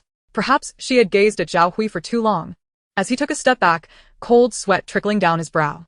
Lin Ruo's recent kindness had nearly caused him to forget that this individual was a harbinger of death, capable of dispatching dozens without breaking a sweat. Who should be afraid was he himself, if she truly wished to silence them. Their group of 11 would not last 10 minutes. As they spoke, their boats reached the shore, and the others disembarked swiftly and in an orderly fashion. Lin Ruo glanced back at the yacht at the entrance, licking her lips beneath her mask, excitement glimmering in her eyes. Perhaps she could test the strength of her enhanced body against these individuals? Li Wei, having noticed Lin Ruo's unwavering gaze on the two at the entrance, understood her intentions. He had witnessed their lethal capabilities before, and the intensity of her current stare mirrored that of a predator. He approached her, whispering, "Do not provoke trouble. There are too many people here." Lin Ruo silently withdrew her gaze, imperceptibly nodding in acknowledgement. The group organized themselves as before, 4 individuals per team, one team remaining with the boats, while the other 2 ventured upstairs to search for additional supplies. Lin Ruo teamed up with Zhao Hui, Kong Wenhao, and Miao Wei, leading the way to seek out resources. The boat docked on the 13th floor, and they swiftly entered through the emergency exit. The 13th floor housed a supermarket, yet it appeared even more dilapidated than during their last visit, with toppled shelves and scattered goods littering the floor, though most were of little use. Upon arriving at the supermarket, a group of 8 dispersed to pursue their individual quests. Lin Ruo first ventured into the grains and oils section, only to find it utterly barren, devoid of even bulk rice and flour. There was no need to check the instant food aisle, it was surely no different. She pivoted and dashed towards the beverage section, only to discover that it too had been stripped bare, with the condiments section similarly desolate. The absence of seasonings was astonishing. The individuals ahead were practically beasts, leaving nothing for others. Who could argue otherwise? In such a vast supermarket spanning 3 floors, not a morsel remained. There was no point in returning to this establishment. It had been entirely depleted. The search for another supermarket was about to begin, and she wondered when this exhausting ordeal would come to an end. 2 individuals passed by Lin Ruo, engrossed in conversation and seemingly oblivious to her presence behind the shelves, evidently having scoured the upper 2 floors as well. Lin Ruo stood by the 13th floor window, gazing out at the torrential downpour. The murky waters below were littered with debris, and every so often, a floating corpse drifted by. Ominously close, less than 2 meters away, the oppressive water pressure and the hazy visibility weighed heavily upon her. With no food to be found here, she saw no reason to continue her search. Instead, she gathered a few toys from the pet section that her pets, a Fu and a Shou, would adore, stowing them in her backpack before turning to descend the stairs. As Lin Ruo stepped out, having traversed a mere 10 meters, she noticed a group charging towards her with clear intent. A brow arched in curiosity. What did this mean? A robbery?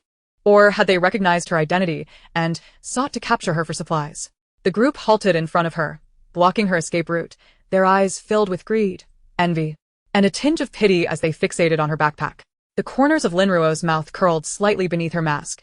It seemed they believed she had stumbled upon something valuable worth stealing. Hand over the contents of your backpack.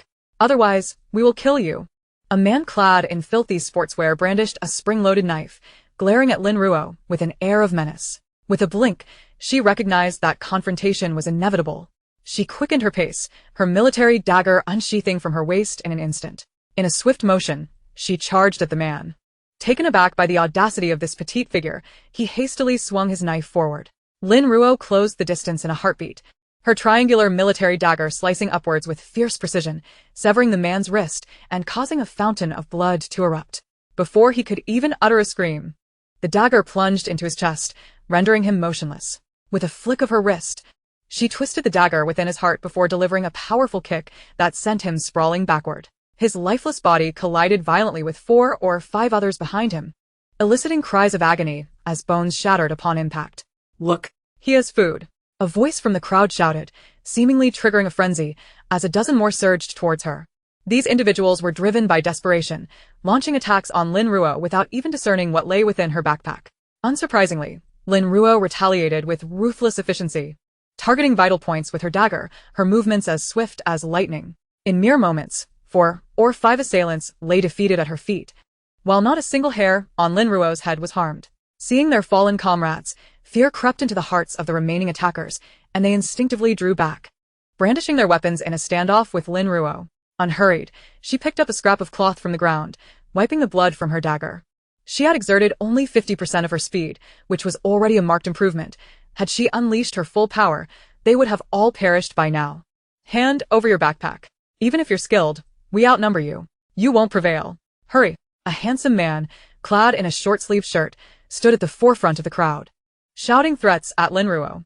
In a different world, he might have been admired for his looks, but in this grim reality, his visage was twisted with malice. Brandishing a boning knife as a weapon, with each word, he edged closer to her, and his followers gradually closed the gap, determined that the contents of her bag would not go unclaimed. Lin Ruo raised an eyebrow at their insipid rhetoric. Should she comply with their demands, it would only lead to mutual demise. Set down your backpack, and we will allow you to leave. Brother, times are tough, having found food. You shouldn't think only of yourself. Why not share it among us all? The crowd clamored in unison, pleading for her to relinquish her supplies. We are starving. Please have mercy on us. Why waste time talking, just take it. Surrounded by a tightly knit throng, their voices a cacophony of persuasion, they inched ever closer to Lin Ruo. Oh, is that so? Then come and take it. A hint of exhilaration colored Lin Ruo's tone as she brandished her freshly cleaned dagger defiantly, inciting the ire of all who coveted her belongings. Everyone, attack. Lin Ruo secured her backpack, spinning around to deliver a roundhouse kick to the first man who lunged at her. This time, she exerted her full strength.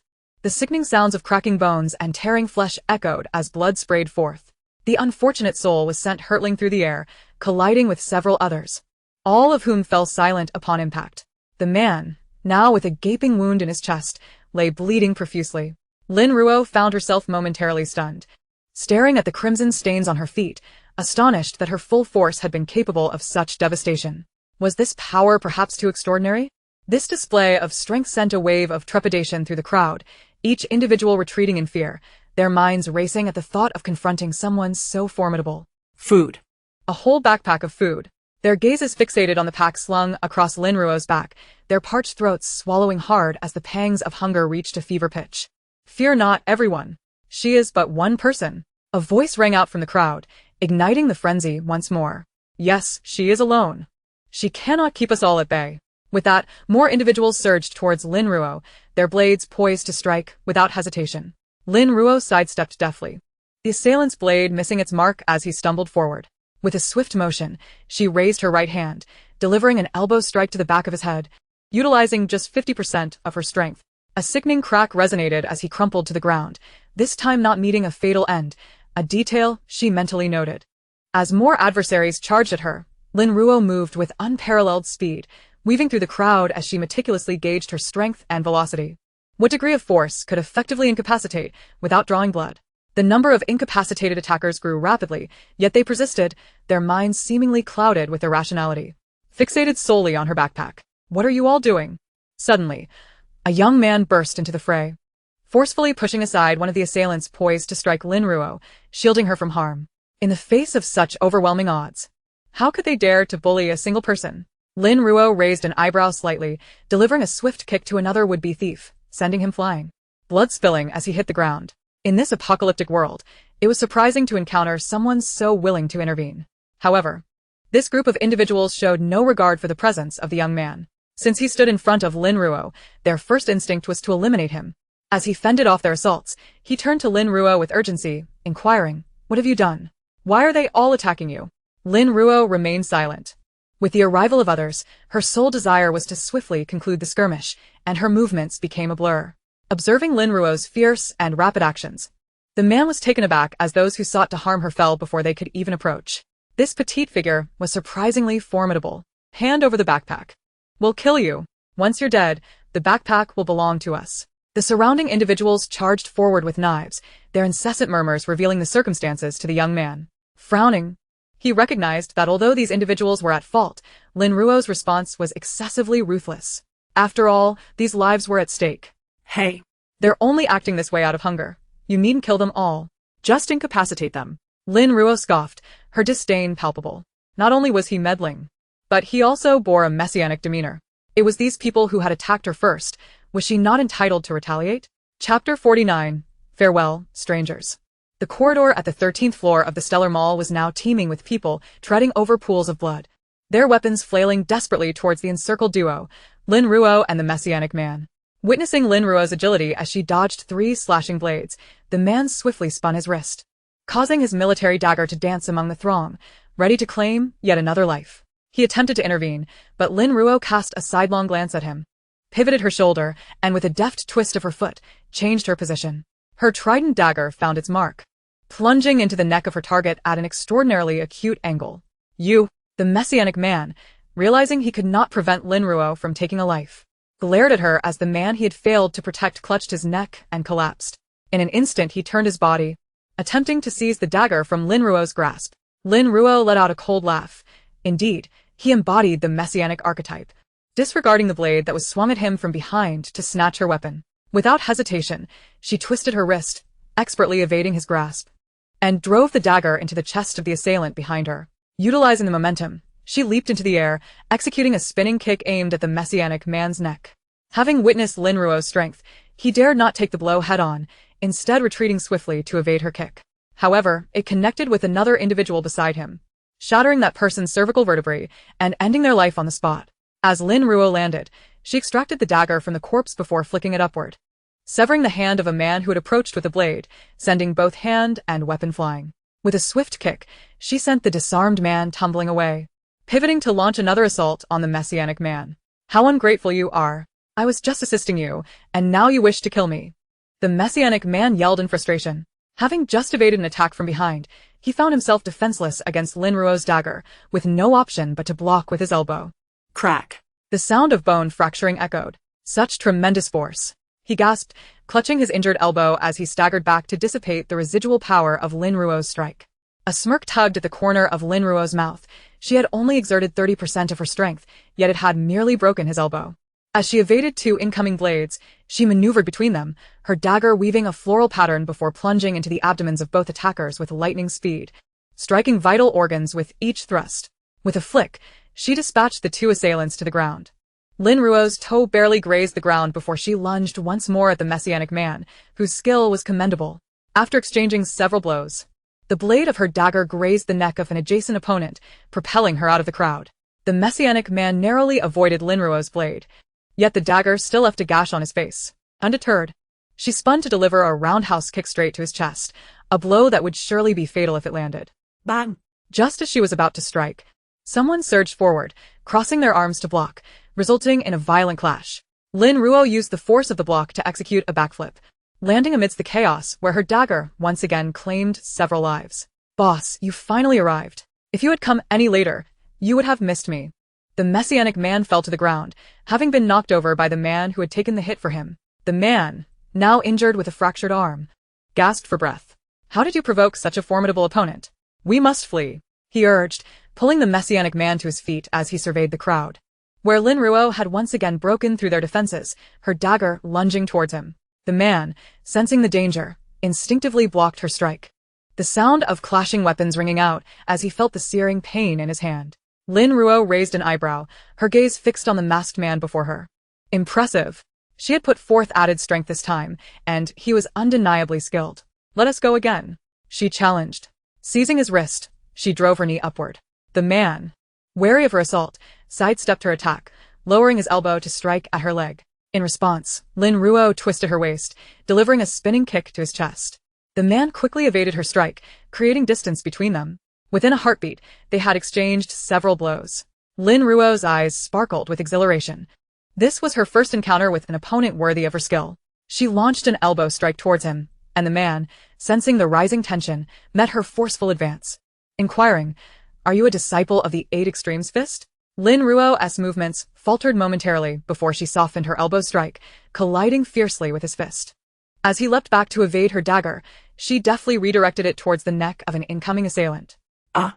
The man retreated and drew a gun from his lower back, firing a shot into the ceiling. Bang! The dull thud of the gun silenced the chaos. The frenzied assailants snapping back to reality, filled with dread as they retreated. In mere minutes, the ground was littered with bodies, blood flowing like a river, painting the surroundings crimson, enveloped in eerie silence. The man, his eyes narrowing beneath the mask, threatened menacingly. "Cease this at once. If you do not comply, I shall fire. People have died. So many lives lost. What has become of me? I find myself yearning to kill. What is wrong with me? I only sought a morsel of food." The individuals who had brandished weapons moments prior now stood aghast, their expressions reflecting shock and terror as they gazed at the fallen bodies, scattering in fear. Lin Ruo's eyes gleamed with derision. These individuals always adorned their malice with a veneer of righteousness. Murder is murder. Why the pretense? Her dagger dripped with blood, and her raincoat bore the evidence of her lethal encounters. The man aimed his gun at Lin Ruo, turning to check on the messianic figure still seated on the ground. "Beizai, are you alright?" "I merely have a fracture. It's nothing serious," he replied, gasping for breath, shaking his head slightly. He gestured towards Lin Ruo. "Do not kill her. It was those individuals who sought to rob him, and that is why she resorted to violence." Lin Ruo scoffed. Foolishness. She had just attempted to take his life, and now, having seized the upper hand, he astonishingly intended to let her go. How could they possibly continue fighting? The man's voice brimmed with disappointment. Beizai lowered his head. The wounds adorning his body seemed self-inflicted, and he had even dragged the boss into this perilous situation. It was then that Lin Ruo turned her gaze towards the man, surprised to encounter him here. After a year apart, meeting Qinyu again under such dire circumstances was unexpected. The image of him being engulfed by mutated beasts lingered vividly in her mind. Yet the memory of their recent battle over Beizai was even more pronounced. Breathing heavily, Beizai glanced at the seemingly unaffected Lin Ruo, astonished. Was she even human? Having slaughtered so many and exchanged blows with them, she appeared utterly unfazed. Qinyu then turned his attention to Lin Ruo, his eyes filled with curiosity. During their skirmish, he sensed that she had intentionally held back. "Why? Are you a disciple of Beiji Quan? From the Wu family?" Qinyu, having grown up in a martial arts family in B City, had never heard of such a prodigy emerging from any clan. Lin Ruo lowered her head, her voice dropping to a near whisper, laced with a raspy edge. "Mind your own business." With that, she swiftly turned and vanished from their sight. Without anyone to deter them, Qinyu and Beizai might have pursued her relentlessly, yet they knew they stood no chance against someone of her formidable caliber. After a prolonged silence, Beizai suddenly rose from the ground, astonished as he looked at Qinyu. Wait. "I finally understand what fell off just now." Qinyu, ignoring him, simply stowed his gun away, aware that the area was strewn with corpses and it was prudent to leave quickly. Seeing Qinyu's disinterest, Beizai gazed at him with a touch of resentment. "Boss, didn't you say your martial arts were a family secret, not to be shared?"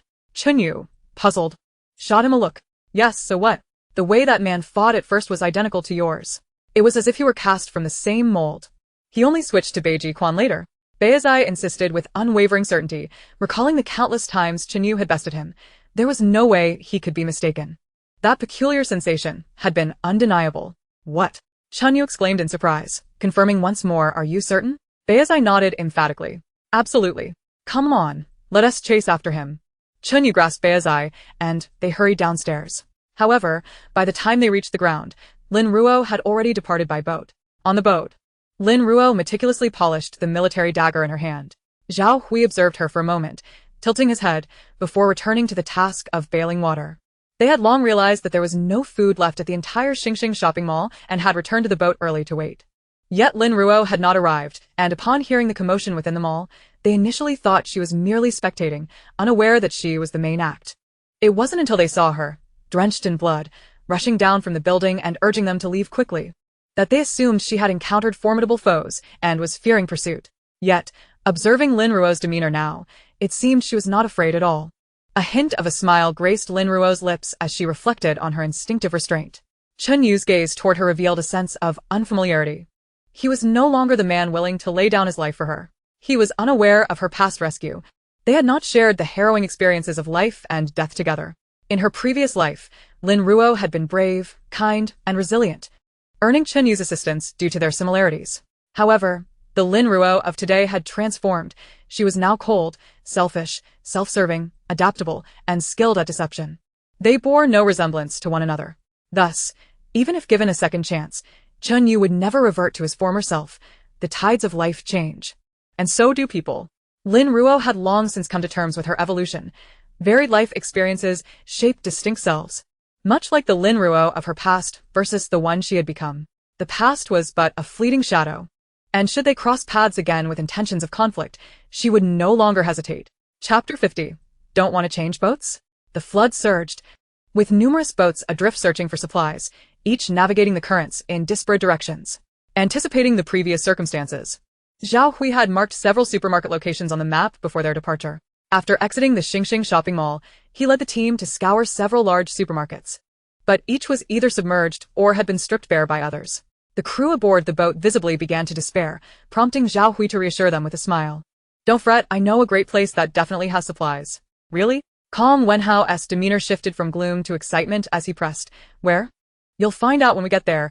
Turn right at the next junction, hurry. Zhao Hui strained to discern the direction through the heavy downpour.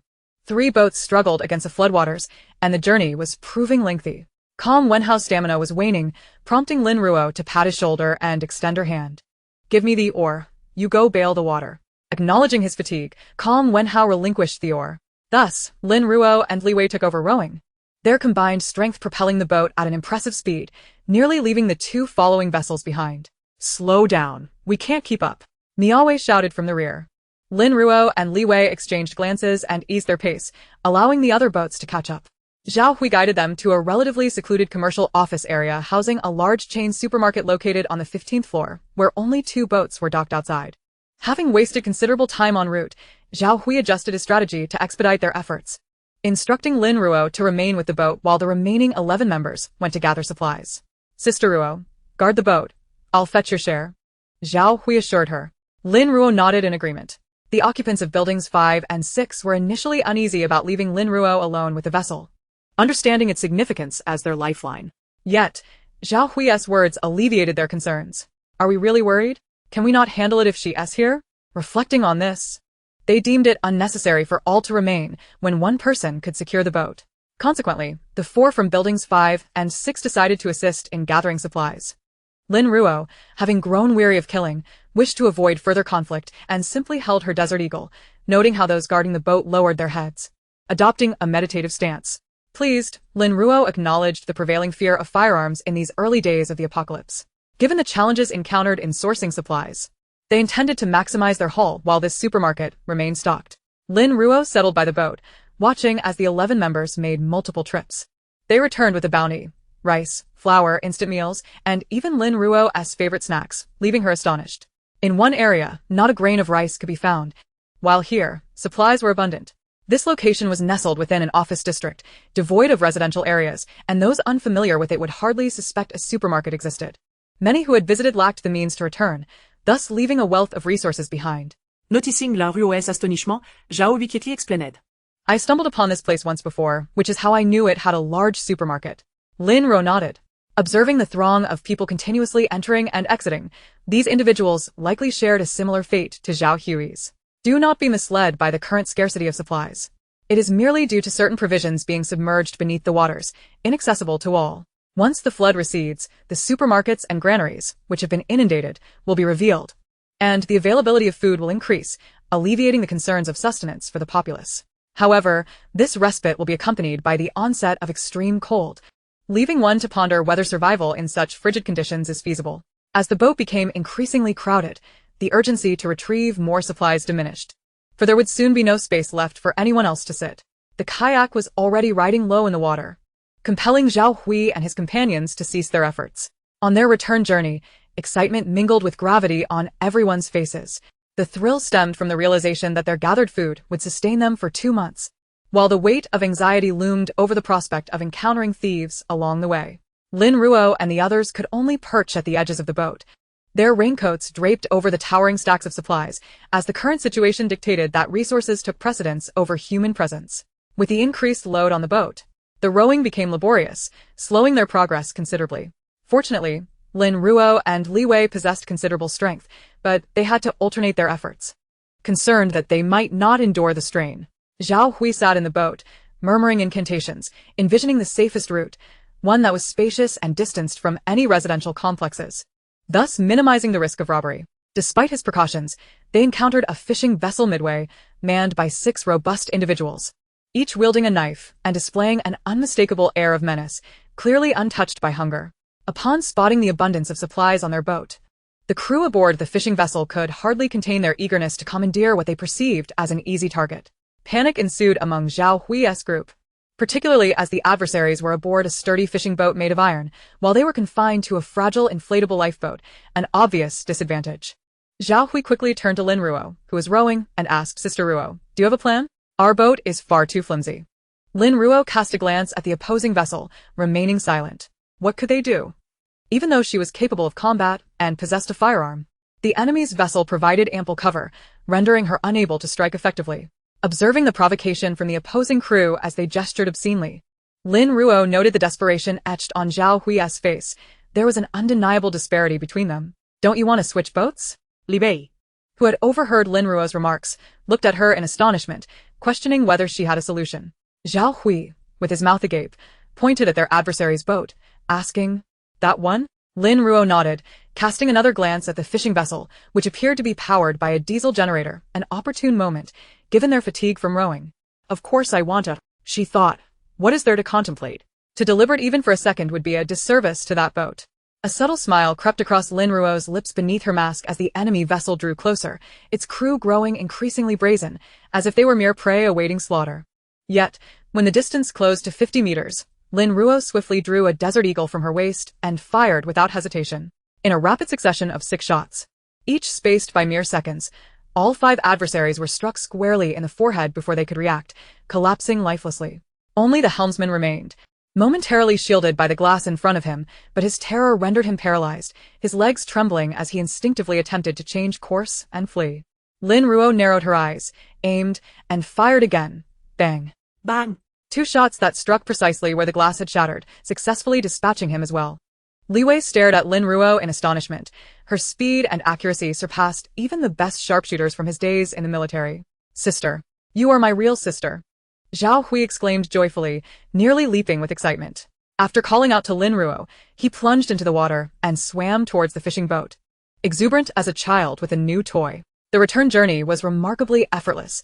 Zhao Hui piloted the fishing vessel, towing a lifeboat behind them like a string of candied hawthorns. Lin Ruo sat cross-legged at the bow of the fishing boat, propping her head with one hand, watching the ripples dance across the water. All aboard the fishing boat, even amidst the pouring rain, wore expressions of unprecedented relief and joy. Li Wei approached and sat beside Lin Ruo, wiping the rainwater from his face.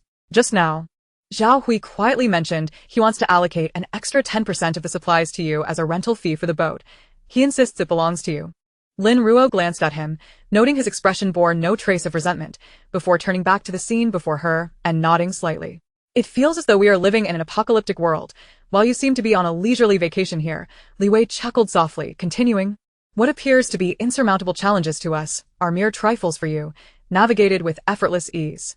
What you perceive as ease is the result of countless sacrifices and efforts on my part," Lin Ruo replied in a calm tone, refraining from looking at him.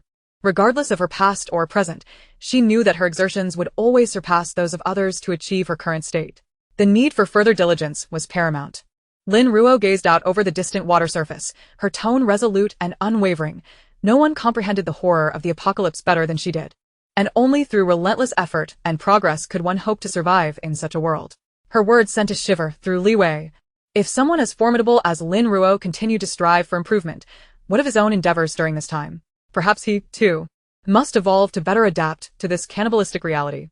With the aid of the fishing boat, their journey was a breeze. They returned to Longyuan in less than half an hour. Residents, upon hearing the roar of the fuel engine, peered out from their windows, only to be met with an astonishing sight. A fishing boat trailed behind 3 other vessels, each draped with various raincoats, bulging with supplies, an unambiguous indication of their contents. Lin Ruo sat at the bow, steering towards Building 3, while Zhao Hui joyfully began distributing the provisions. Those from Buildings 5 and 6 were required to surrender a portion of their gathered supplies to Building 3, with the remainder naturally theirs to keep. The bounty at Building 3 was plentiful.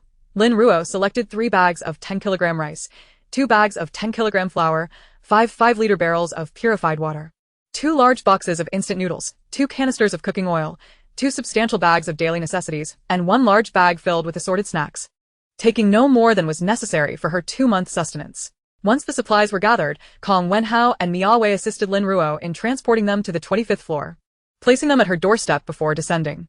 As she approached her door, Qianli opened it, her eyes sparkling with delight. "You're back. Was the trip successful?" As Lin Ruo pressed her hand against the door, causing the ice within to melt swiftly, she turned to respond, "Yes, it went very smoothly. Li Wei is still downstairs distributing supplies, so you may want to wait a moment." With that, she retrieved her keys and unlocked the door. Qianli's smile widened. "Wonderful, you should rest first." Chapter 51, Solar Power Generation. The supplies procured during this outing were considerable, requiring Lin Ruo to make 3 trips to bring everything inside. Qianli had been instructed by Li Wei not to covet others' provisions, so she had already closed the door as Lin Ruo began her task. Once all the supplies were inside, Lin Ruo exhaled a sigh of relief. Though endowed with extraordinary abilities and armed with heavy weaponry, she always remained tense during outings. Misfortune often struck when one's guard was lowered, necessitating vigilance. Now, back in her own home, she felt her spirit finally ease. At this moment, she was completely drenched after spending over 5 hours outside. Although her constitution would not succumb to a cold, the sensation of her wet clothes clinging to her body was far from pleasant. She desperately craved a hot bath. A Fu and A Xiao were still in the space, and it was already 3:30 in the afternoon. They had yet to have their lunch, and one could only imagine how hungry they must be. Lin Ruo hurried into the bathroom, expertly set the water for her bath, and indulged in a comfortable soak. She tossed her soaked clothes into the washing machine within the space, which was conveniently connected to a power reservoir. Her mental energy detected a red indicator on the reservoir's display screen, signaling insufficient power. Quickly, she replaced it with a fully charged one before activating the washing machine to commence the cleaning cycle. Then, she recalled that many devices in the space utilized the power reservoir for a duration similar to that of the washing machine. It was high time to check the power levels. Upon inspecting the various machines connected to the reservoirs, she found that many were nearly depleted. She promptly replaced those low on power, purchasing new ones and taking the depleted reservoirs to the generator for recharging. Lin Ruo gazed at the 8 or 9 replaced reservoirs and couldn't help but marvel at her fortunate accumulation of reservoirs in the space. Otherwise, these machines would indeed have been left wanting. She filled the generator with diesel, mindful that it consumed nearly 80 liters for each hour of operation. While she had a substantial supply of diesel, there was still a long way to go, so she resolved to use it sparingly. Suddenly, she remembered the solar panels, however. The overcast sky offered no sunlight. With renewed determination, she focused her mental energy upwards within the space. Although she could not see the sun, she sensed its presence. Could it be that the solar panels could generate power within the space as well? A wave of realization struck her, and she hurriedly retrieved the solar panels and their accompanying equipment from the still space, connecting them according to the instructions. Using the previously collected shells, she melted them down into appropriately sized frames to support the connected solar panels. With a flick of a switch, she eagerly glanced at the electronic display, which indicated that everything was functioning normally. Lin Ruo was elated. Did this mean she would no longer have to worry about power issues in the future? In her excitement, she suddenly remembered A Fu and A Xiao and quickly dispersed her mental energy to locate them. To her relief, she found them joyfully swimming in the freshwater pool, occasionally catching fish to munch on. Lin Ruo sighed in relief. It seemed her worries were unfounded. With so many animals in the space, they would not go hungry. Since they were having such fun, she decided to let them play for a while longer. As her mental energy swept through the freshwater pool, she noted that the fish and shrimp had grown considerably over the past 2 months, with many fish now weighing over 10 pounds. Feeding the two would pose no problem at all. Withdrawing her mental energy from the space, Lin Ruo used her water manipulation abilities to evaporate the moisture from her hair, which had grown somewhat long and would need a trim soon. She then began to organize the supplies she had brought back. There was quite a bit, but a small portion of the food she had prepared during the last days of the apocalypse remained, and the space was stocked with a considerable amount of cooked food that had yet to be utilized. She decided to keep only a bag of snacks, categorizing the remaining supplies and placing them neatly in the still space. After tidying up, she realized it was nearly 4 o'clock, and her stomach had begun to protest with a loud grumble. From the space, she retrieved a portion of spicy and sour shredded potatoes, some Beijing-style shredded pork, a few pre-prepared pancakes, and a bottle of drink. Taking out a tablet filled with variety shows, she randomly selected one and began to enjoy her lunch. The pancakes were thin and chewy, perfectly complementing the shredded potatoes and pork, blending their savory and tangy flavors into a delectable dish. She ate over 20 pieces before finally feeling satisfied, unable to consume another bite. The episode on the tablet also concluded, leaving only a few remnants on her table. As she sat back, patting her full belly, her mental energy reached out to the space and discovered that Fu and Ashao had finally tired of their play and were resting on the bank. She promptly released them, placing an ice basin in the living room to keep them cool. Fu and Ashao had long grown accustomed to this sudden change of environment. However, upon returning, they immediately caught a whiff of the Beijing-style shredded pork. Ashao was not pleased, feeling that their owner had indulged without them. It quickly scampered over, lying on the ground and whining at Lin Ruo with a pitiful expression. Though Fu was also tempted, it refrained from being as shameless as Ashao, turning its head away in feigned ignorance while casting occasional glances at Lin Ruo's legs, filled with a hint of anticipation. Lin Ruo chuckled, tugging on Ashao's large ears. "Haven't you both eaten enough fish in the space? You still want cooked food? Wong wong." Ashao protested softly, insisting that they had only eaten a few fish. Ultimately, unable to withstand their persistent pleas, Lin Ruo reluctantly granted them 2 servings of the Beijing-style shredded pork, adding a few fragrant steamed buns to mitigate the saltiness, which finally quieted them down. Shaking her head, she resumed her reading on the tablet, having already deciphered the details of the Duerming medicine. The medication was remarkably potent, capable of dealing with not only insects but also mice. However, she was unsure of its effectiveness against mutated insects and rodents. If it proved to be equally effective, it could pose a danger to Fu and Ashao, and she must ensure they never encountered it. The successful formulation of the Duerming medicine greatly boosted her confidence, prompting her to embark on the development of another type of medication, a mosquito and fly repellent powder. In the post-apocalyptic world, all creatures had undergone mutations, including mosquitoes and flies. While the effects might not be apparent during the extreme cold, they became pervasive during the sweltering heat, with mutated mosquitoes and flies swarming everywhere. Their venom had intensified, leading to numerous individuals suffering from fist-sized boils all over their bodies, a truly terrifying ordeal. Lin Ruo aimed to create a repellent that could not only drive away the mutated mosquitoes and flies but also remain harmless to Fu and Ashao. Outside, the relentless rain pelted against the windows while inside, Lin Ruo, Fu, and Ashao huddled around the ice basin. Fu had closed its eyes in a feigned slumber, while Ashao chewed on the toy Lin Ruo had just given, having learned from its previous experience not to bite too hard. As Lin Ruo diligently studied her medical texts, hours slipped by in what felt like the blink of an eye. When she sensed Fu nudging her pant leg, she looked up, asking, "What is it?" Fu turned its gaze toward the window, and Lin Ruo followed its sight, realizing that night had fallen. Checking the time on her tablet, she noted it was already 9 o'clock in the evening. Normally, she would be preparing for bed by now. Realizing how late it had become, she set her tablet aside and stood up, stretching her arms in a grand yawn, feeling the stagnant blood from sitting suddenly invigorate her as her temples pulsed. "What do you want to eat?" "Wong wong." Ashao sat on the ground, wagging its tail, its large eyes blinking adorably at her. Fu rolled its eyes, thinking, "Silly dog." Lin Ruo chuckled, pinching Fu's face and playfully ruffling it. "I've told you many times, you're all grown up now. Stop trying to be cute. Can't you just ask nicely?" Ashao, feeling dejected, lay on the ground with its head tilted to one side, ignoring Lin Ruo, convinced that its owner no longer loved it. "How about seafood?" Lin Ruo called out loudly to Ashao, hoping to capture its attention. Today, they had brought back a substantial amount of instant noodles and mini hot pot supplies, which would have a strong flavor, likely masking the scent of their steamed seafood. "Wong wong." Ashao instantly sprang to his feet, filled with vitality. Ah! Chapter 52. The Arrival of Extreme Cold. The sky darkened, shrouded in dense clouds, with only a faint glimmer of light filtering through. Time flew by, and 8 days had passed in the blink of an eye. A week prior, Fu and Ashao had suddenly succumbed to an overwhelming drowsiness, sometimes neglecting even their meals. Lin Ruo was initially startled, fearing they had fallen ill, but her healing powers yielded no results, leaving her frantic. She contemplated administering medication but was at a loss regarding the nature of their ailment. Had it not been for their seemingly normal behavior when awake, pain-free and itch-free, she might have resorted to abducting a veterinarian for their diagnosis. After observing them closely for 2 days, Lin Ruo discovered that their lethargy was accompanied by an accelerated growth rate, transforming almost daily. Initially, she attributed their rapid growth to an overindulgence in the fruits from the spatial realm. However, she inadvertently stumbled upon several motionless mice in the pipeline. They were not dead but merely asleep.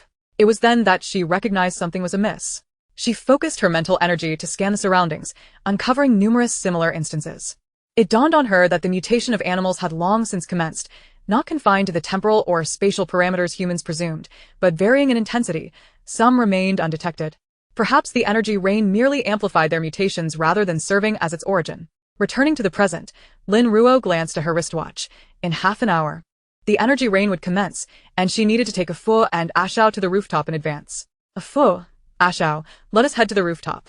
Freshly awakened and satiated, a Fu and Ashao were not yet drowsy. They believed Lin Ruo was finally taking them out for an adventure, bounding with joy. Although they could frolic in the spatial realm, Lin Ruo could not enter. They yearned to explore the outside world alongside her. As Lin Ruo exited, the noise was minimal. The 25th floor was enveloped in tranquility, and a Fu and Ashao tread lightly. The door to room 2502 creaked open, revealing a small head, Dodo. His eyes sparkled upon seeing a Fu and Ashao, and he eagerly inquired of Lin Ruo, "Are you taking them out, sister?" Lin Ruo briefly glanced into room 2502 and casually remarked, "They've grown restless at home. I'm taking them to the rooftop for a while. Can I come too?" Dodo asked excitedly. Lin Ruo cast another glance at the door across the hall. Aware that Qianli was just behind it, her breathing audible. Dodo would need to consult his mother.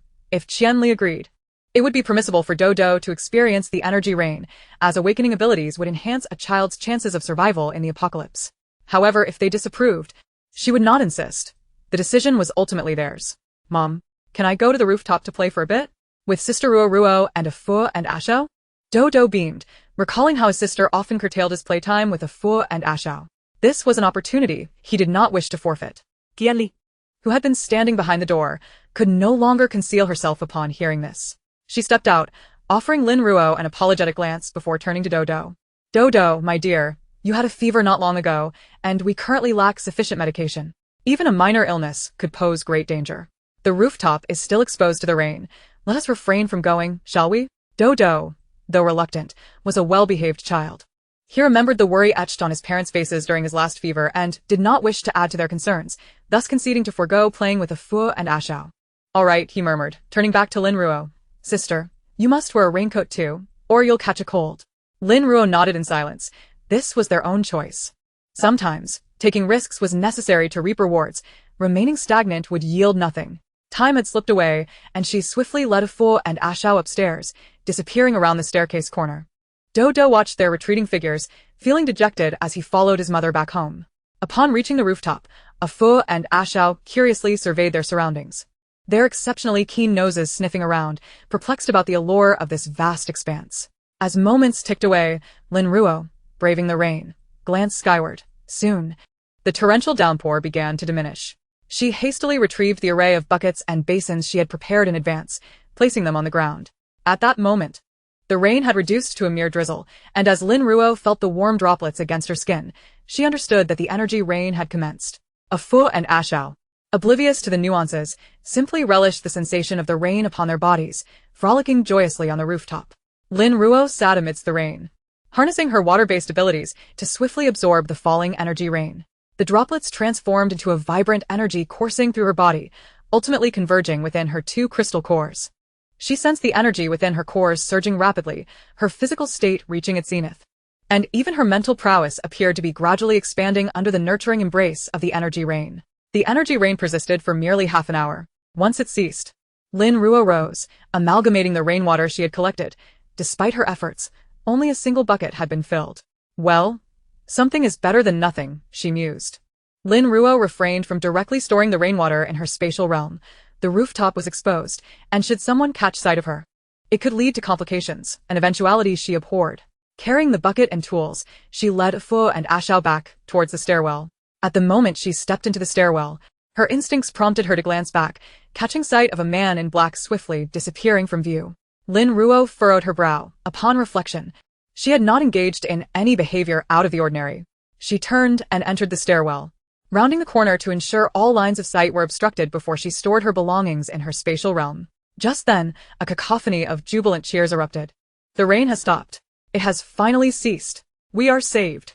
Woe betide those who have wronged us. If only this rain had stopped sooner. My husband would still be alive. I can finally return home. One after another, people leaned out of the windows, eagerly reaching out their hands to confirm whether the rain had indeed ceased. Lin Ruo observed them, understanding their emotions, for she too had once been among them. Alas, her past disappointments foretold theirs. Only those who had been oppressed would exhibit such exuberance. Those who had exploited the rules during this time would now be filled with trepidation, fearing that a return to normalcy would mean enduring the constraints of the established order once more. Lin Ruo returned home with a Fu and Ashao. Once inside, the rainwater on their bodies had nearly dried. The energy rain was not true rainwater, but rather a form of energy. Hence, Lin Ruo did not rush a Fu and Ashao to bathe, nor did she bother to dry herself.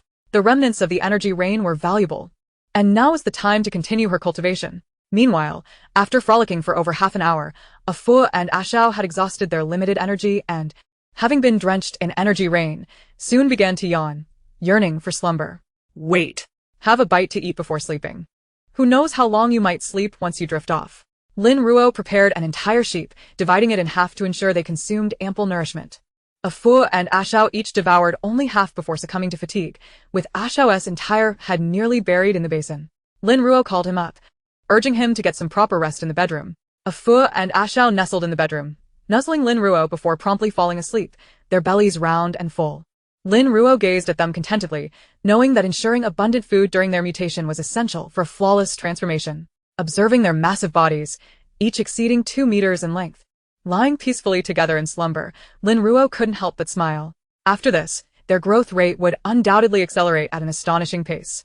She gazed out at the jubilant crowd, tears of joy streaming down their faces as they cheered, with the addition of these mutated creatures, who knew how many people might continue to survive. Look. The water level is receding again. Seated by the window, she heard the exclamations from outside, calmly turning a page of her ebook. The torrential rain had ceased, and the previously unyielding water level began to gradually decline. In just one night, it had plummeted from the 15th floor to the midpoint of the 11th, a staggering drop of nearly 10 meters. This brought even more joy to everyone, as at this rate, the accumulated water would vanish entirely within 3 days, restoring everything to normalcy. Many had migrated from lower-lying neighborhoods to Longyuan for refuge, and upon witnessing such a significant drop in water level overnight, they were eager to return home, diving into the water to swim back. Lin Ruo remained by the window, engrossed in her book while observing the continuous stream of people leaping into the water to depart, her heart tranquil. With only a day and a half left until the extreme cold arrived, she hoped these individuals would not be disheartened upon reaching their homes. Lin Ruo's method of passing time was rather monotonous. Aside from reading, she practiced her abilities, still struggling to fully assimilate the rapidly increasing energy within her. Yet, she could distinctly sense her powers enhancing. The energy rain was indeed a marvelous boon. Remembering the energy rain collected in her space, she blinked, deciding it would be better to share it with a Fu and a Shou. Her powers had already reached level 6, and even if she absorbed all that energy rain, it might not elevate her to the next level. It was wiser to lay a solid foundation for them instead. Another day passed, and the water level had lowered to the midpoint of the 4th floor. The number of residents in Longyuan dwindled, many having returned to their homes. Even Zhao Hui had sought out Li Wei and Lin Ruo to discuss matters, expressing his concerns. After all, he had blood on his hands since the apocalypse, and should society revert to its former state, his life would be in danger. Lin Ruo chose not to participate in their deliberations, nor did she care about their plans. They were merely transient figures in her life, unworthy of her attention. During this day and a half, a Fu and a Shou had not awakened even once, and Lin Ruo did not force them to eat, allowing them to complete their transformation in peace. She observed the brilliant sunlight outside. It was midday, and in just 12 hours, the extreme cold would arrive. She retrieved her winter gear from her space, down jackets, thermal layers, cashmere clothing, insulated pants, a down hat, a cold-resistant mask, and matching gloves, along with a pair of polar expedition boots, preparing herself for the impending chill. Continuing to rummage through her space, she gathered a down quilt, an electric blanket, a space heater, and a charcoal stove for that evening's use. Although her water-based abilities allowed her to regulate her body temperature and shield her from the frigid weather, she feared that if her powers ceased during deep sleep, she might truly find herself in peril. Thus, she would not neglect any necessary measures for warmth during the night.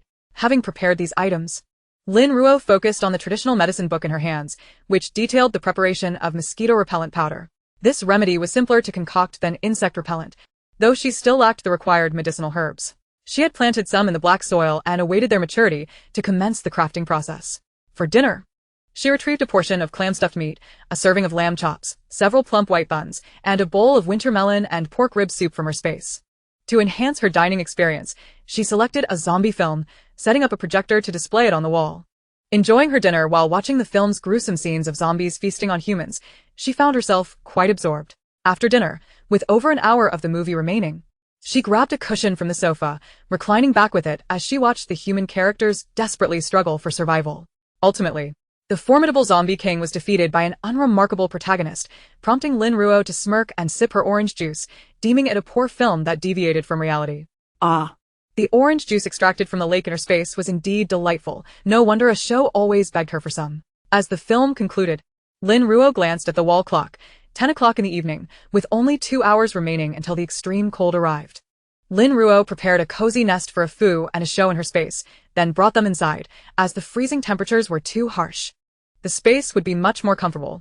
Subsequently, she focused her mental energy on the breeding area, where new life had emerged, 2 litters of piglets. The 2 sows had proven to be quite prolific, one giving birth to 10, and the other to 12 piglets. Lin Ruo marveled at the pink piglets nursing from their mothers, adorable in their youth, and promising to fill her belly when grown. She ensured the sows were well fed, providing them with ample carrots and apples from her space to guarantee a steady milk supply. In the planting area, some vegetables had also matured. She skillfully harvested them using her mental energy and stored them in her still space. When she finally withdrew her mental energy, half an hour had passed in the outside world, and Lin Ruo nestled back in her bedroom to continue reading. The hour hand inched closer to midnight, ticking softly. Suddenly, the alarm she had set rang, signaling that in 5 minutes, the extreme cold would commence. She rose to connect the electric blanket and heater in her room to the power bank. Then, she lit the stove, employing a lighter to ignite the bamboo charcoal within. Once the charcoal began to burn, she covered the stove with its lid.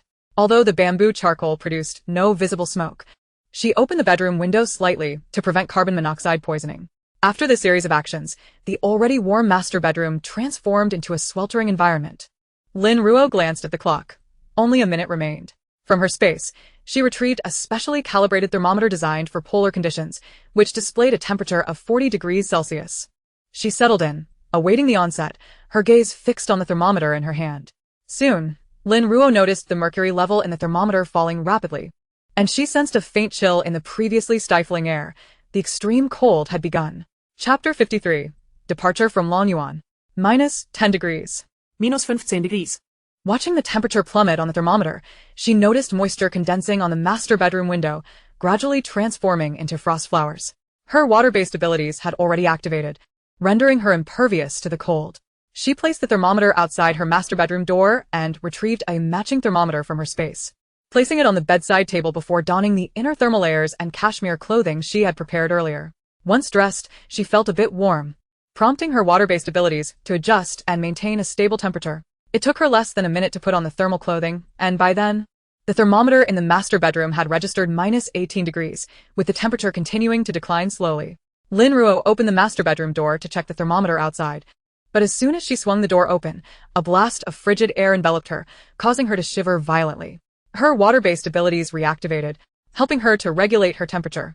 Once the chill dissipated, she stepped outside to examine the thermometer, only to discover that the reading had plummeted to minus 40 degrees and was still dropping rapidly. In mere moments, the temperature had plummeted from around 28 degrees above zero to a staggering minus 40 degrees, a nearly 70-degree difference.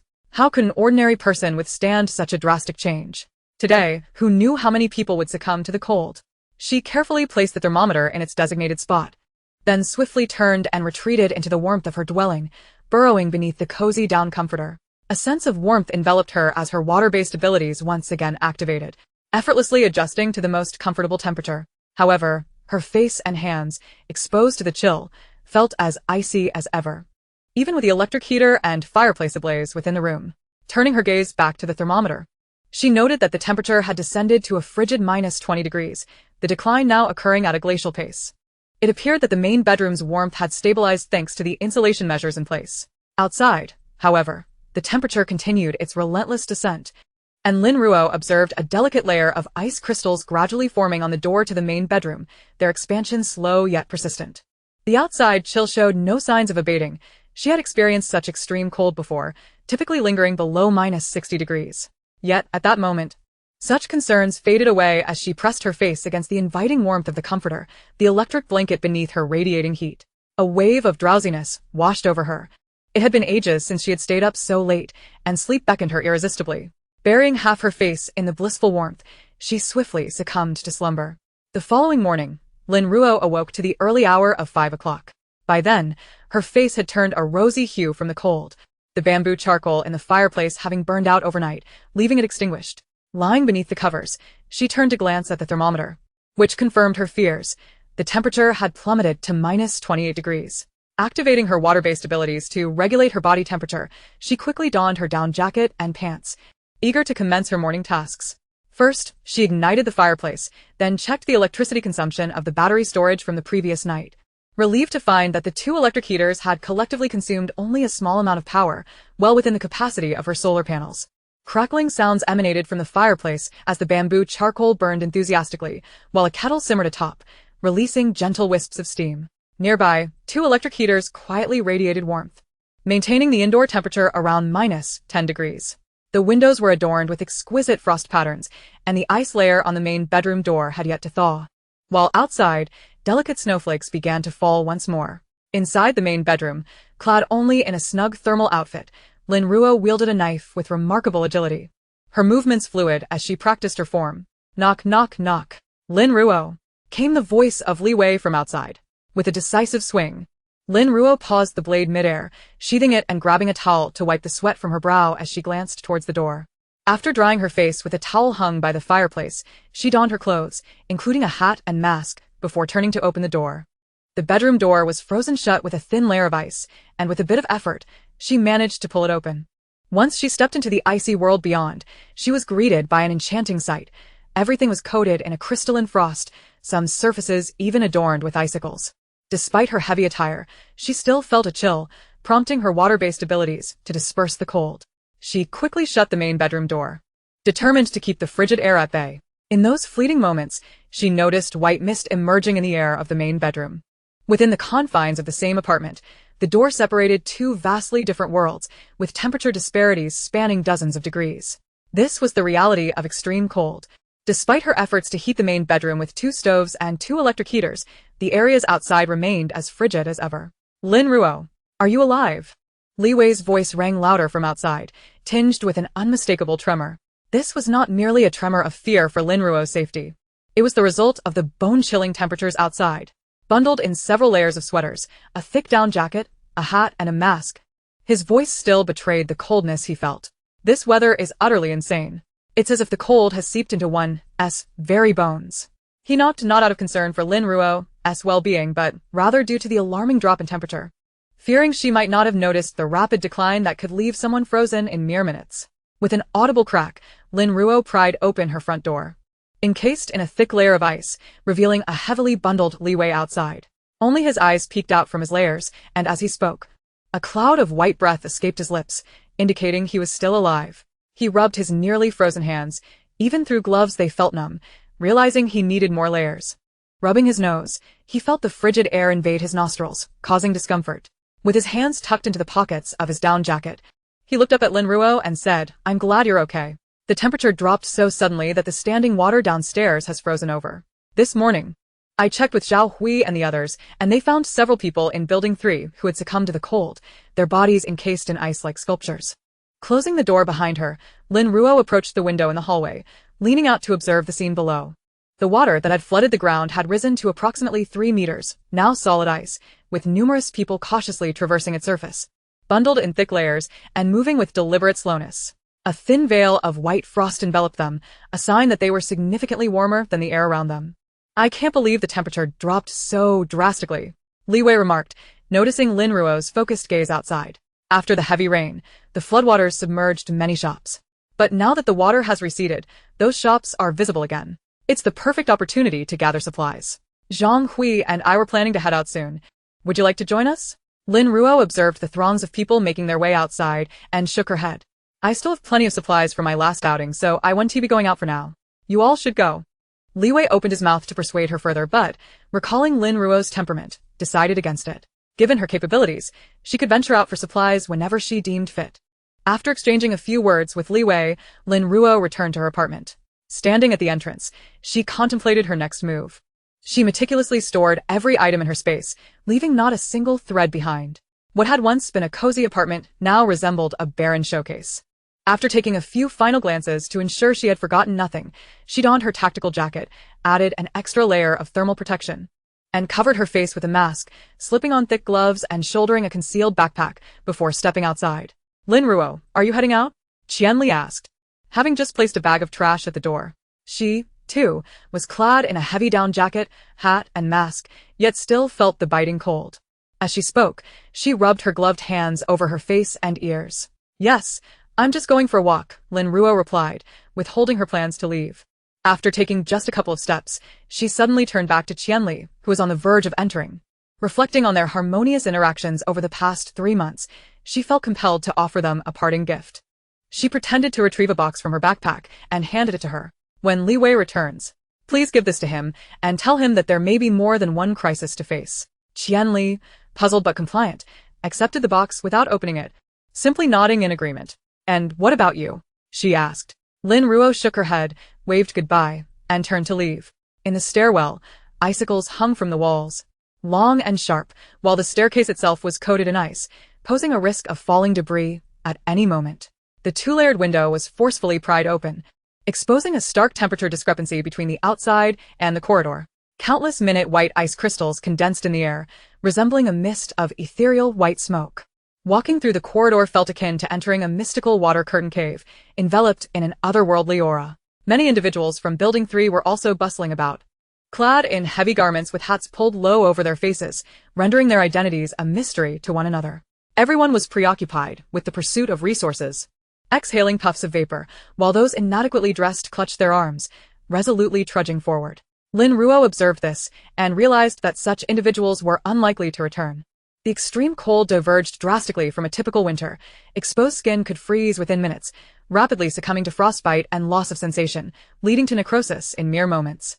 Prolonged exposure to such conditions could cause the respiratory mucosa to freeze from inhaling the frigid air, resulting in violent coughing, difficulty breathing, or even asphyxiation. The process of freezing was excruciating, commencing with tissue necrosis, nerve damage, and organ failure, culminating in a state of complete immobility. Many perished in this bitter cold, their faces often contorted in expressions of agony. In such extreme conditions, any misstep could lead to frostbite or death. The throng of individuals scurrying to gather supplies, desperate to stave off hunger, overlooked the dire threat posed by the cold. Lin Ruo traversed among them, watching some of the more determined souls rush towards the police station and fire station, hoping to find assistance.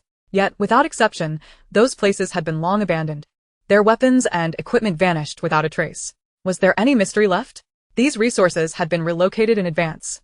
Those waiting at the police station were weeping, their tears and snot dampening their masks, oblivious to the impending frostbite that awaited them. What a futile effort. As Lin Ruo walked, she took in the scene, aware that the arrival of the extreme cold shattered many illusions. They were acutely aware that society could never revert to its former trajectory. They were no longer shielded. They had to strive to survive. Their hearts were heavy with despair and urgency, yet such feelings were of little consequence. Survival was paramount. Slowly, Lin Ruo exited Longyuan, bundled up so tightly that only her eyes were visible, rendering her unrecognizable. She found a secluded spot, using her backpack as cover to produce a pair of ice skates. In the absence of other means of transport, this would significantly enhance her speed.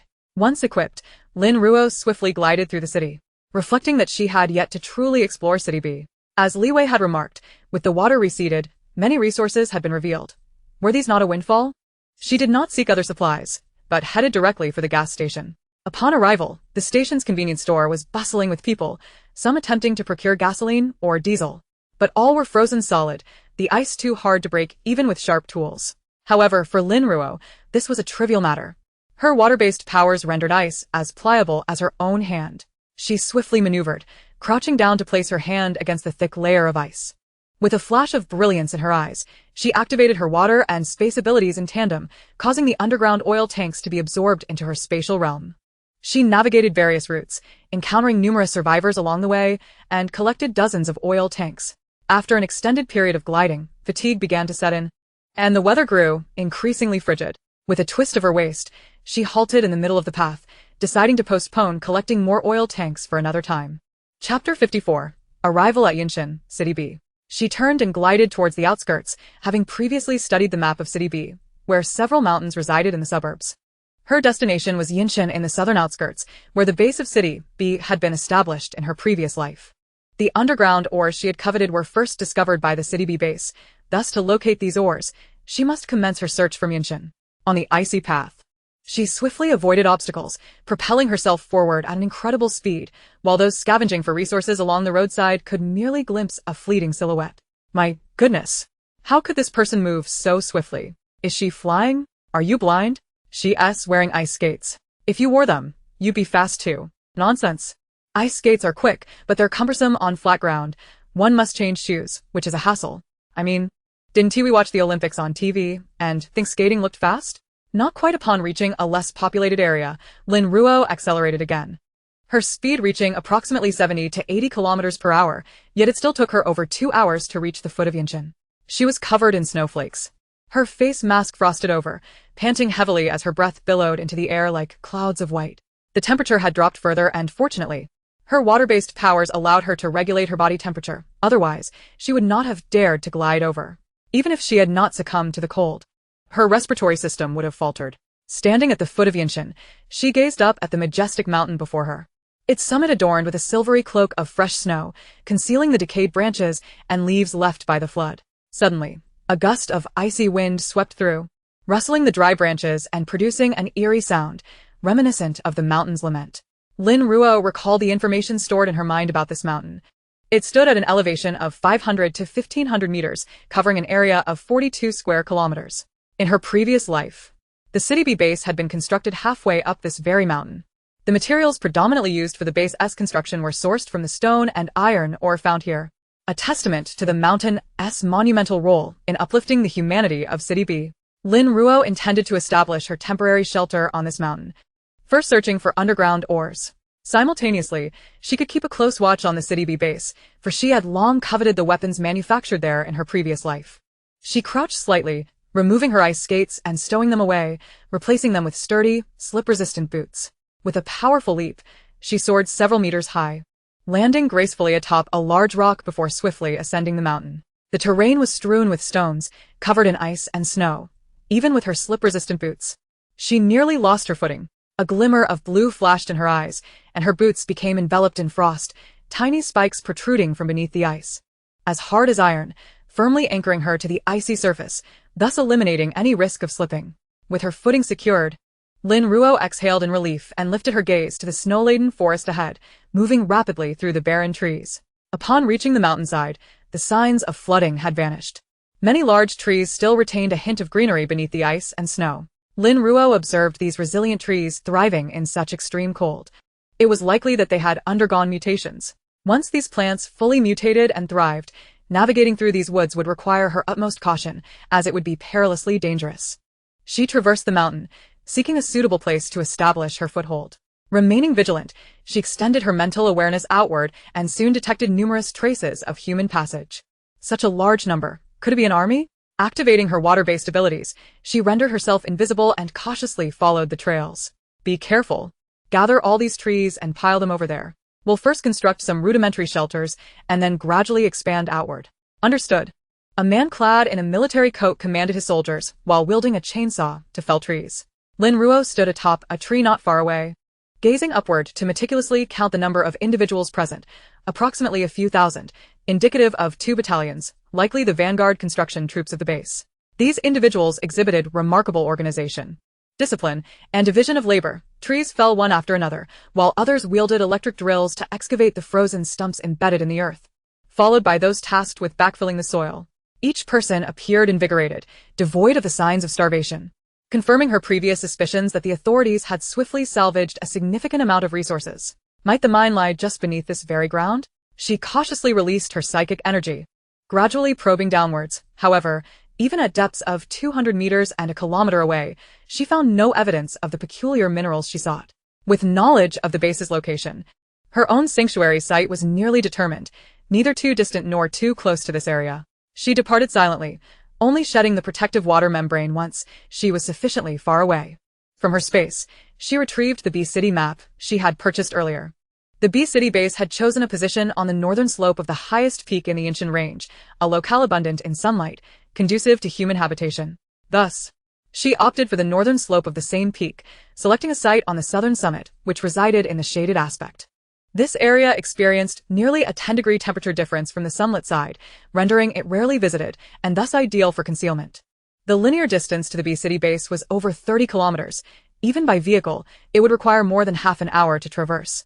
And the dense foliage would prevent ordinary military trucks from gaining access. In this tranquil hollow, she selected a relatively gentle terrain, sheltered from the wind. With a minimal target profile, easily camouflaged with her water-based abilities.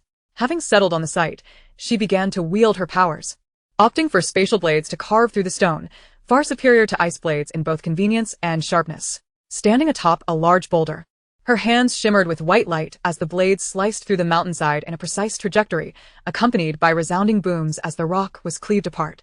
Larger fragments tumbling down the slope, swiftly collected into her space. Simultaneously, she gathered the fallen rubble, soil, and severed vegetation into her still space, anticipating their potential future utility. Before long, a vast cutting platform of approximately 500 square meters emerged, which she would need to conceal with her abilities, ensuring it remained manageable in size to avoid excessive energy expenditure. She then meticulously polished the surface with delicate ice blades. Within minutes, the ground was rendered remarkably level. Satisfied, Lin Ruo walked upon the platform, feeling no discomfort beneath her feet. She then retrieved 2 micro-abodes from her space, positioning them closest to the mountainside, adjusting their angles slightly. One abode was designated for her use, while the other was prepared for a foo and a show. Given their current size, her micro-abode would be insufficient for both of them.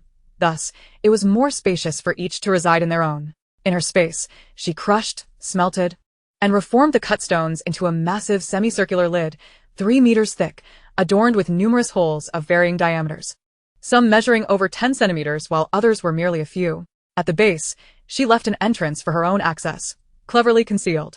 Lin Ruo placed the enormous lid atop the platform, causing another resounding crash, followed by adding soil and grass from her space to cover it. By nightfall, when the snow fell again, the area would blend seamlessly with its surroundings, rendering it indistinguishable. Once these tasks were completed, she entered the abode to assess the freshness of the air beneath the lid, finding it satisfactory, with ample light streaming through the holes. After finishing these arrangements, she entered the left abode, designed in an apartment style, even equipped with a large fireplace, as per her request. From her space, Lin Ruo retrieved the recently felled trees, placing her hand upon them to rapidly extract moisture, before adding them to the fireplace. She doused them with a bit of diesel and ignited it, the diesel gradually catching fire and igniting the wood beneath. With the fireplace ablaze, the temperature within the micro-abode began to rise steadily. She connected a large-capacity power storage unit to the water and electricity interface, ensuring that all the outlets within the abode would function properly. Additionally, she installed a sizable clean water tank and a wastewater tank, resolving the sanitation issues. She was finally free from the need for cat litter. The wastewater tank required cleaning only every 2 months, a highly convenient arrangement. With these tasks completed, the micro-abode was now ready for normal use. She moved to the bedroom, unpacking her belongings from the previous apartment and setting up 2 electric heaters, along with a specially designed thermometer mounted on the wall. Given the micro-abode's compact nature, the temperature rose quickly. The other abode remained unprepared. She would attend to it once a foo and a show completed their mutations. For now, she needed to hasten her meal preparations.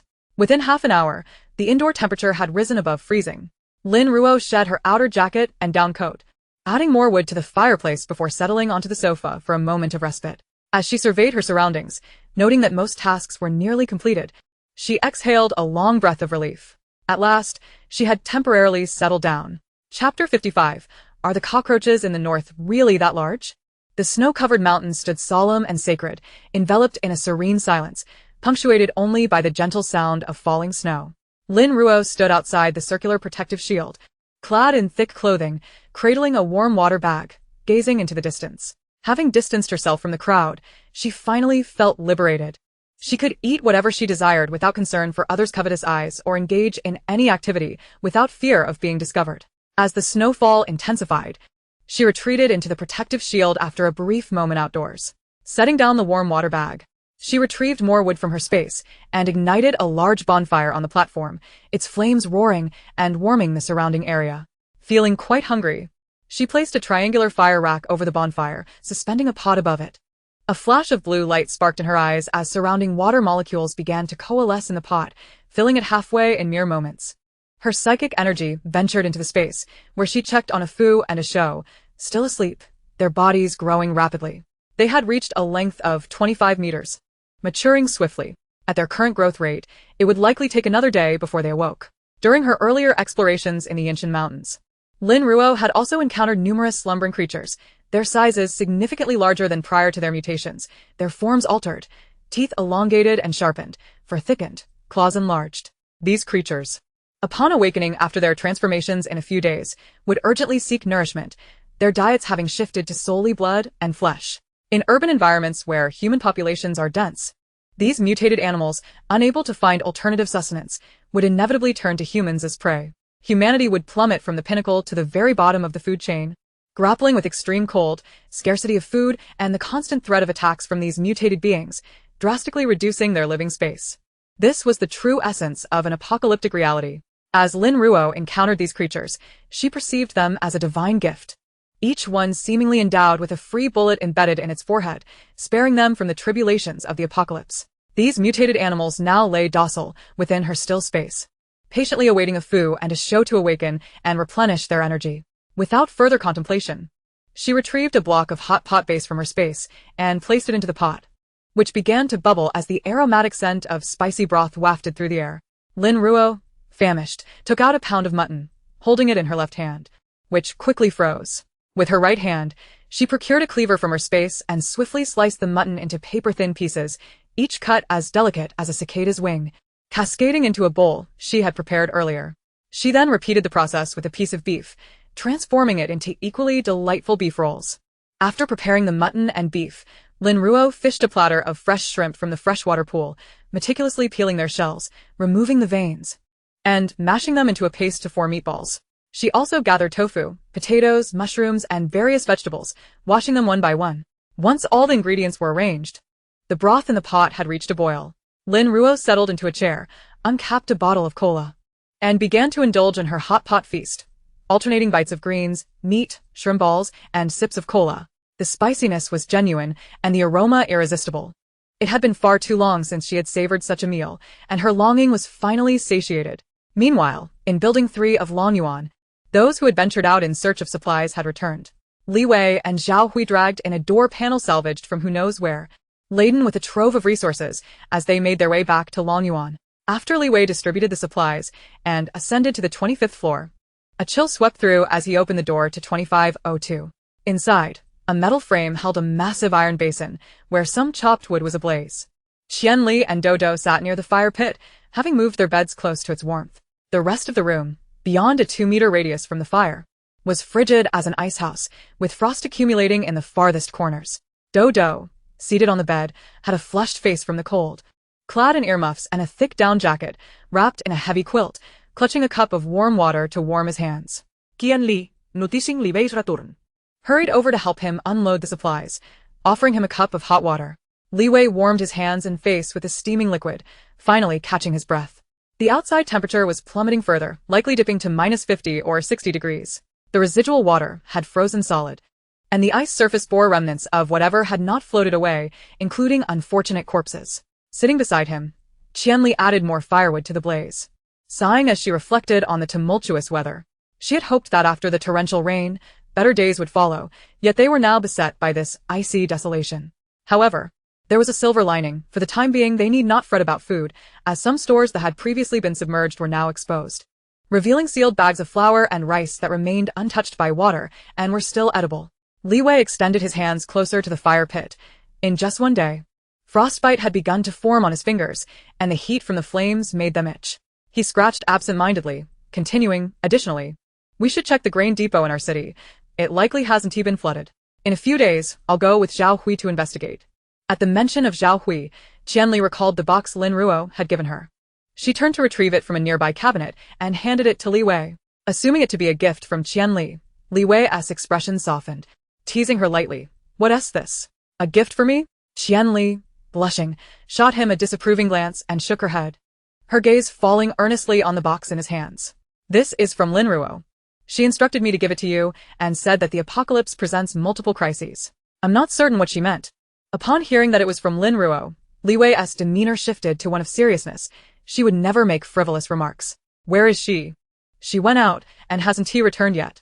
Since receiving the box, Qian Li had been vigilantly monitoring Lin Ruo's movements through the peephole. But she had not come back, and the two large dogs had also not shown up. It was then that Li Wei furrowed his brow and opened the box, revealing several motionless cockroaches nestled within. Qian Li recoiled several feet away, for she harbored a deep-seated fear of such pests. Ah, Cockroaches. yet. The biting cold outside compelled her to inch closer to the fire, albeit maintaining a considerable distance from Li Wei. Li Wei, however, did not approach to console her. Instead, he scrutinized the box with a grave expression. He could easily discern that the cockroaches were not dead. Their legs twitched slightly. But why were they lying still? And weren't these cockroaches larger than usual? Did northern cockroaches grow to such a size? Were they as big as a finger? While he pondered this, the cockroaches in the box began to stir, their exoskeletons elongating before his very eyes. Li Wei's eyes widened in disbelief. Had he just imagined it? Were these cockroaches indeed growing? Qian Li, too, caught sight of this spectacle, her eyes widening in astonishment. Could they really grow this rapidly? Multiple crises in the apocalypse? In a moment of urgency, Li Wei snapped the lid shut and turned to find Zhao Hui, leaving behind a hurried warning. You stay here and keep an eye on the kids. Lock the door. I'll be back shortly. Zhao Hui was busy distributing supplies to his comrades. The room was filled with men, some laughing excitedly, others playing cards, smoking, or sitting in silence, lost in thought, filling the entire living room. Suddenly, a loud knock echoed through the air, and all eyes turned toward the door, tension replacing the earlier levity. Zhao Hui exchanged a wary glance with Lu Hao. They had just procured supplies when this knock sounded, inciting a sense of caution. Lu Hao nodded silently, rising to grab a cleaver resting nearby, holding it aloft as the others quietly readied their weapons. Zhao Hui approached the door, cautiously opening it. To his relief, he found Li Wei standing outside, anxious and maskless from his hurried exit. Li Ge, didn't we just part ways? Is there an issue with the supplies? As he spoke, he waved at Lu Hao, who then sheathed his cleaver and resumed his tasks, laughter resuming in the room as if the previous tension had been but a figment of imagination. Li Wei clutched the box tightly, speaking in a hushed tone. Let us go inside. Zhao Hui, puzzled by Li Wei's anxiety, glanced behind him but found no one else present. He stepped aside, allowing Li Wei to enter. What's going on? Zhao Hui swiftly closed the door and turned to Li Wei, who handed him the box. This is from Lin Ruo. Take a look. Ah? Zhao Hui's mind struggled to catch up, yet he accepted the box, opening it to reveal the cockroaches inside. He chuckled. I thought you brought some cockroaches to scare me, Li Ge. Sister Ruo wouldn't he have that kind of leisure, however, as he inspected the cockroaches more closely. His smile faltered. These were indeed rather sizable. Li Wei, sensing Zhao Hui's disbelief, sighed. Lin Ruo left one more message. The apocalypse presents multiple crises. What is our current crisis? In the face of frigid temperatures and a scarcity of resources, coupled with the prospect of species mutations. What? Zhao Hui looked up at Li Wei in shock, his eyes filled with gravity. Brotherly, this is no laughing matter. Li Wei met Zhao Hui's gaze with an expression of utmost seriousness. I witnessed that cockroach grow a millimeter in just a second. Do you think I just? Zhao Hui inhaled sharply, glancing at the box in his hands. Indeed, how could such large cockroaches exist in the north? Could this not be a mutation? Then we. Zhao Hui, quick wit, realized the severity of the situation. This cockroach could not remain dormant forever. Once awakened, it would seek sustenance. What could it possibly consume? This creature is known to feast on human flesh. The thought of its reproductive capabilities sent a shiver down Zhao Hui's spine. We must devise a plan, Li Wei urged. Taking a deep breath, Lin Ruo most likely discovered this, and has already departed. Departed? Zhao Hui exclaimed, bewildered, looking at Li Wei. We haven't seen her two large dogs at all. Large dogs? Zhao Hui repeated, his mind racing. What circumstances could cause dogs to grow to such a size? It seems they too have mutated. Li Wei not dead, recognizing Zhao Hui's insight. The two dogs, next to Lin Ruo, likely grew large due to mutations, which means Lin Ruo was already aware. I suspect that if it weren't for the torrential rain making the outside perilous, she would have left long ago. Goodness. This sister is indeed harboring a significant secret. Zhao Hui reflected, his heart racing. Yet, she was considered enough to inform us before leaving. Otherwise, we would have surely ended up as fodder for cockroaches. He shuddered at the thought. Not just cockroaches, but all animals could have undergone mutations. Considering the size of Lin Ruo's dogs, a grave expression crossed Li Wei's face. I fear these creatures may come to see humans as their prey. Our living space will become tragically limited. We ought to confer on what to do next. Zhao Hui rubbed his aching temples. Why is it so difficult to survive? Sighing. Meanwhile, Lin Ruo was unaware that Li Wei had already speculated about her intentions for staying at Longyuan. After enjoying a hot pot meal, she began organizing the platform, placing the workout equipment she had previously stored in her apartment's secondary bedroom onto the platform. She had sealed the exterior with layers of ice for insulation, while inside, large bonfires provided warmth. The temperature beneath was gradually rising, though not exceedingly high. It hovered around -10 degrees, much warmer than the outside. Lin Ruo could exercise comfortably in such temperatures without fear of accidents. Having arranged everything, she decided to venture down to scout for mineral deposits.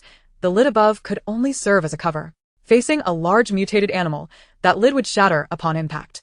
Although the materials used for the micro-shelter were excellent, it was simply too small for long-term habitation. Moreover, this refuge was far too rudimentary. She needed to construct something more aesthetically pleasing and discreet. After donning her gear, she retrieved a pair of spiked shoes from her space. Such terrain necessitated proper footwear. Once equipped, she exited, turning to seal the entrance with a thick layer of ice. Captain, did you hear that rumbling sound from the mountains just now? Jiangyu sat on a large rock, beside a massive bonfire, slowly nibbling on a steamed bun that had been warmed by the fire, glancing over at Yilin. Yilin, eating similarly to Jiangyu, lifted his gaze towards the mountain summit. In such weather, he doubted the loud noise was man-made. Perhaps it was a landslide triggered by the extreme weather. This location was chosen by experts. Even if a landslide occurs, we are unlikely to be affected. Jiangyu nodded, continuing to munch on his bun, which needed to be consumed quickly before it froze again. It appears we need to establish a base here. Our single regiment is insufficient. Hasn't higher command dispatched reinforcements? We lack manpower. Our 4th Army is dispersed, and there are few units we can contact. We also need to gather supplies and rescue essential data and scientific personnel. Yilin sighed, his thoughts drifting to his family far away in City F, uncertain of their fate amidst this damned natural disaster. Captain, rest assured, your wife and Yu will be fine. Once this base is established, I will accompany you back to check on them. Jiangyu had no remaining relatives, but Yilin still had a wife and children. He understood the significance they held in Yilin's heart. Yilin nodded in silence. As a soldier, he must obey orders. Now was a critical time for B City. And he could not leave, yet how could he find peace of mind? His heart too was human. Chapter 56, The Mutated Willow Tree. Amidst the snow-covered mountains and forests, surrounded by countless trees, some appeared unusually vibrant, exuding an eerie allure. Lin Ruo explored the dense woods, extending her mental energy underground, yet after 2 hours, she found nothing. Meanwhile, her mask had fogged up from her breath, freezing against her face. Suddenly, Lin Ruo became alert as a several-meter-long branch lunged at her. She sidestepped, twisting her waist to evade the strike. But then, 3 branches lunged at her simultaneously. Narrowing her eyes, Lin Ruo focused on the massive willow tree at the center. This tree must have been alive for decades, with a trunk too thick for a single person to embrace, towering over 10 meters, a true giant of the forest. Remarkably, this tree had mutated so rapidly. Even a Fu and a Shou had yet to transform. Could this indicate that its potential surpassed theirs? This time, she did not dodge. Evading 3 willow tendrils was futile against the endless onslaught of 5, 7, or more. The best approach was to attack. Grasping one of the tendrils, she felt its edges were sharp. Quickly, she encased her hand in a thin layer of ice, preventing the spikes from piercing her skin. A blue light flickered from her hand, causing the leaves of the willow tree to wither and drop. In her other hand, she rapidly condensed a ball of green liquid, which swelled with each pulse. This was the essence of the mutated willow tree. Typical water-based abilities could only slash or burst against these mutated plants. But Lin Ruo employed a straightforward yet effective method. No matter how formidable it was, draining its moisture would render it a lifeless twig. The core of the mutated willow tree began to wither rapidly, and the tendril Lin Ruo held began to retract. However, her grip was too strong, forcing the willow to sever its own branches in a desperate attempt to survive. As she watched the willow tree shrink before her eyes, it soon diminished to the size of her forearm, swiftly burrowing into the ground, seemingly attempting to escape. Lin Ruo raised an eyebrow, surprised by this tree's newfound ability. Could it be that she could take it with her? If she planted it at her doorstep, it could serve as an additional layer of protection. A glint of blue light flashed in her eyes as she lightly stomped her foot on the ground. Centered around her foot, an extreme chill rapidly spread, causing the surrounding soil to freeze. The already solid ground became as hard as rock, swiftly encasing the willow tree without harming it, effectively immobilizing it. Lin Ruo leisurely approached the spot where the willow tree stood, crouching down to place her hand on the ground. With a gentle tug, she lifted a 50-centimeter square block of ice into her hands. Amidst the surroundings stood a willow tree, which had already lost a significant portion of its vital sap. Now. It lay nearly lifeless, frozen by the extreme cold enveloping it. At this moment, upon seeing Lin Ruo, the tree felt utterly devoid of any inclination to resist. Its entire form drooping in defeat. Lin Ruo chuckled softly, her fingers gently tapping on the ice, causing it to begin melting, which revealed the willow's branches. Once of vibrant green, they now appeared somewhat dull and yellowed. Do you still wish to consume me? Upon hearing this, the willow's branches instantly stiffened. It had just regained consciousness and was seeking a living creature to satiate its hunger, only to encounter this human being. How could it possibly think of eating now? Merely avoiding being devoured was a stroke of luck. Do you still intend to consume me? Lin Ruo's tone remained gentle, her gaze soft and flowing. Though her face was obscured by a mask, there was an undeniable aura of innocence about her. The willow trembled, sensing the power of its mother tree above. This woman was terrifying. She had just employed such a fearsome method against it, and now she threatened with such a gentle demeanor. Oh, how it regretted its earlier indiscretion. It should have been more discerning. The branches began to sway rapidly, expressing its resolute desire to live. It had only just undergone mutation and was not ready to meet its demise. Lin Ruo's smile faded, replaced by a glint of coldness in her eyes. She pressed her fingertip onto the half-melted ice once more, and the ice swiftly dissolved, forming a frosty flower pot in which the willow was promptly planted. Despite having gained its freedom, the willow dared not move, obediently remaining in the pot, even rubbing its branches against Lin Ruo's fingers in a bid for affection. Lin Ruo placed her fingers upon the willow's branches, from which a stream of delicate water flowed down, water she had drawn from the spatial lake. The willow sensed the extraordinary nature of this water. After rapidly absorbing it, its previously withered leaves began to regain their verdant hue, vibrant against the backdrop of ice and snow. Will you accompany me? Lin Ruo gently caressed the willow's branches. The willow entwined around her finger. Realizing that while it had initially submitted due to Lin Ruo's formidable combat prowess, after tasting the lake water, it was unwilling to depart. This water was a tremendous boon for mutated plants, and it adored it. Observing the willow's eager entanglement with her finger, Lin Ruo smiled, appreciating the efficacy of her approach, combining a firm hand with a sweet reward. She cradled the willow as she dashed through the forest, swiftly returning to her sanctuary. She refrained from placing the willow in her spatial realm, having only just subdued it and lacking trust in its loyalty. Although she wanted it to be aware of the spatial realm's existence, allowing it entry could lead to disaster should it decide to hunt the creatures within. Half an hour later, Lin Ruo arrived at her sanctuary, using an ice shovel to dig a pit near the exit, into which she planted the willow. This will be your home. If you remain loyal to me, I shall treat you well. The willow had never felt such peace from being rooted in the earth. Upon hearing Lin Ruo's words, it nodded vigorously. This woman was not to be trifled with. After angering her once, it had lost all its accumulated sap. Should it provoke her again, she might uproot it entirely and reduce it to ashes. Lin Ruo nodded in satisfaction, yet gazed at the diminutive tree before her. Only a few dozen centimeters tall. While she recognized its newfound combat abilities, it still lacked the imposing stature she desired. After a moment's contemplation, she snapped her fingers, summoning a flicker of blue light that coalesced into the previously extracted sap, now reappearing in her hand. The once swaying willow immediately straightened, its branches stretching upwards to affectionately brush against Lin Ruo's calf, resembling a loyal companion. Lin Ruo chuckled. Since you are following me, I cannot neglect you. Here is the sap that once flowed through your trunk. The willow nodded fervently, eager to reclaim the sap in her hands. Still, it understood that simply seizing it would not restore it fully. It needed Lin Ruo's water-based powers to regain its former vigor. Lin Ruo nodded, and the blue light flickered once more, a mass of green sap rapidly flowing out and threading like a fine line into the roots of the young tree. As the energy surged, the willow's trunk began to grow swiftly, and the number of its branches multiplied, each long branch dancing elegantly in the wind. Having returned the sap through the same pathways it had been drawn from, Lin Ruo looked up at the now towering willow. From now on, you shall be named Alu. Stay here and guard this place, ensuring that mutated creatures and plants do not encroach upon it. The branches of a Lu shook vigorously, producing a rustling sound in response.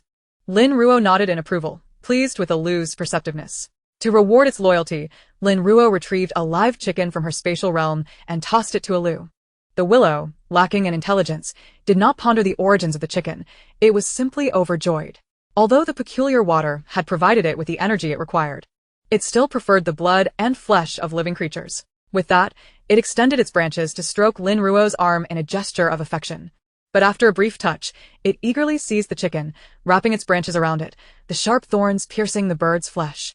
Moments later, all that remained was a scattering of feathers and a layer of skin. Chapter 57. Harmonious coexistence in the morning. The hills of the spatial cultivation area were lush with verdant trees, and the planted grasses flourished vigorously. Many animals, having awakened, gathered around the feeding troughs to eat and drink. The cultivation area was adorned with vibrant crops, standing tall and nearing maturity. Woof, woof. A Fu and a Shou woke within the spatial realm, now measuring 3 meters in length. They were initially puzzled by the sudden growth in size after a mere nap. But soon, joy followed, as both understood that only by growing larger and stronger could they better protect their master. They frolicked across the vacant land, practicing their pouncing techniques. When Lin Ruo entered the space with her mental energy that morning, she found the 2 dogs tumbling about, kicking up clouds of dust. Thankfully, this area was distant from the cultivation zone. Otherwise, the timid chickens, ducks, and rabbits would surely have been startled into chaos. She sighed softly, first controlling a Fu and a Shou, lifting their massive bodies into the air before conjuring a water sphere to give them a bath. A Fu and a Shou did not struggle. They recognized their master was present as they ascended against their will. Lin Ruo meticulously washed them, taking 20 minutes to complete the task, the water turning entirely black with mud. Since she hadn't used any shampoo this time, Lin Ruo simply discarded the soiled water onto the cultivation area's soil to nourish it. Subsequently, she utilized her water-based powers to dry their fur before releasing them from the spatial realm. Once a Fu and a Shou were placed on the external platform, they were momentarily disoriented, questioning their surroundings. Lin Ruo stroked their freshly cleaned fur, saying, "We shall no longer reside there. This is our temporary home." Elated, a Fu and a Shou realized that although their previous home was pleasant, it had been too small for their needs. They began to explore this unfamiliar territory, sniffing around to familiarize themselves with the environment and scents. Before long, they were chasing each other joyfully across the platform, preferring this space over the upscale confines of Long Garden. After several days of further mutation, a Fu and a Shou had grown larger, measuring 3 meters in length and 2 meters in height. Their mouths, lined with sharp fangs, featured canines longer than ordinary daggers, adorned with fine grooves resembling shallow troughs. Previously, they could only claim a life by biting the neck. Now, each bite caused substantial blood loss, leading to death. Lin Ruo chose to ignore them for the moment, focusing instead on igniting the bonfire on the platform to prepare breakfast, as they had just undergone mutation and needed to replenish their energy to stabilize the changes. Uncertain of their appetite post-mutation, she opted for larger food bowls, placing 2 of the mutated rabbits she had previously collected in each.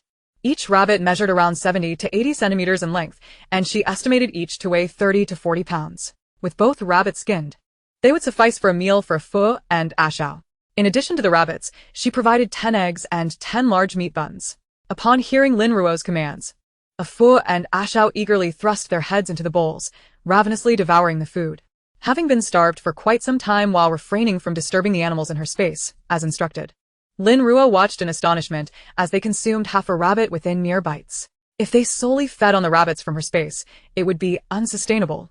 While those rabbits grew and reproduced rapidly, a Fu and a Shou would continue to grow, and their appetite would only increase. Fortunately, the animals had begun to mutate as well, allowing her to take them hunting. Otherwise, their voracious eating could very well bankrupt her. As a Fu and a Shou joyfully feasted, a slender willow branch slowly reached in from outside, attempting to snatch food from their bowls. A Fu swiftly clamped down on the branch, which instantly sprouted a 3-centimeter-long spike, aiming to injure a Fu's paw and escape. However, having undergone 2 mutations, a Fu's toughened skin proved impervious to the spike. Though it didn't pierce, a Fu still felt pain, and with a firm bite, he yanked the branch, snapping it and releasing a few drops of green sap. A Shou, noticing the severed branch attempting to flee, whimpered and seemed ready to pursue it. A Shou, that's Alu, the mutated willow tree outside our door.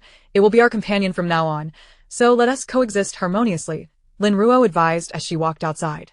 As she spoke, she retrieved a mutated wild chicken from her space and tossed it to Ailu.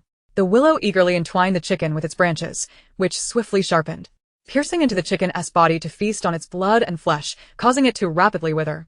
The exit of the protective barrier was too small for Ashao, leaving him to gaze at the enormous willow through the holes above, barking in acknowledgement as the branches swayed in greeting. A Fu glanced at Ailu and let out a howl in response, marking their mutual recognition. Resuming their breakfast, A Fu and Ashao continued to eat, while Lin Ruo commenced her training for the day. She ascended the platform and shed her heavy clothing. As the fabric fell away, a chill enveloped her, prompting a slight shiver. Activating her water-based abilities, she dissipated the cold instantaneously.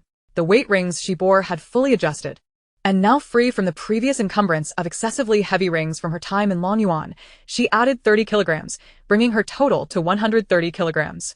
Initially, the added weight felt unfamiliar, given her long acclimation to the 100 kilograms. 2 hours of weight training in martial arts had pushed her physical limits. Employing a mineral blade for support as she broke into a sweat, her water abilities circulating throughout her body. The bonfire on the platform continued to burn, maintaining a temperature that prevented her sweat from freezing. After regaining some stamina, she sat cross-legged on her prepared mat, her water abilities flowing rapidly within her. The upgraded healing aspect of her abilities enabled her to recover swiftly, and within mere seconds, she regained her peak physical state. With A Fu and Ashao awake, she could resume her mental training. Seated on the mat beside the still feasting A Fu and Ashao, she utilized her water abilities to sculpt their likenesses mid-meal, now including Ailu in the scene. Each ice sculpture was vividly lifelike, as A Fu and Ashao circled her, playfully biting at their icy representations. Ailu's branches reached into the protective barrier, curling around its own sculpture and dragging it outside, shaking it excitedly in the air. Newly mutated, and with nascent intelligence, Ailu had never encountered such things before and was momentarily captivated by their novelty. An hour and a half later, her mental energy was finally depleted, and a sharp pain pierced her head, rendering her complexion pale. Enduring the intense headache, she managed to grasp a crystal core beside her, beginning to replenish her mental strength. Ailu's branches, noticing her plight, halted midair and quickly tapped A Fu and Ashao, gesturing towards Lin Ruo, as if urging them to assist her. Yet, A Fu and Ashao ignored Ailu, steadfastly guarding Lin Ruo's vicinity, preventing anything from approaching. Ailu, perplexed and anxious, twisted its branches in agitation. For half an hour, A Fu, Ashao, and Ailu remained vigilantly by her side. By the time Lin Ruo completed her training, it was already 9 in the morning. As she opened her eyes, Ailu suddenly rushed towards her. Assuming Ailu intended to attack, she prepared to activate her abilities, but Ailu merely wrapped its branches gently around her wrist, lightly swaying. Lin Ruo was taken aback. What did this mean? Ailu was simply startled, fearing its newfound caretaker might be on the brink of death. This caretaker was rather kind, providing it with delicious meals and abundant water. Reluctantly, Ailu didn't want to lose her. Lin Ruo patted Ailu's branches, prompting it to release her. It's all right. This is my daily training process. Mental training feels like this, I just have to endure it. Ailu seemed to understand partially, its branches tilting as if pondering. Feeling a pang of hunger herself, Lin Ruo merely squeezed Ailu's branches before heading off to prepare breakfast. Recently, the cows in her space had given birth to calves, producing milk just in time. She used a bucket to collect some milk, placing it in a still space to boil when she wished to drink it. Retrieving a milk pot, a treasure from the supermarket's 0 yuan purchase, she filled it with fresh milk and set it to boil. She consumed only a cup and 3 pancakes she had bought from a breakfast stall to satiate her hunger. With plenty of milk remaining, she filled 2 disposable cups with energy rain from the barrel, pouring it into the milk before allowing A Fu and Ashao to drink. They eagerly opened their mouths, slurping the milk with delight. Lin Ruo dressed and stepped outside the protective barrier, offering Ailu a small cup of energy rain. As the rain poured onto Ailu's roots, it surprisingly didn't freeze. Watching Ailu joyfully wave its branches, Lin Ruo smiled. Having decided to include Ailu, she would treat it equally, as these energy rains benefited them immensely. After showering Ailu with energy rain, its branches stilled, appearing to slumber. Turning her gaze to the exterior of the protective barrier, she noticed that after a night of heavy snowfall, a considerable amount of snow had accumulated on the energy shield, rendering it nearly indistinguishable from the surroundings. Finally, she stepped back inside the barrier, where she found A Fu and Ashao, having finished their milk, dozing beside the bonfire. Lin Ruo added dry firewood to the campfire, which blazed brightly, casting a comforting warmth around her. Observing A Fu and Ashao, who were deep in slumber, she felt an uncommon tranquility wash over her. The energy rain they had received was rather limited this time, indicating that they would not sleep for long. After tidying up the utensils and placing them in the dishwasher for cleaning, she took the time to wash a Fu and a Shou's feeding bowls before finally settling down beside the fire. She picked up a tablet and began to read, simultaneously channeling her water-based abilities to familiarize herself with human anatomy as described in her book. Occasionally, she checked her own pulse, comparing the sensation she felt with the pulse diagnosis outlined in her reading. The wood crackled in the fire, and the surroundings were enveloped in silence, save for the gentle flurry of snowflakes visible through the holes in the protective shield. Lin Ruo sat by the campfire, a blanket draped over her legs, while a Fu and a Shou rested beside her. 3 hours slipped by in this manner, and a Fu and a Shou awoke, having digested the energy rain. They stretched, arching their backs, before trotting over to nuzzle against Lin Ruo. She sensed their awakening, setting her tablet aside, and smiled as she stroked a Fu's silvery fur. "Are you hungry?" she inquired. Woof. A Shou also nudged her hand, vying for affection, only to be swatted aside by a Fu. A Shou bared its teeth at a Fu, but was swiftly cradled by Lin Ruo with her other hand. "What shall we have for lunch?" she mused. Woof. A Shou barked loudly, as if to convey its desires, while nearby, the willow branches of a Lu reached in from outside, swaying gently. It seemed a Lu was also a foodie, eager to partake in the feast. A Lu awoke, and Lin Ruo playfully tapped the tender leaves of its branches, causing a Lu to recoil slightly in a ticklish manner, yet it still wound itself around Lin Ruo's ankle. A Fu stood nearby, letting out a soft howl to express its willingness to eat anything. After a moment of contemplation, Lin Ruo craved roasted whole lamb. The rich flavor was something she had not savored in ages, and she longed for it. However, marinating the lamb would take time, meaning it would only be ready for dinner. She rose and made her way to the micro-dwelling, with a Shou and a Lu trailing closely behind. Although a Lu could not enter, it could manipulate the willow branches to grow rapidly, serving as its eyes in a sense, blurring the line between its presence and that of the branches. Once inside the micro-dwelling, Lin Ruo began her preparations. To achieve the perfect roasted lamb, the meat required proper marination to enhance its flavor. She retrieved a freshly slaughtered lamb from her still space and, using her water-based abilities, cleaned it thoroughly.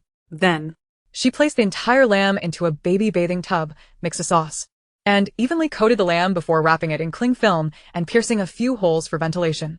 After half an hour of meticulous work, she stood up and gently ushered a Shou and a Lu outside, who were still drooling in anticipation. Turning her attention to preparing lunch for a Fu and a Shou, she presented them with mutated hedgehogs.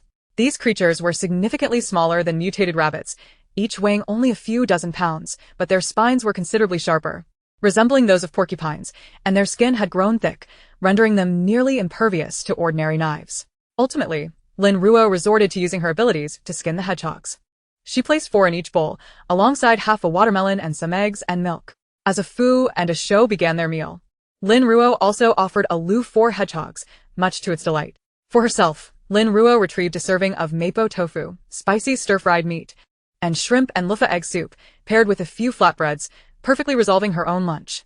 After cleaning up the utensils, she noticed it was already past 1 in the afternoon. A Fu and a Shou lay contentedly by the campfire, sunning their bellies. She contemplated the snowfall outside, observing that it seemed to have lessened, prompting her to venture out for a closer look. It would be an excellent opportunity for a Fu and a Shou to familiarize themselves with the surroundings, allowing them the freedom to explore. Moreover, given their awakening time, it was likely that the mutated animals would be out in abundance, providing ample sustenance for a Fu and a Shou. Hunting would also serve as a valuable practice for them to hone their skills while learning to avoid humans. This prospect appeared to be a veritable boon. A Fu. A Shou. "Let us go play," she called out. Whoa. A Fu was the first to respond, eager to explore. Its instinct for safety in unfamiliar territories compelled it to scout the area first. Woof. A Shou joyfully twirled around, its excitement palpable. Had the exit not been so small, it would have dashed out long ago.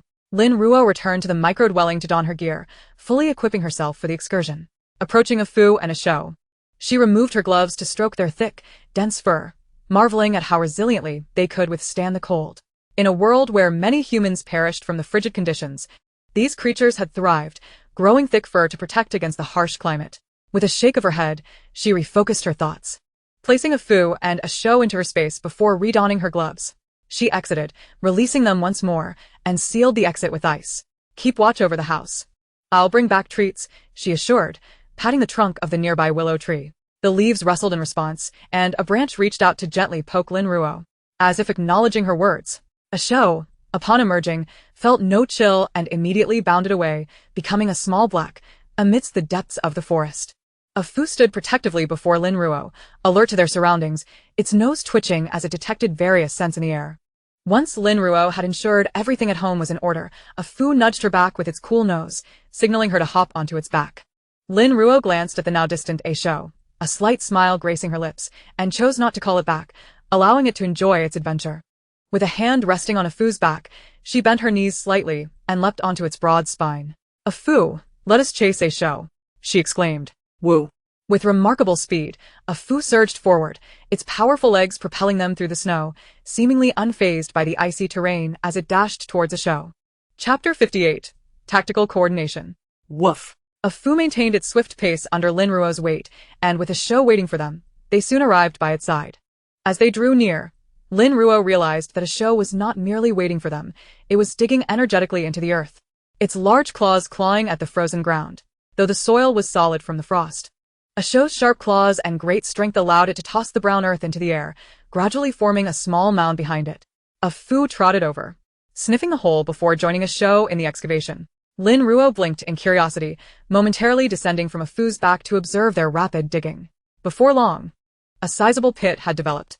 What on earth is down there that warrants such fervent digging? She wondered, crouching down to examine the depths of the hole. Woof. A show. Covered in dirt, paused to respond to Lin Ruo's inquiry, its face smeared with earth as it continued to excavate.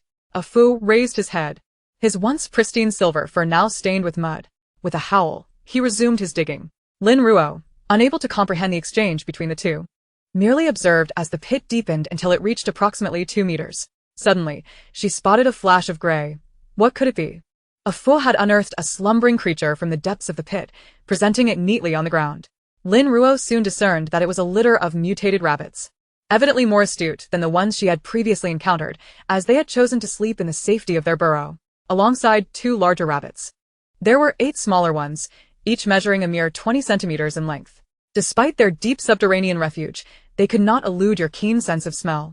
Lin Ruo tapped a Fu's mud-covered nose, realizing these rabbits had likely not completed their mutation when they were unearthed, providing a bountiful meal for them. While both were engaged in digging, Ashao was caked in dirt from head to toe, his originally black fur now a muddy brown, whereas a Fu retained hints of his silver sheen, save for the dust upon his legs and body. Lin Ruo sighed, knowing she would have to bathe them upon their return. Fortunately, her water and space abilities would ease the burden. Otherwise, washing them by hand would be utterly exhausting. With a low growl, a Fu bit down and swiftly severed the neck of the male rabbit. Ashao followed suit, swiftly dispatching the female with a crunch. All the rabbits lay lifeless, and Lin Ruo collected the mutated creatures into her space, intending to let them consume them gradually in a tranquil environment. Given their filthy state, she opted not to ride upon their backs, instead crafting a makeshift snowboard beneath her feet to keep pace alongside them. With enhanced senses due to their mutations, a Fu and Ashao's olfactory prowess proved exceptional.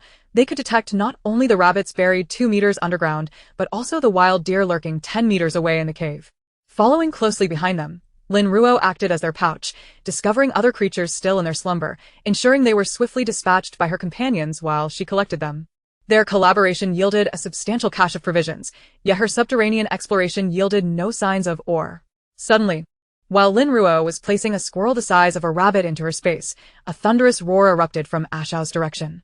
A Fu's ears perked up, and he darted towards the source of the sound. Lin Ruo quickened her pace, moving like a fleeting shadow, knowing that the roar was not the call of an ordinary creature but a formidable mutated beast that Ashao would struggle to face alone. Upon arriving in the depths of the forest, she beheld a Fu and Ashao engaged in combat with a colossal black silhouette. Her eyes narrowed. It was a mutated black bear. Towering and muscular, the bear stood at an imposing 6 meters when upright, exuding an overwhelming aura of dominance.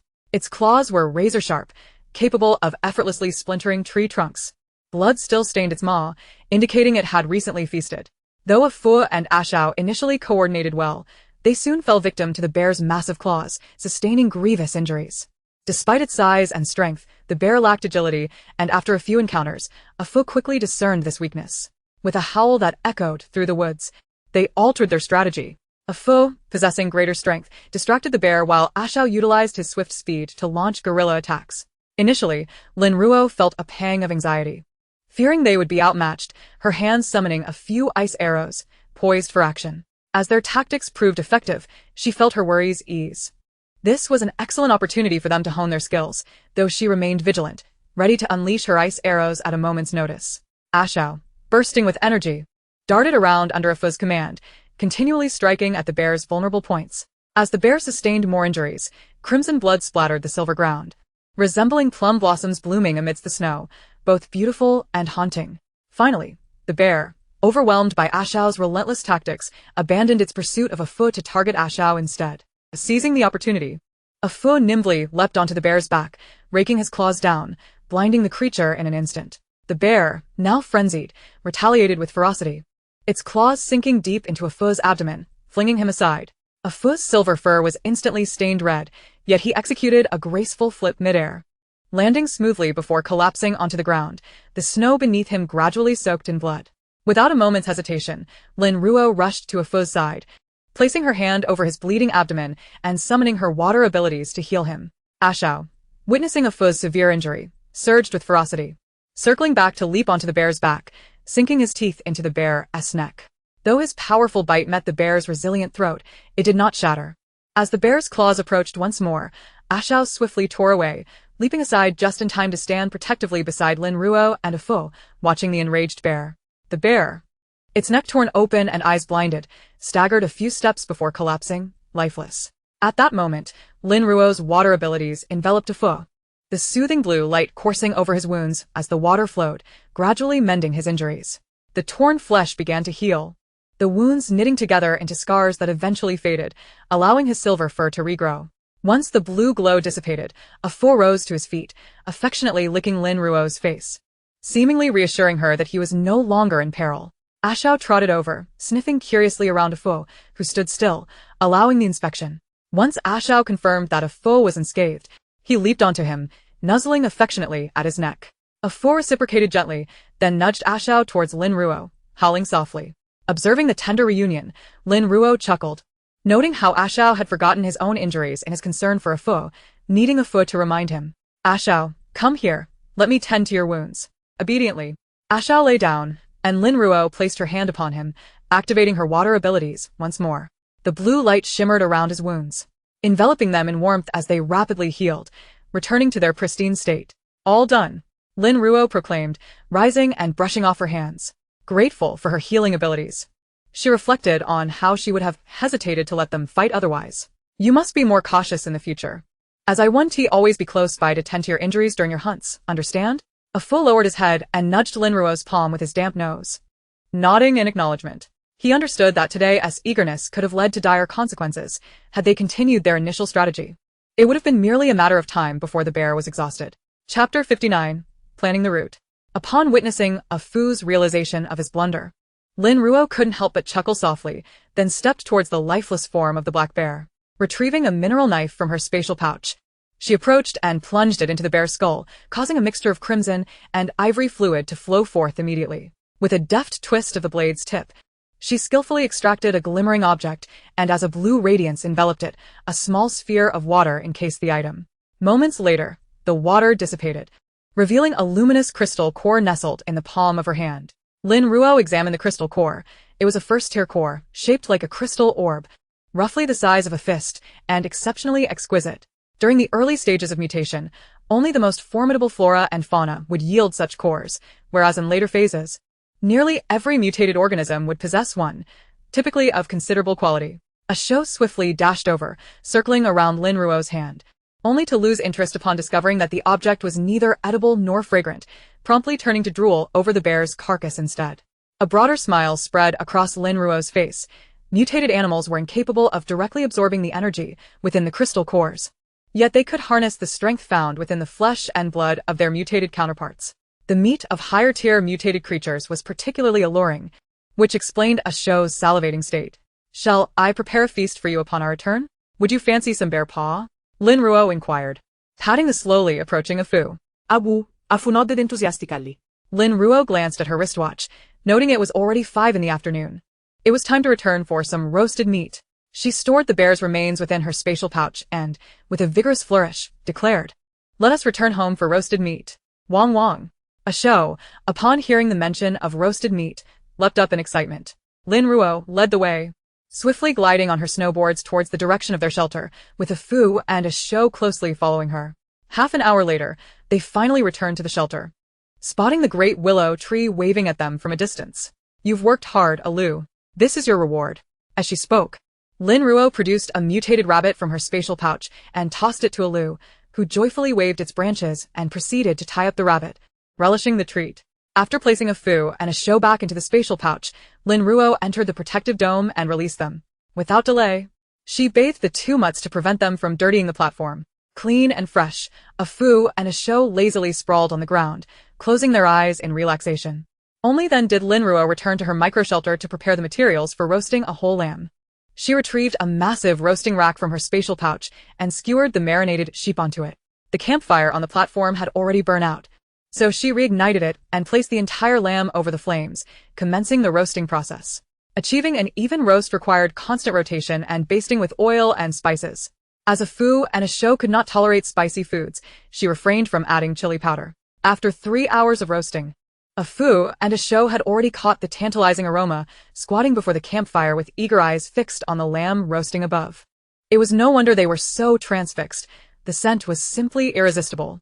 Starting from 6 in the evening, Lin Ruo, too, felt her hunger grow as she inhaled the fragrant wafts, swallowing repeatedly. By 9 o'clock that evening, the lamb was finally ready to be served. Lin Ruo divided it in half, giving one portion to a Fu and a show, while she intended to share the other half with Alu. However, after sampling just a bit, Alu shook its branches to convey its lack of appetite, leaving Lin Ruo with half a roasted lamb to herself. Lin Ruo also retrieved the black bear she had caught earlier from the stillness of her spatial pouch. The bear weighed approximately 600 kilograms.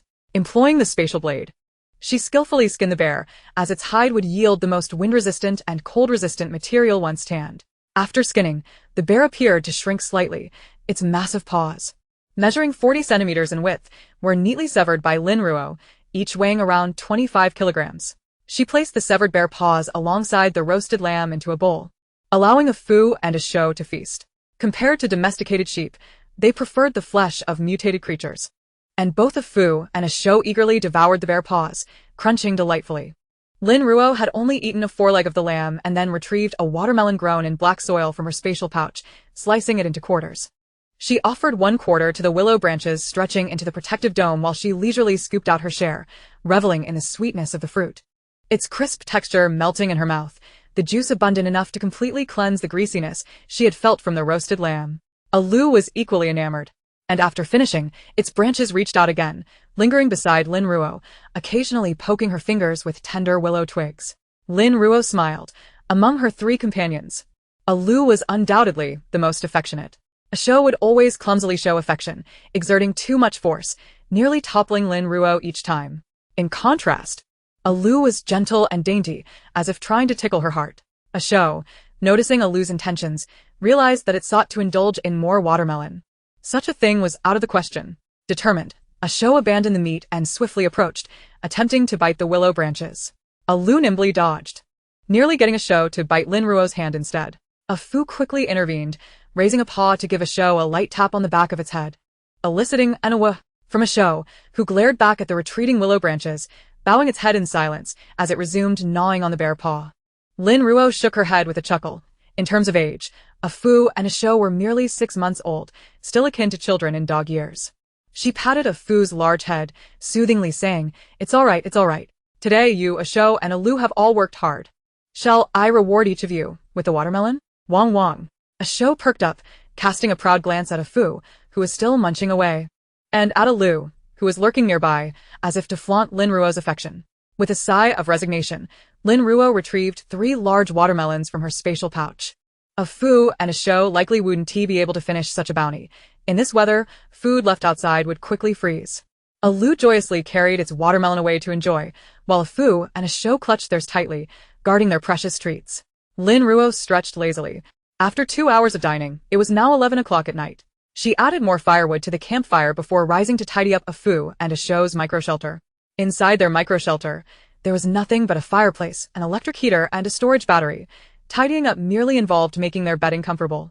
She laid down a layer of insulating leather, topped it with thick wooden boards, then placed 2 mattresses on top, followed by 2 layers of thick blankets. And finally, a cozy down quilt. Lin Ruo sat atop it to test its comfort. It was soft, plush, and incredibly warm, indicating that the nest was ready. She also filled the shelter with numerous toys that they adored, and lit the fireplace, completing the preparations.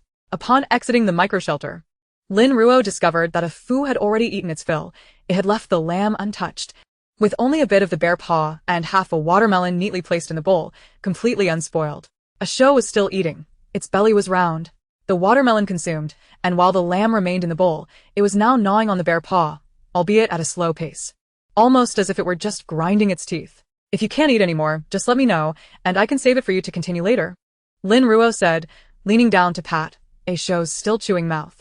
A Shou glanced at Lin Ruo, and then at the food bowl before him. Ultimately, reason triumphed, and he nodded in agreement with Lin Ruo's words. He truly could not eat anymore. Lin Ruo gently brushed A Shou's fur and placed the food bowls of A Shou and a Fu into a still space. Having had his fill, A Shou stretched out lazily, then playfully bounded over to a Fu, landing squarely atop him, pinning him down firmly. Naturally, a Fu would not allow this, and with a swift turn, he flipped A Shou over, growling lowly as he nipped at the nape of A Shou's neck, though without applying any real force. No matter how much A Shou struggled, he could not break free, grumbling towards Lin Ruo for assistance. Lin Ruo turned her head aside, pretending not to see their antics. They were both unskilled yet playful, provoking each other despite their inability to win, a situation ripe for discipline.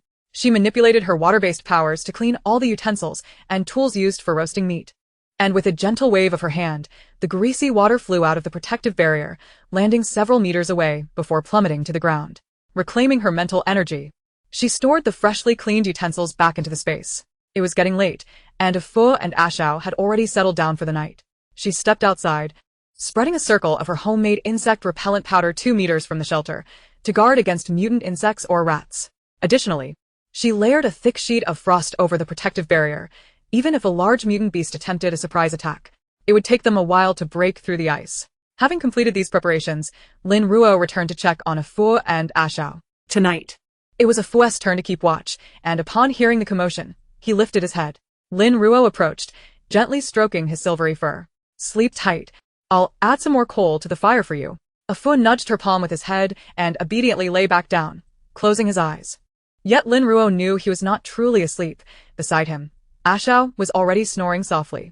Their mutual understanding was clear. A Fu would remain vigilant. She added a large log to the fireplace and plugged in the electric heater, turning it on to warm the room further. Only then did she return to her own room, where she also added a log to her fireplace and turned on both electric heaters, allowing the room to start warming up. She settled onto the sofa, draping a thick blanket over her legs, and retrieved a tablet from her space that displayed a map of the entire Yinshan region.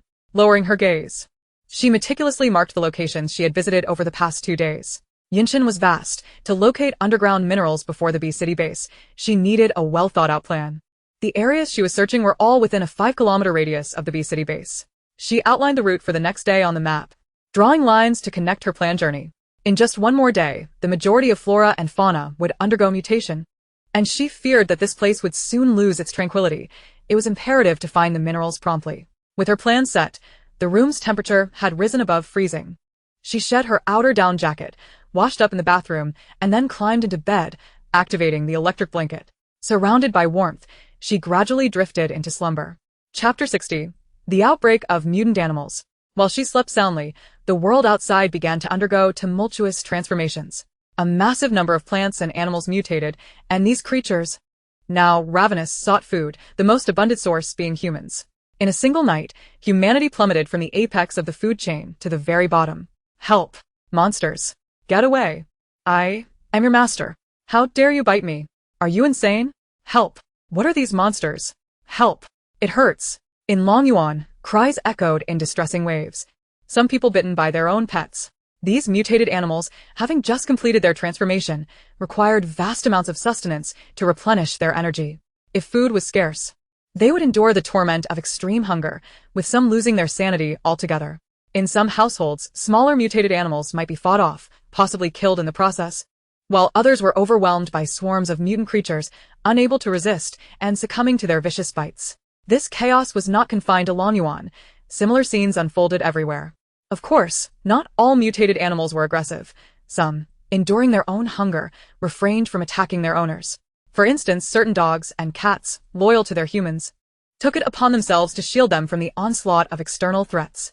This scenario unfolded across the land, with the unmistakable scent of blood thickening in the air. In Building 3 of Lanyuan, Li Wei and others had already boarded up their windows and blocked the drains, leaving only the main entrance accessible. In the past 2 days, they not only conducted thorough inspections of Building 3 but also sealed off its doors and windows to prevent the intrusion of mutated animals. They had also ventured outside the city in search of a safer refuge, but the outside world was no longer what it once was. The temperatures were frigid and unsuitable for outdoor survival, without defensive structures. In the event of a mutant animal attack, there was nowhere to hide. Now, They could only remain in Lanyuan, enduring the disturbances caused by these mutated creatures. "Daddy, I'm scared," Dodo whispered, tightly curled in his mother's embrace. His eyes filled with terror. The cacophony of anguish outside left him bewildered, yet he sensed that something dreadful was unfolding. Qianli anxiously fixed her gaze on the front door, clutching Dodo tightly.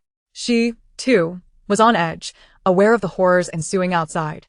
The thought of massive creatures, akin to a Fu and Ashao, rampaging through the streets, sent chills down her spine. Li Wei stood by the door, peering through a gap left in the boarded window. He observed numerous mutated animals attempting to force their way into Building 3, but they were unsuccessful and soon retreated. The city of Beast still harbored many survivors. These creatures did not necessarily need to hunt in this vicinity. Upon realizing they could not enter, they would naturally seek prey elsewhere. However, this was not a sustainable solution. Eventually, these barriers would no longer hold against the mutant animals. Li Wei furrowed his brow, knowing that the authorities would not remain idle. At the very least, a small fraction of people were safe, but where were these fortunate few? As dawn approached, the harrowing night finally came to an end. At 5 a.m, Lin Ruo awoke as scheduled. Stretching lazily beneath her warm covers, she sat up, feeling the chill of the air outside the blanket. Turning to glance at the thermometer on her bedside, she noted that the room temperature had dipped to -15 degrees. The fireplace still flickered with a small flame, on the verge of extinguishing, while the 2 electric heaters continued to hum away. After sitting up, she donned her down jacket and made her way to the battery storage to check the charge. Over the past 2 days, she had consumed 15 units of electricity, which was quite reasonable, as the battery could sustain her for another 10 days. Retrieving a large log from her space, she placed it into the fireplace. Watching as the flames gradually grew, she switched off the 2 electric heaters. During the day, the single fireplace would suffice to maintain a basic temperature. No need for excessive warmth. Having completed her tasks, she stepped outside, switched into her cold weather boots, and noticed that the campfire on the platform had already died down. The temperature was exceedingly low, around -30 degrees. Thanks to her water-based powers, she was able to regulate her body temperature, feeling somewhat more comfortable. A foe was sprawled at the entrance, grooming himself. Upon hearing Lin Ruo's soft footsteps, he turned to look at her. Perhaps it was merely an illusion. But Lin Ruo felt as if a foot had grown since yesterday. He had been 3 meters long and approximately 2 meters tall, but today he appeared slightly larger. Recalling the energy rain and the nourishing bear paw they had consumed the previous day, she felt reassured. Experts in her past life had stated that mutated animals grew larger and ascended in rank by consuming energy. The more they consumed, the more they grew. The bear's paw is truly a remarkable delicacy, and given how much they consumed yesterday, it would indeed be a rarity if they did not grow. A foe rose and trotted over, settling down beside Lin Ruo. She now had to lift her gaze, just to meet a foe's eyes. The mutation of these creatures had only just begun. How tall would they ultimately grow? Would she soon find herself a diminutive figure in their eyes? A foe. You've grown taller since yesterday. Would you like more bear meat today? Lin Ruo reached out to scratch a foe's chin. A foe squinted in comfort, letting out a soft, "awa." A smile played on Lin Ruo's lips as she patted his elongated snout. "I'll start the campfire. You go wake up Ashao for breakfast." Awa. A foe scampered off to summon Ashao. With nimble motions, Lin Ruo retrieved the previously gathered splintered wood from her storage, sprinkled some diesel over it, and ignited it with a lighter. The wood, having been dried of moisture, ignited effortlessly, and with the addition of diesel, the flames leapt to a height of 1 meter, causing the temperature within the protective shield to rise. Woof woof. Ashao, roused by a foe, bounded out exuberantly, circling Lin Ruo and the campfire. The wind stirred by his antics, causing the flames to spiral upwards. All right, I know you're awake." Lin Ruo quickly intervened to temper Ashao's exuberance, grabbing his fluffy tail to prevent further frolicking. Mistaking her grip for play, Ashao attempted to wriggle free until Lin Ruo declared the ultimate incentive. Would you like to eat? Instantly, Ashao froze, panting with his tongue lolling out, lying down at Lin Ruo's feet, as if the previous ruckus had not been his doing. Lin Ruo shook her head in exasperation. Their Ashao was indeed a consummate glutton. A Fu sauntered over, casting a disdainful glance at Ashao, clearly unimpressed by his earlier antics. She retrieved the leftover meat from yesterday, adding half a watermelon to create a hearty breakfast for them. Once a Fu and Ashao began their meal, the temperature inside the protective barrier rose significantly, allowing Lin Ruo to finally shed her heavy outer garments and commence her workout. Engaging in 2 hours of physical training, she wielded a stone knife, practicing her technique on the platform. The essence of her blade work lay in its ferocity, speed, and strength. With every strike, Lin Ruo poured her entire being into it, the air around her slicing through with a resounding whoosh.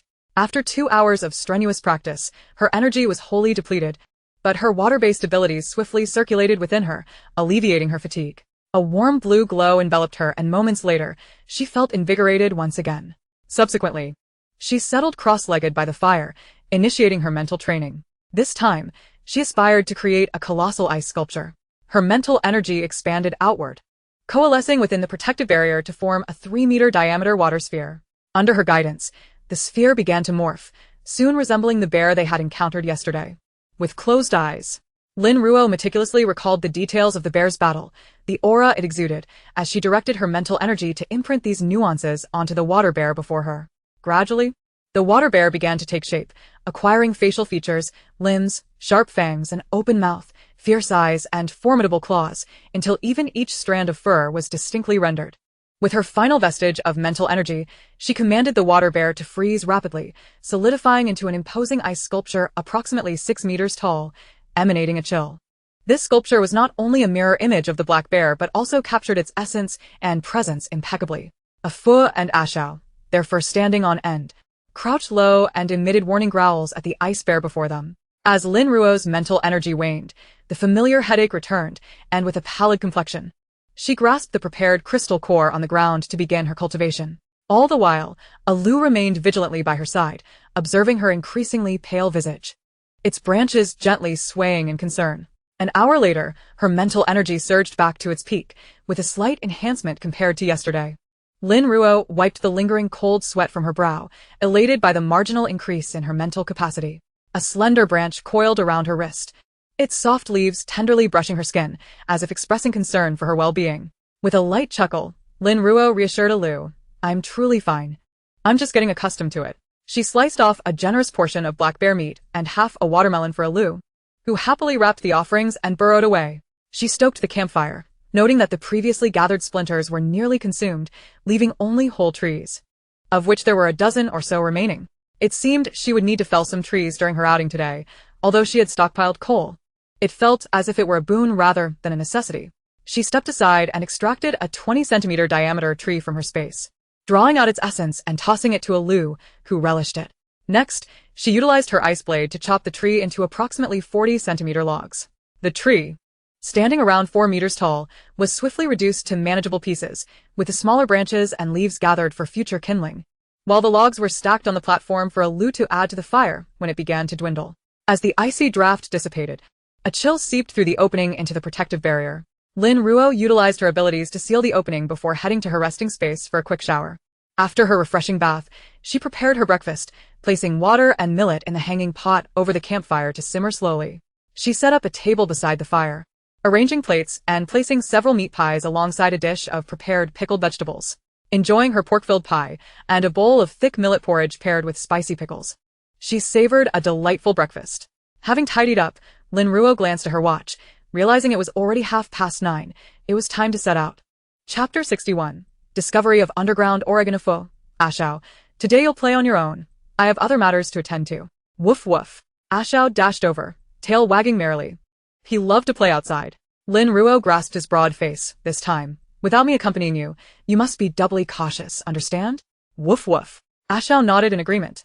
A Fu nodded too, Awa. Lin Ruo stored them in her space, donned her cold weather gear, and stepped out through the unsealed exit. Alu, keep an eye on the campfire. If it starts to dwindle, add some wood, alright? She said, patting Alu's sturdy trunk. Alu's branches swayed in response, Lin Ruo released a Fu and Ashao, who nudged her with their heads in farewell before swiftly darting away, taking out the map from her bag. She carefully discerned her location before pushing off on her snowboard and swiftly departing. Her mental energy plunged underground, rapidly skimming past as she surveyed the depths, covering several meters in the blink of an eye. After over an hour of travel, Lin Ruo sought a sheltered spot to pause, not out of fatigue, but because her face mask had become completely encrusted with ice, rendering her vision obscured. She needed to replace it promptly. She retrieved another mask from her space, quickly swapping it out for the iced one, which she discarded into her storage, and then resumed her journey. A fierce roar suddenly pierced the air, prompting Lin Ruo to arch an eyebrow. Had she encountered a ferocious beast?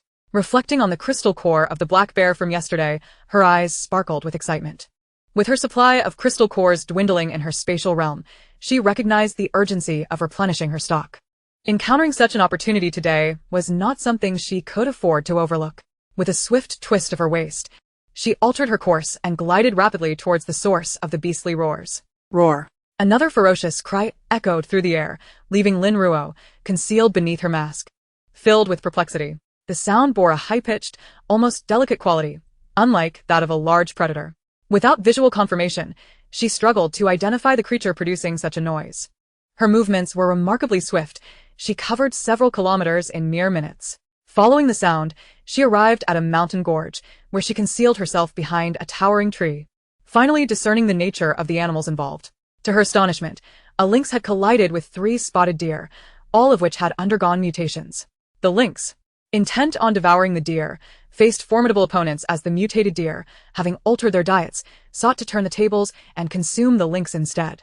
This lynx, now nearly 2 meters in length and over 80 centimeters in height, sported sharp claws that glinted ominously, while its elongated canine teeth protruded menacingly from its jaw. The deer, inherently larger than the lynx, comprised 2 adults measuring approximately 3 meters and a juvenile standing at 1.5 meters. The antlers of the adult deer had grown significantly larger and sharper, stained with remnants of blood, as they bared their teeth, fiercely guarding the young one behind them. A fierce confrontation loomed on the horizon. The lynx stealthily circled the trio of deer, searching for an opportune moment to strike. Suddenly, it lunged at the fawn, prompting the adult deer to charge at the lynx with their antlers. The lynx skillfully evaded their assault, but the fawn managed to flee as well. The standoff persisted, with neither party willing to risk injury in a hasty attack. Moments later, losing her patience as she watched from her vantage point, Lin Ruo realized that only one side could prevail through sheer exhaustion. Time was of the essence, as she had other matters to attend to. She raised her hands, summoning a sniper rifle and a suppressor, quickly assembling the weapon. With the rifle perched on her shoulder, she narrowed her eyes, aiming with precision. Bang! The 12-centimeter bullet sped forth, heading straight for the animals. Her first shot found its mark, striking the lynx that had been circling the 3 deer in search of a vulnerable target. This creature, agile and adept at climbing trees, was particularly challenging to pursue amidst the dense foliage. The bullet effortlessly penetrated the lynx's eye, detonating within its brain and resulting in an instantaneous kill. Post-mutation, the animals had undergone significant physical enhancements, with their bones becoming exceptionally hard. A standard handgun would merely lodge a bullet within the skull of a lynx of this size, failing to deliver a fatal blow. However, their eyes, protected only by a thin layer of eyelids, were more susceptible to penetration, allowing the bullet to reach their brains. As the lynx collapsed, the 3 spotted deer were instantly startled, frantically scanning their surroundings, unable to discern the direction of their foe, their hooves stamping in confusion. At that moment, Lin Ruo fired again, her shot striking the male deer's eye, causing it to crash to the ground, its legs twitching involuntarily. The female deer, undeterred by the fate of her companion, quickly recognized Lin Ruo's position and dashed away, shielding the fawn.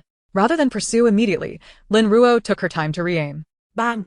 This time, her bullet struck the fawn's leg, drastically slowing its pace, which in turn caused the mother to reduce her speed as well, concerned for her child. Seizing the moment, Lin Ruo sprang to her feet, transforming into a shadow that darted ahead of the mother and fawn. Brandishing a mineral knife, she executed a swift jump, using her momentum to deliver a decisive blow to the neck of the mother deer. Crack! The mother's head fell away, a fountain of blood erupting in the aftermath. Lin Ruo deftly sidestepped to avoid the splatter while simultaneously slashing the fawn's hind leg. The already panicked fawn, attempting to flee, found its escape thwarted. One leg struck by the sniper's bullet, the other severed by the mineral knife, leaving it unable to stand. Approaching the fawn, Lin Ruo gazed into its wide, terrified eyes, filled with innocence and helplessness. Yet, she felt no compassion. Had their roles been reversed, she would have become prey to these mutated beasts. With a swift motion, she severed the fawn's head, thus concluding the lives of all 4 mutated creatures.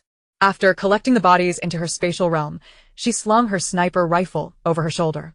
The Yinshan Mountains were rife with mutated beasts, and she intended to eliminate them with a single shot whenever encountered. Gliding on her snowboards, she continued to close in on the Beast City base. Her mental energy fully unleashed as she sought to uncover the subterranean secrets below. Today's objective was the vicinity surrounding the Beast City base, as she believed that the discovery of underground minerals was no mere coincidence. After half an hour, Lin Ruo reached the outskirts of the Beast City base, using a water membrane to conceal herself as she perched atop a peak, observing the area through binoculars. At this juncture, the Beast City base had undergone a remarkable transformation. Towering stone walls now encircled the perimeter, enclosing several thousand square meters. The walls, approximately 2 meters thick and 15 meters high, were equipped with watchtowers and high-voltage electric fences. Each tower positioned 10 meters apart and manned by 3 soldiers armed with light and heavy machine guns. Lin Ruo raised an eyebrow, pondering the source of electricity for the Beast City base.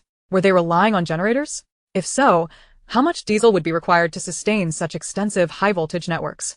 Within the walls, a 2-story villa district had been erected from military-grade steel at the base's center, surrounded by container homes and vast expanses of tents beyond. Lin Ruo pursed her lips. Even in these dire times, the construction of villas seemed extravagant. Clearly, these accommodations were intended for higher-ranking officials, while ordinary soldiers were relegated to the tents. The outermost layer was occupied by 10 heavy military trucks, 5 armored vehicles, and several buses, alongside cranes and cargo trucks engaged in construction work. Some structures were already taking shape, with thick stone walls forming what appeared to be secure buildings. The site bustled with personnel, each diligently attending to their tasks. Indeed, this was the only official base of Z country capable of such rapid development within a mere 3 days. Their previous inability to rescue civilians was evidently a pretext to gather resources. Lin Ruo, binoculars in hand, scrutinized the activities of the Beast City base's inhabitants. This was not a sustainable method. She could not remain here indefinitely, as it would yield no results. As she continued her observation, a sudden realization struck her. These buildings were constructed of stone, and the cargo trucks were laden with stones as well. She scanned the vicinity for a quarry but found none, indicating that the stones had been transported from elsewhere. With her keen perception, Lin Ruo recognized that these were ordinary stones, not the underground minerals she sought. However, what if they had unearthed underground minerals while quarrying? She meticulously recalled the timeline of the Beast City base's announcement regarding the existence of underground minerals. The process from discovery to research and application required time. If she projected backward from the announcement date, it became evident that the discovery of underground minerals likely occurred during the construction of the base. A glimmer of insight sparked in Lin Ruo's mind. Could it be that the current quarry site at the Beast City base was the very location where the underground minerals were discovered? The more she pondered, the more plausible it seemed. As another cargo truck departed for mining, she eagerly strapped on her snowboard and followed in pursuit. She gracefully leapt, her body performing a somersault in midair before landing steadily on the sloping mountainside, swiftly gliding down to rest behind a convoy of trucks. These trucks traversed the mountainous roads, while Lin Ruo navigated through the dense forest, her target being modest, and with the thick foliage shielding her, the trucks below remained oblivious to her presence. The trucks, cautious on the snow-laden path, did not dare to accelerate, allowing Lin Ruo to easily maintain her speed in their wake. After half an hour, the trucks finally slowed, revealing a vast quarry in the distance before Lin Ruo. She lifted her ski board, coming to a halt, and retrieved a pair of binoculars from her spatial pocket to observe the bustling activity within the quarry, where numerous workers were diligently engaged in their tasks. Utilizing her water-based abilities to cloak herself, Lin Ruo stepped lightly on the frozen snow, leaving no trace as she moved with grace towards the quarry. Crouching above, she observed a dozen workers operating quarrying machines, slicing massive boulders from the mountainside into orderly rectangular blocks, which were then hoisted onto the trucks by cranes. The cacophony of the machinery drowned out all other sounds, completely captivating the workers, who remained unaware of the unfamiliar woman concealed above them, obscured by the boulders. Hiding behind a large rock, Lin Ruo extended her mental energy, probing into the depths of the quarry. 50 meters, 100 meters, 150 meters. 200 meters, until she reached 500 meters, when she finally located the underground ore she had longed for. Chapter 62, The Underground Ore Secured. Her mental energy permeated through the rock above, unfurling within the dark, cavernous mine that was shrouded in complete darkness. Upon scanning with her mental prowess, Lin Ruo discerned that the mine's interior was confined, evoking a sense of claustrophobia with a labyrinthine structure that was both convoluted and unfathomable. The walls were adorned with a myriad of ores, each coated with a thin layer of ice. Maximizing her mental focus, she meticulously scanned the entire mine, and a three-dimensional image of the cavern emerged in her mind. Her mental energy swiftly pinpointed the section of the mine closest to the mountainside, situated in the southeast.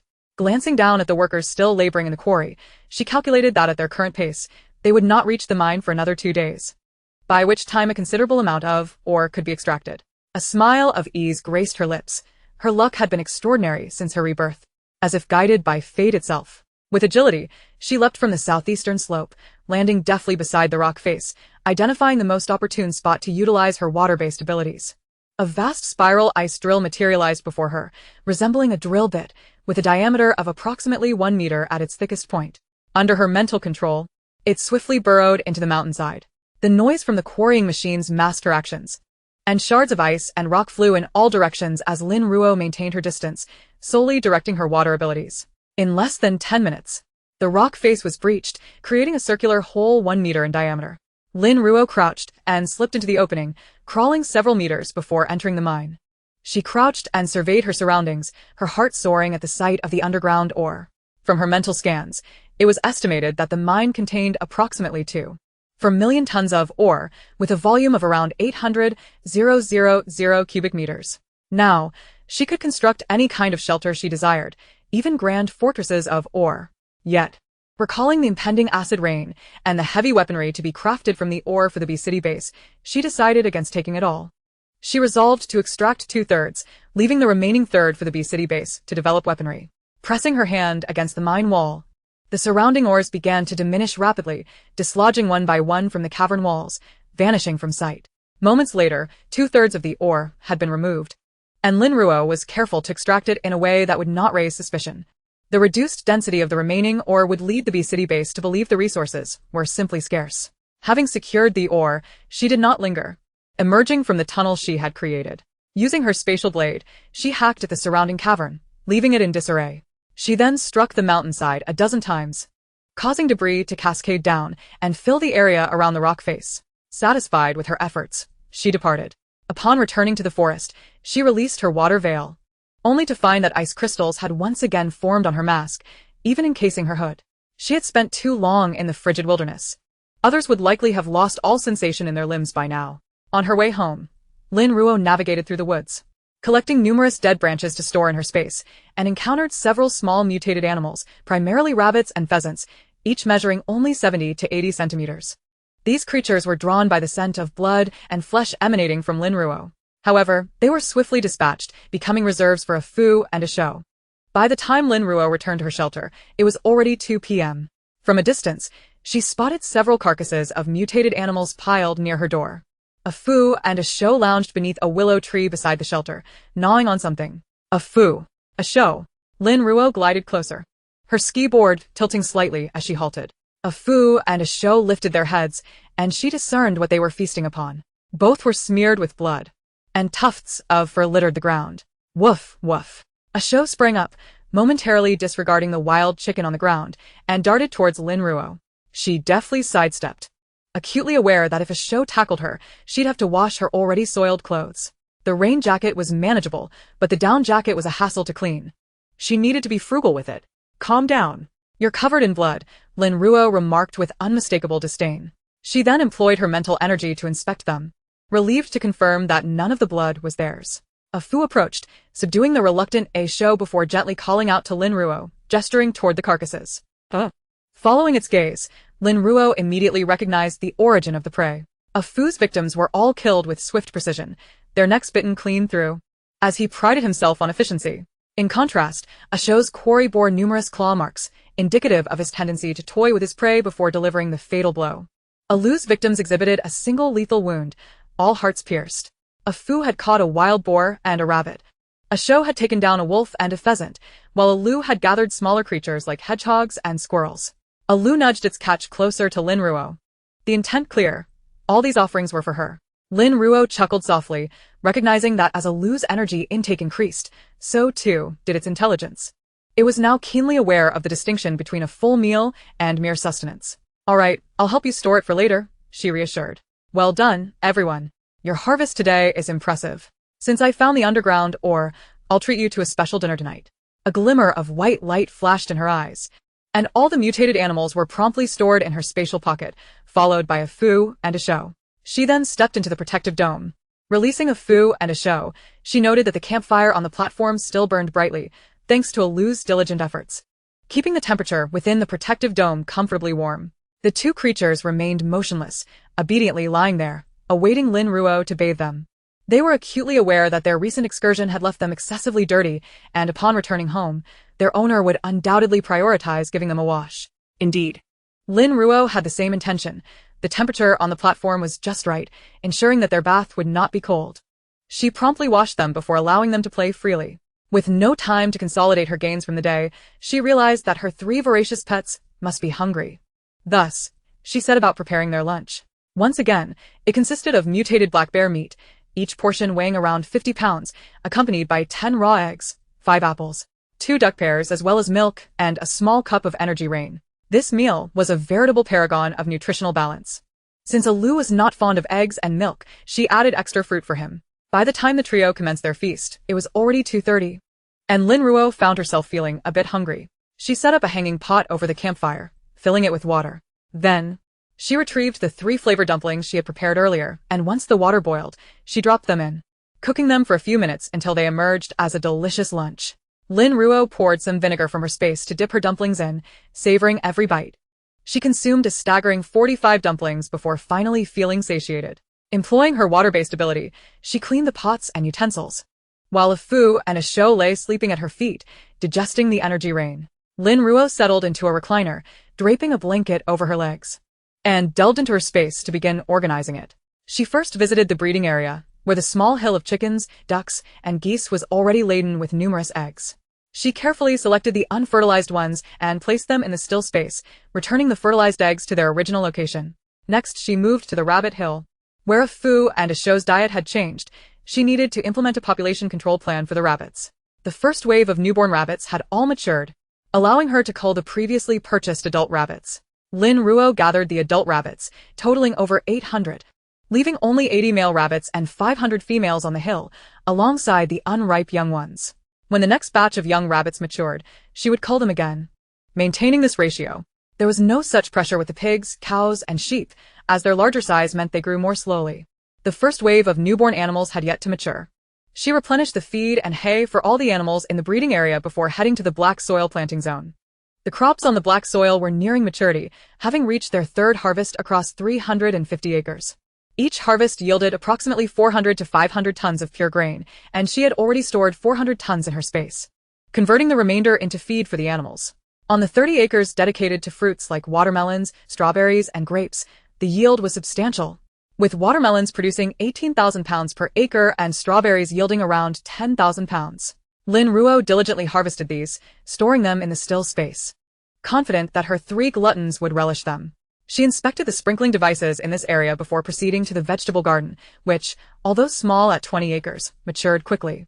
Lin Ruo harvested daily to store in the still space. The medicinal herbs planted during the torrential rains had matured, but she had been preoccupied with searching for underground minerals and training a foo and a show's hunting skills, leaving her no time to experiment with concocting medicines. Thus, she merely harvested the herbs and stored them in the still space.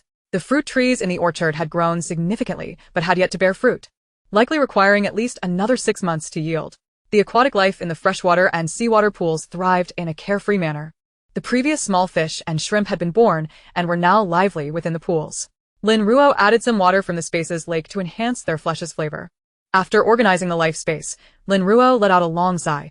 She had previously deemed the 3,000 acres of life space too small, but now she realized it was, in fact, quite ample, requiring management every other day, a rather arduous task. Chapter 63. The Fortress. Managing the entire space had consumed a considerable amount of her mental capacity. Lin Ruo withdrew her mental energy from the space and took out 2 crystal cores to recuperate her strength. She still had to smelt the minerals and complete the construction of the shelter, necessitating her mental energy to be at its peak. With her mental energy communicating with the crystal cores, it flowed into her body to replenish her. A Fu and a Shou rested by her feet, while a branch from a Lu lay nearby, occasionally adding wood to the campfire. After an hour, Lin Ruo's mental energy had finally returned to its zenith. She re-entered the space and retrieved the minerals she had excavated earlier, beginning the smelting process. Her spatial ability had reached level 6, granting her dominion over the space. The once impenetrable minerals slowly melted under her influence, gradually transforming into liquid, forming a massive orb of mineral liquid in the air. Lin Ruo drew forth a small stream from the liquid and began to sculpt according to the image in her mind, the shape of the fortress gradually taking form. Rising higher as she meticulously refined every detail, piles of minerals were moved from the still space, and the foundation of the airborne fortress began to solidify. However, as her mental energy began to wane, the fortress was only 1/3 complete, forcing her to exit the space and replenish her energy with the crystal cores. This process continued until 8 o'clock in the evening, when Lin Ruo had restored her mental energy twice, and the fortress, constructed from minerals, was finally nearing completion. She gazed at the fortress suspended in the space with satisfaction. The fortress's exterior was designed as 2 rectangular prisms stacked atop one another, with the upper prism occupying only half the area of the lower one. The uppermost layer was entirely encased in 10 layers of military-grade bulletproof glass, forming a protective glass enclosure. This bulletproof glass, with a thickness of 300 millimeters, could withstand high-velocity projectiles from large-caliber machine guns. The roof adopted a traditional Chinese architectural style, with eaves extending outward to shelter the entirety of the structure beneath. The base of the fortress was also rectangular, with a thickness of 2 meters and a total area of 2,000 square meters. Lin Ruo envisioned burying the base 2 meters underground to enhance stability, and she thoughtfully left a deep pit at the bottom for a Lu, intending to fill it with black soil from her space, which she was certain he would appreciate.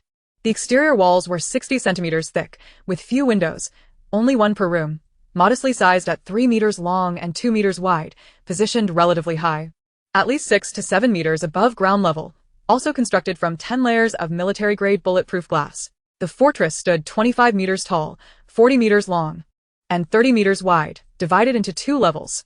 The layout of the first floor was straightforward, divided into front and back sections. The front half comprised a living room, dining area, kitchen, training room, and a communal bathroom, while the back half contained 2 bedrooms. For comfort, Lin Ruo designed a massive fireplace in the living room, and another in the kitchen, which featured a metal lid that could be opened for cooking.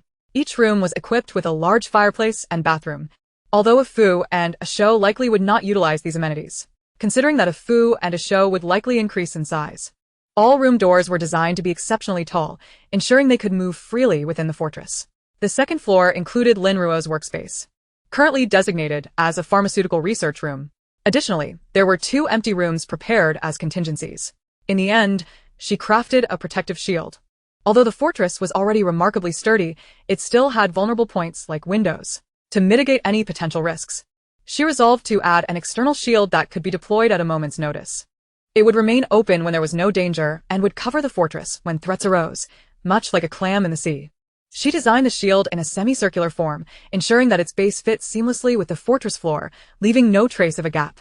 The shield measured 1 meter in thickness and featured detachable circular vents for ventilation and counterattack during assaults. After repeatedly placing the shield to confirm its functionality, she finally stored it in a stationary space, where, in the absence of threats, it would merely gather dust. Once the fortress was completed, Lin Ruo exited the space and collapsed onto a lounge chair, utterly exhausted.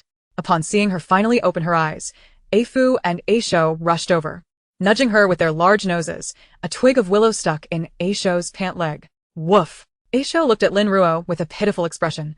It had been hungry for a while, but seeing Lin Ruo with her eyes closed, it had refrained from disturbing her. Lin Ruo scratched A Shou's chin to comfort the big baby, only to realize that the sky outside had already darkened. Checking her watch, she discovered it was 8 o'clock. She had spent over 6 hours perfecting the fortress.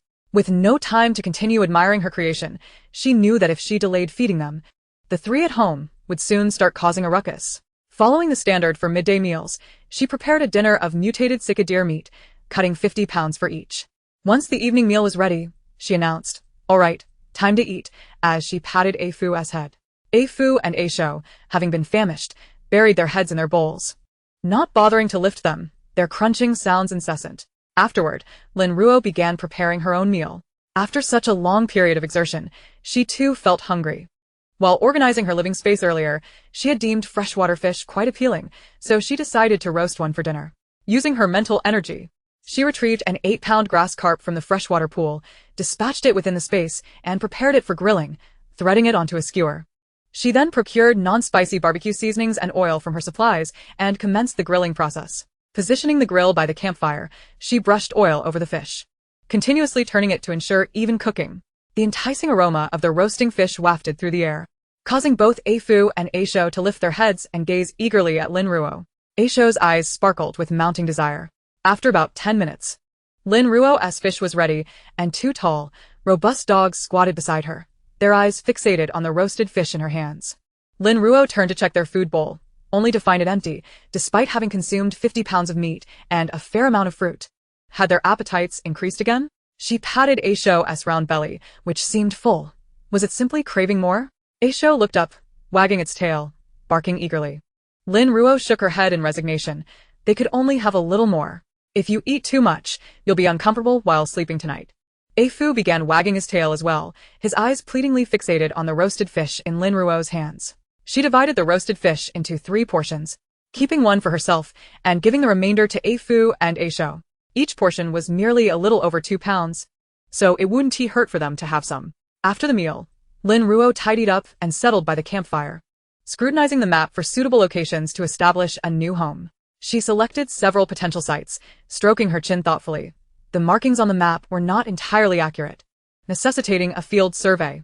The current dwelling was temporarily safe, but should a major earthquake strike, it would become perilously dangerous. With the completion of the mineral fortress, the safety factor had risen significantly, thereby reducing the considerations she needed to account for during her site selection.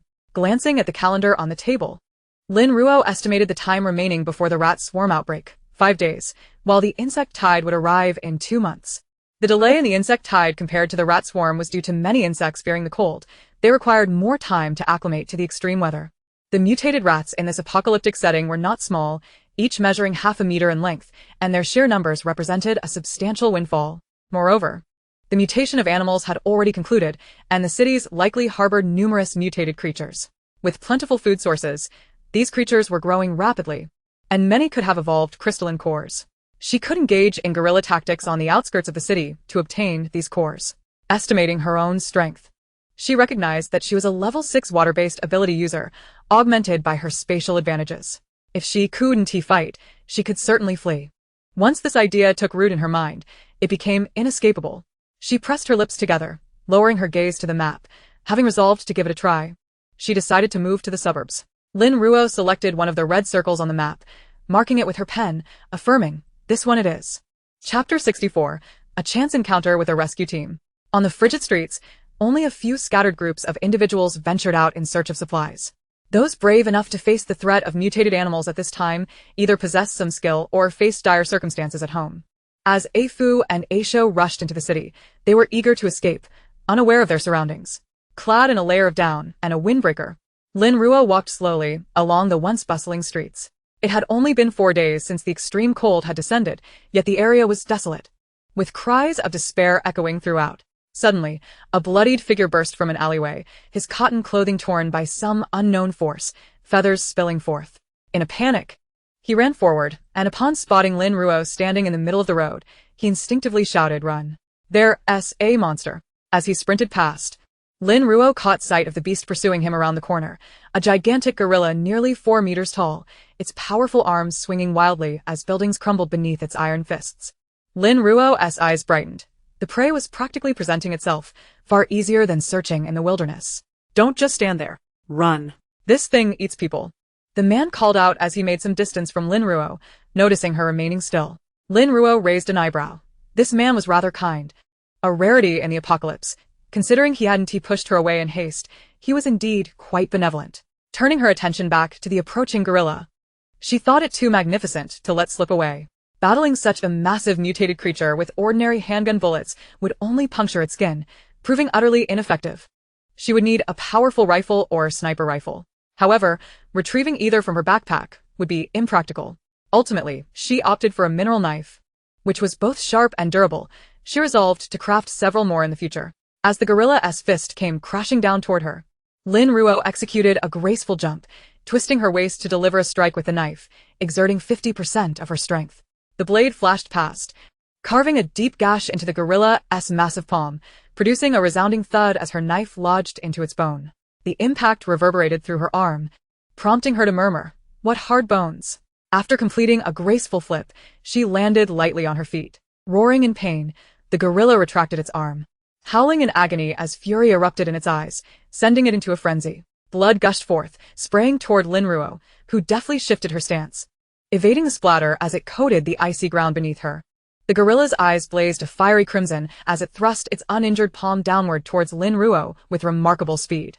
Lin Ruo deftly evaded the attack by leaping aside, her body spinning gracefully through the air. With an embodiment of sheer force, she swung her blade downward, propelled by the full strength of her waist and arm, executing a decisive strike. The weighted ring on her right wrist shattered with a resounding crack, plummeting to the ground and fracturing the icy surface below into a delicate spiderweb of cracks. The clash of her blade against the gorilla's fist resonated with a sharp snap, cleaving the creature's hand in two, one half collapsing to the ground. A pained roar echoed through the air. The gorilla, already possessing considerable intellect, had become even more astute after its mutation. Realizing that it was no match for the human before it, it turned to flee without the slightest hesitation. Lin Ruo, however, could not allow it to escape, especially now that her weighted ring lay in ruin. With a powerful leap, she soared into the air, executing a graceful dove roll that brought her face to face with the gorilla once more. She swung her knife horizontally, aiming for its neck. But the blade halted at the gorilla's vertebrae, failing to sever it completely. The beast staggered backward, then crashed to the ground with a thunderous thud, its massive form collapsing against the corner of a nearby building, scattering a multitude of tiny stones and ice shards. Standing atop the gorilla's colossal carcass, Lin Ruo exerted herself to extract her mineral blade, a jet of blood erupting forth. She dismounted lightly, her feet landing on the icy surface, where torrents of blood flowed from the gorilla's body, soaking its fur and pooling on the ground. Lin Ruo tested her mineral knife, realizing that even with half of her strength, she could not sever the gorilla's bone. These large mutated creatures possessed an extraordinary density to their skeletal structure. Meanwhile, the man who had been fleeing moments before now stood agape, astonished by the prowess of a seemingly frail woman. It was only when Lin Ruo tilted her head and fixed him with her calm, yet intrigued gaze that he snapped back to reality, scrambling away in a panic, not daring to look back. What manner of being could so effortlessly vanquish such a formidable creature? Surely, she must be a monster as well.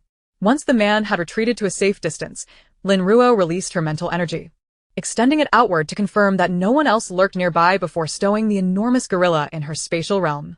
Just then, Ah Fu and Ah Shou returned, each clutching their own quarry. Ah Fu had captured an enormous lizard, measuring nearly 2 meters in length, its sharp teeth reminiscent of a crocodile. Ah Shou bore a magnificent snow-white fox, also measuring 2 meters, its sleek fur promising warmth when skinned.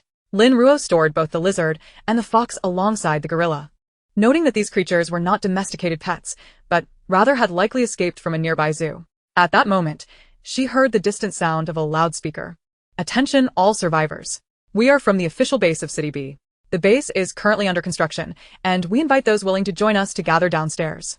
We will wait for 15 minutes, after which, we will depart." Lin Ruo leaped onto Ah Fu's back. "Ah Fu, let us investigate." Ah Fu nodded, Swiftly darting towards the source of the voice, with Ah Shou trailing closely behind. The location was not far from where Lin Ruo stood. In just a few minutes, they arrived. Upon closer inspection, Lin Ruo observed 2 military trucks followed by 10 large buses, with personnel using loudspeakers to communicate. It appeared the City B base was initiating the relocation of civilians. Perched upon Ah Fu's back, she watched as residents descended the building, clad in their warmest garments and moving sluggishly. The buses quickly filled, leaving those unable to board to carry their supplies and walk behind, accompanied by a military truck bringing up the rear. Lin Ruo noted that many individuals were accompanied by pets, and, to prevent panic within the crowd, the rescue team allowed those with animals to follow at the end of the procession, with the final military truck bringing up the rear. As she gazed down from Ah Fu's vantage point, she was astonished by the diversity of pets accompanying the survivors, primarily cats and dogs, but also hamsters, rabbits, alpacas, chinchillas, various birds, and even pigs. These animals, possessing high intelligence and a strong bond with their owners, had remained by their sides despite the mutations. Unlike the more aggressive creatures Lin Ruo had encountered, However, their suppressed instincts had prevented them from foraging freely, resulting in their mutated forms being less robust than those of the wild beasts. As the rescue team moved through the neighborhoods, more survivors joined their ranks, forming a substantial procession, yet the number of mutated creatures attracted by the gathering was equally formidable. The feral mutated animals, drawn by the concentration of potential prey, could no longer restrain themselves and lunged forward. The sound of gunfire erupted as soldiers wielding large-caliber machine guns opened fire, shell casings raining down around them. Armed with powerful rifles and submachine guns, the military trucks were additionally equipped with heavy machine guns and mortars, unleashing a fierce barrage upon the advancing beasts. Even though these mutated creatures exhibited enhanced physical capabilities, they had not evolved to the point of being impervious to firearms. Although bullets may not have been lethal, they still inflicted pain. Some of the more intelligent mutated beings, recognizing the threat posed by the firearms, kept their distance, closely following the rescue team while biding their time. However, the less intelligent mutants, driven by an overwhelming hunger, charged forward without thought. The rescue team sensed the mounting pressure as they pressed onward, the pedestrians trailing behind voicing their complaints. "You're going too fast. We can't keep up. Could you slow down a bit? It's freezing out here. My hands and feet are numb. I can barely move." Hey, "If you all dismount from the military trucks, we could take your places. You've all been trained. You can run fast. We can't keep up." "Exactly. You're moving too quickly. There are monsters behind us. How can we possibly catch up?" From her vantage point atop the high building, Lin Ruo could not hear their words, but their gestures directed at the rescue team spoke volumes. She raised an eyebrow, exasperated, finding it hard to believe that even after so long in the apocalypse, some still failed to grasp the gravity of their situation. Mistaking the rescue team for the benevolent officials of the pre-apocalypse era, the B City base had taken significant risks to rescue survivors. Not out of concern for their safety in the city, but rather because they required ordinary survivors to maintain their operations. After all, who would perform the repairs, the foundational work, or the minutiae that machines could not handle? Once they reached the base, they would discover that while they no longer feared attacks from mutated creatures, they would still endure a life of hardship, undertaking the most grueling tasks for the least resources, often going hungry while toiling tirelessly. Of course, this fate would befall the ordinary individuals. Those with skills or a fierce disposition might carve out alternative paths, such as forming teams to hunt mutated animals or scavenge for supplies.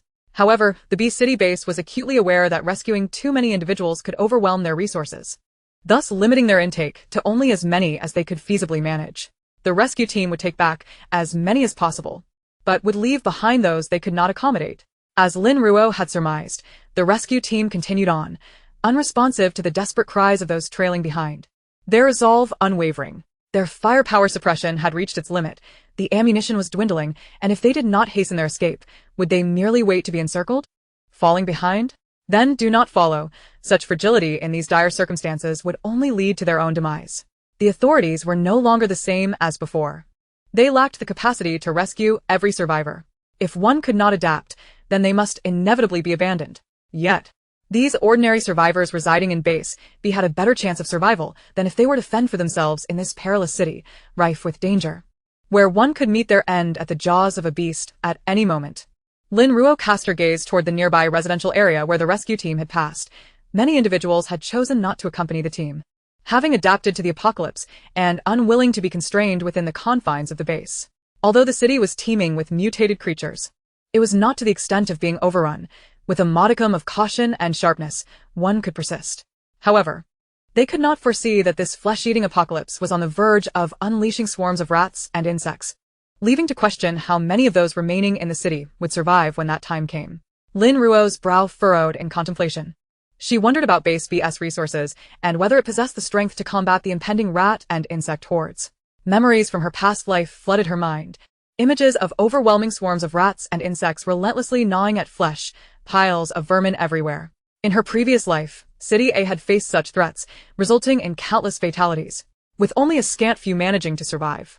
Perhaps Base B had more formidable means at its disposal. Chapter 65.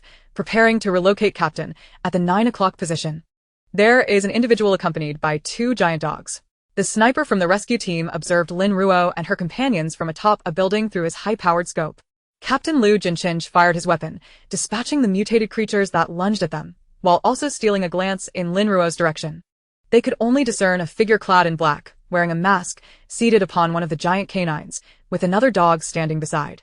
The docility of these creatures suggested that the individual was their master. To successfully train such formidable beasts in these circumstances was no small feat at that moment. The individual's gaze was intense, fixated not on them but rather on the sniper nearby, emanating a palpable aura of menace. As the two giant dogs assumed an aggressive stance, "Do not aim the sniper rifle at them," Lu Jinqing ordered, keen to avoid provoking the enemy under such precarious conditions. "Understood, Captain." The sniper swiftly repositioned his rifle, firing at the mutated creatures that continued to attack. Observing Lin Ruo and her companions adjust their aim, Lu Jinqing chose not to display further hostility and redirected his attention. The murderous intent radiating from Lin Ruo dissipated, while Ah Fu and Ah Shou remained tense, still on high alert from the earlier confrontation.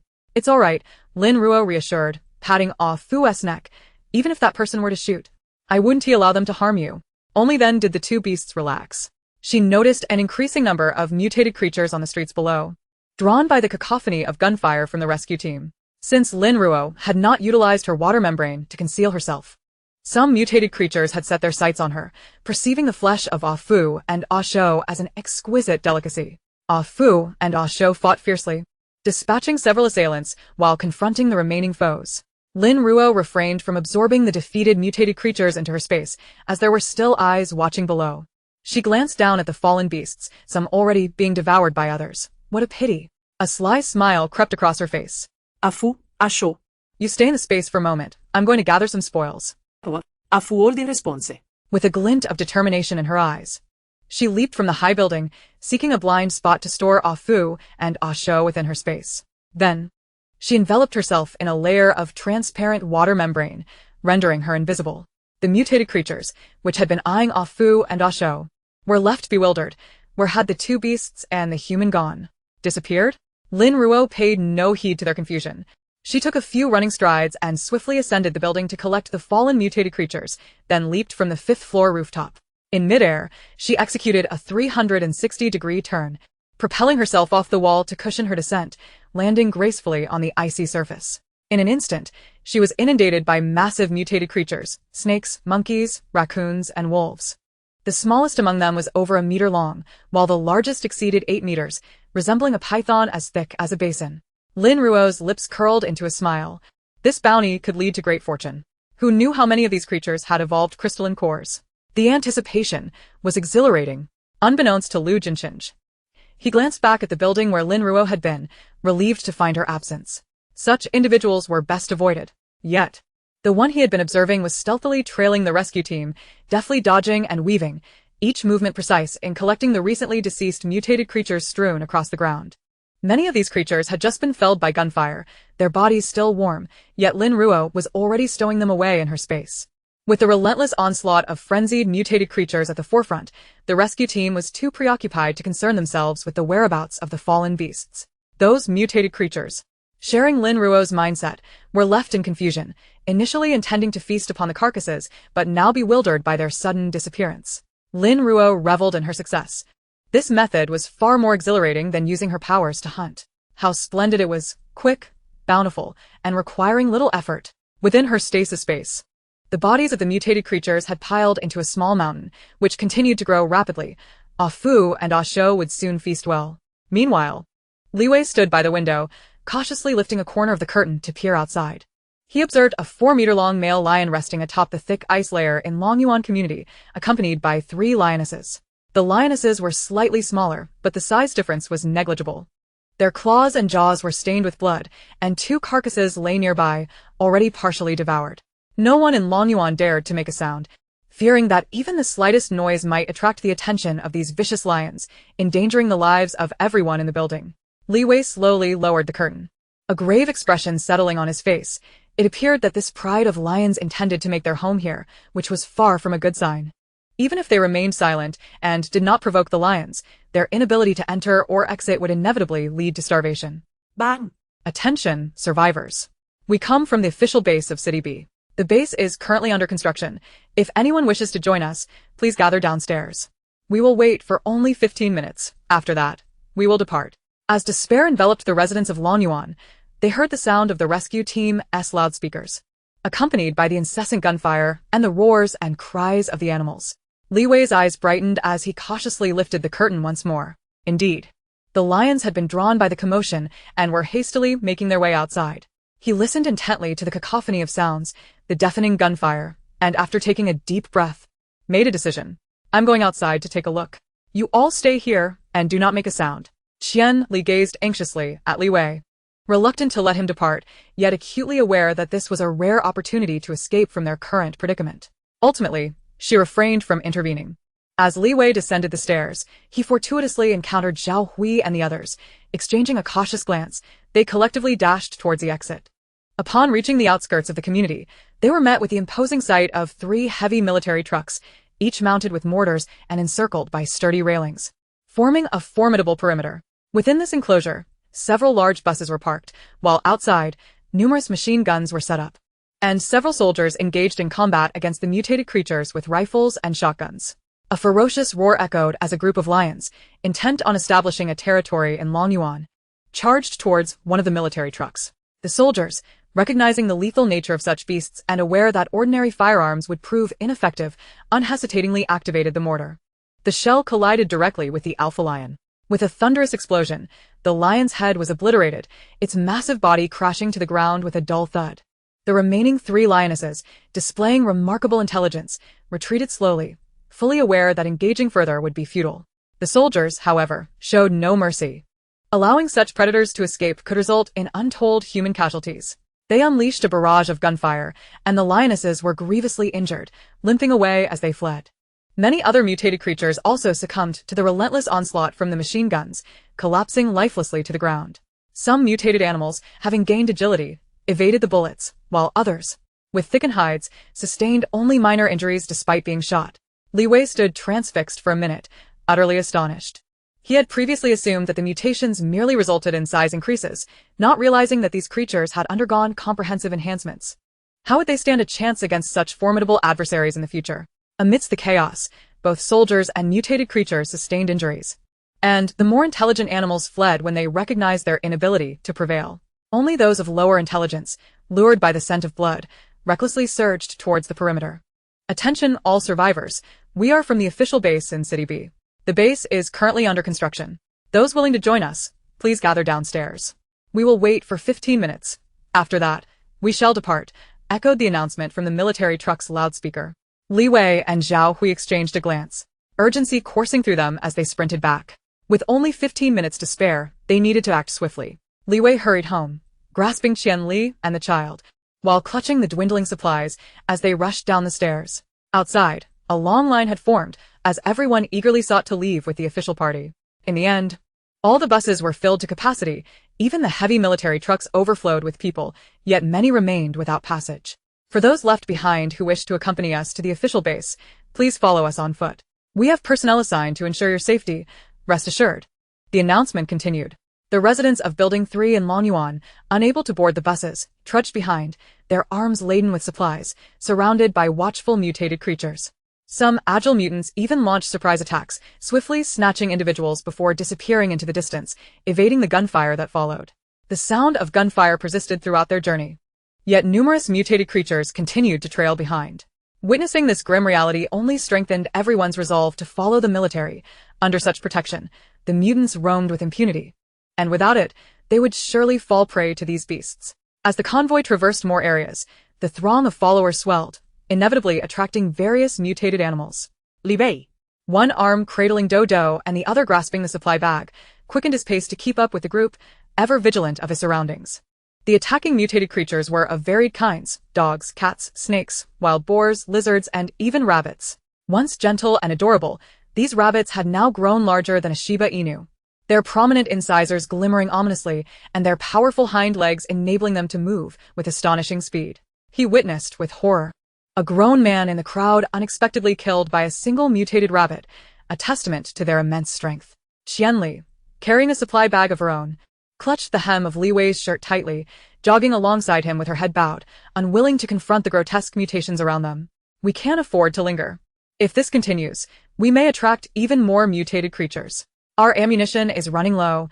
We must return to the base swiftly, Yi Lin declared from within the military truck, his gaze fixed on the avaricious eyes surrounding them. He had never imagined the city of B could harbor such a multitude of mutated beings, an endless tide of adversaries. Indeed, The rescue team pressed forward, merging at the city's edge with another rescue unit. Lin Ruo, following closely behind the latter group, was surprised to discover the presence of yet another rescue team, lamenting the missed opportunity to collect the corpses of the fallen mutated creatures. As the rescue team prepared to exit the city, Lin Ruo leaped gracefully, her body soaring 10 meters into the air without hesitation, and as she began to descend, a layer of ice materialized beneath her feet. Utilizing this newfound leverage, she propelled herself upward once more, the ice dissipating in her wake. After several repetitions, she successfully ascended to the rooftops of several tall buildings. From her vantage point, she scanned the rescue team below and quickly spotted Li Wei among the crowd, raising an eyebrow in surprise at the familiar sight. Soon after, she noticed Chen Yu and his teammate Beizai, a serendipitous reunion of sorts. Chen Yu was clad in the garments she had prepared, laboring alongside Beizai and another teammate to haul a large cart laden with her supplies. With the prowess exhibited by Li Wei and Chen Yu, it was likely they would enlist in the military upon joining the B City base. As the rescue team reached the city's outskirts, they deployed heavy weaponry, unleashing powerful shells that detonated within the throng of mutated creatures. Many were obliterated. Their remains scattered across the battlefield, and Lin Ruo silently thanked her foresight in avoiding the chaos. The deceased mutated animals quickly became a feast for their brethren, who descended in droves to consume the carcasses. The number of mutated creatures following the rescue team diminished significantly as they employed this strategy to deter the relentless pursuit. The artillery fired at intervals, and the mutated creatures trailing behind gradually dwindled, ultimately severing their pursuit. The rescue team had successfully evaded the creatures, reaching a state of safety. Lin Ruo leaped from the rooftop, utilizing her agility to land deftly on the ground, swiftly collecting the untouched remains into her space before turning to leave. Originally, she had ventured down the mountain in search of a suitable refuge, but upon witnessing a Fu and a Shou's fondness for this place, curiosity had compelled her to investigate, unexpectedly leading to a bountiful harvest. With her feet strapped to a snowboard, she glided swiftly towards the Yinshan Mountains, encountering numerous mutated creatures foraging along the way. Upon spotting Lin Ruo, they pursued her relentlessly. Naturally, she could not allow them to escape, but time was of the essence. Thus, she resorted to her spatial blades, dispatching them one by one without losing momentum on her snowboard. In the blink of an eye, the creatures by the roadside vanished. Observing the growing number of mutated corpses within her space, Lin Ruo couldn't help but reflect on the richness of this locale. She would surely return frequently. After more than half an hour, she finally arrived at the location marked on the map. Situated 5 kilometers from the foot of the Yinshan Mountains and not far from the eastern outskirts of City B. This area remained enveloped in forest. But due to its lower elevation, it had been submerged during heavy rains, leaving behind a landscape dominated by desiccated trees. Lin Ruo searched for a higher vantage point nearby, discovering a small hill 5 meters tall, which posed no risk of landslides or falling boulders, an ideal choice. She glided on her snowboard, making a circuit around the vicinity, her mental energy probing for any signs of mutated creatures. Within a kilometer radius, she found no trace of such beasts, indicating a promising locale. The City B base was located in the southern outskirts, and her current position was neither too far nor too close. As the clock approached 2 p.m., she selected a flat area, retrieved her portable shelter from her spatial storage, and released a Fu and a Shou. Upon their emergence from the space, a Fu and a Shou crouched defensively, scanning their surroundings. Only when they realized they were no longer in the chaotic city center, devoid of those frenzied mutated animals, did they relax. "You must be hungry. Come and eat," Lin Ruo called, producing their food bowls filled with mutated beast meat and fruit. A Fu and a Shou, indeed famished, rushed over, devouring their meal with gusto, scarcely lifting their heads. Lin Ruo then entered the shelter, utilizing the provided kitchenware to quickly stir-fry a dish and steam some rice, enjoying a simple meal within her portable abode. Once a Fu and a Shou finished eating, they began to scour the area, sniffing around, ultimately discovering only a few scattered mutated creatures, signifying a scarcity of such beings in the vicinity. No need to worry about incessant disturbances from them. After finishing her meal, Lin Ruo cleaned the kitchenware and utensils, storing them back in the shelter, and washed a Fu and a Shou's food bowls before placing them in her spatial storage. 2 hours elapsed. Ample time for a Fu and a Shou to traverse the surrounding few kilometers, confirming the area's safety, allowing Lin Ruo to finally feel at ease. "This will be the place," she declared, adjusting her snowboard to halt in place, content with her choice. She marked the spot, stored a Fu and a Shou along with the portable shelter back into her space, and turned to return to the refuge. Meanwhile, most members of the City B rescue team were traversing on foot, Once they had successfully distanced themselves from the mutated creatures, they announced a half-hour respite. They needed to reach the City B base before nightfall. The mutated creatures had developed night vision capabilities, while human eyes were rendered nearly useless in the dark. Advancing in the shadows was far from wise. Moreover, the frigid temperatures would drop even further at night, posing a grave risk of freezing to death for those who remained outdoors. Let us hold on a little longer. We cannot risk spending the night in the wild. One of the leaders urged. Chapter 66, a bounty of 10,000 points. In the biting cold, after 2 hours of arduous travel, the survivors, despite their thick clothing, began to shiver uncontrollably, their hands and feet losing feeling, with many physically weakened individuals utterly drained. Just then, they finally caught sight of the imposing city walls in the distance, the City B base. Upon entering the gates, the staff registered them, arranged accommodations, and distributed resident cards. The group was temporarily housed in a communal dormitory, with plans to separate them the following day. The City B base was still under construction, with limited living conditions. The number of buildings was sparse. In the center of the base stood 2 rows of 2-story villas, surrounded by 7 rows of 5-story apartment buildings featuring single units. Beyond that lay 5 rows of 5-story dormitories, both the apartments and dormitories constructed from massive stone blocks, while the villas were made of lightweight steel. Each row of dormitories comprised approximately 30 buildings, each containing 20 dorm rooms, spacious enough to accommodate around 20 individuals per room, basic yet safe living conditions. The apartment buildings also had 30 structures, each with 40 apartments suitable for families, although entry required qualifications or resources. Currently, only military personnel resided there. As for the 2-story villas, they were reserved exclusively for base leaders. Ordinary individuals had no chance of residing there. The 2 rescue teams had brought back around 3,000 people. Yet they did not even fill a single row of dormitories. Once assigned their beds, the weary travelers who had journeyed to the City B base finally found respite. Exhaustion had rendered many unable to move, collapsing on their beds, while only a handful continued to stir about. Maintaining a swift pace throughout the journey had taken a toll on everyone. All protests were unequivocally disregarded by the rescue team. If anyone became particularly unruly, team members would level cold guns at their heads, their expressions devoid of emotion, as if the individuals before them were no different from the mutated creatures. Those causing disturbances quickly quieted, shrinking back into line, obediently following the main group. The rescue team members had been meticulously selected to prevent emotional decisions from jeopardizing the lives of the entire team. Additionally, upon accepting their rescue mission, their commander had issued a strict order: save if possible, abandon if not.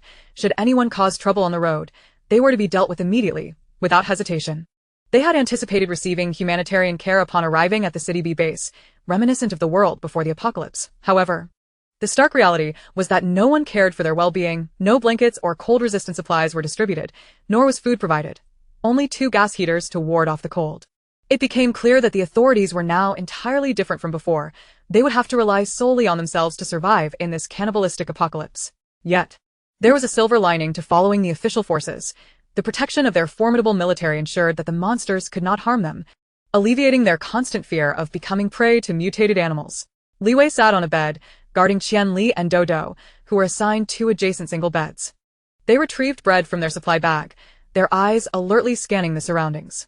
Each stone room contained 2 dedicated heating stoves, fueled by wood cut from the mountains. Military personnel had previously briefed them on the precautions of residing in stone houses, informing that each person must contribute 10 kilograms of wood daily to keep the stoves burning. "Daddy, are we safe from the monsters now?" Dodo's small face was smudged with dirt, and fear glimmered in her eyes. Qian Li gently patted Dodo's head, reassuring her, "We are now in a safe place. The monsters cannot come in." Dodo nodded, taking small bites of her bread. Li Wei sighed, reflecting on how the world had frightened children to such an extent, wondering what challenges lay ahead. "I'll take a look outside," he said, placing the supplies in Qian Li's lap, patting Dodo's head before stepping out of the dormitory. As Li Wei walked through the base, he initially intended to merely explore, hoping to find some work. They could not remain in the dormitory indefinitely, as it was not entirely safe. Nearby, an official hall was bustling with individuals seeking various jobs and exchanging supplies. A soldier pointed him toward a distant domed building. "Thank you." Li Wei nodded in gratitude and proceeded toward the dome. Inside, many people were bustling in and out, attending to their tasks. At the entrance, a massive electronic screen displayed a continuous stream of tasks. Li Wei lifted his gaze, scrutinizing the assignments listed, most of which involved physical labor or recruitment for military personnel. Suddenly, his eyes widened. What was that? He had spotted Lin Ruo's image among the tasks at the City B base, the woman seeking revenge. He inhaled sharply, grateful for the cold weather that necessitated his mask. Otherwise, his astonishment would have been evident to those around him. The quest to locate Lin Ruo has surprisingly garnered a reward of a staggering 10,000 points. Upon briefly assessing the purchasing power of this sum, it became evident that it could sustain a family for an extended period. He turned to the nearby staff member and inquired, "Excuse me, may I ask who initiated this task?" The staff glanced at the task Li Wei was pointing to, noting that it had attracted numerous inquiries. Given the generous reward it offered, it was initiated by our deputy base leader. You need not worry about the allocation of points upon task completion. All right, thank you. Li Wei's pupils contracted momentarily before returning to normal, and after expressing his gratitude to the staff, he exited the task hall. To think it was the deputy base leader. This brought to mind Li Wei's recollection of Kong Wenhao's description. Indeed, the deceased had mentioned that his father was a major general. It seemed the entire B City base would soon be on the lookout for Lin Ruo. Could she still be safe? Meanwhile, Lin Ruo remained blissfully unaware of the events unfolding at the B City base. She glided effortlessly on her snowboard, weaving swiftly through the forested landscape.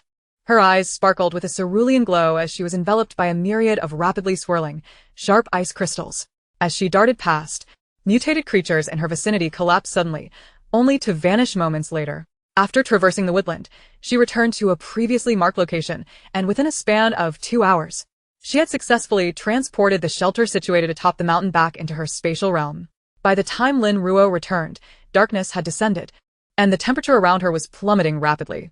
Utilizing her spatial blade, she carved out a perfect hole in the ground, measuring its depth to ensure it would accommodate the fortress's foundation entirely. With a flicker of white light in her eyes, a massive fortress materialized in the air and swiftly descended into the pit. Lin Ruo released a Fu and a Shou, instructing them, "Now, commence your expertise in digging and bury the foundation of the fortress." Upon hearing the command to excavate, a Shou beamed with excitement and eagerly joined a Fu in the task of digging and burying. Observing their industrious efforts, Lin Ruo shifted her focus and retrieved a Lu from her spatial realm. She placed a Lu atop the dark soil within the designated deep pit on the platform.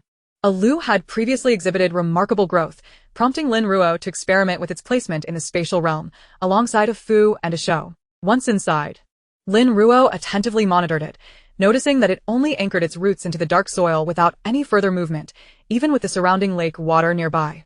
It was remarkably obedient. Upon being released, a Lu sensed the soil around its roots was of a type it cherished, happily entwining its willow branches around Lin Ruo's leg before releasing her.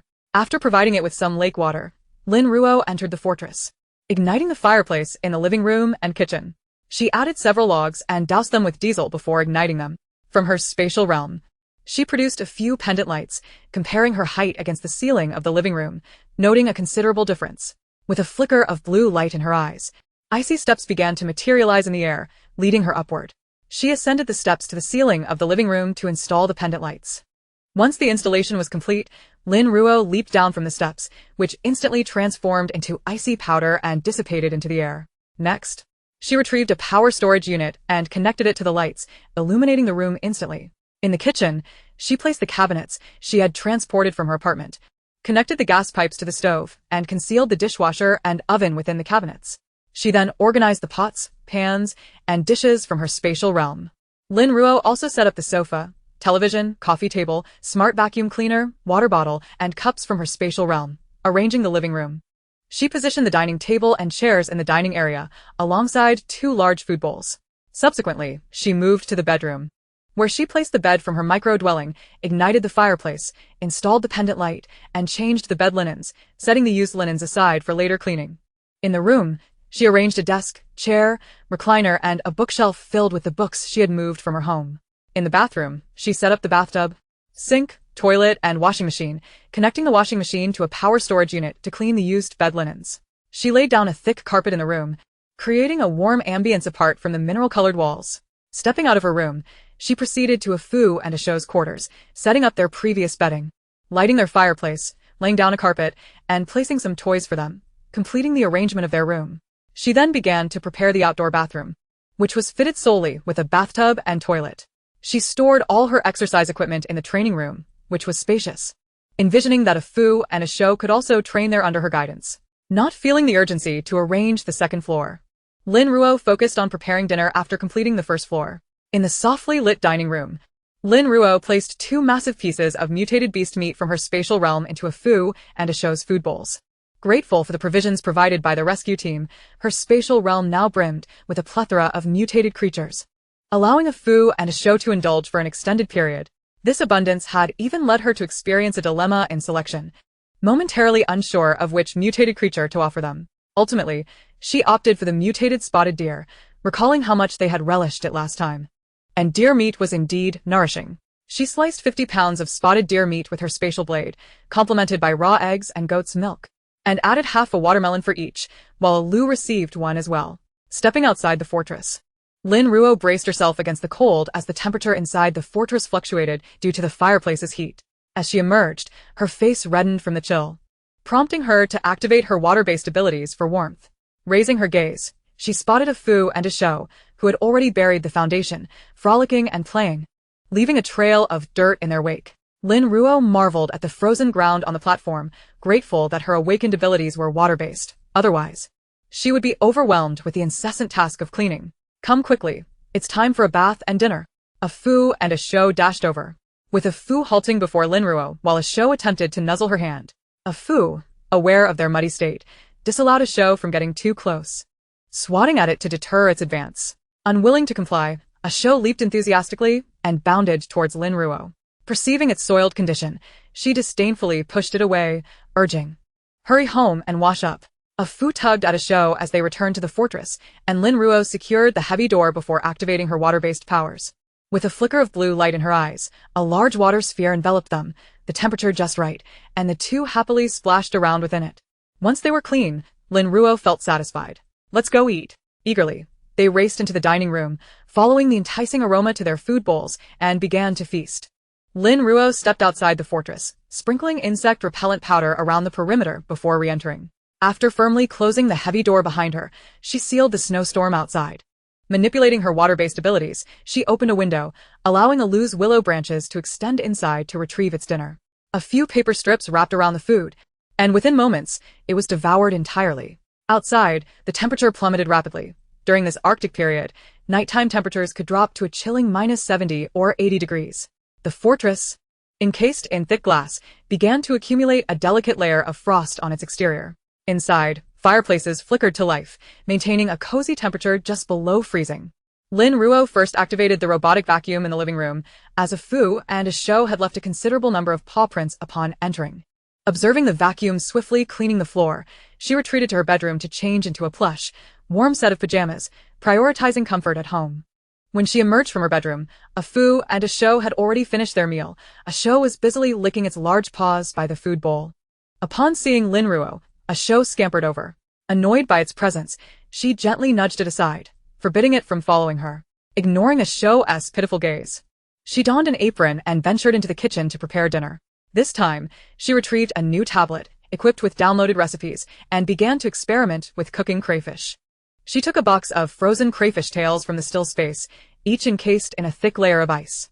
Placing her hand upon the icy exterior, a faint blue glow emanated, causing the ice to melt rapidly, leaving the pristine crayfish tails neatly arranged within the box. After washing them with a water sphere, she set them aside and proceeded to prepare the ingredients as per the recipe. A Fu nestled in a corner of the kitchen, observing Lin Ruo with keen interest. Thankfully, the spacious design of each room prevented a Fu's considerable bulk from obstructing her movements in the kitchen. "If you're bored, watch some television for a while. I'll help you brush your teeth after I finish eating," Lin Ruo said as she stepped into the living room, switched on the television, and connected a portable hard drive filled with animated shows. The screen came alive with Pleasant Goat and Big Big Wolf. Noticing the plethora of sheep on screen, Lin Ruo nodded to herself, confident that a Fu and a Shou, who relished mutton, would enjoy the show. A Fu, however, lost interest after a few glances, turning its head to rest with eyes closed, while a Shou remained captivated, occasionally darting to the side of the television to bark excitedly. Lin Ruo returned her focus to the crayfish, determined to master the dish. Following the recipe step by step, soon a fragrant aroma of spicy and garlicky delight wafted through the fortress.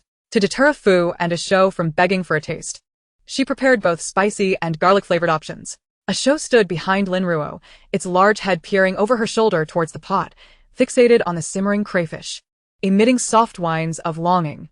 A Fu, sprawled on the floor, covered its eyes with a paw, unwilling to witness A Shou's antics. Lin Ruo carried 2 bowls of crayfish to the dining table, playfully nudging A Shou's large head aside to retrieve the food bowl. Woof. A Shou perked up, scampering to grab the bowl, only to discover that a Fu had already taken it and was standing before Lin Ruo.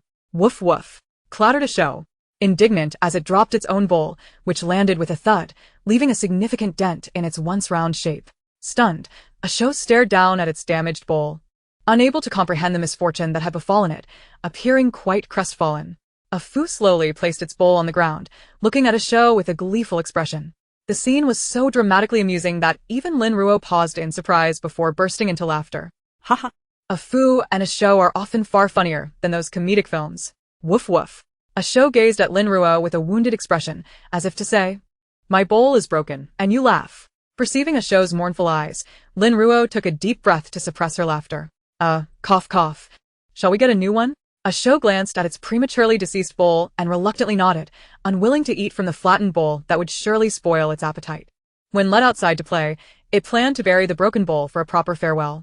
Lin Ruo sampled the crayfish she had prepared, feeling the spiciness was somewhat lacking. Yet it was quite delicious. Accompanied by a cola, she devoured a heap of shells, ultimately deciding to boil a pack of turkey noodles to truly satiate her hunger. A Fu indulged in half a bowl of crayfish, while A Shou only managed to consume half of what A Fu had eaten. As the new bowl simply did not make the food appealing, Lin Ruo paid little attention to A Fu and A Shou after that. She placed all the dishes into the dishwasher, using her abilities to clean and neatly store their bowls. Then, she coaxed A Fu and A Shou to brush their teeth, retrieved the washed sheets from the washing machine, and utilized her water-based powers to extract excess moisture before folding and storing them in her space. Finally, allowing herself a moment of leisure. Suddenly recalling the stack of mutated animals in her space, their cores yet to be extracted. She focused her mental energy and began to drag the corpses from the still space. Delving into their heads, she extracted the crystalline cores, ultimately collecting 38 first-level cores, a bountiful harvest. In the early stages of mutation, only powerful mutated beasts could evolve cores. Experts in her previous life had calculated the ratio to be approximately 1 in 500. After securing the cores, Lin Ruo glanced at her watch. Realizing it was already past 9 in the evening, A Shou had retired to the bedroom, while A Fu lay by the door, seemingly on guard. Due to A Lu's recent addition to their household, A Fu remained somewhat distrustful, preferring either itself or A Shou to watch over the entrance. Lin Ruo approached and gently stroked A Fu's large head, reassuringly explaining, "It's all right. Our fortress is quite sturdy, with high windows that ordinary animals cannot reach. And the door is exceptionally solid. No mutated beast can breach it." A Fu raised its head to Lin Ruo, letting out a tentative "Ao," as if still unconvinced. With a slight smile, Lin Ruo opened the heavy door of the fortress. "You may step outside and test the strength of our door." A Fu, albeit skeptically, ventured out, the door shutting behind it as Lin Ruo locked it securely. Initially, A Fu merely nudged the door, finding it immovable. Gradually, it increased its efforts. Yet the fortress door remained steadfast. Finally, expending all its strength, A Fu failed to budge the door, inadvertently waking A Shou, who tilted its head in confusion at the sight of Lin Ruo by the door. Lin Ruo waved at A Shou, reassuring it it's nothing. A Fu wanted to test how sturdy our house is. Intrigued, A Shou decided it wanted to join in as well. Whatever A Fu was attempting, it was determined to do the same. Lin Ruo blinked, readily accommodating A Shou's desire, and the 2 massive mutated beasts, each over 3 meters long and standing more than 2 meters tall, charged at the fortress door in unison, yet the door remained unyielding. Lin Ruo was thoroughly pleased, grateful for her attention to the subterranean minerals, for the house crafted from them was indeed robust. Eventually, A Fu and A Shou exhausted themselves, the door having not trembled an inch, and they finally comprehended the true meaning of Lin Ruo's words regarding its fortitude. When Lin Ruo opened the door, A Fu and A Shou obediently returned to their slumber. She added 2 logs to each fireplace throughout the house before retreating to her room. From her space, she retrieved an electric heater, plugged it into the power box, and finally settled into her warm bed, drifting into a peaceful slumber. The following morning, Lin Ruo awoke to find A Fu and A Shou sitting by the door, clearly eager to go out.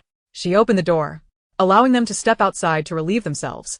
As the grand door swung open, a rush of icy air surged in, and tiny ice crystals began to form in the atmosphere surrounding the entrance. Lin Ruo tightened her down jacket and, accompanied by the swift figures of A Fu and A Shou dashing out, she closed the fortress door behind her. Subsequently, She replenished the fireplaces scattered throughout her home with large logs before heading to the training room to commence her workout.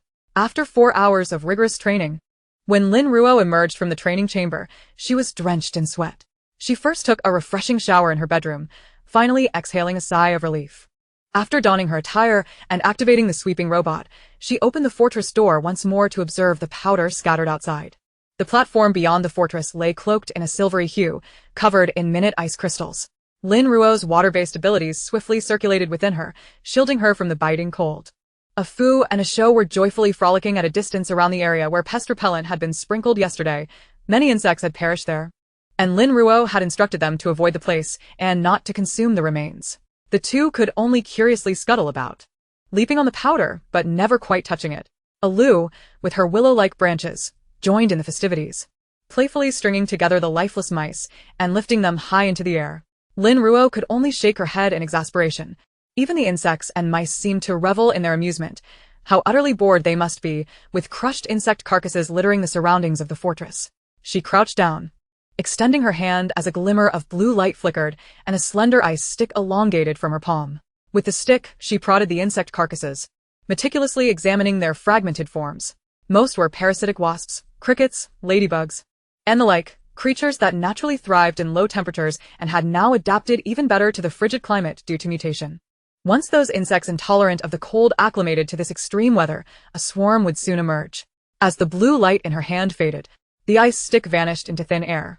"Let us go. Time to head home," she declared, turning back as a Fu and a Shou swiftly dashed past her, entering the fortress ahead of her. Upon returning home, she changed out of her training clothes before preparing breakfast for a Fu, a Shou, and a Lu. The meal consisted once again of mutated beast meat and fruits, but this time, she offered them cantaloupe, one for each, to see if they would enjoy this new fruit. As customary, a Lu dragged her breakfast outside to savor it, while a Fu and a Shou buried their large heads into the food bowl. For them, mutated beast meat was the ultimate delicacy, both delicious and brimming with energy. They had been feasting on it for days, growing rapidly. They also took a liking to the cantaloupe, which, while not produced in their spatial realm, was intensely flavorful and delectably sweet. At the onset of the extreme cold, they measured 3 meters in length, and in just a few days, they had grown an additional 20 centimeters, with their height increasing by 10 centimeters as well. A Fu and a Shou's growth rate was unparalleled among these mutated creatures. They could consume vast amounts of flesh daily, supplemented occasionally by energy rain, something the mutated animals outside could only dream of. Afterward, she proceeded to the kitchen to prepare herself some noodles, topping them with the leftover crayfish from yesterday, creating a delightful crayfish noodle dish, complemented by 2 soft-boiled eggs. Perfect. After 4 hours of training, she was genuinely famished. And as she sat down to eat in the dining room, a Fu and a Shou were also eagerly devouring their meal. The fortress was soon filled with the sounds of chewing and crunching. Once the meal was finished, Lin Ruo tidied up the dishes and activated the smart sweeping robot, instructing a Lu to keep an eye on the house. With that, she closed the fortress door behind her and set off with a Fu and a Shou once again into the city to hunt. The time of the rodent plague was approaching, and she wished to ascertain whether the rat horde in B City would encroach upon her home. Chapter 68. Walk swiftly on the path to the underworld. In her previous life, a city was besieged by a rat king commanding vast swarms of rodents to attack humanity. She wondered if B City was experiencing a similar fate. Fully equipped, Lin Ruo rode atop a Shou, her backpack strapped securely to her back as she traversed the city streets, with a Fu ambling beside her, occasionally perking up to listen intently while a Shou surveyed the surroundings. The previously abundant mutated creatures had seemingly vanished, and only a few individuals hurried by, clutching their belongings. Upon spotting the massive forms of a Fu and a Shou, they hastily sidestepped in fear. Lin Ruo maintained her mental awareness, scanning her surroundings for any signs of movement. Suddenly, her brow furrowed in intrigue as she caught sight of something interesting near a nearby mall. A Fu and a Shou seemed to sense something as well, their footsteps beginning to retreat slowly. She dismounted from a Shou, raising her gaze to a Fu. A Fu, take a Shou to play, but don't stray too far. If you encounter any formidable mutated beasts, bring them to the mall. What? A Fu glanced at the mall, letting out a sound and tugging at Lin Ruo's clothing to pull her back, indicating that she should not enter. A Shou moved in front of Lin Ruo, nudging her backward with its large head, barking woof woof. There's danger there. We mustn't go. Lin Ruo chuckled softly, nodding at them and conjuring a small water orb the size of a coin in her palm. I possess abilities, so fret not. I shall investigate. You both go and find more mutated creatures. A show glanced at a Fu, who looked back at them all, then rubbed its large head against Lin Ruo's face, as if to say, be careful before sprinting off. A show, in turn, nudged Lin Ruo's hand and dashed after Fu, quickly catching up with its companion.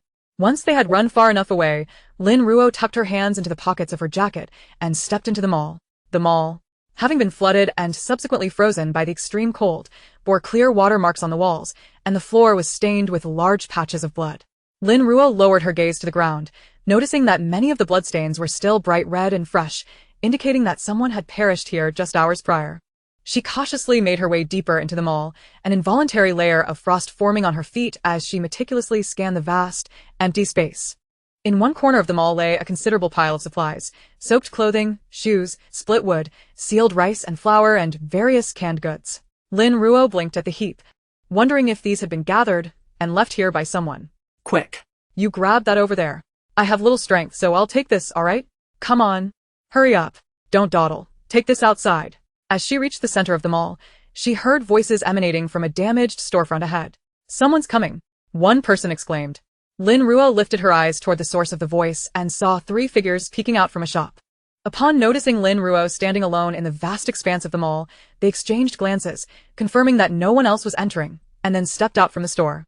Lin Ruo raised an eyebrow. She had initially thought she alone would be insufficient to lure out the others, but it appeared she had ample bait now. Among the trio, a woman stood flanked by 2 tall men. Though their clothing was tattered, it was sturdy enough to withstand the cold. In stark contrast, the woman wore a soiled, short, beige down jacket, paired with jeans and gray snow boots, her head covered with a hat and her face obscured by a mask.